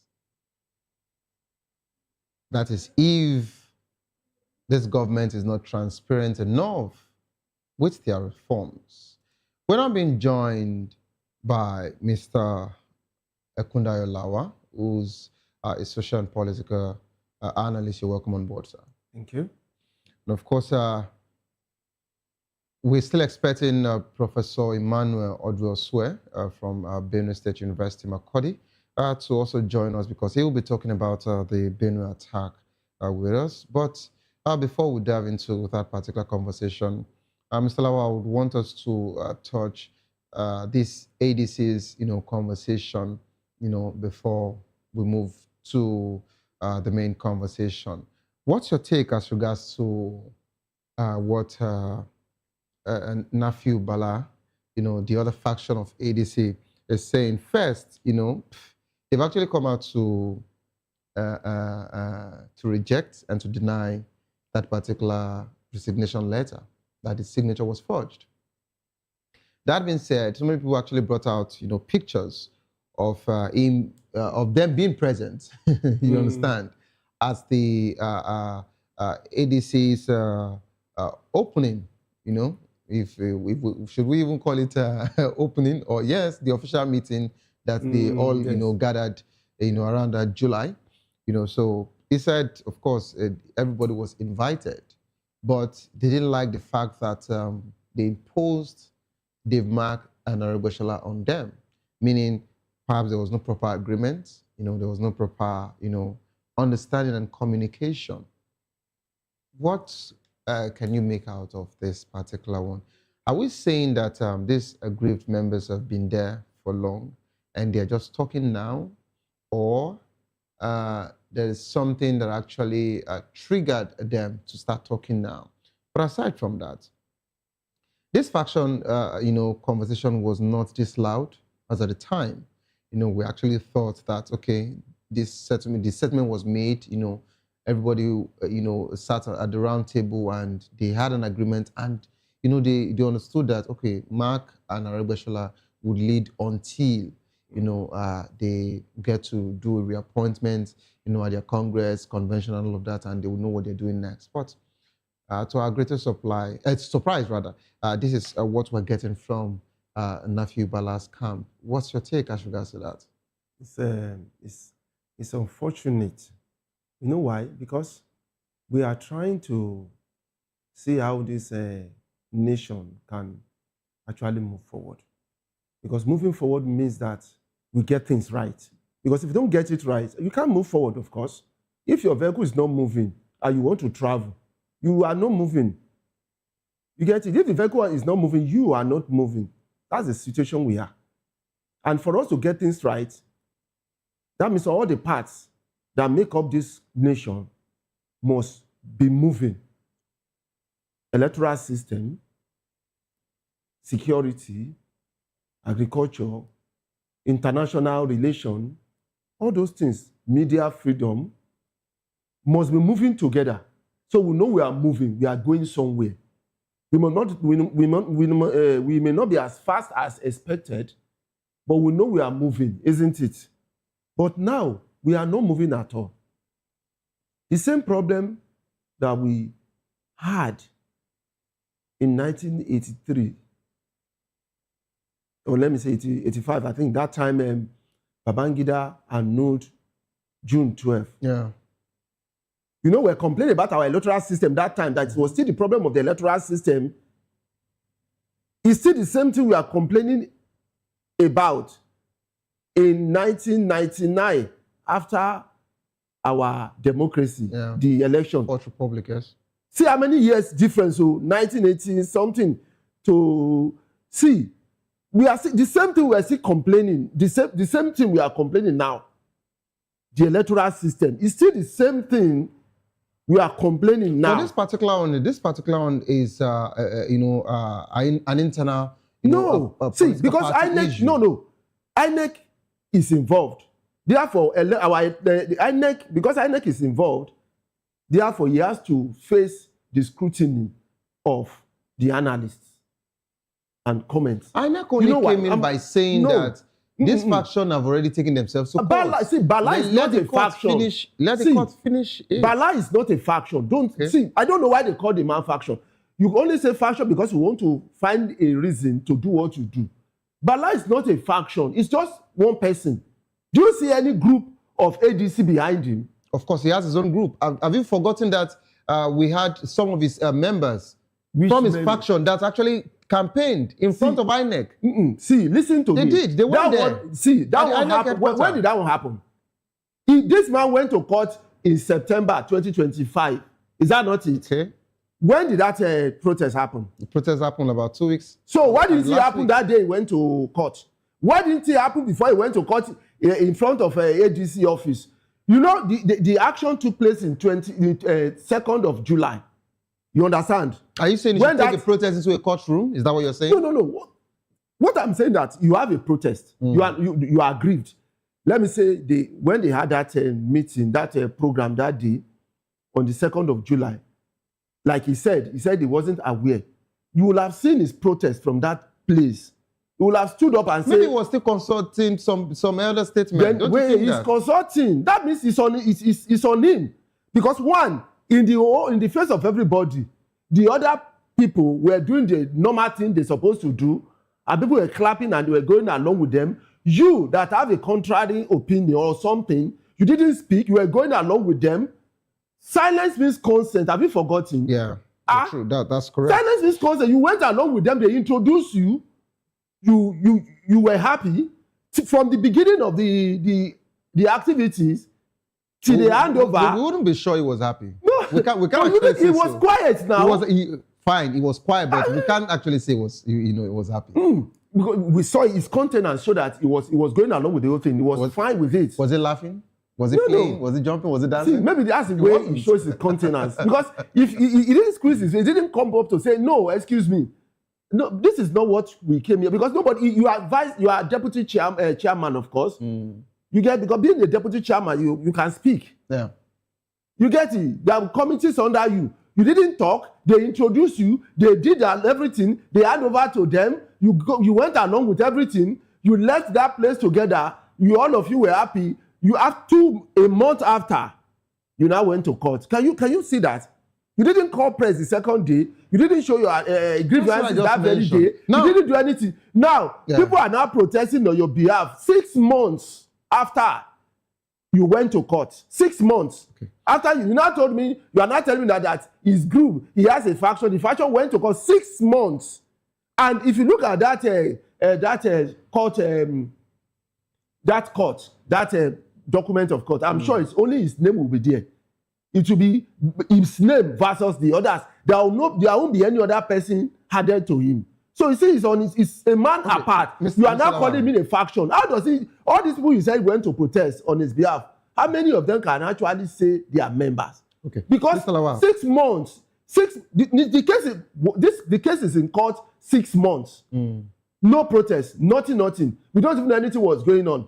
You understand? No. What I'm saying, it was on a low key now. Okay. It wasn't so noisy. Mr. Lawal, let's look at it from this angle. I love the fact that you're trying to make a case now, make briefs for the ADC or the main ADC that you called, the main ADC, yes, and not faction. But you would agree with me that this is the only word, this is the only adjective we can also still use when it comes to situations like this about political parties. No, I don't agree with that faction. If you can say aggrieved member. No, you can't use the word aggrieved members when you don't use faction. Yes, okay, wait. Let me. When we use the word, I'm coming, Mr. Lawal. Wait. I want to bring your mind. Precept upon precept. Let's go to PDP. Please, look at PDP faction. That's a faction. Now hold on. Now, Mr. Lawal, take it easy. Now, when you use the word aggrieved members, aggrieved members means that they are still in that party. Yes, all of them are still. But they're having issues. Yes. You understand? But when it is faction, the factional means that we do not recognize that leadership. That is not. Are you seeing the difference? That's not. We do not recognize that leadership. I won't agree with that your definition. You can actually check your phone. You can open your Google. I will. And I think when you're done, you can call me this evening to tell me thank you. Now, I understand that we should not actually see Bala's people or his people as faction. But now, the court has made it look like one. The same way, have you forgotten, you and I had several conversations on the same table in this show when we talked about the Labour Party issue. Why is it taking time for them to remove Abure? Even when you remember, even after his term has expired, it was still going to court. Even after Supreme Court has even ruled against. They ruled against, yes. The INEC refused to. And guess what? Guess what? People were still supporting Abure that no, he has gone to court. Let him still keep going. And it took time, but at last, will be left. At last, they recognized Senator Nadi, but before recognizing Senator Nadi, so much is already gone. Obi had left. Don't forget that the same way they went through theirs, PDP also went through theirs. Until Kachikwu left, different people left, and guess what? These same people that were quarreling, why should they now think that they want to make peace now? If they knew they could make peace, they could actually come to the table. Shouldn't they have done this thing before? Make peace with who? No, I'm talking about that of Shemak in this faction and this weekend. Okay. You understand? This is the question which I said I love what you said. This is the question that some of us asked. When you knew you were going to make peace in 2026, why didn't you start doing that since? Why didn't you do all of this? But when you look at this whole situation, in Nigeria, elections are won in the courts.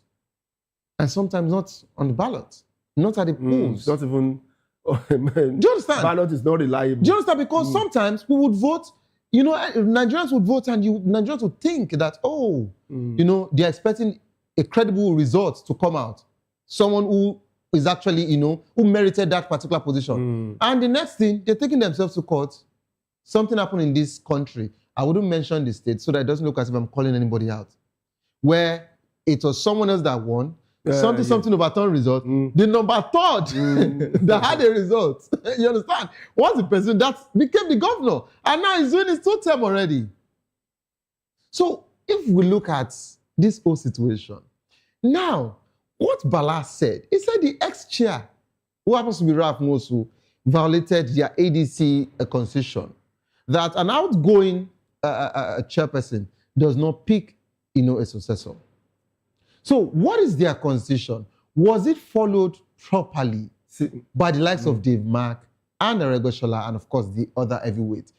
I want us to look at this. I am not saying that INEC's hand is not in this. Neither am I saying INEC hand is in this. Now, what do I mean by that statement? If I say INEC hand is not in this, we'll be lying because it is INEC that actually, derecognize this, other people that we've known, right? But if I also say INEC is not in this, I wouldn't be here on national TV to say, oh, maybe INEC is being used or is being sent. That's not journalism. I should just tell you what we read or what we saw. I'm not an analyst. See, there's something I want to say. But I want you to make it clear. There's some things I want to say, because one thing is this. David Mark and Aregbe leadership, they don't call themselves chairman and secretary or whatever. They use the word acting. Have you forgotten? Regardless. So acting doesn't necessarily, anybody can act. Acting can be handpicked by anybody. Have you forgotten that? That's why they use the word acting. That's why I keep saying that everybody keep many people keep, pointing a accusing finger at the ruling party and INEC. Because when it comes to acting, anybody is like a caretaker. You can pick caretaker anywhere, just like what happened in Rivers. When the governor, elected governor, was stepped aside, they didn't go for election. They unpicked somebody to work hard as governor. They went to court, and then the court said, yes, he has the right. The president have the right. They asked everybody said, but now when it comes to ADC, INEC is saying it's not going to recognize both. State of emergency in a state is different from. It's not right. No. Acting is acting. Situation. Wait, acting is acting. Acting means you have emergency in place, now pending the proper one. See, acting. Now, are you also aware that someone can be acting and the person can stay there, for as long as, and the person will control every major thing? That right? is acting. Okay. You get it? That is the meaning of acting. Okay. You get it? That's the meaning of acting. The moment there's an issue, and then you put acting in place, that acting doesn't necessarily mean it follows the due process. What means that there's an emergency, and then you need somebody to fix that emergency, pending when you go into the right one, the proper one. And so that's why you now be putting, you give those acting, maximum time in which they need to do their work.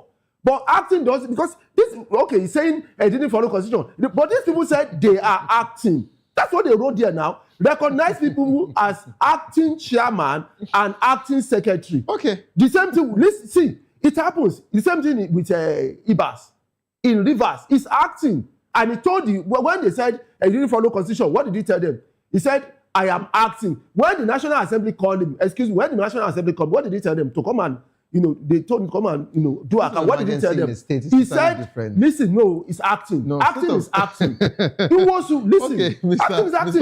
Then the third one, I'm coming. Okay. The third one, okay. You get the third one. So before I go to the other, that's why INEC removing the name of Aregbesola and David Mark. You get it? It's not proper. If all of them are quoting the law, but these people said we are acting. He also said when he was stepping resign, he said these people will act pending when we have our convention. Was that not what he said? So why are they now? They are not bringing constitution. Did you bring constitution when you put Ibas there? Did the government itself complain when the president put Ibas there? People said, yes, okay, there was problem. That's why they were bombing in order to stabilize. And then he also to put these people as acting in order to stabilize. No. It's an organization is an organization. No, hold on. Mr. Lawa, you are mixing two things. What? You are bringing Nigerian constitution into... No, I'm not talking... I'm coming. You are bringing Nigerian constitution... is a constitution. No, Mr. Lawa, hold on. What the ADCs are saying, what Bala is saying, he is talking about the ADC's constitution, the guidelines of the party. So you are mixing the Nigerian constitution and a political party's constitution. No. See, that is why... See, you are mixing it up. I am not. That's what you're doing. No, even the president has the capacity to... If the president declared a state of emergency in a state because there is an unrest, because there is insecurity, but because he wants to stabilize the state. Yes. It's totally different from... What's the difference? What's the difference? That's what I'm telling you. It's totally different from a political party who the leader feels, okay, he has actually elapsed or his time is over. Now, he was meant to follow their party guidelines, their party constitution, by going through the normal way of picking the next people. Okay. Wait. That's what Bala is saying. Okay, very good. What is But instead, I'm not a member of the ADC. No, I'm not talking about the ADC. It is the ADC's constitution I'm talking about now. General Constitution. That's not a political... General Constitution is for Nigeria. This one is for the party. Okay. Now Bala is talking about the party's own. Excuse me. The party, do they have constitution? Yes, every political party has a guideline. Good. Which they recognize. The country has a constitution. Separate from the political party. I know, but they use the word constitution. Yes. Good. It's like calling a white boy and calling a black boy. And you say they are different because one is white, this one is black. No. Mr. Lawa. I don't agree with that. Then second, Mr. Lawa, no, they don't say you don't agree with that. Number 3. Mr. Lawa, you have to understand that every political party in this country have their guidelines, their constitution, that they recognize as their constitution, a political party constitution. PDP has, Labour Party does, NNPP does, APC has, ADC also has, the NDC, they all have. Let me ask you a question. Has. Let me ask you a question. Why are you making look as if it's let me ask you a question. Excuse me. Let me say their office. Don't mix this thing. Let me say ADC's office, where they normally have their meeting. Okay. You get it? Or let me say where they normally have their meeting. It's written here because we have meeting here. Let me say something happens to that building and the building collapses. So they cannot have their meeting somewhere else. No, Mr. Lawa, you are still mixing. No, because there's an emergency. They will tell you why we are not having this meeting in our usual office is because they are renovating it. We cannot take. We have no, Mr. Lawa, that is an emergency. See, that is why they use. I like the word they use. They use the word. I sat down and I saw that these people use the word acting. Acting doesn't necessarily mean it follows the constitution. Go and find out from anywhere. Mr. Lawa. Acting means. If you say this word now, I'm going to keep it somewhere for you on this show. Now you are trying to make a case. Let's. I'm coming, Mr. Lawa. Please hold on. You're trying to make a case by saying that when you want to pick acting, you don't necessarily have to follow the constitution. Yes. Now you have actually taken it off from the political party's constitution. You have made it general. Now tomorrow, if the president decides to pick anybody and say acting chairman of this commission or whatever, and the person goes to what we call it, the National Assembly, or even before going to the National Assembly, the president says, you are acting, stay and be in this capacity and do. I wouldn't want you to come on this show Do that you know, day. do you know the president has done it many times? Please hold on. Please hold on. He's done the same thing many times now. Please hold on. I wouldn't want you to come on this show and tell me it is wrong. Why will I? When we know that there's so an you've emergency. established that fact for me. Let's move the Excuse me, I want to say something. No, please. Do you know? Wait. Do you know? Excuse me. Wait. Do you know that even the IG, there was a time, the time of the IG expired. It's elapsed. The president didn't remove him. He extended it. Do you remember? Mr. Lawal, that's acting for that moment until it was confirmed. Mr. Lawal, let's move on the conversation. Let's move on the conversation. I even love the fact that we have agreed that should in case. There are occasions where you need and you wouldn't come here and say, no, the president should not have done this. No, you wouldn't do that. And also, if any governor of any state does the same thing, I don't think you should also say they were not meant to. I just want you to know that you have said appointing acting does not need any constitution to be followed. And that's your word. And I want my team to actually document this, in capital letter. That Mr. Lawal Kundayo said that you can appoint anybody as acting with your power. I think we should add veto power. You understand? Okay. You do not need constitution to make that particular one, work. So I think that has been established. Yes, I want us to touch, the main conversation. But before then, let's just, take our conversation next to the attack that happened, on Easter Day. We saw what happened in Ariko, Kashia local government, Kaduna State. We saw that of Benue, Plateau. And we're also told that another one even happened yesterday as well. And the issue now is, what can really be done? And because every time the leaders, people just go, the military people just go and talk to the family of the deceased, they go to, share empathy, sympathize with these affected families, the injured. And after then, nothing happens. Sometimes we even hear that they would put security in place, they will beef up the security, this will be done, that will be done. The other time it was all of the, service chiefs that were sent to Borno. But looking at the whole situation now, it is looking like this, these terrorists are not even scared anymore. They are doing this at their free will and they're not bothered about, the government. And not only that, my question, is there no special intelligence anymore from the NSC office? Is our military not getting intelligence to even know that this is the next place they want to strike?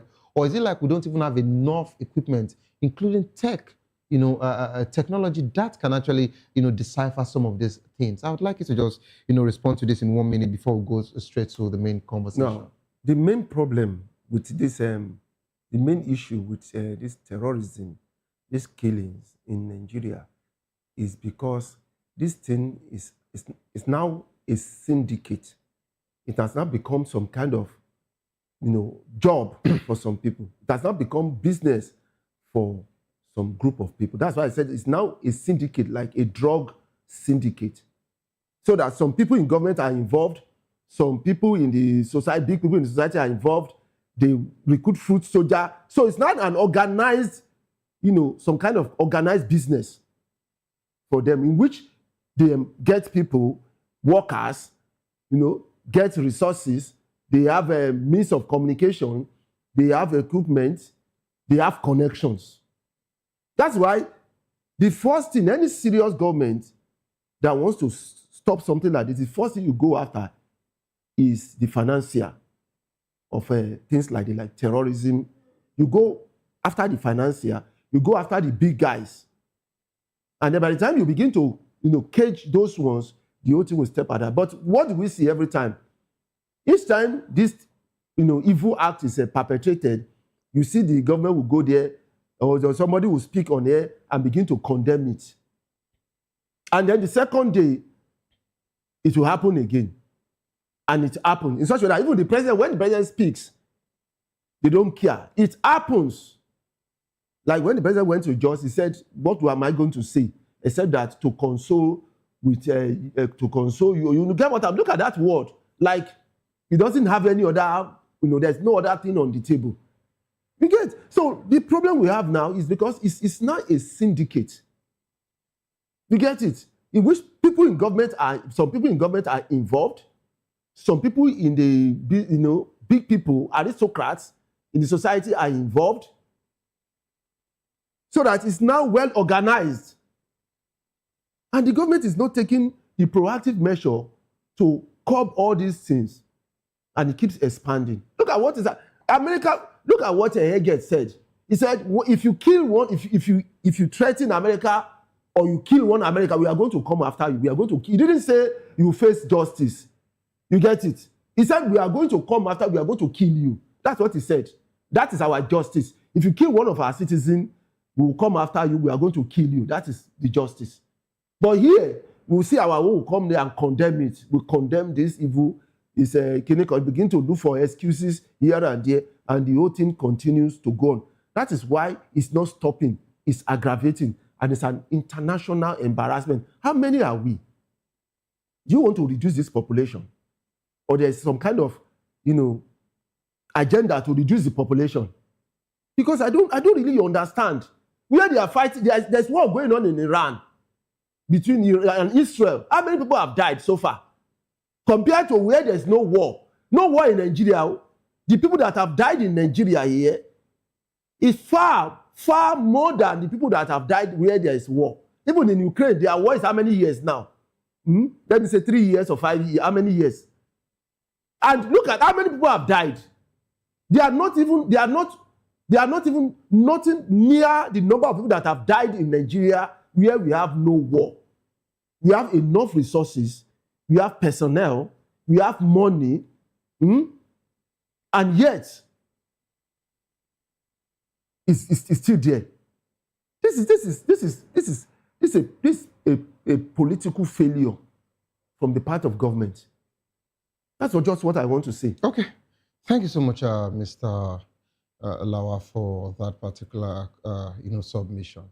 Let's move to the main conversation now, talking about the debts that the president, of course, will be questions Tinubu's 3.3 trillion power debt plan. And of course, he mentioned at the tail end of his conversation where he said that during the campaign of the president, that the pledge on electricity,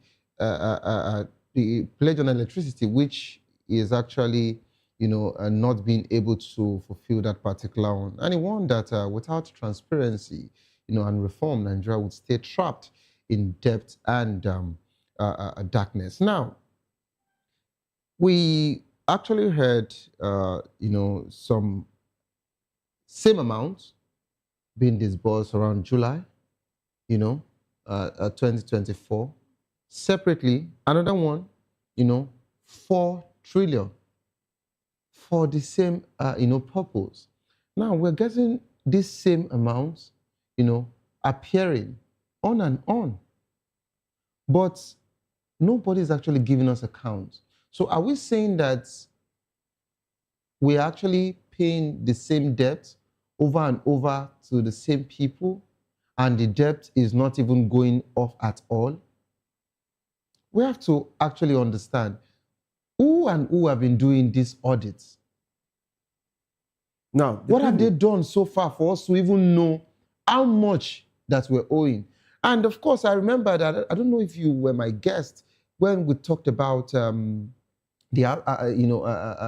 Aso Rock Villa, having to move into solar now, 17 and we billion or want something. to, want to confirm how much exactly is even the villa owing. Because all of this particular conversation is just looking so scattered that every time this amount keeps, popping up and nobody's saying anything. We need accountability. We want to actually, get proper transparency on how this money are being disbursed. Just like Obi asks, if this money has been, showing up over and over and over again, does it mean that the first or the second time, it was mentioned, it was not disbursed? And another thing is, have you forgotten that these discos, power sector, they are declaring profit. Go and check them from many years back. They are declaring profit now, huge profit, billions. And then the government is telling us that there's a debt and they are bailing the debt out. There are so many unanswered questions. This debt issue, when it comes to the power sector, I believe it is part of this appropriation bill. Is it not part of the bill? See, the NEPA, NEPA, PACM was divided into 3. You have generation, the GENCO, the transmission, and then we have the distribution. The transmission is TRN, transmission and the distribution. Distribution is the one that's supposed to generate the money to settle the others. Now, the distribution, which are the discos, they are declaring profits. And you are telling us you are owing the GENCO. How can you owe GENCO when the discos that are the money collectors for the 3 are declaring profits?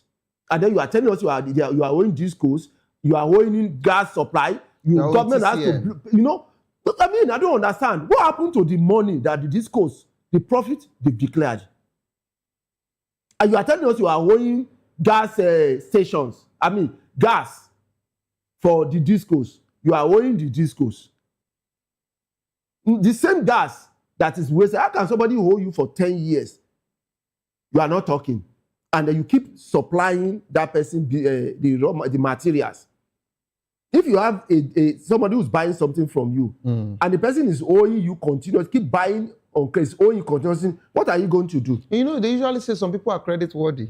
I don't understand. So you mean that this GENCO, where did they get the money to run the business? All this why, if they don't have the money from discos, if discos are owing them, they are owing them. They can get it from the bank. So they borrow money from the bank. And wait so for we need federal to government see. to give them. That's why We they need call it clarity corruption on that particular line. There's so many loopholes in this electricity thing. Because we don't even know the exact amount that is being verified today that the country is owing. The power sector debt. We don't know the exact amount. At least we want to know the exact amount. When I checked Google now, Google said they are owing GENCO 1.something trillion. Imagine you have a business and you have a company, a multinational, even if it's a multinational company. GENCO is not multinational, it's a Nigerian company, only Nigeria. Maybe we are supplying some, maybe 3 countries. Now, you have a multinational company all over the world, and you are owing 1.5 trillion. Somebody will ask you, excuse me, where are you getting money to run that business? To run the business. If they are owing this huge money, you must have shut it down since now, and you have not shut it down. You are still running the business, and they are owing you this huge money. There's something wrong about that amount. Are you saying that the federal government is not owing them? It's either they are not owing or they are owing, because you can't tell me that the GENCOs are running for 10 years and they are owing them 1.5 trillion for 10 years. You get what I'm saying? The question is, what have you been running that business? Just like I answered, what if they've been getting the funds from the bank? Okay, so you keep borrowing money, people for 10 years, and they are not returning the money. The bank will also know that it is federal government that is owing them. So how does the bank manage its own? So it's not paying staff. The banks get different tariffs that they take from us. Charges. Okay, charges. Yes. So you see what you are doing. Even if you are talking too much as well, they will actually charge. I know they do that. So many. They will just type. They will write. They will write X and remove 100 naira. You be wondering what was that? What is the X? Money is gone. Who do you want to ask? Then the second one is that they said they are owing gas 1.something too. I begin to wonder, this gas is coming from Niger Delta. This same gas that is being wasted in Niger Delta is the same one that they are owing the federal government. The same one they will shut down the others that we are not giving them. And the same gas it's our gas, and then we are paying, and there's so many. That's why I told somebody, I said, if you put the right person in this Ministry of Power and they give that person the opportunity to work, in 1 year, that person will generate 100,000 megawatts in this country. Okay, Mr. Lawal, let's actually close it there. I think Mr. Lawal has someone he would give to Nigeria, so the person would generate that. Yes, now, give the person the opportunity to work. That's what I'm saying. We think you have it, right? Okay, so since you have the person, let the person join the political party, then let's... you see now, you are not looking for expatriate, you are always looking for politicians. I just said, get the person to be in a political party. This is Nigeria. That's what I'm saying. That's the person cannot be a politician. No, he doesn't have to be a technocrat. Can actually what about if he's the best man for the job? but he's not joining any political party. No, that the constitution, you understand, you have to join the political party. There's You no must be a one party. politician. No, you don't. You don't have to be a politician to be in a political party. We have to get that clear. Okay, you'll be attending meetings, you'll be contributing, you'll be doing this, you'll be your time and everything. I'm not saying it's wrong. I'm not saying it's wrong. Okay. But what I'm saying is that part of do you know that a body? Wait, do you know that you can get a technocrat from abroad? Somebody who's not even a Nigerian. Do you know that?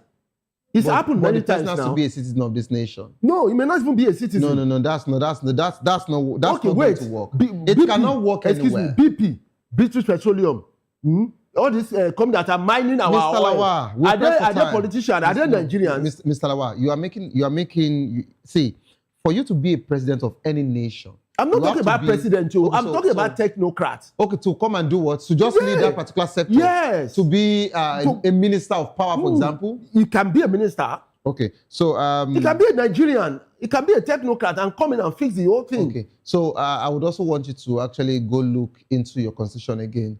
And next time I see you on this table, I'll say, when you read your constitution, what did you see as regards to appointment when it comes to such offices? No, I know. See, there's so many things.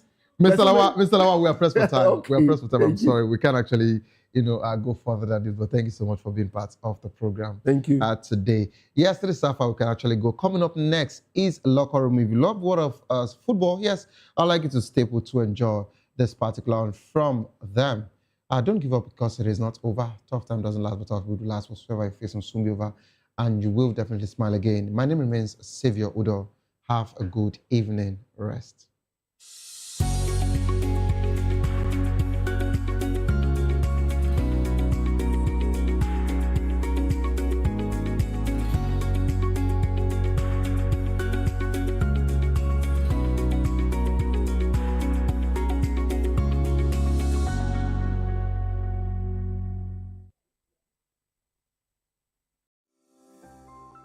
VOP TV.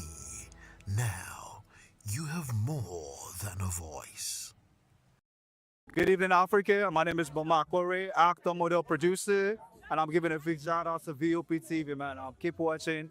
Don't change the dial. Thank you and God bless you. My name is AY, and of course, I represent the voice of the people, and that's why I'm on VOP. AY say so. Hi everyone, it's your girl Miriam Tima from the Real Housewives of Lagos and the Real Housewives Ultimate Girl Trip Africa. Shout out to VOP, the voice of the people. You already know. Stay tuned, keep watching. And don't forget, VOP is the best. All right, hello, everyone. It's a brother shagging man fine back with Melanie Poppy Black Skin Boy. This is VOP TV. If you're not watching VOP, I don't know why you're watching. Maybe you're watching your weights. Hello, beautiful people. This is Wale Ojo, and you're watching VOP, Voice of the People. Hi, guys. You already know who it is. This is New Energy. Flyers boy ever live. Keep watching VOP TV. Thank you. Hi, people. Jenny Albano here. Guys, please keep watching Voice of the People. This is Health Check, your weekly guide to better living, smarter choices, and trusted answers. From everyday wellness to urgent health issues, we've got you covered. Health Check, only on Voice of the People television, where your health has a voice.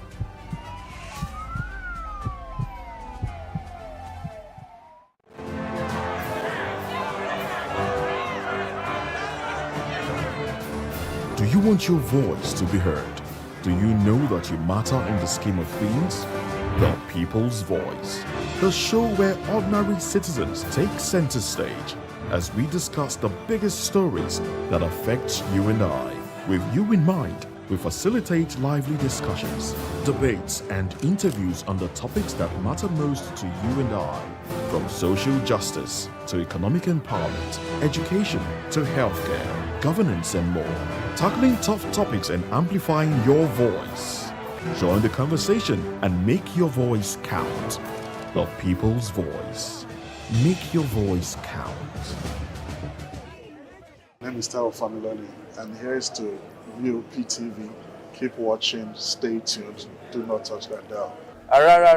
My name is Made Kuti, and you're watching BOP TV. Keep watching. Welcome, my name is Zika Davis. Distinguished ladies and gentlemen, boys, viewers, everybody, boys and girls. This is VOP TV. Do you know what that means? Voice of the People TV. You don't have a voice, don't come here. You better make sure your voice is heard. VOP TV. Now you have more than a voice.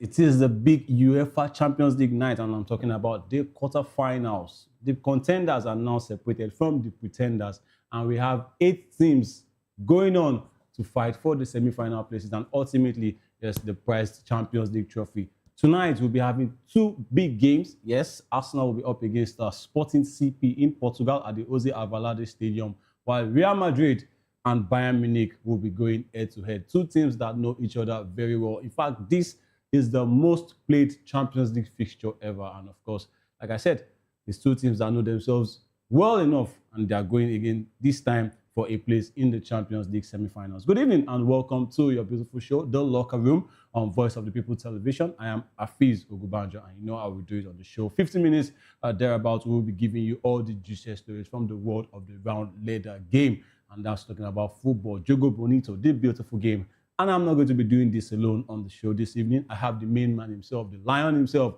Jerry Apelohai, and of course, Maiwa Alao will be joining us virtually, yes, as the show progresses for us to dissect all the GCS stories. We have the Champions League. A former Nigerian coach is also talking tough. What next should we be doing? We can't afford to miss the World Cup in 2030. Yes, we have the AFCON to prepare for, but like I said, that's a local championship. But the World Cup, it might even be extended by when 2030 rolls around. It might just be about 52 teams or even 60 teams. Nigeria should be a part of that one. We have already put this one behind us. We have to look forward this time around. And also, Nigerian players abroad, how are they also doing? Yeah, good evening and welcome. Let's enjoy this ride together. And before we go into the stories of the day, let me remind you that you can follow us on all our social media handles. On YouTube, we are Voice of the People TV Live. And of course, VOP TV Plus. Please like, comment, subscribe to the channels. And of course, turn on your notification button so you won't miss any of the exciting episodes on this show, Locker Room, and of course, on our sister programs right there on those platforms. Jerry, of course, is the Champions League night, and there are big games coming around. We are going to go proper into the preview, but of course, what game are you looking forward to? We have Barcelona, who will be playing Atletico Madrid tomorrow, and of course, Liverpool with Anslot. Are we going to finally have a turnaround in their season for the Champions League? Because it looks like that's the only realistic trophy that they are going for. Now, in the Premier League is all about survival for Europe, not against relegation. It's survival for Europe. And of course, are they going to be working alone again at the Parc des Princes? Or this time, they just need to get a win, and the slot needs to salvage the season for Liverpool. What do you think, Jerry? Good evening and welcome to the show. Yeah, good evening, Hafiz. Yeah. Good evening, lovely viewers. Yeah. For me, as you can see, they say join the winning side. And, I'm on the winning side right now, which is Real Madrid. Real Madrid. But they lost in their last game in the La Liga. And that's inconsequential. The biggest trophy as far as we are concerned, Real, of course, is the UEFA Champions League. And 14 trophies is no joke. 15? 15, sorry. Come on. 15 is no joke. There's people that don't even have one. All right, definitely they know themselves. Anyway. I feel like this Arsenal fans. Yeah, I saw a meme where they were trying to roll out Arsenal about their lifetime and their years they've lived and what they've achieved in life. They now said FA Cup, 4 trophies. Yeah. Premier League, 8 trophies. Yeah. They now said Champions League, no trophy. Yeah. I think Europa League, UEFA Super Cup. Super Cup, yeah. Never dreamed of. Not that. Never dreamed of. Yeah, because they shouldn't even think about it. It has not crossed their mind. Yeah. So, oh Lord. So this is Thierry Henry. This is on Thierry Henry and also the players in 2006 and also the referee. I remember that was not a red card. I think it was. That was not a red card. He gave a red card to Jens Lehmann, and that cost the game. It was ultimately this is what it is. The officiating didn't really help Arsenal that day. Everybody, the whole world was rooting for Arsenal. Of course. Including those who were not Arsenal fans. Yeah, they knocked out Real Madrid, Juventus, and also Villarreal at the time. The only team that was shooting for Barcelona were Barcelona fans. Barcelona fans at the time. Every other fans, the whole world stood behind Arsenal because they were the underdogs. Yeah. And they had a generation of players who were awesome at the time. Yeah. Campbell, Kolo Touré, yeah, Cesc Fabregas, Cesc Fabregas. That team was exceptional, but it's all done and dusted. So tonight, Real Madrid has dealt with Bayern Munich before. Yeah, of course. And of course, they have the killer instinct. They have Vinicius Junior, who's ever on form. He has something to prove this time around. Yes. And I think with the way he's been playing, he shows that he wants the Ballon d'Or. And if he's going to win the Ballon d'Or, because Barcelona are looking good for the La Liga title. I mean, Yamal and Rafinha. Yeah, if he wants to outwit Yamal and Rafinha as far as the Ballon d'Or is concerned, he has to win the Champions League. Yeah. So that is why I feel for Bayern tonight. They're already sweating on Harry Kane. If Harry Kane doesn't play tonight, I don't know where the goals is going to come But don't you think they have other attacking options? Yeah, they have Odysseus and Gnabry, but the defense lineup of Real Madrid have what it takes to stop them. But for Harry Kane, is unstoppable. Are you sure the defense of Real Madrid has what it takes? We'll be discussing this in the preview, but do you think the defense of Real Madrid really has what it takes? If there's against no Bayern's Harry Kane, attack? if there's no Harry Kane, then they can deal with what Olise, Bayern is. Musiala, Lennart Carl. Yeah, of course, they have what it takes to deal with all of those. Yeah, make sure they're finishing off, Then Olise likes to look for players he has to assist, except on exceptional runs from the midfield. So how about Jackson? Can step in for Harry Kane? Oh. When I ask Chelsea fan, you don't want to rely on Jackson. That's a downgrade. You don't want to rely on Jackson on a very crucial I'm not saying anything, Yeah. but then if you put him there with the likes of Olise and Musiala, they will give him assists. I don't want to see a situation where we Real Madrid will be having 10 shots on target and no goal. Wait, who is we? Yeah, the Madrid stars. The Madrid stars. Yeah. There's no we here. The Madrid There's stars. no we here. Tonight we are Madrid. Are you going to put up this jersey tomorrow in case Madrid don't get the win? If they don't get the win, I'll still put Madrid because they will still have a chance going to the Allianz Arena. But at the Santiago Bernabeu, it will be very, very, very stupid of anybody to bet against the Real Madrid, especially in the Champions League. Especially in the Champions League. Yeah.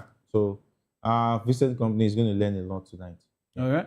He's going to learn a lot tonight. Okay, let's bring it home and let's go into the story. And this time around, it's no longer news. The Super Eagles of Nigeria, we've been saying it consistently on the show that they will be missing the World Cup in 2026 for some reasons that, Jerry, I noticed that if I give you an opportunity to go into that reason, that Super Eagles are not at the World Cup, I know you are going to, tear some clothes. But then, it is what it is. We've already accepted that. Now we're thinking about the AFCON qualifiers and, of course, in 2030. But a former Super Eagles coach who has been there and he has done it all, he has been there during the glory days and when things are looking like they are falling apart, he was also part of it. And I'm talking about none other than former Super Eagles manager Joe Bonfer, of course, the Dutchman, and he's talking and he's urging Nigeria to move on from missing the 2026 FIFA World Cup and start preparing for the 2030 and 2034 editions. And Bonfer, who led Nigeria's under-23 team to a historic gold medal at the 1996 Olympic Games, believes that the Nigerian Football Federation, NFF, should put necessary structures in place to ensure the Super Eagles return to the global stage. And of course, Bonfer emphasized that Nigeria's absence from the World Cup is not good for the players, the country, or Africa, and urged the NFF to learn from past mistakes. And he stressed that Nigeria has talented players in top European clubs, and it's crucial they don't miss out on 3 consecutive World Cups. I mean, Jerry, it's a good one that Joe Bonfer is saying this. He is the one, at least as long as Nigerian football is concerned, as far as it's concerned, this is a man that should be talking. He's been there, he has done that. And of course, he's saying that, look, you can't afford to miss 2030 and the 2034 World Cup. He's already looking ahead. About 8 years from now, Nigeria should be going to the next 2 World Cups. Don't you think this will be crucial for the NFF if they want to win back the hearts of Nigerians? Because it's looking like they are falling apart now. If they want to win back the hearts of Nigerians, if you want to get Nigerians back into their good books, 2030 and 2034 should be non-negotiable. They should qualify easily, and we should start with 2030. Do you think this is achievable from the words of Joe Bonfer? Yeah, Joe Bonfer is speaking on the part of being a lover of the country Nigeria, where he was successful as a coach, and it's understandable. And Coach Bonfrey will not say he doesn't understand that the terrain Nigeria is currently experiencing when it comes to the football phase is a really difficult one in terms of we have come to a dispensation where those who have no business handling leadership positions are now leaders. You know, from our football administrators to sport administrators to even up to the presidency. Yeah. You know, even the National Assembly now it's more like a joke. And if we continue to have a trajectory, you know, a period when you begin to have unserious people in leadership positions, the country suffers. Even the Bible says it that when the righteous is in charge, the Yeah. people have shouts of joy. Yes. You know, but when the wicked man is in power, the people go through pain. Yeah. So we are in the period where we have, I'm trying to remember Pharaoh. We have pharaohs Really? in power. Is it that deep now? We have We have pharaohs now? pharaohs in power who doesn't mind the people going through pain Yeah. to his own comfort. Even when you know Because- that you can solve that Yeah. issue. Even when you know that you're not capable, you still want to force yourself on the people. Take a look at Gosol. I can still see people campaigning for Gosol to continue another 4 years. And I will not be surprised that the past board that failed to qualify for the World Cup somehow also played a role in sabotaging the effort of this current board. Because in making decisions on selection of coaches, they still had undue influence, the likes of Manju Pinnick. Yeah. Because Still have according to slots. Pillars, he also had influence on the appointment of Finidi George. And we knew how that And we saw how that went. We know how Finidi George came and destroyed what was already in comatose. You know, Yeah. when something is in coma, you bring stick. It does. to nag- It's on to hit- life support. Yes. Just you remove the life oxygen. support, remove the oxygen, and expect it to still Yeah. breathe. No, that was a serious situation we are. We know we had the stage 1 cancer. You know, but now we're in stage 2. So now there's no even option for chemo because now we know the diagnosis, but nobody is doing anything to make sure they deal with it. But we are not dead yet. You're not dead yet. Are we You're in looking? the Is hospital. it Okay, getting now, close to death? Look at the under-17 AFCON. Yeah. Nigeria is not going to be part of the under-17 AFCON, which is an opportunity to qualify for the under-17 World Cup. So now what it means is that as Osimhen is getting older, their Demola Lookmans are getting to their 30s, which we might not know their injury state when the qualifier for the World Cups for 2030 will start. And that means the likes of DR Congo and Co, who went on the under-17, they will have players to look forward to in the future. Yeah. Because their league is also doing well. This is not the league we are running here. Our league has become an academy, feeders team for Europe, For you, or scrub there's leagues. always been a feeders team. It has become worse now. Yeah.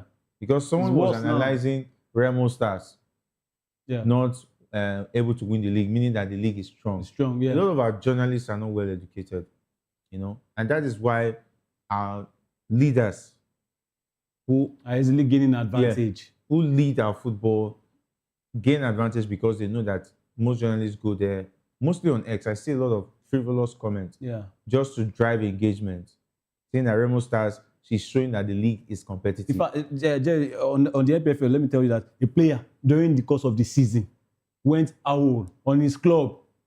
So it's not, you know, before when the season is over, you know that the player that did well for the club is moving when the season is over. But this one, in the course of the season, in a crucial time in the season, see, after scoring about 10 goals for the club in the league, he went out. Is that bad that it's not bad now? Is that bad that by now Mbama is still Victor Mbama. That He's man- still challenging for top scorer in the league. No, At but what he's age? gone and he's back actually. He's gone and he's back. At what age? He's challenging the young guys. to Ahmed Musa get is this still score. there. And Ahmed you Musa see- is still there. Yeah, Ahmed Musa Shehu is Abdullahi there. is still playing. What I'm saying that those are the names that are still coming back to hold sway. The last time we had, I'm trying to remember the young midfielder, the Niger Tornadoes midfielder that was brought into the team at a point in time. He Okay. went abroad for trials and Trials came and back. came back. He came back. He was a lot of talk about him, but he got distracted at the point in time. And I think he has also gone abroad Gone again. abroad, yeah. But now for an obscure league, just for the exchange rate. Same as See, Amas Basoge. the thing is that what our football is suffering is because Yeah. we have leadership problem. we have economic problem. Mm. Our economy is no longer doing well. Yeah. You know, our exchange rate is palatable. Poor, very poor. Even the neighboring francs, yeah, West African countries have a better currency than us. That you now see our players going to play in Benin Republic League just to have good exchange rates to take care of their family members because their salaries will be paid on time. The under 17 I was talking about, most of the players were no longer paid camp allowances. They were living on life support. That is why the under 17 could not make it. As good as Mangaba is, they could not even qualify through the Wafu B tournament. That's how bad it has become. So Bonfrey Joe is wishing that we do not allow it happen for the third time. Let me shock you. With the way we are going, we might not qualify for the next 2 World Cups. What? Yes. We will not qualify. Jerry, let me might not qualify because one, there might be a situation where we go to the next ACO in 2027, which is 3 years before 2030. And maybe Eric Chell has issues with the NFF and he gets to leave. He gets to leave. Then we'll go back to square one. So start looking for a coach again. No and they'll bring another tactics, Finidi George and say, don't worry, you can do it. And Osimhen might feel, what I'm saying, let me retire. Exactly. What if he gets injured? What about the other players? I think the nature of the coach is so important. Shemir Ajayi is also getting old. Let's not forget. Kevin Bassey, how old is he going to be in 2030? Zaidu Sanusi, how old is he going to be in 2030? Wilfred Ndidi would have retired before 2030. But with the way Richel is looking for new players. That's why he's looking for new players. He's looking for new players that's going to make him start from the scratch. Exactly. Because players with different philosophy, different mindset, mostly trained abroad. Not really homegrown players. We're going to have a situation we will not have homegrown players from the goalkeeping department down to the attack. That's where we're getting to. And what that means, we're not going to have a team that does not have the Nigerian spirit in it. All right, Jerry, let me bring in Maiwa Lent that is now with us on the show. Maiwa, good evening and welcome to the show. Maiwa, you could hear what we've been talking about former Nigerian coach, Dutchman Joe Bonfrey, saying that this time around, it's non-negotiable that the Super Eagles of Nigeria have to qualify for the World Cup in 2030 and in 2034. Maiwa, the NFF election is rolling around. It's going to be happening in September. And of course, do you think if we want to achieve these non-negotiables, just like Joe Bonfrey said, a change has to happen? Maybe the current administration should not be given a chance for a second term. And of course, the new administration, should they come in, what should be the first thing that they should do regarding the Super Eagles and other, the age grade Nigerian teams? Do you think qualifying for the World Cup in 2030 and 2034 is achievable? Good evening and welcome, Maiwa.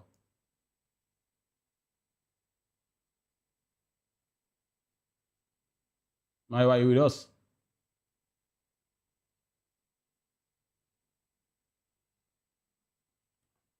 All right, so we are trying to get the network fixed with Maiwa Alao right there. And of course, I will be also be looking forward to what he has to say on this topic. Jerry, what's now the way forward?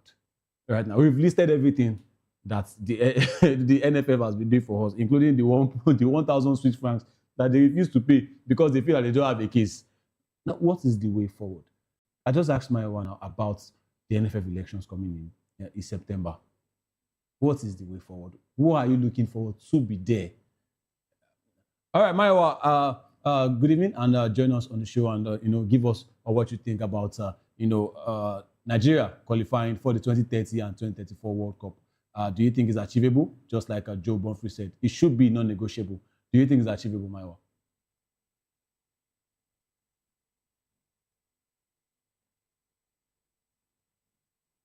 Maiwa, are you with us?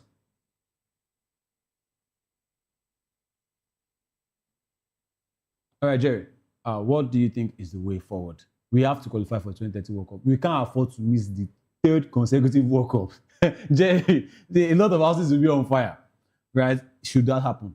And Eric Chell, do you think that should even be the first thing, that the new, whoever comes in, during the election, in September, do you think that should be the first point of call? They should keep this man because it's looking like the Super Eagles are having some life again in them with this man, on board. No one knows tomorrow. And the World Cup is in June.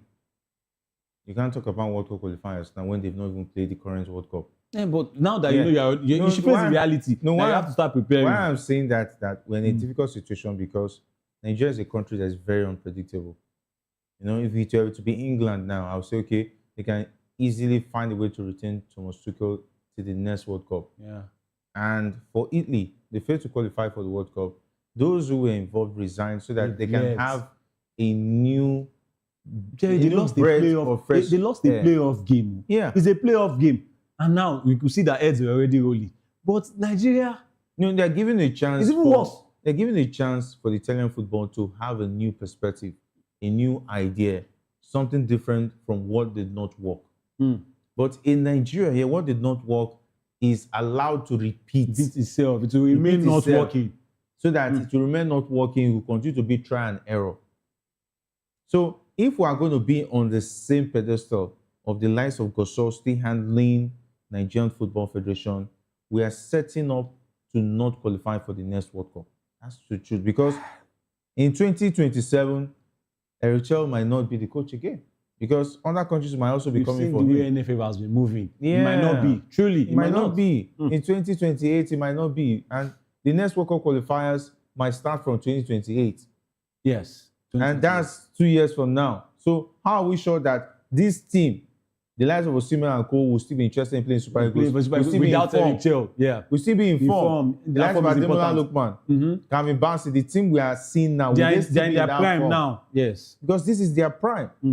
So what's the hope that the next players who are going to be taking over from them will also be good enough to meet the standard? Because DR Congo, they'll be on the top of like, okay, yeah, we've done it. And other countries also will also be doing well because their leagues are also doing well. So we're in a difficult phase. Jerry, I mean, let me hold you there for a second. I was watching, some World Cup moments, on FIFA's page on social media. And I was wondering, I was seeing goals, I was seeing saves. And I was wondering, why? 48 teams, 10 African teams. It used to be 5, you remember? It used to be 5, where you have to play about 2 rounds of qualifiers. They were qualifying easily. 5. Now, 10. 10 African teams. We are struggling. We are third in Africa according to FIFA rankings. Right? And now, 10 African teams and the third best team in Africa is not there. The thing is that if we have another, and not rolling. If we have another Gosol, the implication is that if Nigeria is being cheated, nobody will be able to raise voice. Because, one, it was not because we did not have equality. Yes. It's because the likes of South Africa were allowed to rig the group. So if our group allowed by who? Them now? Yes, now, because the sleeping, it led up to the fact that they could not pay to submit a petition officially to show you how unserious administration was under Gosol. Why did they keep pushing the media to the front? It's the media that's been allowed themselves to be pushed. Someone like me, I was not among those who were being pushed. Definitely, I will see it and say it the way it is. Yeah. I remember how we do that on the show now. I said it now. Yeah, you remember how we and Maiwa and Co were flogging the 3 points deduction for South Africa and so on and so forth. I will flog until it materialized. It was because of media pressure, not because the NFF were doing their job. The NFF was just sitting by and taking advantage of what they did not sweat for, and they are busy being paid dollars. I'm not being paid the dollars that the likes of Gosol and his friends are earning, but we're even doing more work than those who were given the responsibility, who are earning in dollars.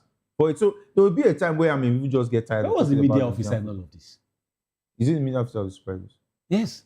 Where was the media officer in all of this? My wife is back with us. My wife, I just asked a question. What is the role of the NFF media officer in all of this? Because I remember now that the petition was out, Mohammed Sanusi came to talk.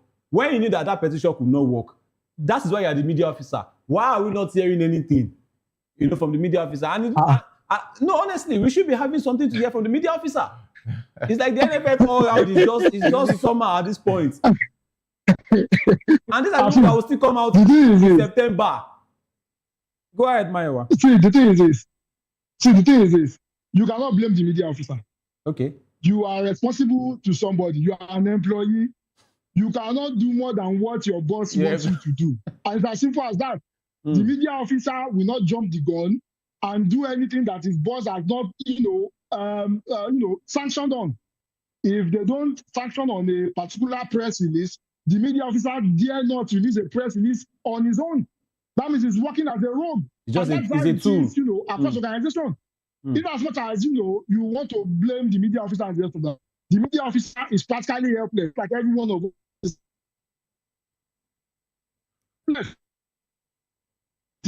The boss wants, that is what the media officer will do. The media officer cannot come out and, decide to go and issue a press release on his own without their input. It's not possible. So you will not blame the media officer. You have to blame those in charge of running our football. Those are people that are not serious. The media officer was not responsible for them not paying the protest fee. The media officer was not responsible. When you know something is fishy is when they wanted to tell us about the submission of the protest and submission of the complaints and the rest of that, they didn't send it through the media officer. They came out themselves just to whitewash their own image. And that is just it. So you will not blame the media officer. You have to blame those that are responsible for this issue, and that is the Gusau-led board. They have let us down, and as far as I'm concerned, they need to go. If anybody, if the state FA decide to keep them and allow them to go and allow them to stay, then all of them needs to be investigated. Because how do you reward failure? How do you reward failure? What is the basis of them wanting to stay? So it's just unfortunate that we found ourselves in this situation, and it's just so sad. Maiwa, this has been going on for a long time. We talked about the NFF and their shortcomings for a long time. But Maiwa, I want to ask you this: would there ever come a day where we are going to sit in this studio and hail NFF for something that they've done over time, or not just once? Because I remember, during the petition, Jerry was like, "Okay, the NFF now they've woken up a bit," not knowing that they were daydreaming. Sometimes in your dream it look like you are doing something, but you haven't woken up to the reality. Now, when they woke up to the reality, they told Jerry that, look, we didn't pay this 1,000 Swiss francs. They were back to bed. Will there ever come a time? Did I say they were no, you said they woke up with one eye. No, the word I said. Yes. They are sleepwalking. That's what I said. Someone who's sleepwalking doesn't know where he's going. But he's just walking. He's just walking. You said that my coach, they are walking up now. No, I remember waking up. He said he wanted to quote that I said they are woken up. No, I said no, they have not woken up. They are sleepwalking. He mentioned that they were still sleeping. Yeah, that waking up is not even attached to what is going on. They are sleepwalking. So when you are sleepwalking, you are just walking, but you don't know you are still sleeping. So that's how bad it is. But Maiwa, would there ever come a time where the NFF will wake up finally? No. It will never happen. And the reason it will never happen is this. I've said it consistently at the risk of sounding like a broken record. We have to fix the state FAs. The state FAs matter a whole lot. We can scream all we want. If the state FA continues to be an avenue to reward somebody politically, we will never get it right. How many state FA chairmen got there on the basis of merit? What is the profile of the 35, 36 state FA chairmen that we have in Nigeria at the moment? What have they done to grow football? The man from Gombe, you remember, that came out and said, our friend, to go and hang himself. That what is Elcha doing? That people like that need to be flushed out. He's part of the Gombe state FA. And he will come and he has Gombe in his name. And he has Gombe in his name. And he comes out to attack the coach that's asking for basics. These are the people that we expect to elect the next NFF president. Until we fix those running our football from the state level, we will never get it right. We'll continue to talk about it till now. One of them that is rewarded politically will definitely become the next NFF chairman, and the cycle will begin again. Until we fix that, we are not going anywhere. Wow. But Jerry, Bonfijo believes that there's still enough time to get things right. And he has also urged the NFF to prioritize Nigerian football. Are you going to run with what Maiwa said and feel like this trend will continue to happen? Or just like Bonfijo, do you think there's still time? And will there ever come a time where we hail the NFF that finally there's a significant change in Nigerian football? I'm sorry to burst the bomb of Bonfijo. We are not going to qualify for 2030. And why now? Why now? Why? This is 2026 yes, now. We're not going to qualify to. I don't say true now. It's 4 years now. We're not going to. A lot happened in 4 years. We're not going to qualify for 2030. 2034, we are not going to qualify. if Goso, Oh, if God. Goso or someone like Goso takes over the board by the month of September, which means the person who takes over now is 2026. 2030. We're going to be there for the next 4 years, to 2030. So if that person is someone like Goso, repeating the same style of administration, and you are expecting him to call up, you are living in fool's paradise. Because we're going to be in a return circle of where the Super Eagles coach will be paid by a third party. Yeah. Any country that is serious will not allow a third party pay their national team coach. In quotes, That's one. national team coach. Then you will not have a federation where the federation board are being paid in dollars. Then Another one, yeah. there will be accounts of whatever the federal government gives them, whatever CAF gives them for any competition they attend, whatever FIFA allocates to Nigerian football. I'm beginning to see the impossibilities here now. So if all of those things are not taken care of, our under 17 needs to be properly paid. The era of Amaju Pinnick started something that's never happened before, an abomination, where all the age grade teams to under 23 level allowances were stopped indefinitely, and that has stood up until today. Up to now, up to this moment as we are speaking in the studio. All the age grade teams under 17, both male and female, they don't have camp allowances. They just have stipends, and that is at the discretion of the NFF. It's not fixed. So you can go and play a match with Gary in your stomach and kuli, and you expect those under 17 at that level, they need balanced diet. Yes, they need balanced diet to play games. They need to be mentally okay to play games. Our age grade teams are suffering mentally. So at a point, some of them that are invited for foreign based, maybe for under 17 or under 20 level, those are the ones who exchange dollars and be feeding the rest players. Maybe their agents who are interested in making sure they do well, they'll be feeding the rest players until we leave the Amajiri kind of leadership where the poor, it remains poor. The underprivileged, the under 17, under 20 continue to suffer. Our league continue to suffer, where it has become an academy for foreign and obscure leagues. That is when we'll become serious. That is when we'll qualify for the next World Cup. But if we continue with the way things are going, because even at the governorship level and so on and so forth, we have people who have no business being leaders, become leaders. Or maybe if there's a tsunami that will pack away these leaders at once, or maybe a wave of, I'm not wishing anybody dead, but when they get to the age when they are supposed not to be with us, maybe when there's a new generation, then maybe something happens.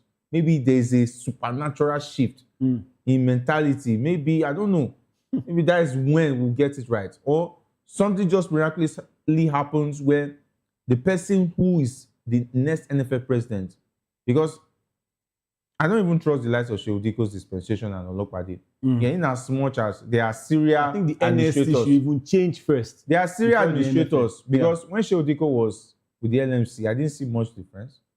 Because it wasn't his dispensation, our league started deteriorating. And that's the person they made the NSC chairman. The likes of Olopade, he has done well, excellently well for himself at the private sector. But I don't know whether he'll be given the room to really bring his experience and what he has in stock.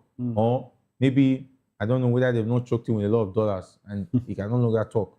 But it is what it is. Okay. But if we maintain the status quo, 2030, 2034 will not be there. And that will be bad.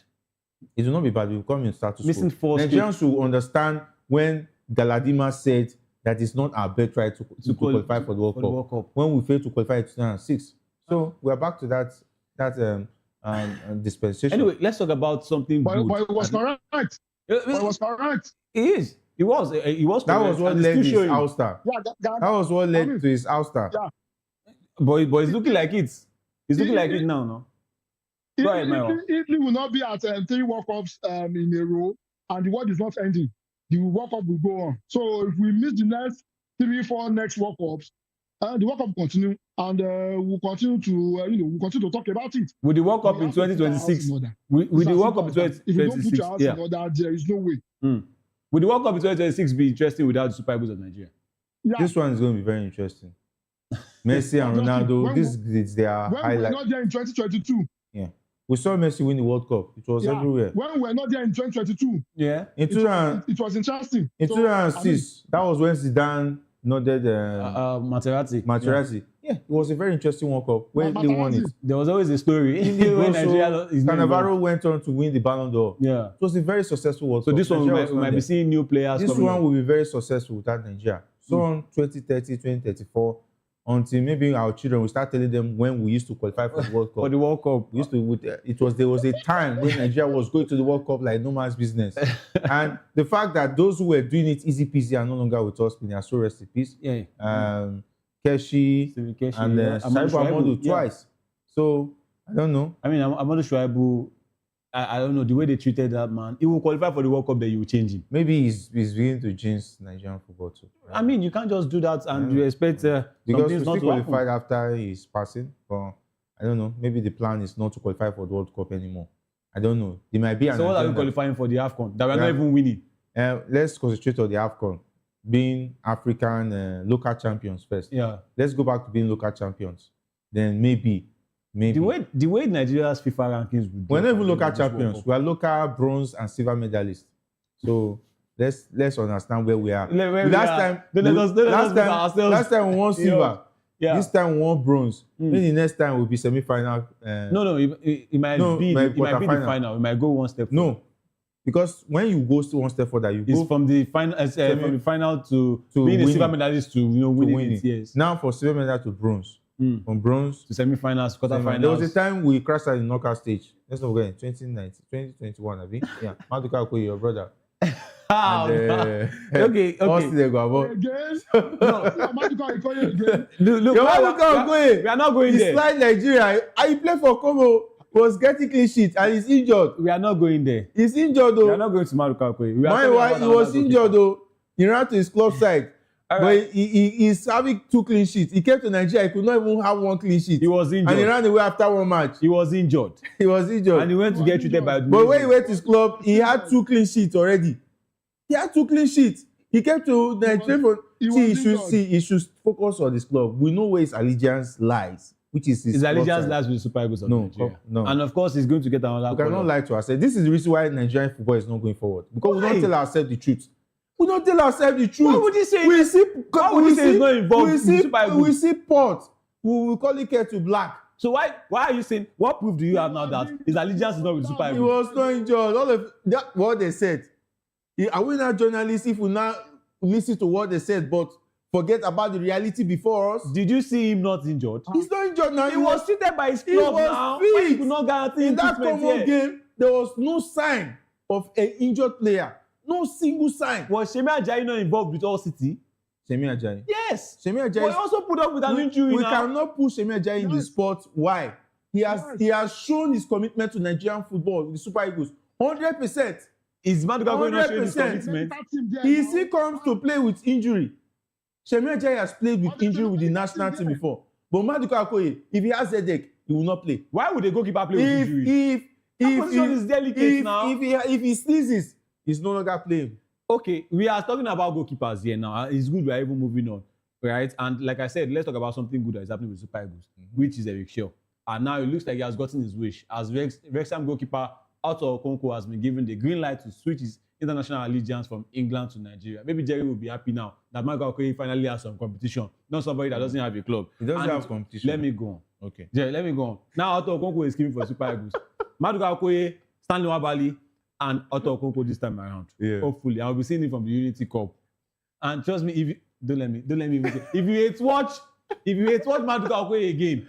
All right, the 24-year-old has been approved by FIFA to represent the Super Eagles, making him eligible to play for Nigeria.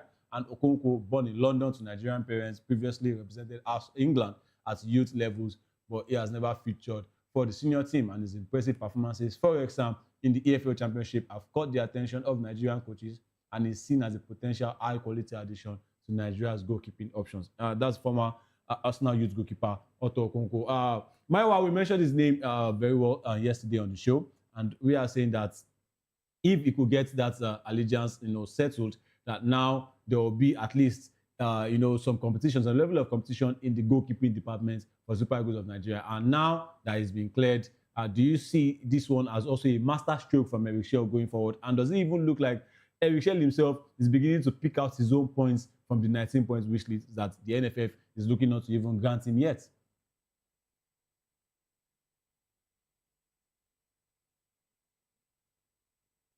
Are you with us, Maiwa? Okay, we're still going to get Maiwa's point across. And of course, let's move on and let's talk about some other Nigerian players. I won't be asking you. I won't be asking you, Jerry. We talked about it yesterday. I'm not going to ask you again. I'm not going to ask you again on the show. I want to get Maiwa's point. I already know where you are going to put your point. All right, Maiwa, do you see this as a level of competition for the goalkeeping departments in the Super Eagles of Nigeria going forward? Yeah, that definitely is going to be a level of competition. And I'm also looking for the Freiburg. I'm also looking forward to the Freiburg goalkeeper, Tubolu, who was exceptional against Bayern Munich over the weekend. Yeah. I'm hoping, he's able to clear himself and come play for Nigeria. It's high time we get, players, goalkeepers that are playing regularly for their club into the national team. And Otto Okonkwo, and Maduka Okoye, probably maybe an Atubolu, if you say, and maybe an Uzowo. I think able to let 5 goalkeepers compete for that particular sport. Yeah. I've said consistently that number 1 sport, and it's still open, it's still up for grabs. Let's see what the competition can do. So it's really good that we're having competition. What national team should look like. The moment you don't sit up, you get knocked out by another person that is willing to play. So as for now, Nwabali should be number 4, while the rest of the goalkeepers that are making the switch and are playing for clubs regularly be ahead of him. All right, a very important point. Is that you have to be attached to a club at least before you can even smell the Super Eagles. Mayowa, there was a comedy show over the weekend at on the island. I would have recommended you if you have showed this talent before now. Because Jerry, this sounds like a very ridiculous Jerry, joke. Even if you have the I will take it, I will forgive you that this was a joke. Anyway, saying Nwabali should be number 4. No, Jerry, if you want to end the trust of people, you should have a club now. Is he behind Uzo? It's just standards. No, calm down. Uzo has a club now. Which club? He said number 4. He said number 4. Atubolu, Okoye, and Okonkwo. An unfit Nwabali is better than a fit Uzo who has a club. Yes, I'm telling you honestly now.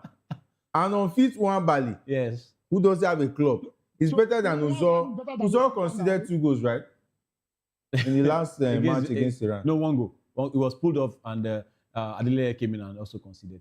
It was pulled off, and then also conceded. Yeah, he conceded 1 goal. He was injured. Yeah, he played.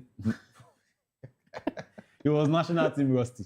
And I'm sure if Nwabali comes back. What was also that 3 goalkeepers could not even do what Nwabali was doing back to back in the Unity Cup. Nwabali will come 3 back. Goalkeepers. Nwabali will come back. 3 goalkeepers were tested, and they considered how many? Nwabali will come back. They considered 3 goals. 3 goalkeepers considered 3 goals, and you are not respecting. You are not respecting a Nwabali who has been tested, trusted, okay. Just because he's not tested, okay. He's tested, okay. Did he win the silver and 1 bronze? Did he win the AFCON? He won silver and 1 bronze. Did he win as the number 1 goalkeeper? Did he win the AFCON? As the number 1 goalkeeper, Maduka Okoye has been tested. No, hold on. No, hold on. Jerry, wait. Calm down. You just mentioned the Super Eagles trajectory. In the pecking order. Okay. In the pecking order, what I want to be seeing going forward. Yeah. Stanley Nwabali, Otto Okonkwo, and Atubolu should be challenging for the number 1 spot. Any one of them. Where is Maduka Okoye? Maduka Okoye should concentrate on his club. His allegiance is with his club. It's not. We don't need divided. We don't need the man. We don't need divided attention. We don't need a goalkeeper who will be telling. We don't need a goalkeeper who will be telling the coach that he has to start. Imagine Ederson Moraes. He didn't say calm down. Imagine Ederson Moraes telling Ancelotti that if he wants to go to the World Cup, he has to consider his club. His club form. Ederson Moreira is telling Ancelotti will say because he's on form with Fenerbahce. But that is then he should come and play. That is different. We should not be taking rubbish because it's national team of Nigeria. That is different. And rubbish that will not be taken in Brazil should not be taken in the Super Eagles. But at the same time, the Super Eagles is a big brand. If you are setting and standard, no player should be bigger than the national team. Jerry, hold on. If you are setting standard, no player should be telling the coach that he wants to be number one. If not, he's going to his club side. At the same time, if you are setting standard, you want to be like Brazil, an unattached goalkeeper should not be near the team. Fine. Exactly. I'm okay with that. Exactly. I'm okay with that. I understood that Nwabali was left out because he's unattached. Yes. Quite understandable. But Maduka Okoye, who is still picking... He did not demand to play. I will prefer... now. See, I will prefer going to the NPFL and picking the second best goalkeeper than carrying standing one. You won't do that. Because he started, he has a club now. You won't do that. He's number 2. He has a club in the NPFL. Let's talk about the Champions League. Nasser United's goalkeeper is playing consistently and they're leading the table. They're not even battling relegation. You know what? Like he's battling it. I know what. With all his clean sheets, I know what he's battling relegation. Jerry, I know what to do. With his clean sheets. I know what to do. We are going to bring Maduka Okoye. We are going to bring Maduka Okoye. You are going to come and air your grievances, right? And this is when you see him, call him live. Maduka Okoye will understand. Maduka Okoye will understand that I'm right. Himself knows that what I'm saying is right. The national team handlers knows what I'm saying is right. Come on. The national team should not wasn't demanding. It should not be a settlement for a spoiled brat. It wasn't demanding. It should not be a settlement for a spoiled brat who believes he can come walk into the team and take the number 1 jersey anytime he feels like. But you are also making a case for an unattached goalkeeper, saying that because he's clubless, he's still better. I am not making a case for him. What I'm saying is that Stanley Nwabali has been... The case I'm making... The case I'm making is that Stanley Nwabali has been tested, trusted, okay. And unattached. Now that he's unattached, just recently. Yes. He was attached all the time he was playing for the national team. He's not just national team rusty. He's also club rusty. In fact, he's football rusty. Since when he became club rusty? Was because after the AFCON. During the AFCON, he was still having a club side. Do you want to risk During the AFCON, was he having a club side? Do you want to risk his rustiness?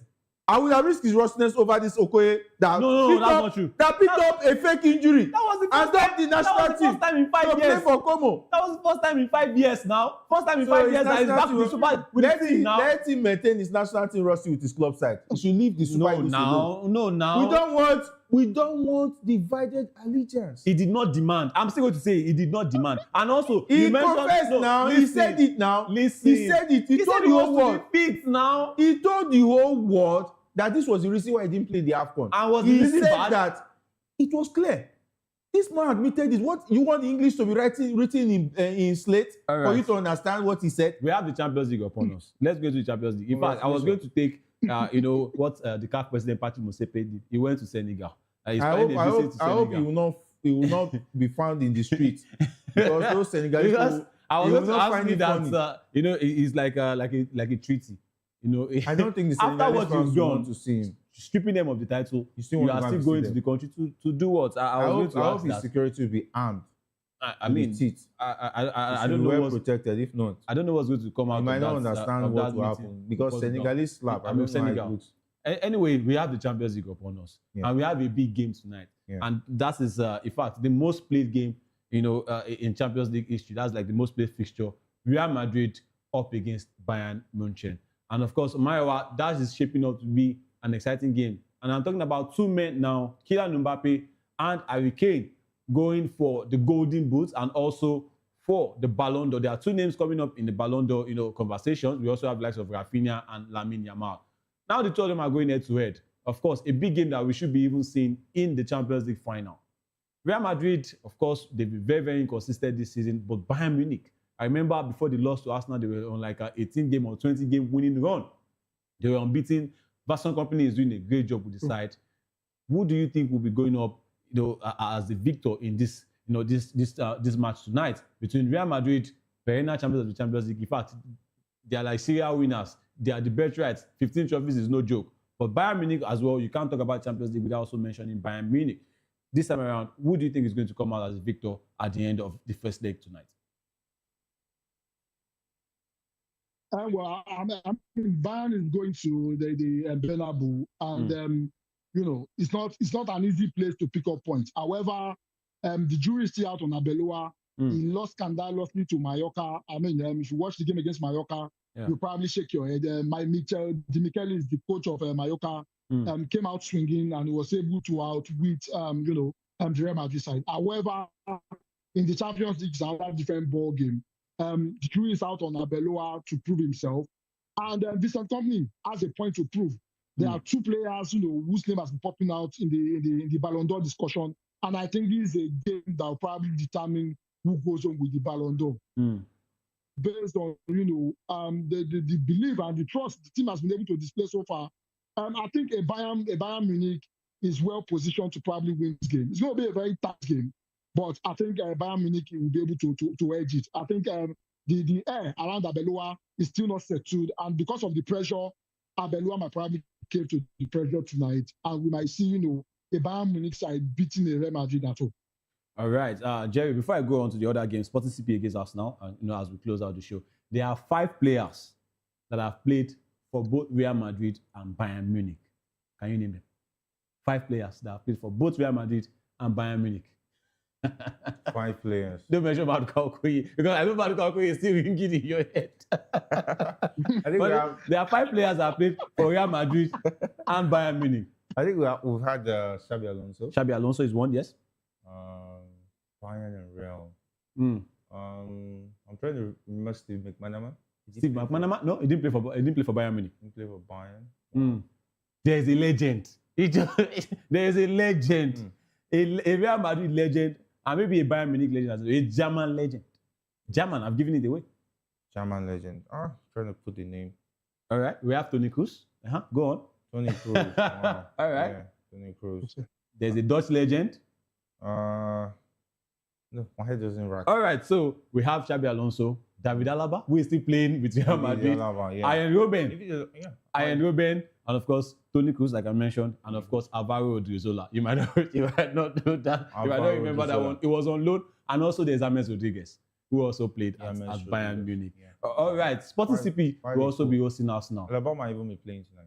Yeah, David Alaba might be playing. I mean, that Real Madrid defense looks really disjointed. Eder Militao is back, by the way. He scored at the weekend against Mallorca. Sporting CP against Arsenal as we close out the show. Yeah, Sporting has not lost at home. Arsenal should get a win. Sporting has not lost at home in a long while. I think they've not lost at home this season. So, and they've not lost in the Champions League. Look at what they did to Bodo Glimt. Bodo Glimt has been killing giants. It's a very difficult ground to play. Jose Avalade. Maybe Goyo Koresh, if they return to the club, give them an expo. Maybe Arsenal will pick this one. But I think Arsenal, with the way they did it by Leverkusen, maybe just get maybe 1-0 draw, 1-1 draw, and come back and finish off at the Emirates. Yeah, it's not going to be a win for Arsenal. It's going to be a very stubborn defense side trying to stop Sporting from scoring.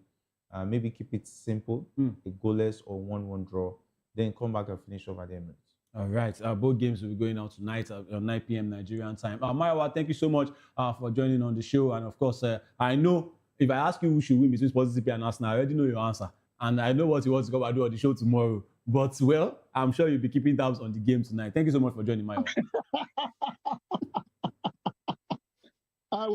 It's always amazing to be here. And maybe tonight might be the night that the double will become single. All right. I really hope not. And Jerry as well. I also know. I also know where your allegiance lies. The single might become a bridesmaid at the end of the season. All right. Thank you so much for joining us on the show, The Local Room, this evening. Thank you so much to Jerry. Thanks so much to Maiwa. And also, thank you also to the guys behind the scenes for making this show a success. Up next is Political Lens with Chukwuma Okoro. This has been Local Room. I'm Afiz Ogubanja, and I'm saying stay tuned to our Political Lens, and of course, have a wonderful rest of the day. Bye for now.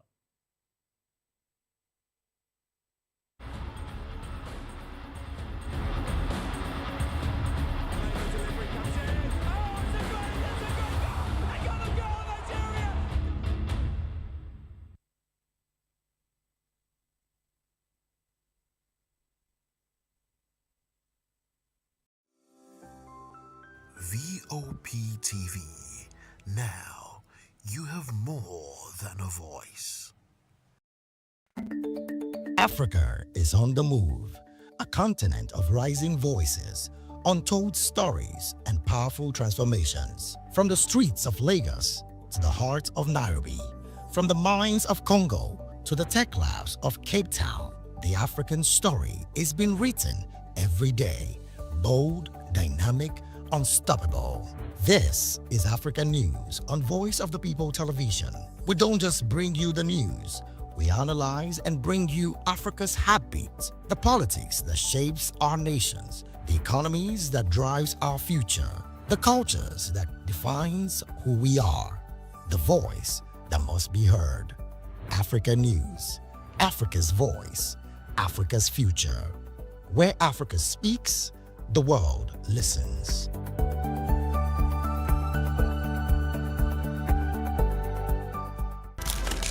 In a world where power shifts with every headline. In a nation full of questions.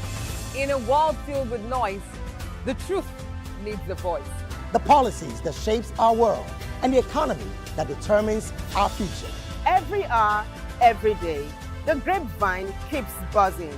And together, we are committed to telling the stories that shape our world because your voice is our focus. Don't forget, our voice matters the most. Let us come together and share our concerns.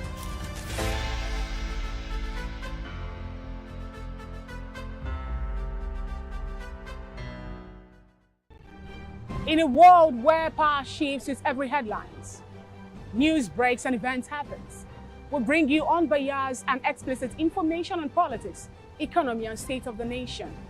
We break down the chaos. Facts, not fluff. Truth, not spin. We discuss not just politics, but a glimpse into the future. Voice of the People Television. Now you have more than a voice.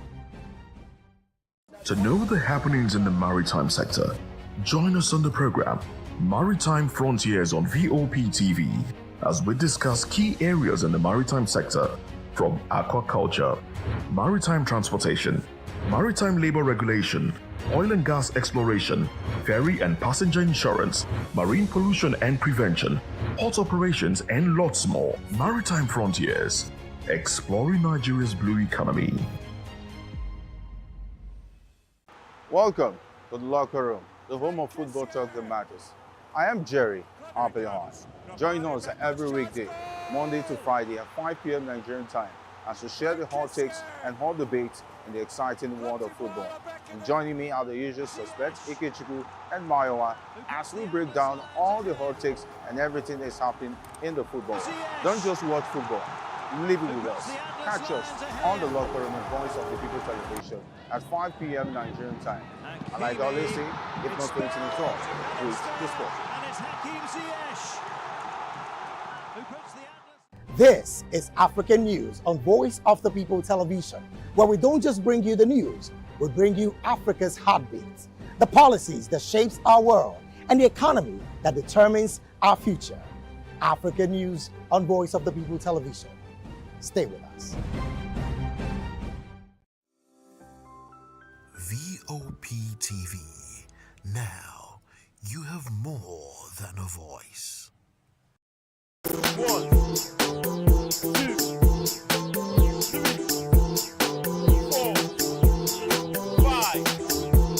6, 7, 8, 9. 1, 2, 3, 4, 5, 6, 7, 8, 9, 10. 3, 4, 5, manage. 6, encourage your neighbor. 7, 8, 9, 10. 1, 2, 3, 4, 5, 6, 7, 8, 9.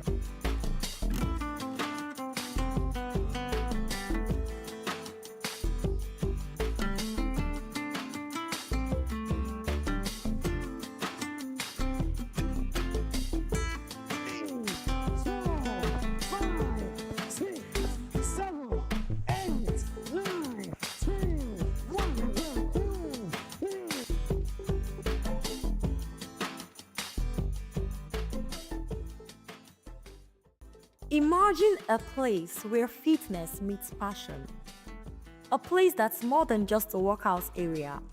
A community that ignites motivation and fuels your dreams. With the right tools and guidance, fitness becomes a personalized journey. From cardio to strength training and group classes, every aspect is designed to help you unlock your full potential. The power of fitness lies in its ability to transform. It's about creating a supportive environment where individuals can push their limits, challenge themselves, and reach new heights. Fitness is a journey, not a destination, and having the right support makes all the difference. In a community that uplifts and empowers, fitness becomes more than just a workout. It's about sweating, socializing, and supporting one another in the pursuit of health and wellness, celebrating every victory along the way. Whether you're a seasoned athlete or just starting out, finding the right space can make all the difference. A place that fuels your passion for fitness and helps you achieve your goals can be a game changer. 1, 2, 3, 4, 5, 6, 7, 8, 9, 10. 3, 4, 5, manage. 6, encourage your neighbor. 7, 8, 9, 10. 1, 2, 3, 4, 5, 6, 7, 8, 9.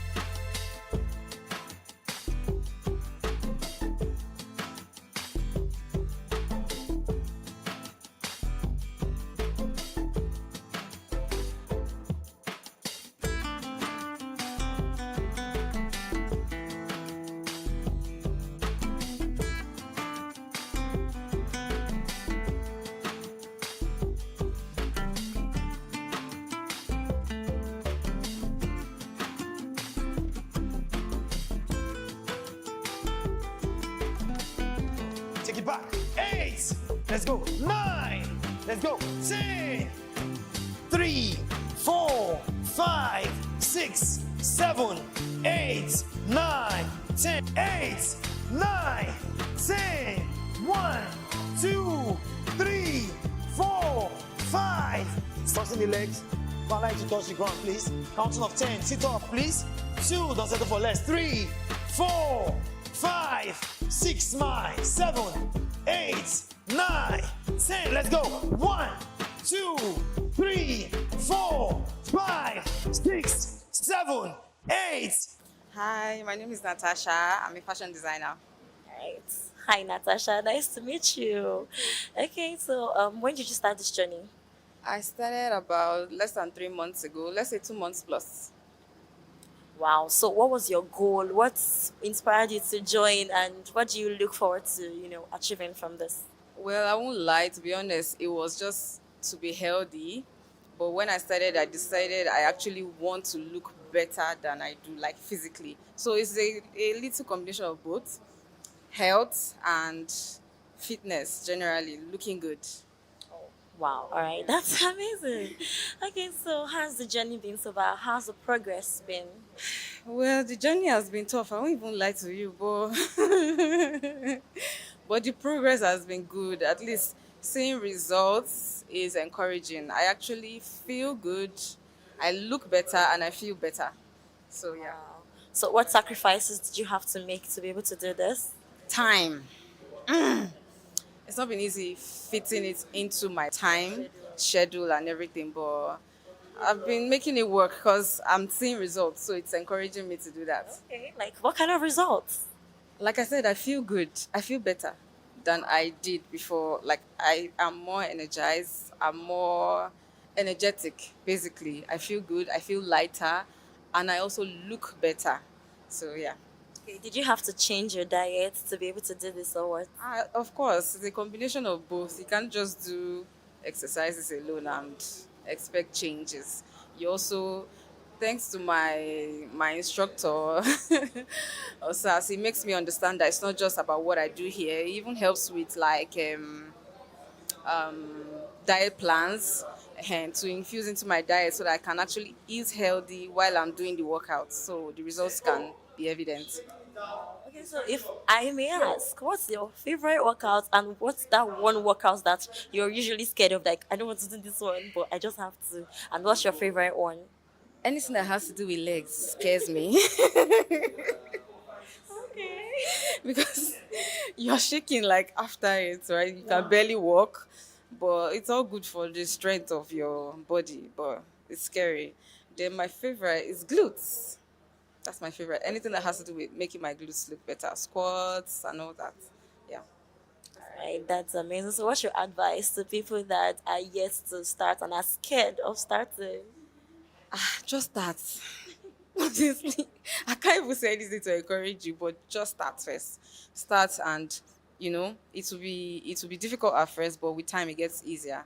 You actually start enjoying it eventually. Hi, please tell us your name and what you do. My name is Ashake. I'm a fashion designer. Oh, wow, Ashake. Do you sing? Yes. Oh, okay, okay.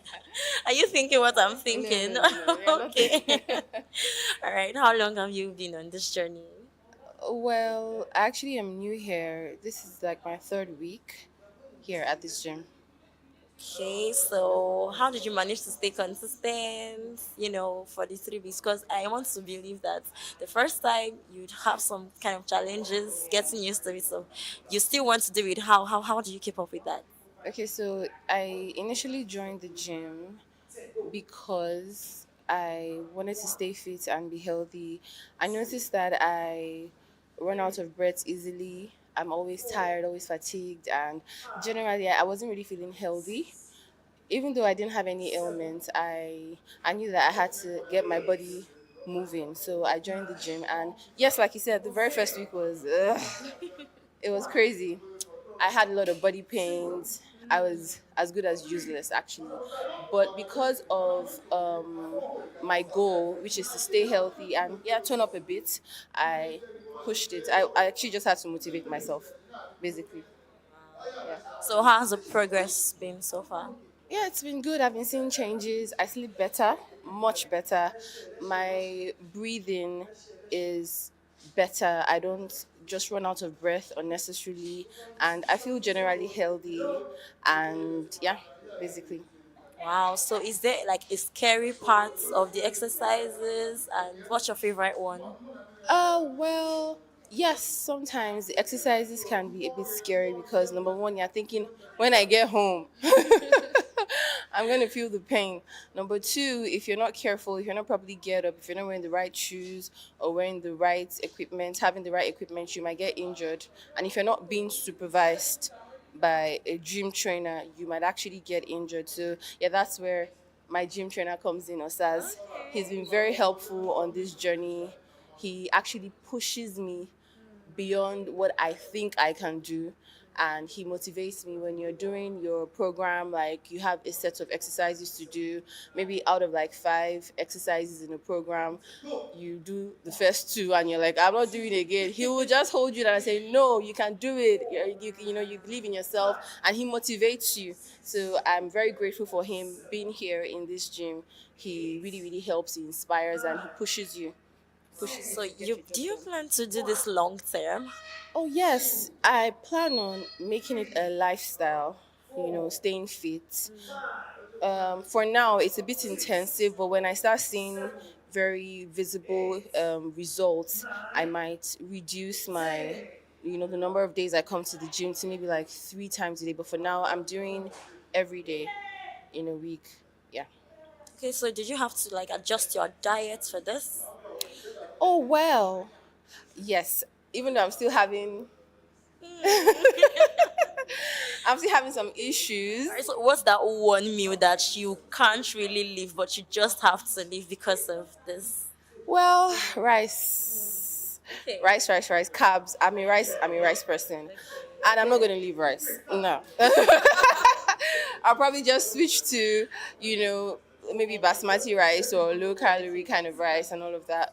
And one other thing that has always been an issue for me is eating late. I eat late a lot because of the kind of work I do. Sometimes I get back really late and I'm so tired and I have to eat because I'm hungry. So yeah, I've been trying to work on eating late. So I try to prep my meals and get my meals ready before dinner time, before like 7 p.m. so that I can eat on time.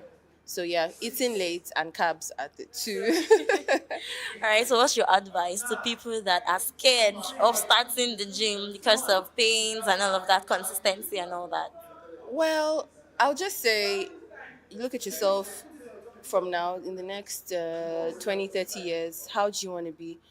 Do you want to be old and frail and then your children are running about trying to take care of you?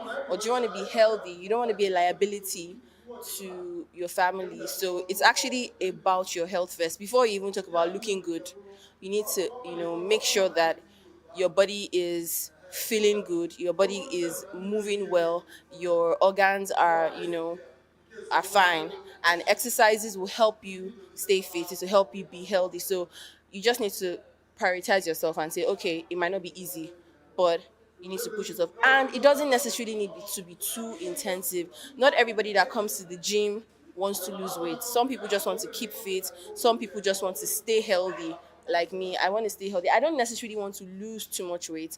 Yes, I want to be toned here and there, but I don't want to drop like 3 sizes. No, that's not my goal. My number one goal is to be healthy and tone up. Yeah, so motivate yourself by looking at yourself in the future and saying, how am I going to be in my 60s, in my 70s? Am I going to be healthy enough? Am I going to be strong enough? So hello. Hi. What's your name and what do you do? My name is Abatoyi. Sorry? Abatoyi. I'm So my name sorry. is Solomon. Okay, so is the Akbatoyi a nickname or something? Abatoyi is a nickname, yeah. Oh, okay. What does it mean? Goose pimple. Why were you giving that name? When you tell me a surprising thing like that, I'll say Abatoyi. Goose pimple, because I can't understand. All right, so when did you start this journey? Going to 2 years now. Whoa, so you've been consistent for 2 years? For 2 years, yeah. Wow, so how's the journey been? Very amazing. As I cannot have BP now. My fat is gone. No lower BP, no high BP. So everything is gone. Oh, wow, all right, so what motivated you to start this journey? Because I want to keep fit. Just because you want to keep fit? A good life.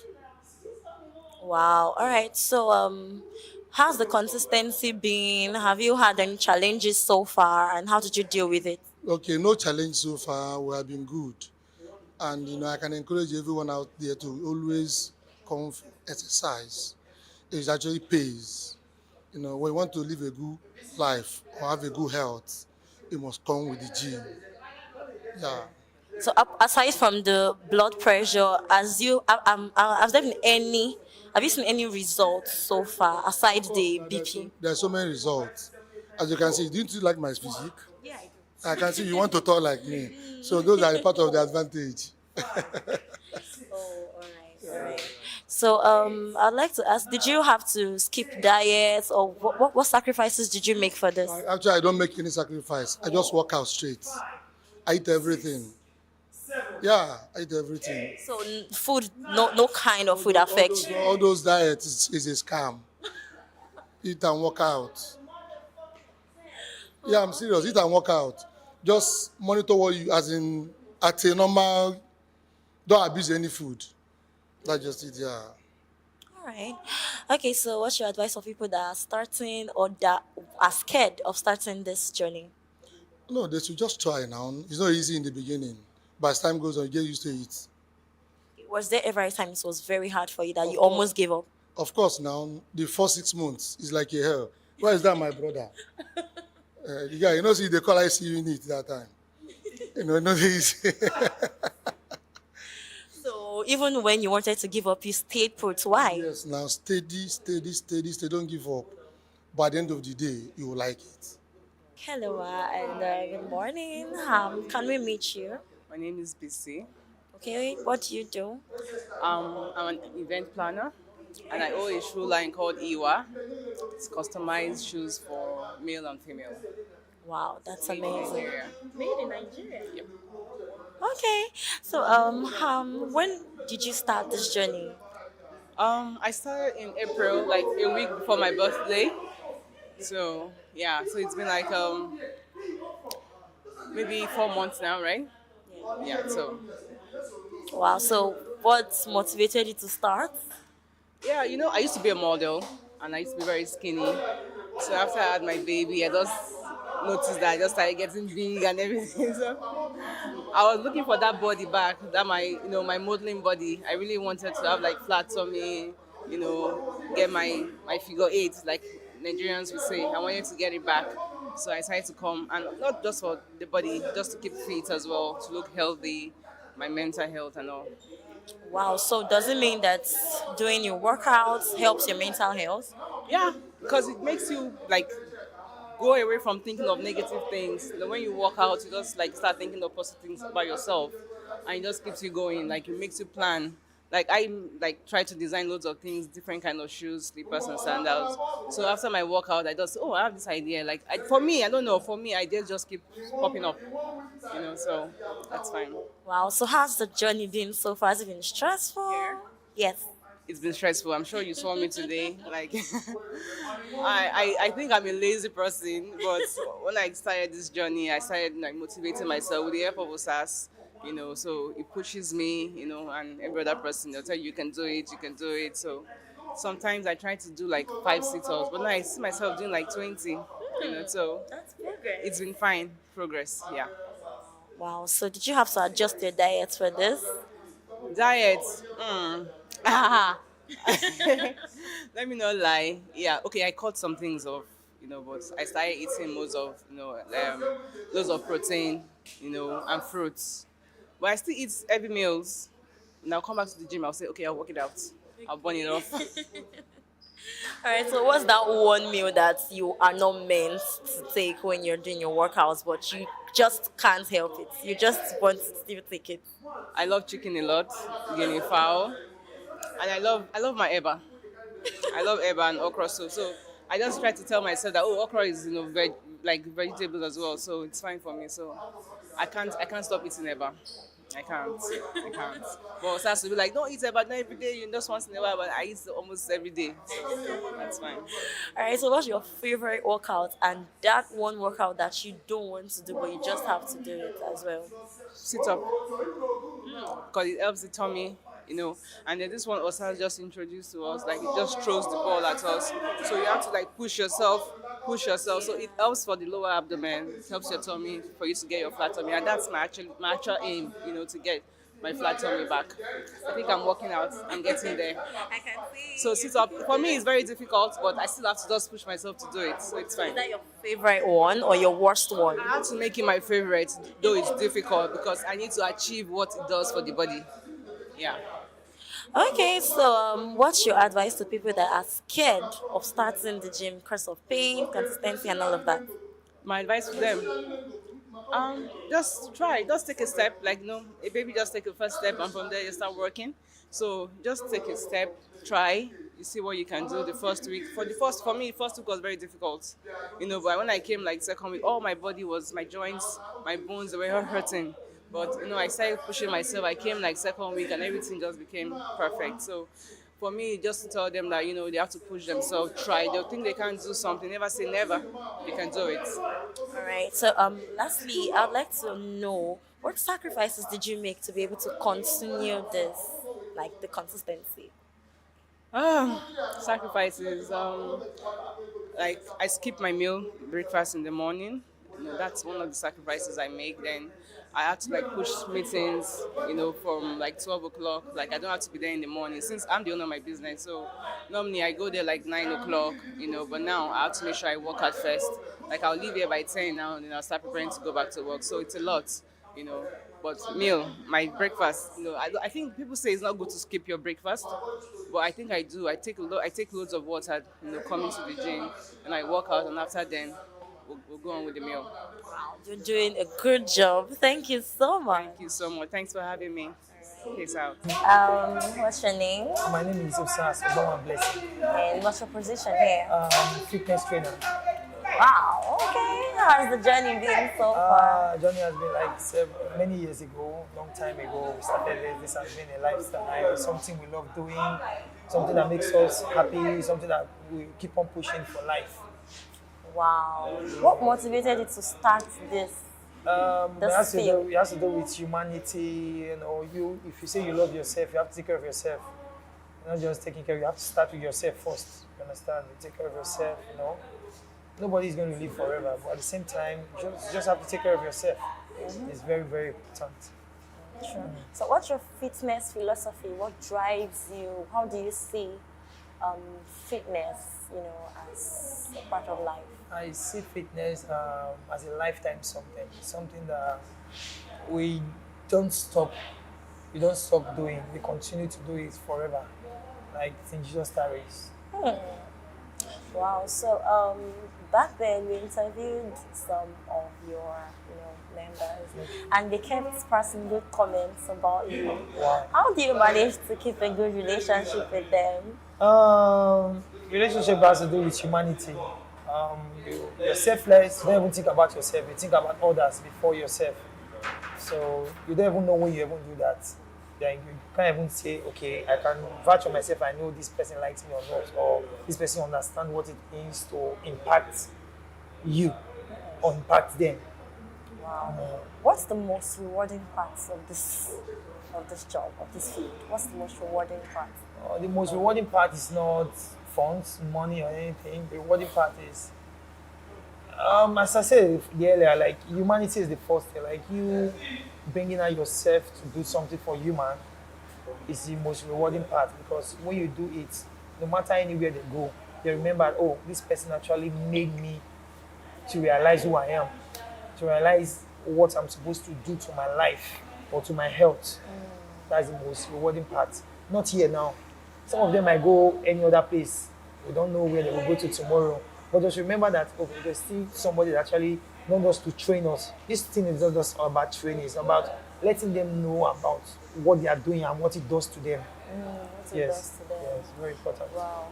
All right. So, can you tell us what's that one thing, right, that stands out for you the most when they tell you about the results they're already getting from all of the workouts they are doing? What makes you excited? Yeah, what gives that sense of fulfillment? I'm excited because of the discipline. Yes, that's the excitement, all about it. Because when you are disciplined, it makes you run. You don't understand. It makes you overcome things. So it shows, even though when I'm not there, they can still drive. So that's what makes me. That's that one thing that makes me happy when it comes to tell me that this is how I'm feeling with us. All right, so some of them come with different aims. Some to keep fit, some to get the body, some to, So how do you tailor the exercises to fit each one of them's needs? Okay, generally, it's all about your health talk about your health, your health has to do with long time something. It's not even just to be fit, to make your body to be sexy or to work on your structure and all that. The most important thing is the interior. Your body is, if you are not okay inside of you, like you can't do a lot. Even some domestic work at home, you can't be okay. So the first thing, even when they are coming, I have to just give them this good orientation, like, oh, you want to drop weight? The first thing you need to say with your mouth is to be fit. I just want to be fit. Yeah, that's the first thing. Yeah, that's the first thing. It's not about I just want to drop fat. I just want to be fit. So when you are fit, it's easier for you to drop weight. You have more strength. You don't get tired. Yeah. All right, so these exercises and workout and everything, sometimes it can get painful, especially when they're just starting. Yeah. It will get very stressful. So how do you keep them motivated? Or you keep them motivated because of their mindset. You change the mindset of what they are So you going to keep do. talking to them. Yeah, you talk to them. You let them know that they should not give up because everybody have different. Some people are weak, some people are strong. So you look at them mentally like, okay, this person is weak on this side, this person is strong on this side. So you have to push. You have to let them know, okay, I'm going to assist you on this side. You know everybody. I know, okay, for example, when you were just doing your own with me, you know what that means? You're trying, I'm just trying to tell you one or two, playing with you. But with the play and everything, you try and do one or two. Yeah, so in your way, this is the way you play, this is your field. I use your field to train you. Wow. Yeah. Okay, does this job or this workout, fitness and all of that, does it have anything to do with mental health? Or it's just strictly body, physical? Seriously, no. When you train, let me repeat, when you train, mentally, you are focused. Really? Like when you train, when you work out, mentally you are focused. There's some things normally that happen in our home, family problems, different type of thing, work and everything. When you train, it ease your stress. Wow. Yeah. So it's not just physical. It's not just physical, it's to do with mental stuff. Wow. Yeah. Okay, can you even recall maybe any one of your students that has actually had a major transformative journey? Okay, I had one student in Canada. She's in Canada now. Like, her name is Ndasi Ndomo. She trained with me long time ago. Like, she lost weight. Like, she lost drastically. Like, she lost weight. So, you know what I mean? She was losing weight and she was still fit at the same time. You know what I mean? Like, she can comment on me anywhere. If we put her on call now, she can talk. Yeah. Wow. All right. So, what common mistakes do beginners make? Like when they come in newly. Okay. What's the common mistake? Okay. The common mistake individuals, a beginner make. One, I think, for example, you don't know. You have never trained before. Because that's why I asked some of those my clients. Like, have you ever trained? Have you trained anywhere before? Have you done anything? You say no. I don't have any idea of what you're doing. But the real problem is that I used to have, like, should I say, the issue I used to have with them is, for example, maybe some people are doing some routine. Maybe they already have strength, or they're trying to work on their hips. You have not done it before. You just feel like you fell in love with it. You want to do it. You can wound yourself by doing that. Everything you start in life is gradually. You understand? You start gradually. I wish you have been doing things with me since, like, you have been working out with me. I will not just leave you like that. I just want to play with you some, at least you just feel it a little. Until I left you. Wow. So, do you advise them taking painkillers and all of these things to help them? The pain you will heal yourself. The pain is going to heal by itself. Oh. You understand? You don't take painkiller. Your body is just trying to tell you that your body is you are changing a routine. You have changed a routine. Your body is telling you that something has changed. So you have to be aware of what your body is into. So you don't need to take anything. As time goes on, before you know, you are okay. Wow, that's quite tough. Thank you. Yeah. All right. So one more thing, do you give them strict diet rules? Yeah, there are food tips for not just vegan food tips. Vegan. Most of the top athletes in the world, like Cristiano Ronaldo, is a vegan. So he's one of my role models. Wow. Yes. Yeah, we're talking about structure with vegan diet. So food that gives you strength after workout, food that makes you stand out. Are there strict rules? Not like strict rules. Like, you just have to take it because of your health. Because this is what the body needs. The first food the body needs. You know, after you finish working out, there's some food you need to eat first. Yeah. For example, you just finish working out, I say you want to eat eba. It doesn't make sense. You don't understand? It doesn't make sense. You want to eat fufu? It doesn't make sense. Like this top outlet I call like it doesn't eat fufu. Sorry. They are from vegan food like almonds, like chia seed, you know, like vegetables, you know, and more food. So you like don't that. recommend heavy meals? It's not about heavy meals. You can eat rice, you can take white rice with vegetables. You understand? You take goat meat, you take chicken, you understand? But you taking cow meat, some like meat, some kind of food, some fish. Fish is good. Fish is good. Fish gives you a lot of strength. So Okay, so there are some people, okay, I don't want to say I'm speaking for myself, Okay. but there are some people that are quite scared to start the fitness journey. They are quite scared of the pain they will go through, the whole sacrifices they have to make. Okay. And all that. Okay. What do you have to say to people like that? Let me break it down. The whole training aspect we are doing here, it's not just about training and all that. It's not training. We are working on our health. Let's not use the word training. So you need to change your mindset of you just training, coming to training. So people think people are coming to suffer themselves and want to do something. And I will say something, sorry to break out from what you say. When you just come to the gym, you don't just go to the weightlifting side, you say you want one. But some people are always scared. Some people want to deadlift or they want to do something, they want to carry heavy weight more than their body weight. You can break their body, you can break their back, and which is very bad. Any workout you want to recommend for anybody, use your body weight to work out. It helps a lot so that you can be fit. You can't wound yourself when you're using your body weight to work out. So the mindset of those people is to change their mindset, like to let them know that what you are doing is for your health. You're not working out to get pain. Some people are lazy, like me, have routines of workout now. You can even sit down and be working out. You can lie down and be working out. Yes, you just let those people know that there's still hope for them. Very important. Is there ever a point it will get to that it won't be painful? Is to get to a point that you know, okay, this is what I feel when I sleep. This is what I feel when I wake up. I don't feel tired. Nobody will tell you that. Well, you have to take a bold step about your future and your life. It's very important. Yeah.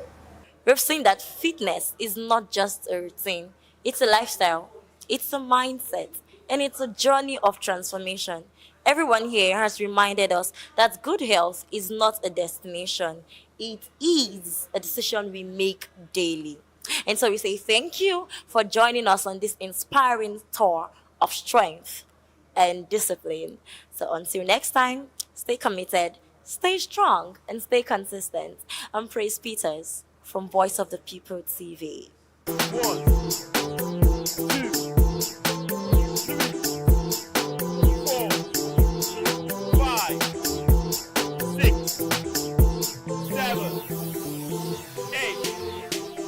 9.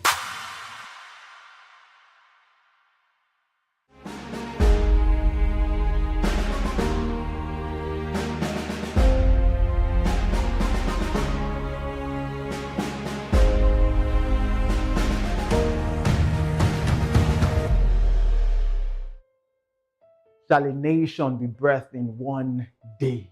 Can your situation change in just one moment? Can your life turn around in just one moment? Can things move from 0 to 100 in just one moment? Ha!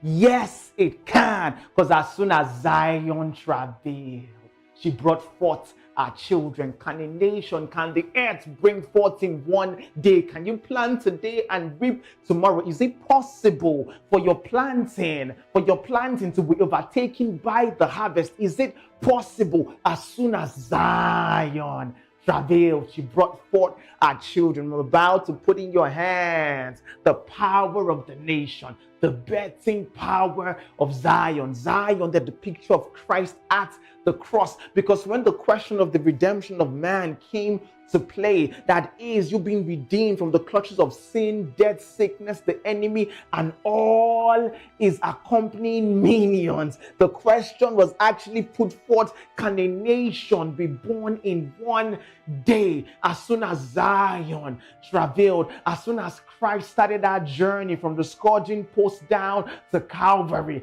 as soon as on the cross he roared, finished. As sure as those stripes fell on his back, so sure it is that that sickness is gone. Hear me carefully, because I'm talking about what the world would normally call impossible. I'm talking about what the world would normally call a miracle. But hear me, it's because Zion has travailed. It's because Christ at the crossroad finished. Had the enemy known, he wouldn't have crucified the Lord of glory. You ask, how does this apply to me? It does, because what Christ did is not just for the seeming people that have put their trust and have believed in him, but he did it for all. He has now brought you forth into national status. That nation within the nation, not held by the nation, but still prospering within the jurisdiction of the nation, but with the ambassadorial privileges of being in Christ. You are in this world, but not of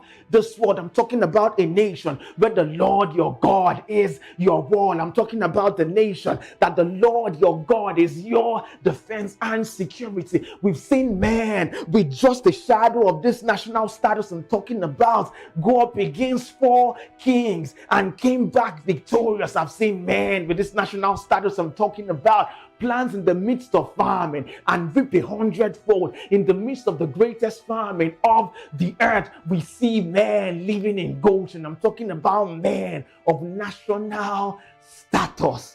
Can your situation change in one day? Can that cancer be gone in one day? Can that cerebral palsy be gone in one day? Can that dementia be gone in one day? Can that sickness, can that rheumatoid arthritis, can it be gone in one day? As soon as Zion travailed, as sure as Zion has travailed, you are bringing forth that child. Hear me closely, because right now, once you put your trust in Christ and receive him, you are no longer powered by your intellect or by motivation. You are now empowered by the very life that holds this nation together. Hear me closely. What holds this nation? What ensures that this nation can exist irrespective of the power supply of the world is the life of God. Hear me closely. In him, Christ Jesus is life, and this life is the light, the power of all men, the power of the nation. That is why out of your belly can flow rivers of living water. That is why you can dominate over sin and all its entrails. That is why you can always have superior results and intelligence over all and all and all. Hear me closely. That's why you see yourself outrunning the chariots of the kings and the brilliance. That's why you see yourself always at the right place at the right time. It's the very life of God on your inside. Once you put your trust in Christ and call him Lord, you are now on national status. This same status is that you carry the embodiment, the fullness of the life of God on your inside. I'm talking about Zoe, the life superior in quality and superabundant in quantity. This life protected, housed, guarded by the innumerable company of angels, meaning you can't be defeated. This life that you have the assurance that your path keeps shining brighter and brighter onto the perfect day. This light that no situation can swallow up. I'm talking about this because shall a nation be born in one day, as soon as Zion travailed, and Zion, our Lord Jesus Christ at the cross, travailed. And our children have been bought for. That is why you can have peace in your soul. That is why you don't need that bottle. That is why you don't need that needle. That is why you don't need the approval of men to give you a healthy self-esteem. I'm talking about because right now you are now living for the audience of one, to bring glory to the Lord Jesus Christ. Your moral excellence is not because you are trying to prove a point, but it's because holiness is beautiful and you are now fully integrated in him. But what powers this life I speak of is the inexhaustible powerhouse of the Trinitarian tribunal. I'm talking about the Holy Ghost. Hear me.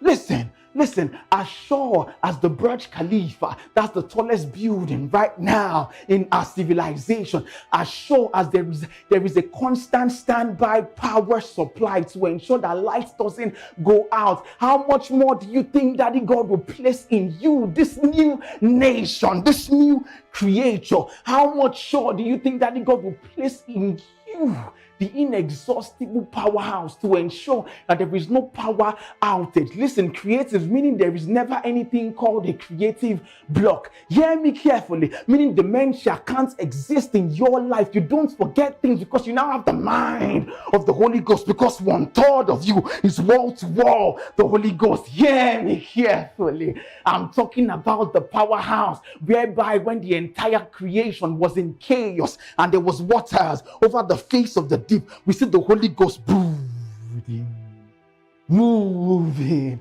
over it. And when words were proclaimed, you see that the water subsided and the earth came forth. So meaning with this powerhouse, Liketina Satanagata, Barakadide Sitele Kitasata, you're wondering what I'm doing right now. I'm giving outputs. What I've been giving you from the very beginning was input, your identity. Now the output is how you ensure you work dominatingly over all the elemental systems of the world, is what ensures that you always have superior results. Are you with me? I'm talking about the inexhaustible powerhouse of this nation. You are in the sword, but not of the sword once you have put your trust in Christ. And many might be the afflictions of the righteous, but the Lord God has delivered you from them all, because what the Holy Ghost does, and now He ensures there is always light for the believer in this national status, is that it reminds you constantly that you are the righteousness of God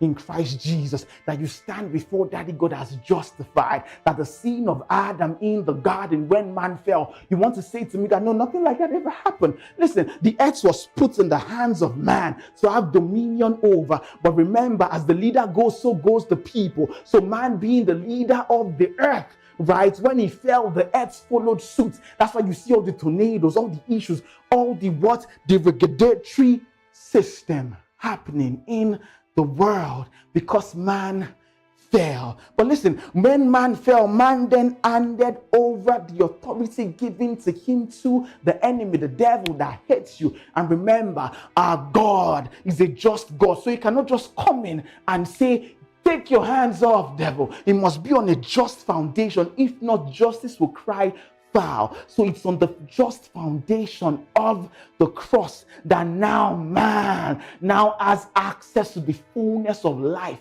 Because see, get this carefully. Just because you know the difference between good and evil does not always mean you would choose good. It takes life. So what our first father Adam enjoyed in the garden was the presence of life, which was what guided his decisions. Hear me closely. Adam was successful in the garden. He was tending and mending and attending to the garden, and there was success and produce all around.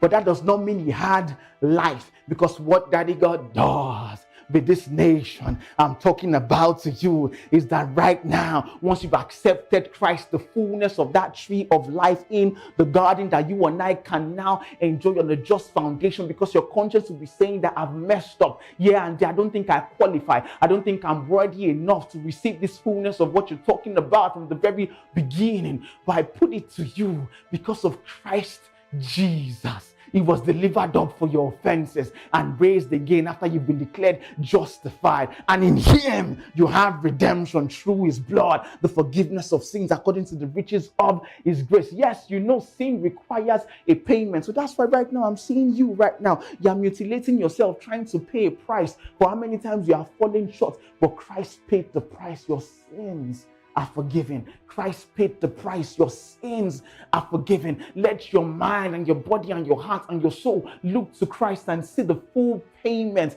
of that. The same with the Israelites when they were bitten by snakes and they looked at that brazen serpent and their snake bites were healed. Let your eyes and your heart see that, and you see that you are not qualified in and out of yourself to be a part of this nation I'm speaking of. This nation that is not held by the boundaries and limitations of the nation you are in. So mean there might be famine in the land, but it is you that is dwelling in Goshen and enjoying the best of the land. Listen, it's on the just foundation of the cross because you are powered by the Holy Ghost. And I baptize you right now if you want to receive the fullness of this nation. Listen, this nation, the end point is that, remember I said in him Christ is life and the life is the light of the world. When you now receive this life on your inside by calling him Jesus Lord, you now become the light of the world. The city set on the hill that cannot be hid. And now your good works that is following through, being a blessing to the earth here and now. People now look at it and glorify your Father which is in heaven because there is a source that powers you beyond the natural. It is called the Holy Ghost. And once you receive Christ as Lord, you are sealed eternally in him. And if you want this language, I baptize you afresh in the Holy Ghost. If it's you that already has this, I infuse you with more power for you to enjoy the fullness of this life. And if it is you that has not received this, say this with me right now.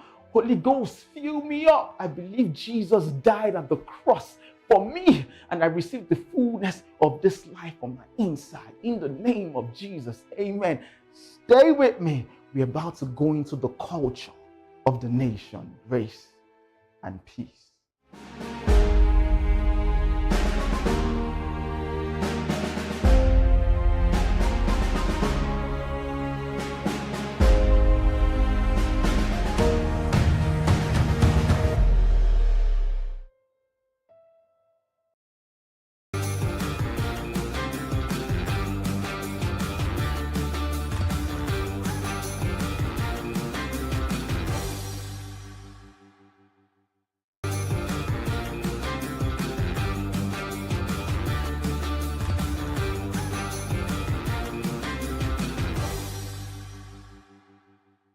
Ambo Chika Iro, Manihe Jimarambo Adibo Wana, Voice of the People.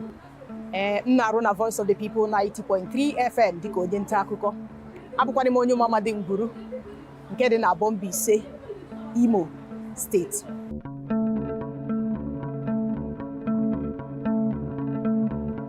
Ibukwano Nyenta Kuko, Echemna Ngasina, Obi Hedi Nime, when Nemorum.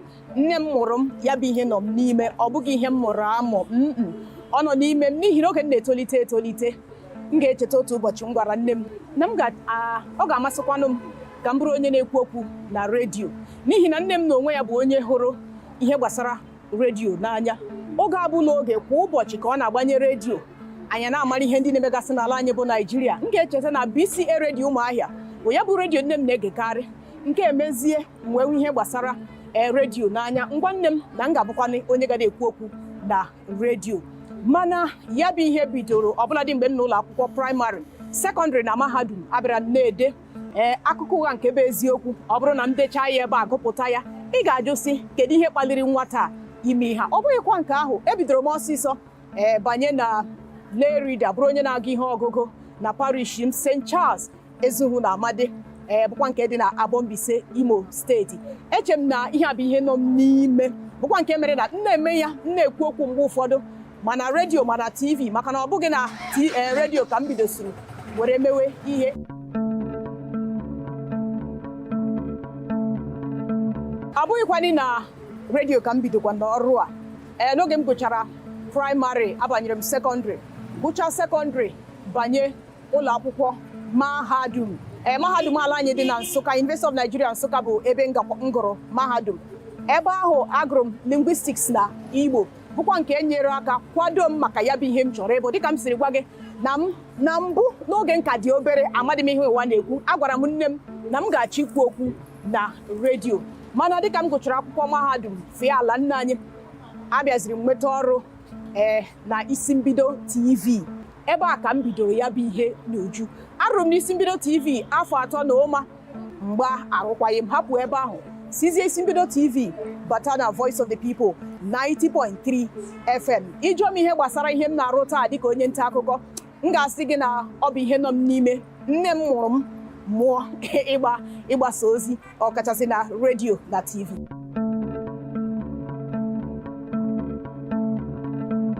Ọ ọ bụrụ na ị chọrọ ịbụ onye nta akụkọ e nwere ọtụtụ ihe kwesịrị ịgba ọ dịrọkwa dị mfe o maka na anyị na-ekwu ya anyị nọrọ na redio mgbe ụfọdụ na-ekwu okwu maọbụ na TV ọ na-atọ ụtọ na ntị ọ na-atọ gị rịkpọọ mana ọtụtụ ihe ka anyị na-agabiga tupu ịhụ anyị anyapụta ebe a na-ekwu ihe niile ọ na-adaba adaba ọ bụrụ na ị chọrọ ịbụ onye nta akụkọ maọbụ na redio maọbụ na TV nke mbụ ị ga-amarịrị ihe ekwe na-akụ ị ga-amarịrị ihe na-eme na gburugburu gị kedu ka ihe si afịatụ na gburugburu gị n'ala anyị bụ Naịjirịa ngalaba dị iche iche ngalaba na-ahụ maka agụmakwụkwọ ime njem ahụ isi ike ngalaba dị iche iche ị ga-ama ihe ekwe na-akụ ọ bụghị naanị n'ala anyị bụ Naịjirịa ị ga-amakwa ka ihe si afịatụ na mba ofesi dịka onye nta akụkọ nke ga-abụ na ọ bụrụgodị na ị na-arahụ ụra akpọọ gị ị mara ihe ekwe na-akụ ọ bụrụkwa na ị chọrọ ịbụ onye nta akụkọ dịka m bụ onye nta akụkọ na-eji asụsụ Igbo eme mgbasa ozi nke m ị ga-amarịla asụsụ Igbo nke ọma Igbo gị ga-eghe eghe nke bụ onye nụ ya ọ mara na ịmakwa na ihe ekwe na-akụ ọ bụrụkwa Igbo ma mama sị ya bụ Igbo ọ bụ Igbo ghere eghe Igbo izugbe ọ bụghị olu ndị ọ bụ eziokwu na mgbe ụfọdụ ndị mmadụ na-eji olu ndị eme ya bụ mgbasa ozi mana ọ bụ Igbo izugbe bụ asụsụ kacha mma iji were mee ihe mgbasa ozi nke ga-abụ na ebe ọbụla isi n'ala Igbo isi steeti Abịa Enugu Delta Imo Anambra Ebonyi steeti ọbụla isi n'ala Igbo ọ bụrụ na ị na-asụ ya bụ Igbo ị ga-aghọtarịla ihe onye ahụ na-ekwu mana gị were olu ndị mgbe ụfọdụ ndị steeti ndị ọzọ agaghị enwechi ike ghọtacha ihe ị na-ekwu ị chọrọ ịbụ onye nta akụkọ n'asụsụ Igbo nke mbụ mara ihe ekwe na-akụ n'asụsụ ahụ iji eme ya bụ mgbasa ozi ya bụ asụsụ Igbo mara ihe ekwe na-akụ ị ga-abụ onye ga na-agụsị akwụkwọ ike ị ga na-agụ ịga n'ịntanetị na-achọ ọtụtụ ihe ị na-amụta na-etinye na nke ịma nke ga-abụ na ọ bụrụ na ị na-ekwu okwu amara na onye amakwana ihe ekwe na-akụ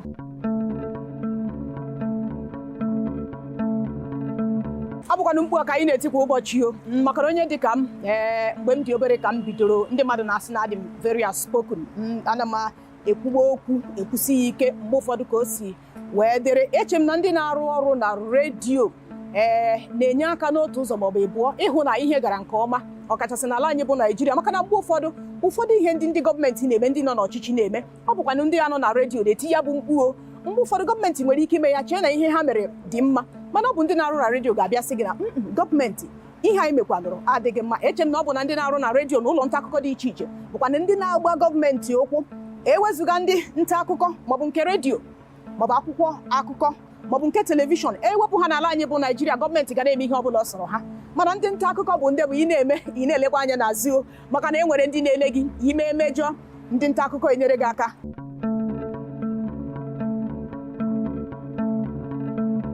ya bụ ihe adịrọkwa n'izi dịka ndị iti si ekwu ya ọ dịghị mfe ọ bụghị ofe nracha ihe gbasara ezinụlọ m ịchịkọba ya na ọrụ mkwanụ nke ọbụla nwere oge ya enwere m oge m ji akwado maka ọrụ m enwere m oge m ji aga ọrụ m rụchakwa ọrụ m alawa m ngazie nke ezinụlọ ngazie elenye anya na nke ezinụlọ iji mee na ihe niile dabara adaba enye ndị ebe a enye ndị ebe a ihe niile wee na-aga nke ọma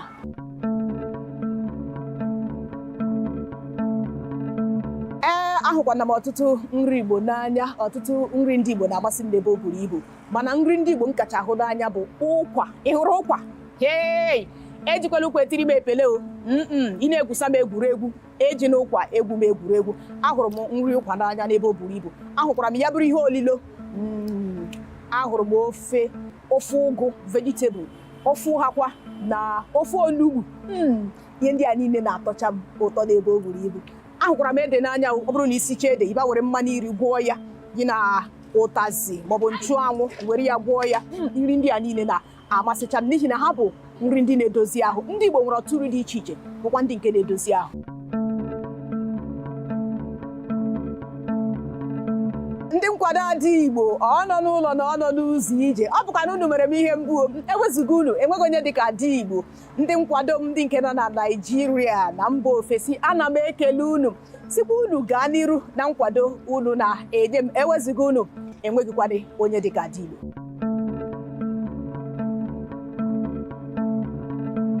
Igbo mụrụ nze m ọzọ aha m bụ Chikairo Adigbo Nwanna Voice of the People abụ m onye nta akụkọ mgbasa ozi ngalaba asụsụ Igbo na Voice of the People 90.3 FM nke a bụkwana ọrụ aka m ọ bụ ya bụ ihe m na-arụ ọ bụ my hustle dịka ndị iti si ekwu ya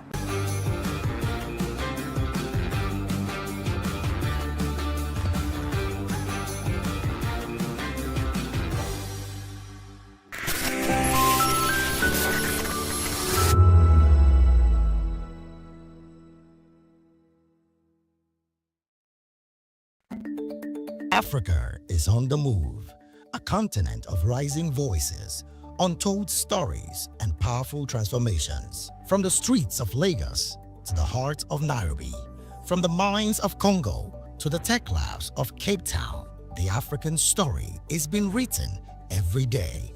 Bold, dynamic, unstoppable. This is African News on Voice of the People Television.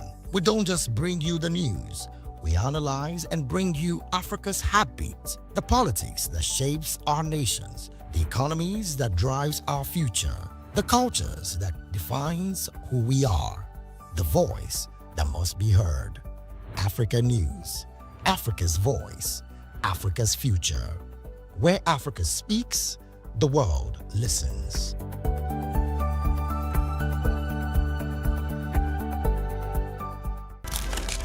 In a world where power shifts with every headline, In a nation full of questions, In a world filled with noise, the truth needs a voice. The policies that shapes our world and the economy that determines our future. Every hour, every day, the grapevine keeps buzzing. And together, we are committed to telling the stories that shape our world because your voice is our focus. Don't forget, our voice matters the most. Let us come together and share our concerns.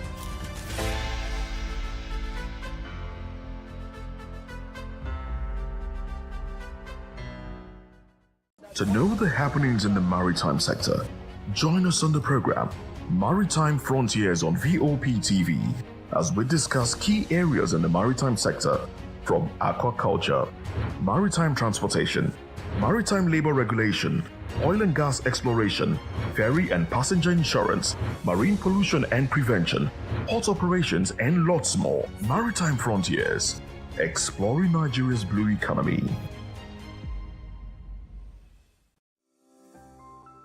VOP TV. Now, you have more than a voice.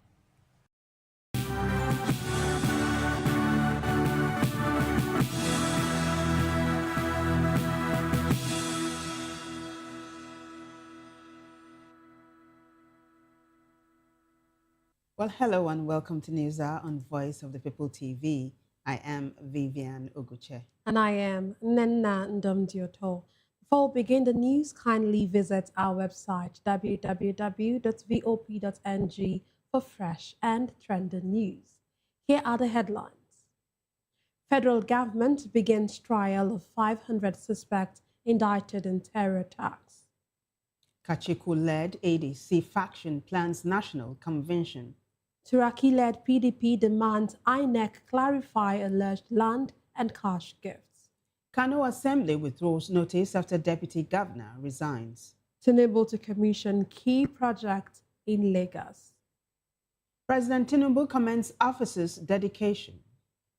On the foreign scene, out Trump and Iran trade threats as deadline looms. Well, in business news, stock market gains 208 billion naira as trading resumes. And sport, Nigeria's Super Eagles get final match date. The world of entertainment, veteran actor Clarus of New Masquerade dies at 85.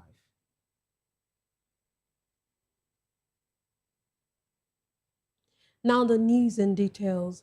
The federal government has opened the trial of terrorism suspects at the Federal High Court in Abuja.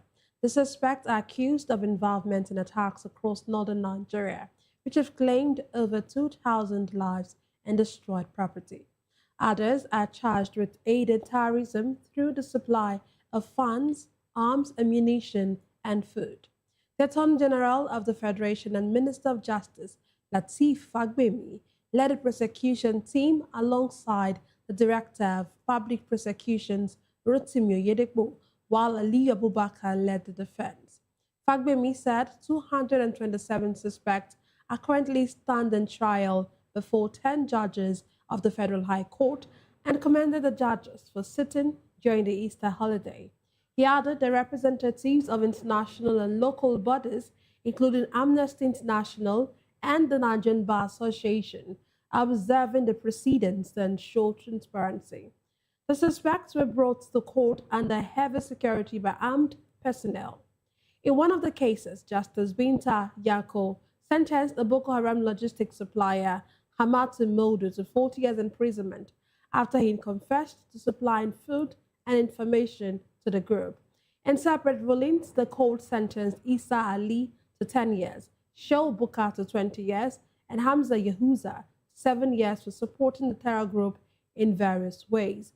The court also added that the convicts undergo rehabilitation after serving their sentences. Trials are expected to continue on April 8, 2026.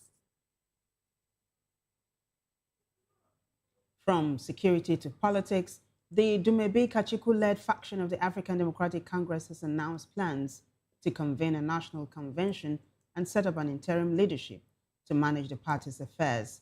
Spokesperson of the faction, Norman Obina, disclosed this at a news conference following what he described as an emergency National Executive Committee meeting in Abuja. He said the meeting, attended by state chairmen and other NEC members, was convened to address the party's ongoing leadership crisis.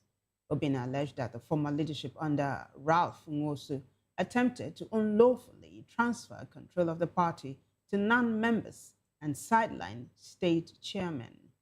The faction said it has filed 2 court cases challenging those actions, even before the recent position of the Independent National Electoral Commission, INEC.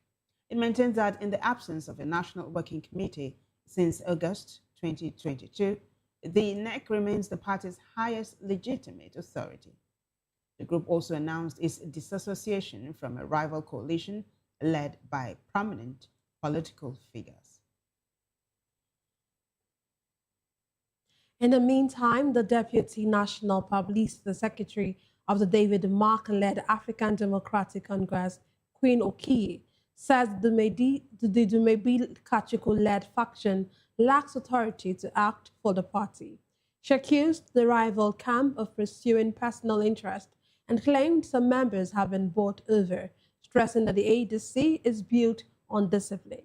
Okiye added that the party would not tolerate actions that undermine its structure, saying loyalty to its rules is non-negotiable.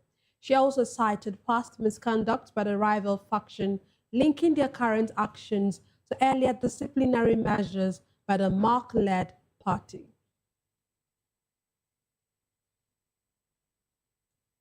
While still talking politics, the Tanimu Turaki-led faction of the People's Democratic Party, PDP, has called on the chairman of the Independent National Electoral Commission, INEC, Joash Omukpito, to clarify allegations that the Minister of the Federal Capital Territory, Nyesom Wike, offered land and cash gifts to senior commission officials. The party described the reports as disturbing, coming ahead of the 2027 general elections. In a statement by its National Publicity Secretary, Ini Ememobong, the PDP warned that the allegations could erode public confidence in the electoral body. The reaction follows media reports alleging that Wike gifted parcels of land and cash to top INEC staff. The party said the claims suggest a possible land for favor arrangement aimed at influencing key institutions. It also questioned why such gestures would be extended to election officials and not professionals in other critical sectors. The PDP further urged INEC to respond transparently, including addressing claims that its chairman may be a beneficiary. The party called on the commission to uphold the highest standards of transparency and impartiality. Let's now move on to Kano State, where the State House of Assembly has withdrawn its notice of impeachment against former Deputy Governor Aminu Abdulsalam following his voluntary resignation. The decision followed a motion by Majority Leader Lawan Hussaini during plenary presided over by Speaker Jibril Ismail. Speaking to newsmen after plenary, Hussaini said all charges against Abdulsalam had been dropped, bringing the matter to a close. The impeachment proceedings initiated on March 5, 2026 were based on allegations of gross misconduct, abuse of office, and breach of public trust during his tenure as Commissioner for Local Government Affairs.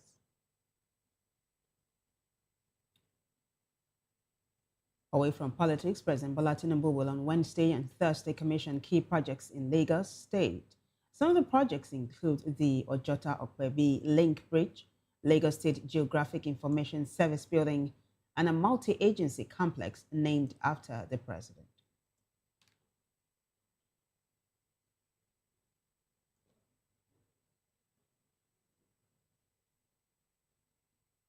The Lagos State government says it is fully prepared for President Bola Ahmed Tinubu's visit, which will see the commission of major projects across the state.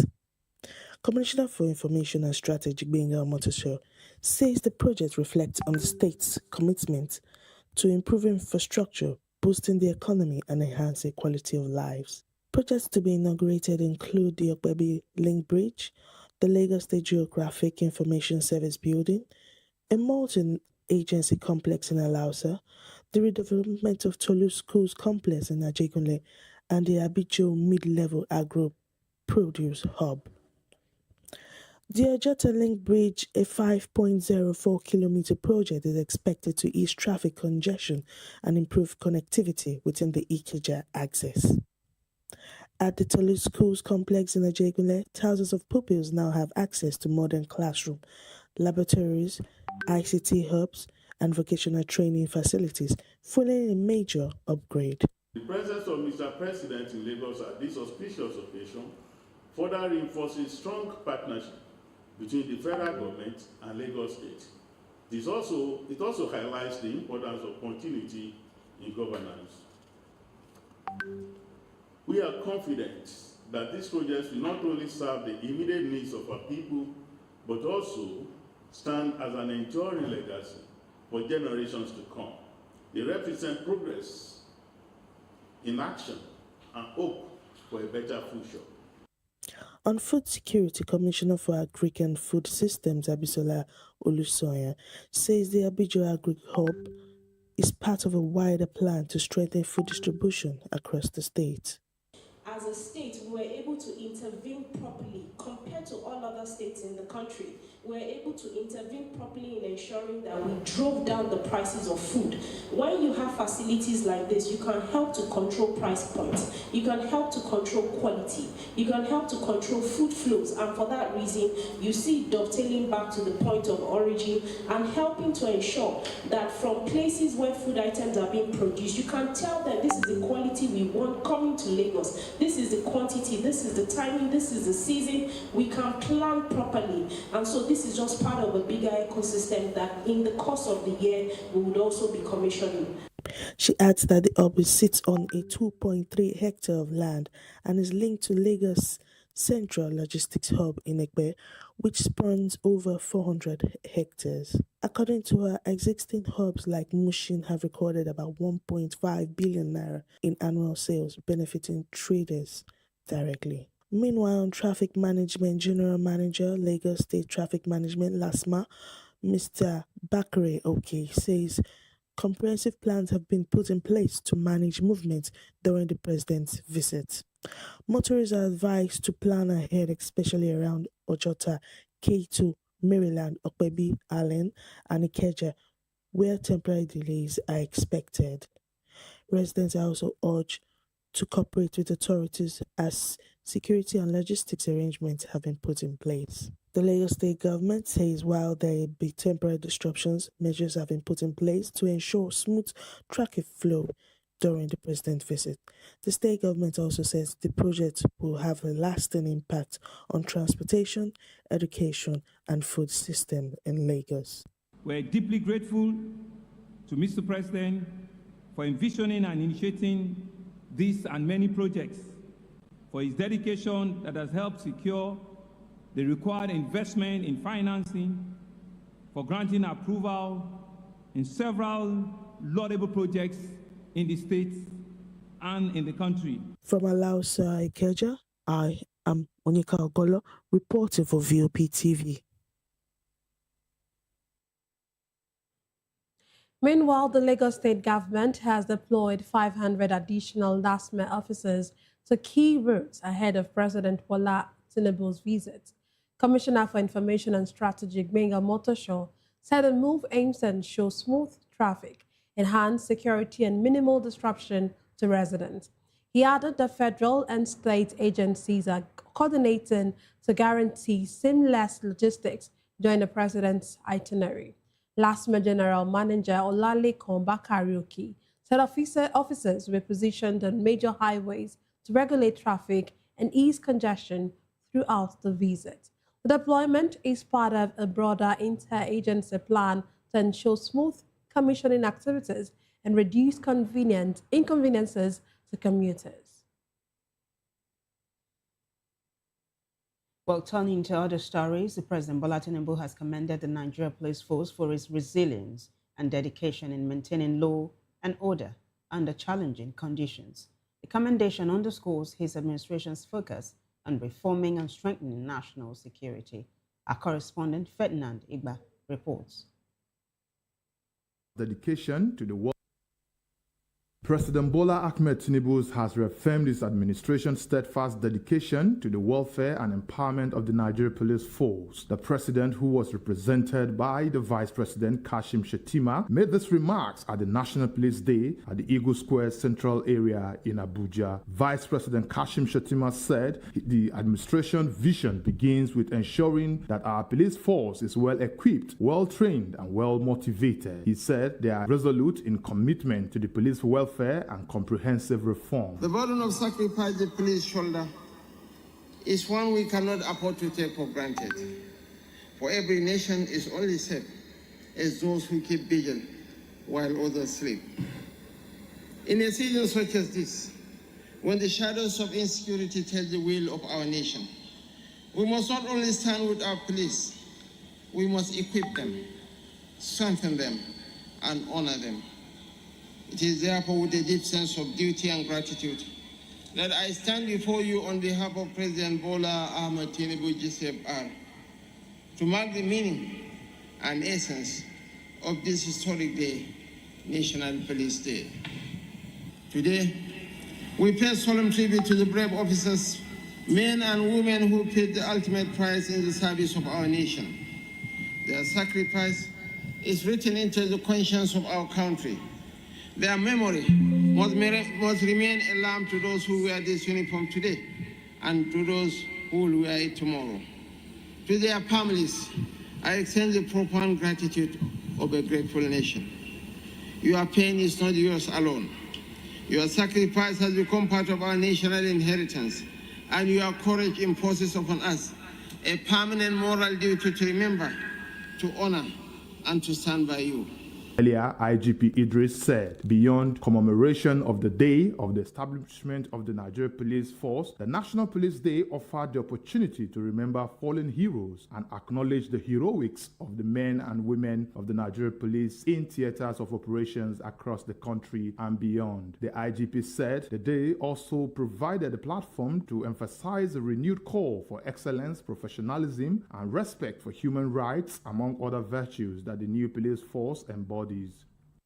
The National Police Day is a moment of truth, a moment to honor sacrifice, a moment to reflect with honesty, a moment to make a clear statement, a clear commitment about the future of policing in Nigeria. Today we bow our heads in honor of our fallen heroes, men and women who left their homes in uniform and never returned. Men who kissed their children goodbye, not knowing it would be the last time. Women who stood their ground in face of danger, so others could sleep in peace. They did not die for pleasure. They did not die for applause. They did not die for recognition. They died for duty, for country, for all of us. Every life lost in service is a debt in our conscience. Every fallen officer is a call to do better, to be better, to serve better. To their families, I say this: your sacrifice is not invisible. Your pain is not ignored. Under my leadership, your loved ones will not be remembered only on ceremonies, but in the standards we uphold every single day. Because this moment demands honesty, the Nigerian police force must rise. We must rise above discipline. We must write about misconduct.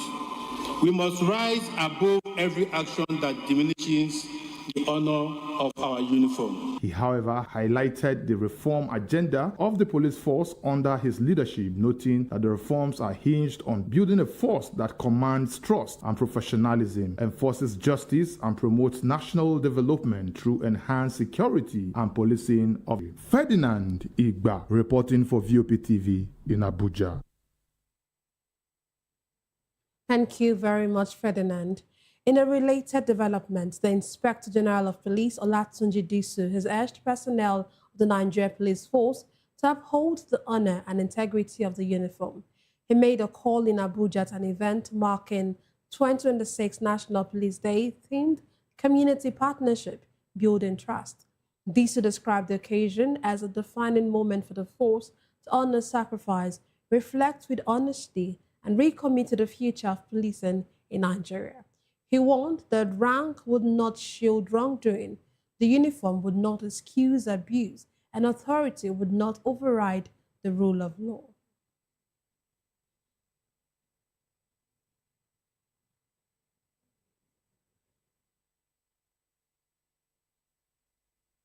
We'll be right back after this short break. Stay with us.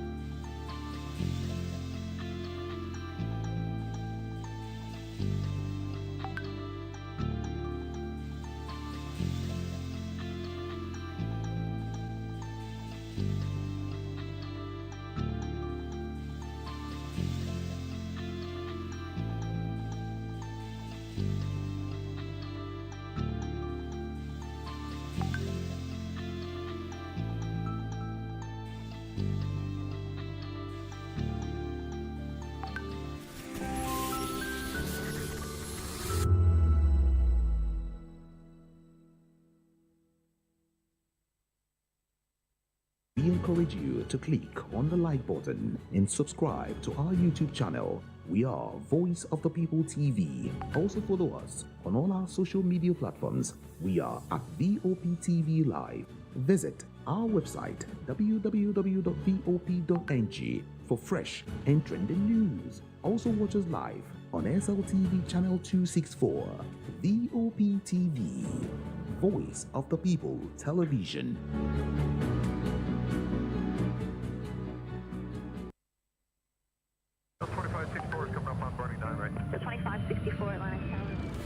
What happens in the hush behind hangar doors? Who signs the papers that gamble with lives? Which truths were grounded before they even ever had wings?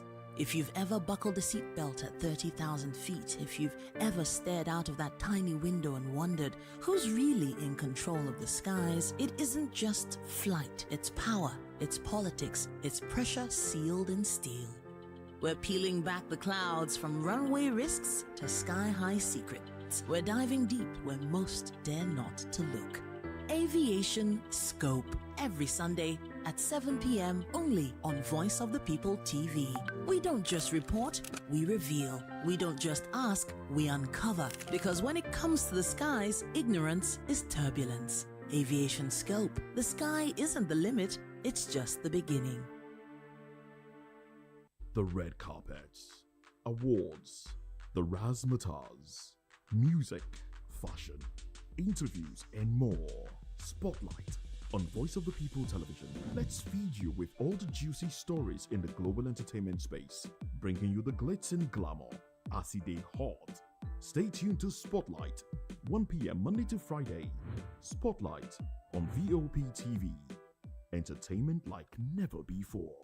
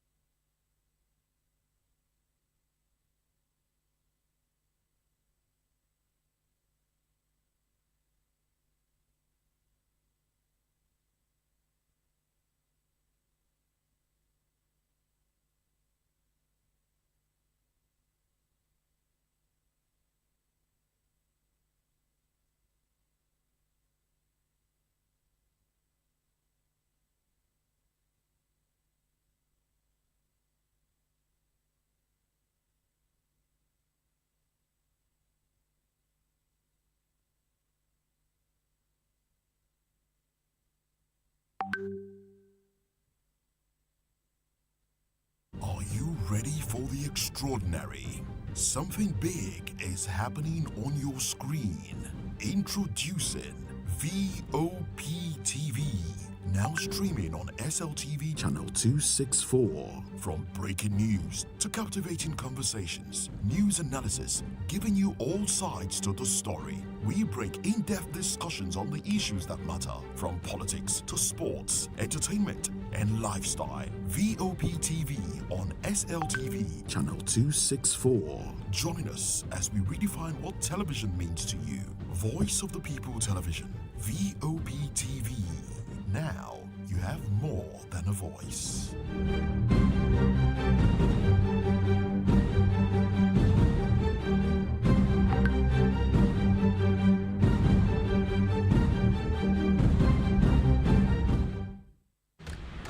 Yes, obviously everybody knows the game is beautiful and that's why I love sports. My name is Kachikwu. You're welcome to my republic. But remember, there can never be a transfer without a win.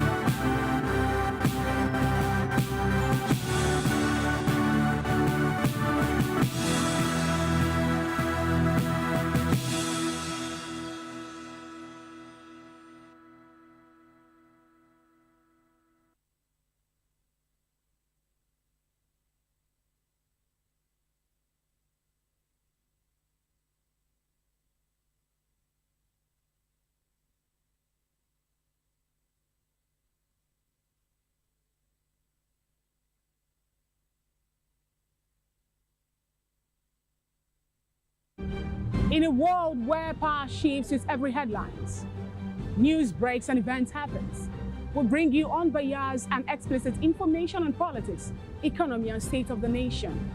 We break down the chaos. Facts, not fluff. Truth, not spin. We discuss not just politics, but a glimpse into the future. Voice of the People Television. Now you have more than a voice. The views on the street. We go to bed empty hunger. To the blaring horns of a hustling city. The loudest voices of the common man got a medium to be heard. This particular administration, they were coming unprepared. It's not a bad thing to renovate the president's lodge. Through top-notch programming, unbiased reportage of news, sports, business, entertainment, and cultural documentaries. Voice of the People 90.3 FM became a symbol for 21st century media.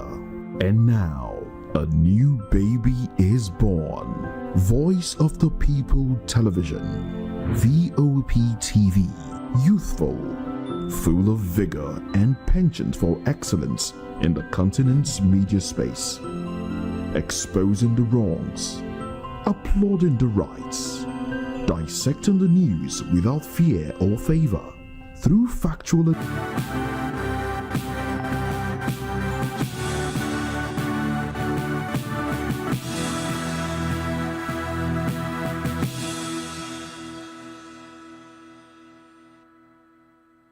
Welcome back, everyone. The Minister of the Federal Capital Territory, Nyesom Wike, has ordered the arrest of the owner of a multi-story hotel that collapsed in Kachikwu, Abuja, and announced the land will be seized for public use. The building gave way while workers were on site, prompting an emergency response. Wike, who visited the scene, said the structure was built without approval and repeated stop work notices had been ignored. He confirmed that there were no fatalities, but several people were injured and taken to hospital, warning the outcome could have been much worse.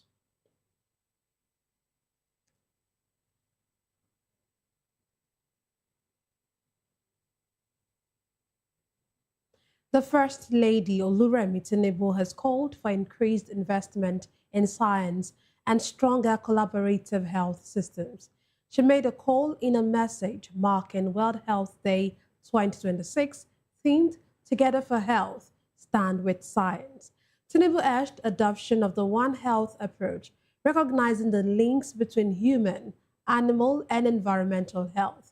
She noted that progress in health depends on innovation and strong collaboration across nations and sectors. Tinubu added that scientific partnerships have helped humanity overcome many health challenges and continue to guide us towards healthy living. World Health Day is celebrated annually on April 7 under the sponsorship of the World Health Organization and related organizations.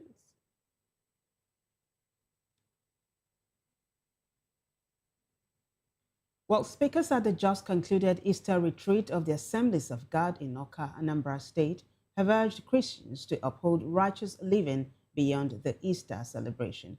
Our correspondent Undu Opalize reports.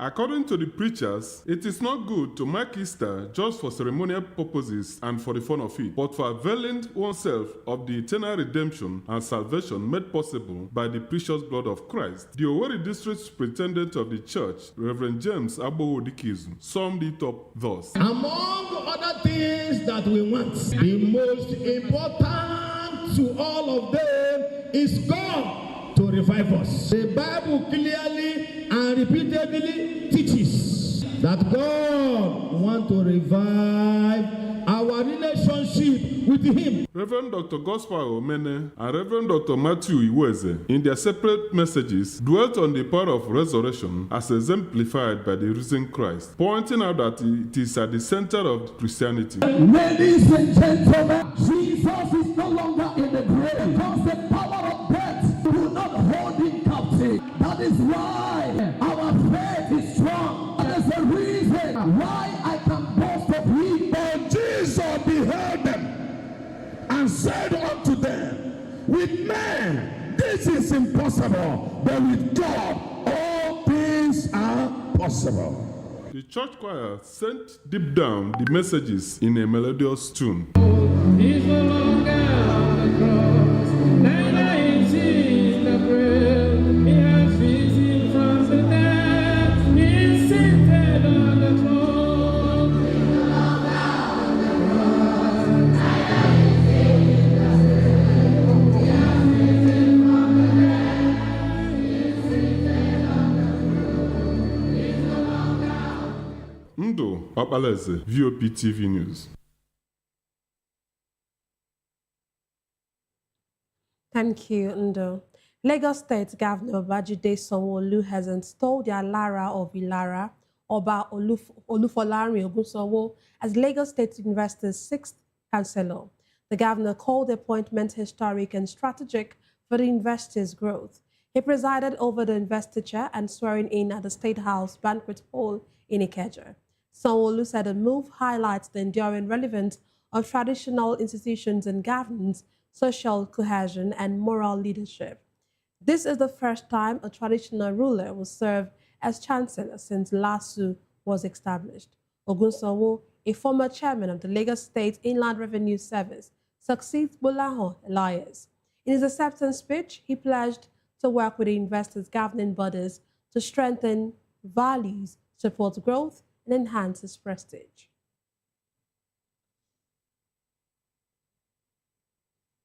Well, coming up next, foreign, business, sports, and entertainment stories after this break. Stay with us.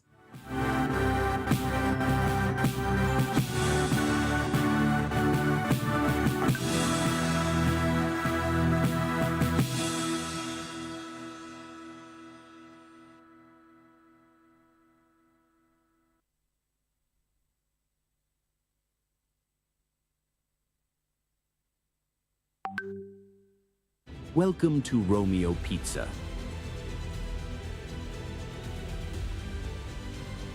Sink your teeth into our freshly baked pizzas. Loaded with rich sauce, melted cheese, and irresistible toppings.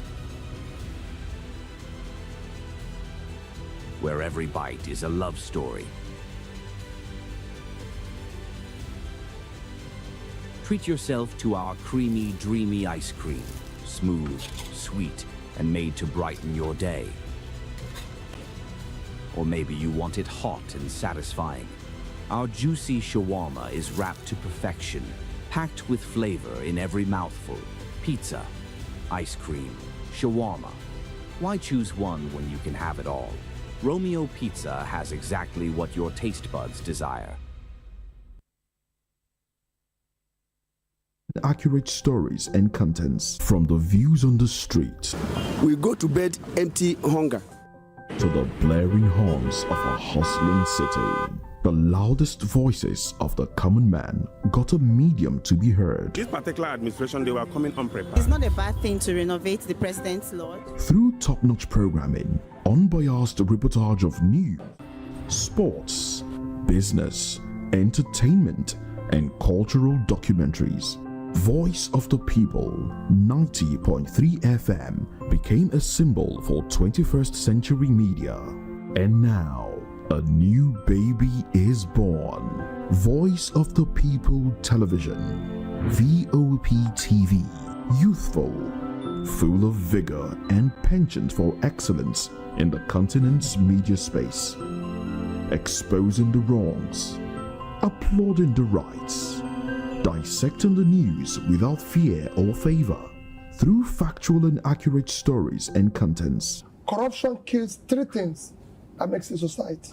Representing the interests of the people and giving them a voice. Voice of the People TV is here to stay towards building a fair society. VOP TV, Voice of the People Television, truly a voice for the people. On Edu Dialogue, we bring you fresh ideas and conversations shaping the future of learning in Nigeria and beyond. Some people's voice, where we amplify the voice of those that matters the most. Join the conversation. Share your thoughts with me. I am Xavier Udo. Weekdays, Monday through Friday, from 4 p.m. to 5.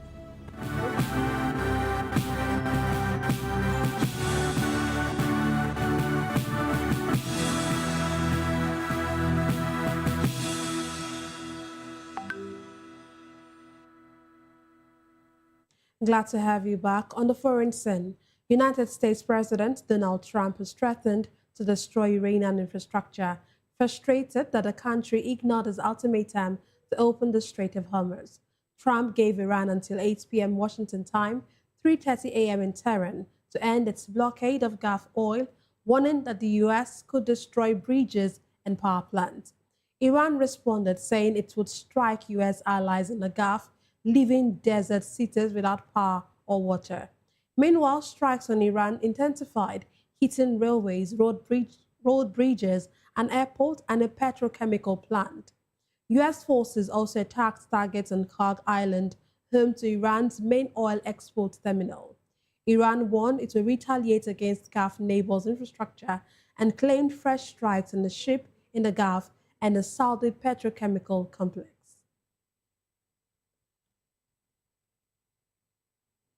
Meanwhile, China and Russia vetoed a Bahraini resolution at the UN Security Council. The resolution urged countries to coordinate efforts to protect shipping in the Strait of Hormuz.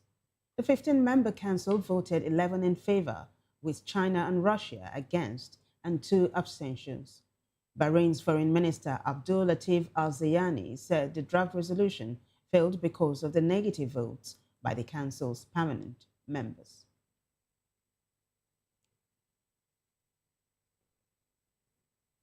In another development, a gunman was killed and 2 others injured in a shootout near the Israeli consulate in Istanbul. Turkish President Recep Tayyip Erdogan called it a heinous act of terror. Turkish Interior Minister Mustafa Sifsi said 2 policemen were slightly injured in the gunfight. Sifsi added that the attackers came from Izmit by rental car, and 2 of them were brothers. The shooting happened in broad daylight. Social media video shows one armed attacker being shot by police and fallen to the ground. In business news, the Nigerian stock market resumed trading after the Easter holiday on a positive note, with investors gaining 208 billion naira. Market capitalization rose 0.16% from 129.086 trillion naira at the open to 130.014 trillion naira at the close. The all-share index added 324 points, closing at 202,023.10. Year-to-date returns now stand at 29.82%. Market breadth was negative, with 37 losers and 24 gainers. A total of 1.15 billion shares worth 40.3 billion naira changed hands in 78,000 deals.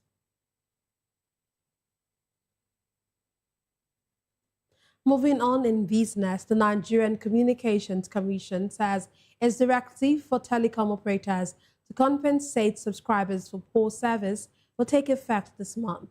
The compensation applies to mobile network operators that fail to meet their quality of service targets and covers voice, data, and SMS services for both individuals and businesses. Internet service providers already have a framework in place. The NCC says the move is part of a broader effort to put consumers at the center of Nigeria's telecom sector, which plays a key role in the economy and access to digital opportunities. Well, you're watching News Hour on VOP TV. When we come back, sports and entertainment news. Stay with us.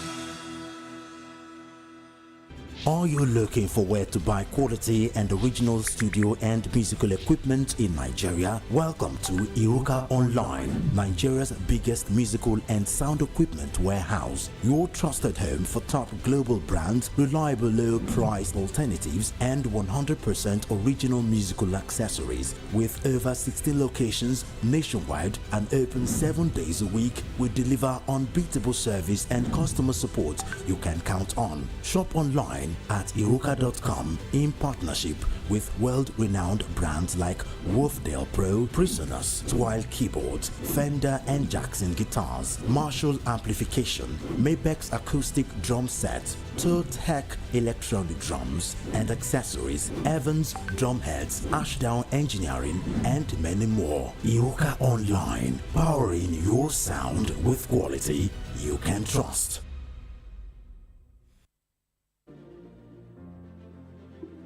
Welcome to Golden Tulip, where every stay is a celebration of comfort and style. Discover beautifully designed rooms crafted for your relaxation and peace of mind. Savor delicious, expertly prepared meals at our exceptional restaurants.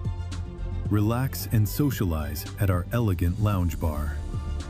Refresh yourself at the vibrant pool bar and enjoy a soothing swim in our sparkling pool. Planning something special? Our spacious and sophisticated hall provides the perfect setting for weddings, conferences, and memorable events. Whether for business or leisure, we deliver excellence with unmatched hospitality. Comfort, class, premium experience. Book today and elevate your hospitality experience. Airport Golden Tulip. Stay golden. Live golden.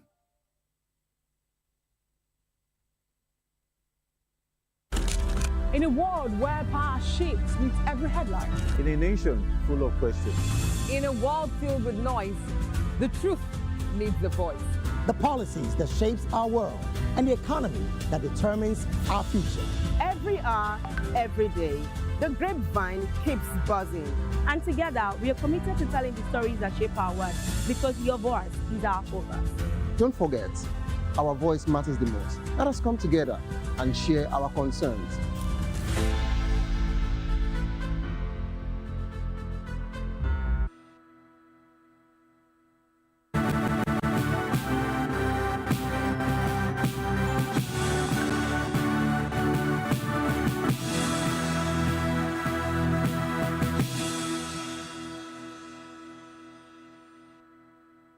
Welcome back, everyone. Sports news now. Nigeria Super Eagles will get another shot at continental glory as the CAF confirms the 2027 Africa Cup of Nations dates.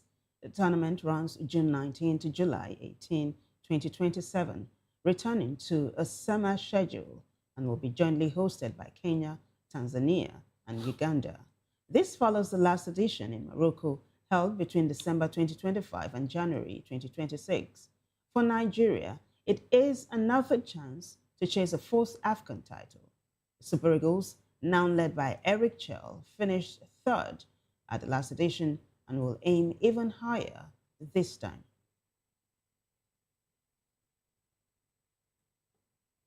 Still talking sport, author Okonkwo has received FIFA approval to represent Nigeria at senior level. Born in London to Nigerian parents, Okonkwo previously played for England at youth level. 24-year-old goalkeeper is now eligible for selection ahead of the next international window. Okonkwo began his career at Arsenal and had loan spells with Crewe, Alexandra, Sturm Graz and Wrexham. He joined Wrexham permanently in 2024 and has since emerged as one of the top goalkeepers in the championship. Well, in entertainment news, veteran Nollywood actor Davies Ofo, famously actually known as Clarus from the 1980s sitcom New Masquerade, has died at 85. Fellow actor Tony Oposheri announced the news on Instagram, recalling moments spent with Ofo over the new year and expressing his shock and sadness. Oposheri described Clarus as more than just a screen personality. Clarus became a household name through The New Masquerade, one of Nigeria's most beloved TV comedies, which aired on the Nigerian Television Authority in the 1980s and secured his place in the nation's entertainment history. May his soul rest in peace. On a lighter note, activist investor Bill Ackman has launched a $64 billion bid to acquire Universal Music Group, home to stars like Taylor Swift and Bad Bunny, in a cash-and-stock deal. UMG has been expanding in emerging markets, particularly Nigeria. In 2024, it acquired a majority stake in Don Jazzy's Marvin Global Limited, bringing artists like Rema Iris Star into its international network alongside major U.S. labels. The label's wider roster includes Ladipo, Johnny Drill, Crayon, Magix, Bayani, Boy Spice, DJ Big N, and Life Size Steady.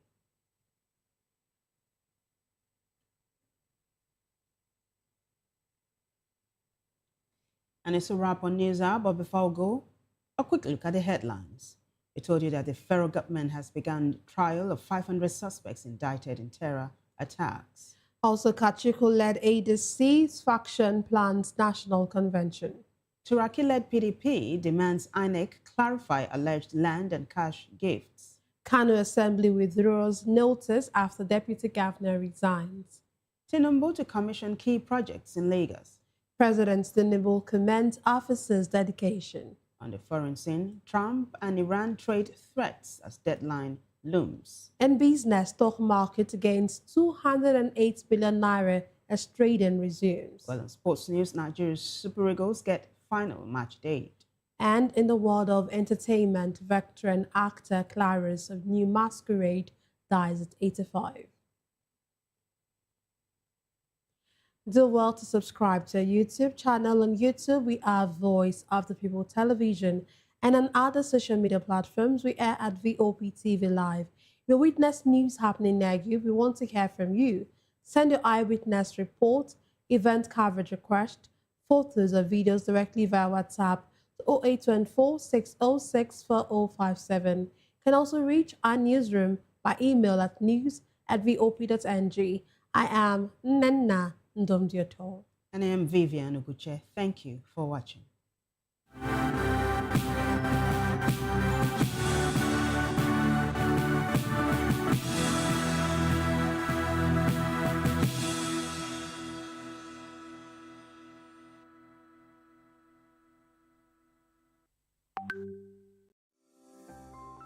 VOP TV.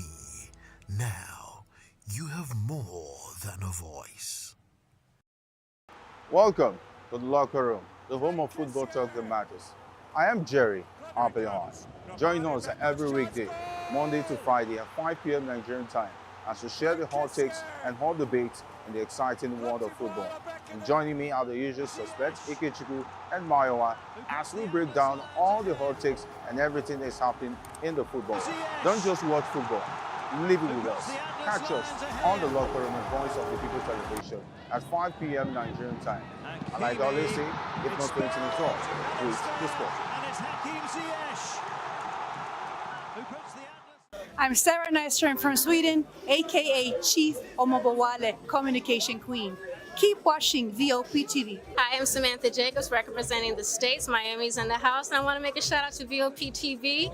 I'm a humanitarian, and I'm also a rep in the film industry and the art industry. I help dreams come true, and I help you keep on that path. Shout out to VOP TV because you're helping people stay on their path too. Cheers. All right, my name is John Odibo.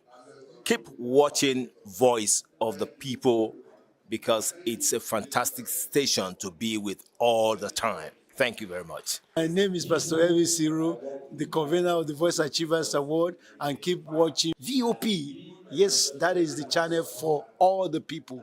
No color, no race. Thank you so much. Yo, ladies and gentlemen, this is Abasunkan from the Netherlands. I am a designer and I'm here in Eco Hotel and Suits. Keep watching VOP, the Voice of the People.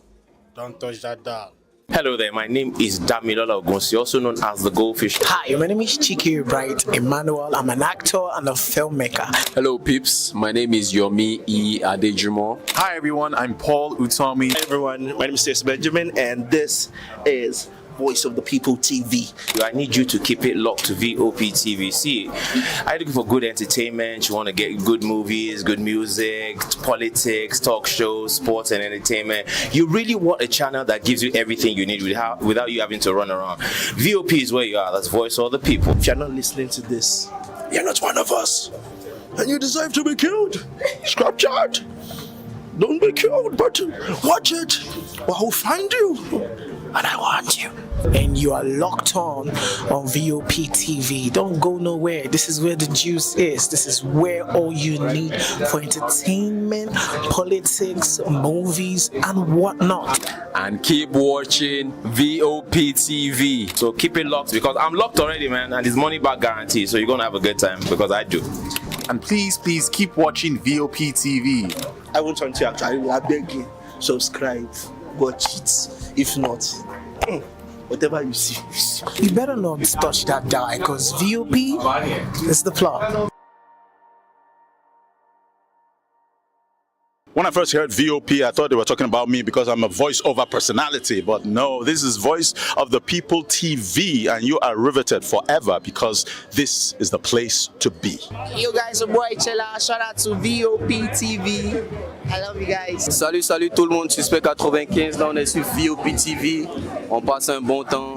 J'espère que vous kiffez. On est au Afrima. On est ensemble. VOP TV. Don't see me like a fool because I don't do giddy giddy giddy. VOP, you don't know Stoneware from Ghana representing live and living color. Yeah, Beam Nation President. Outside with it. Bless up. Hello, this is Milo from Ivory Coast. Keep watch Voice of the People TV. Regardez la voix du peuple, la télévision de la voix du peuple. Que Dieu vous bénisse. À très bientôt. Love you so much. Hi guys, what's up? This is Gaze Baba. I am watching VOP TV. Usually you be told to not touch the dial, but I tell you to touch the dial and increase the volume. Like, keep it locked. It's Afro Gospel. Thank you. Hello, my name is Shego Arunze. You're watching VOP. Don't change the dial. My Joe, fine girl. My Joe, fine babe. Yes, don't touch the dial. This is me, Dr. Adiwala Iba. Keep watching VOP.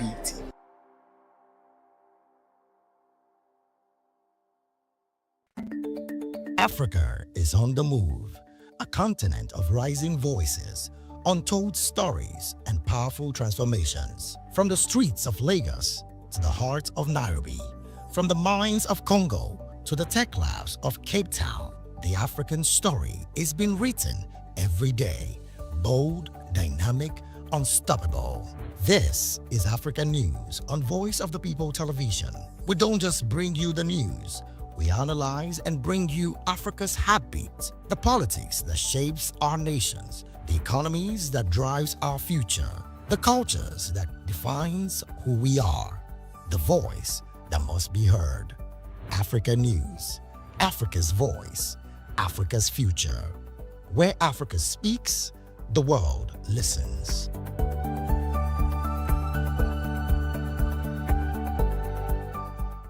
Welcome to the locker room, the home of football talk that matters. I am Jerry Arpillon. Join us every weekday, Monday to Friday at 5 p.m. Nigerian time, as we share the hot takes and hot debates in the exciting world of football. And joining me are the usual suspects, Kachikwu and Mayowa, as we break down all the hot takes and everything that's happening in the football. Don't just watch football, live it with us. Catch us on the locker room and Voice of the People television at 5 p.m. Nigerian time. And like I always say, if not 20 minutes off, please discuss. And it's Hakim Ziyech, who puts the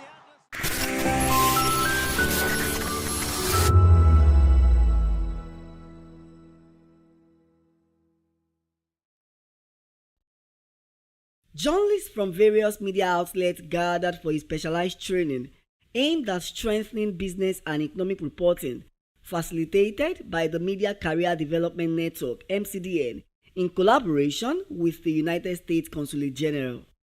Speaking at the training, Executive Director Lekan Otufodunrin, alongside other facilitators, stressed the importance of journalists deepening their understanding of economic policies, data interpretation, and financial literacy to enhance accurate and impactful reporting. The idea is to ensure that there is a pass down of some of this knowledge and we can interact. So as much as possible, this is not a lecture. This is just some engagement, some reminders, some pointers, some things that can stimulate you to look at some of the things you are doing differently.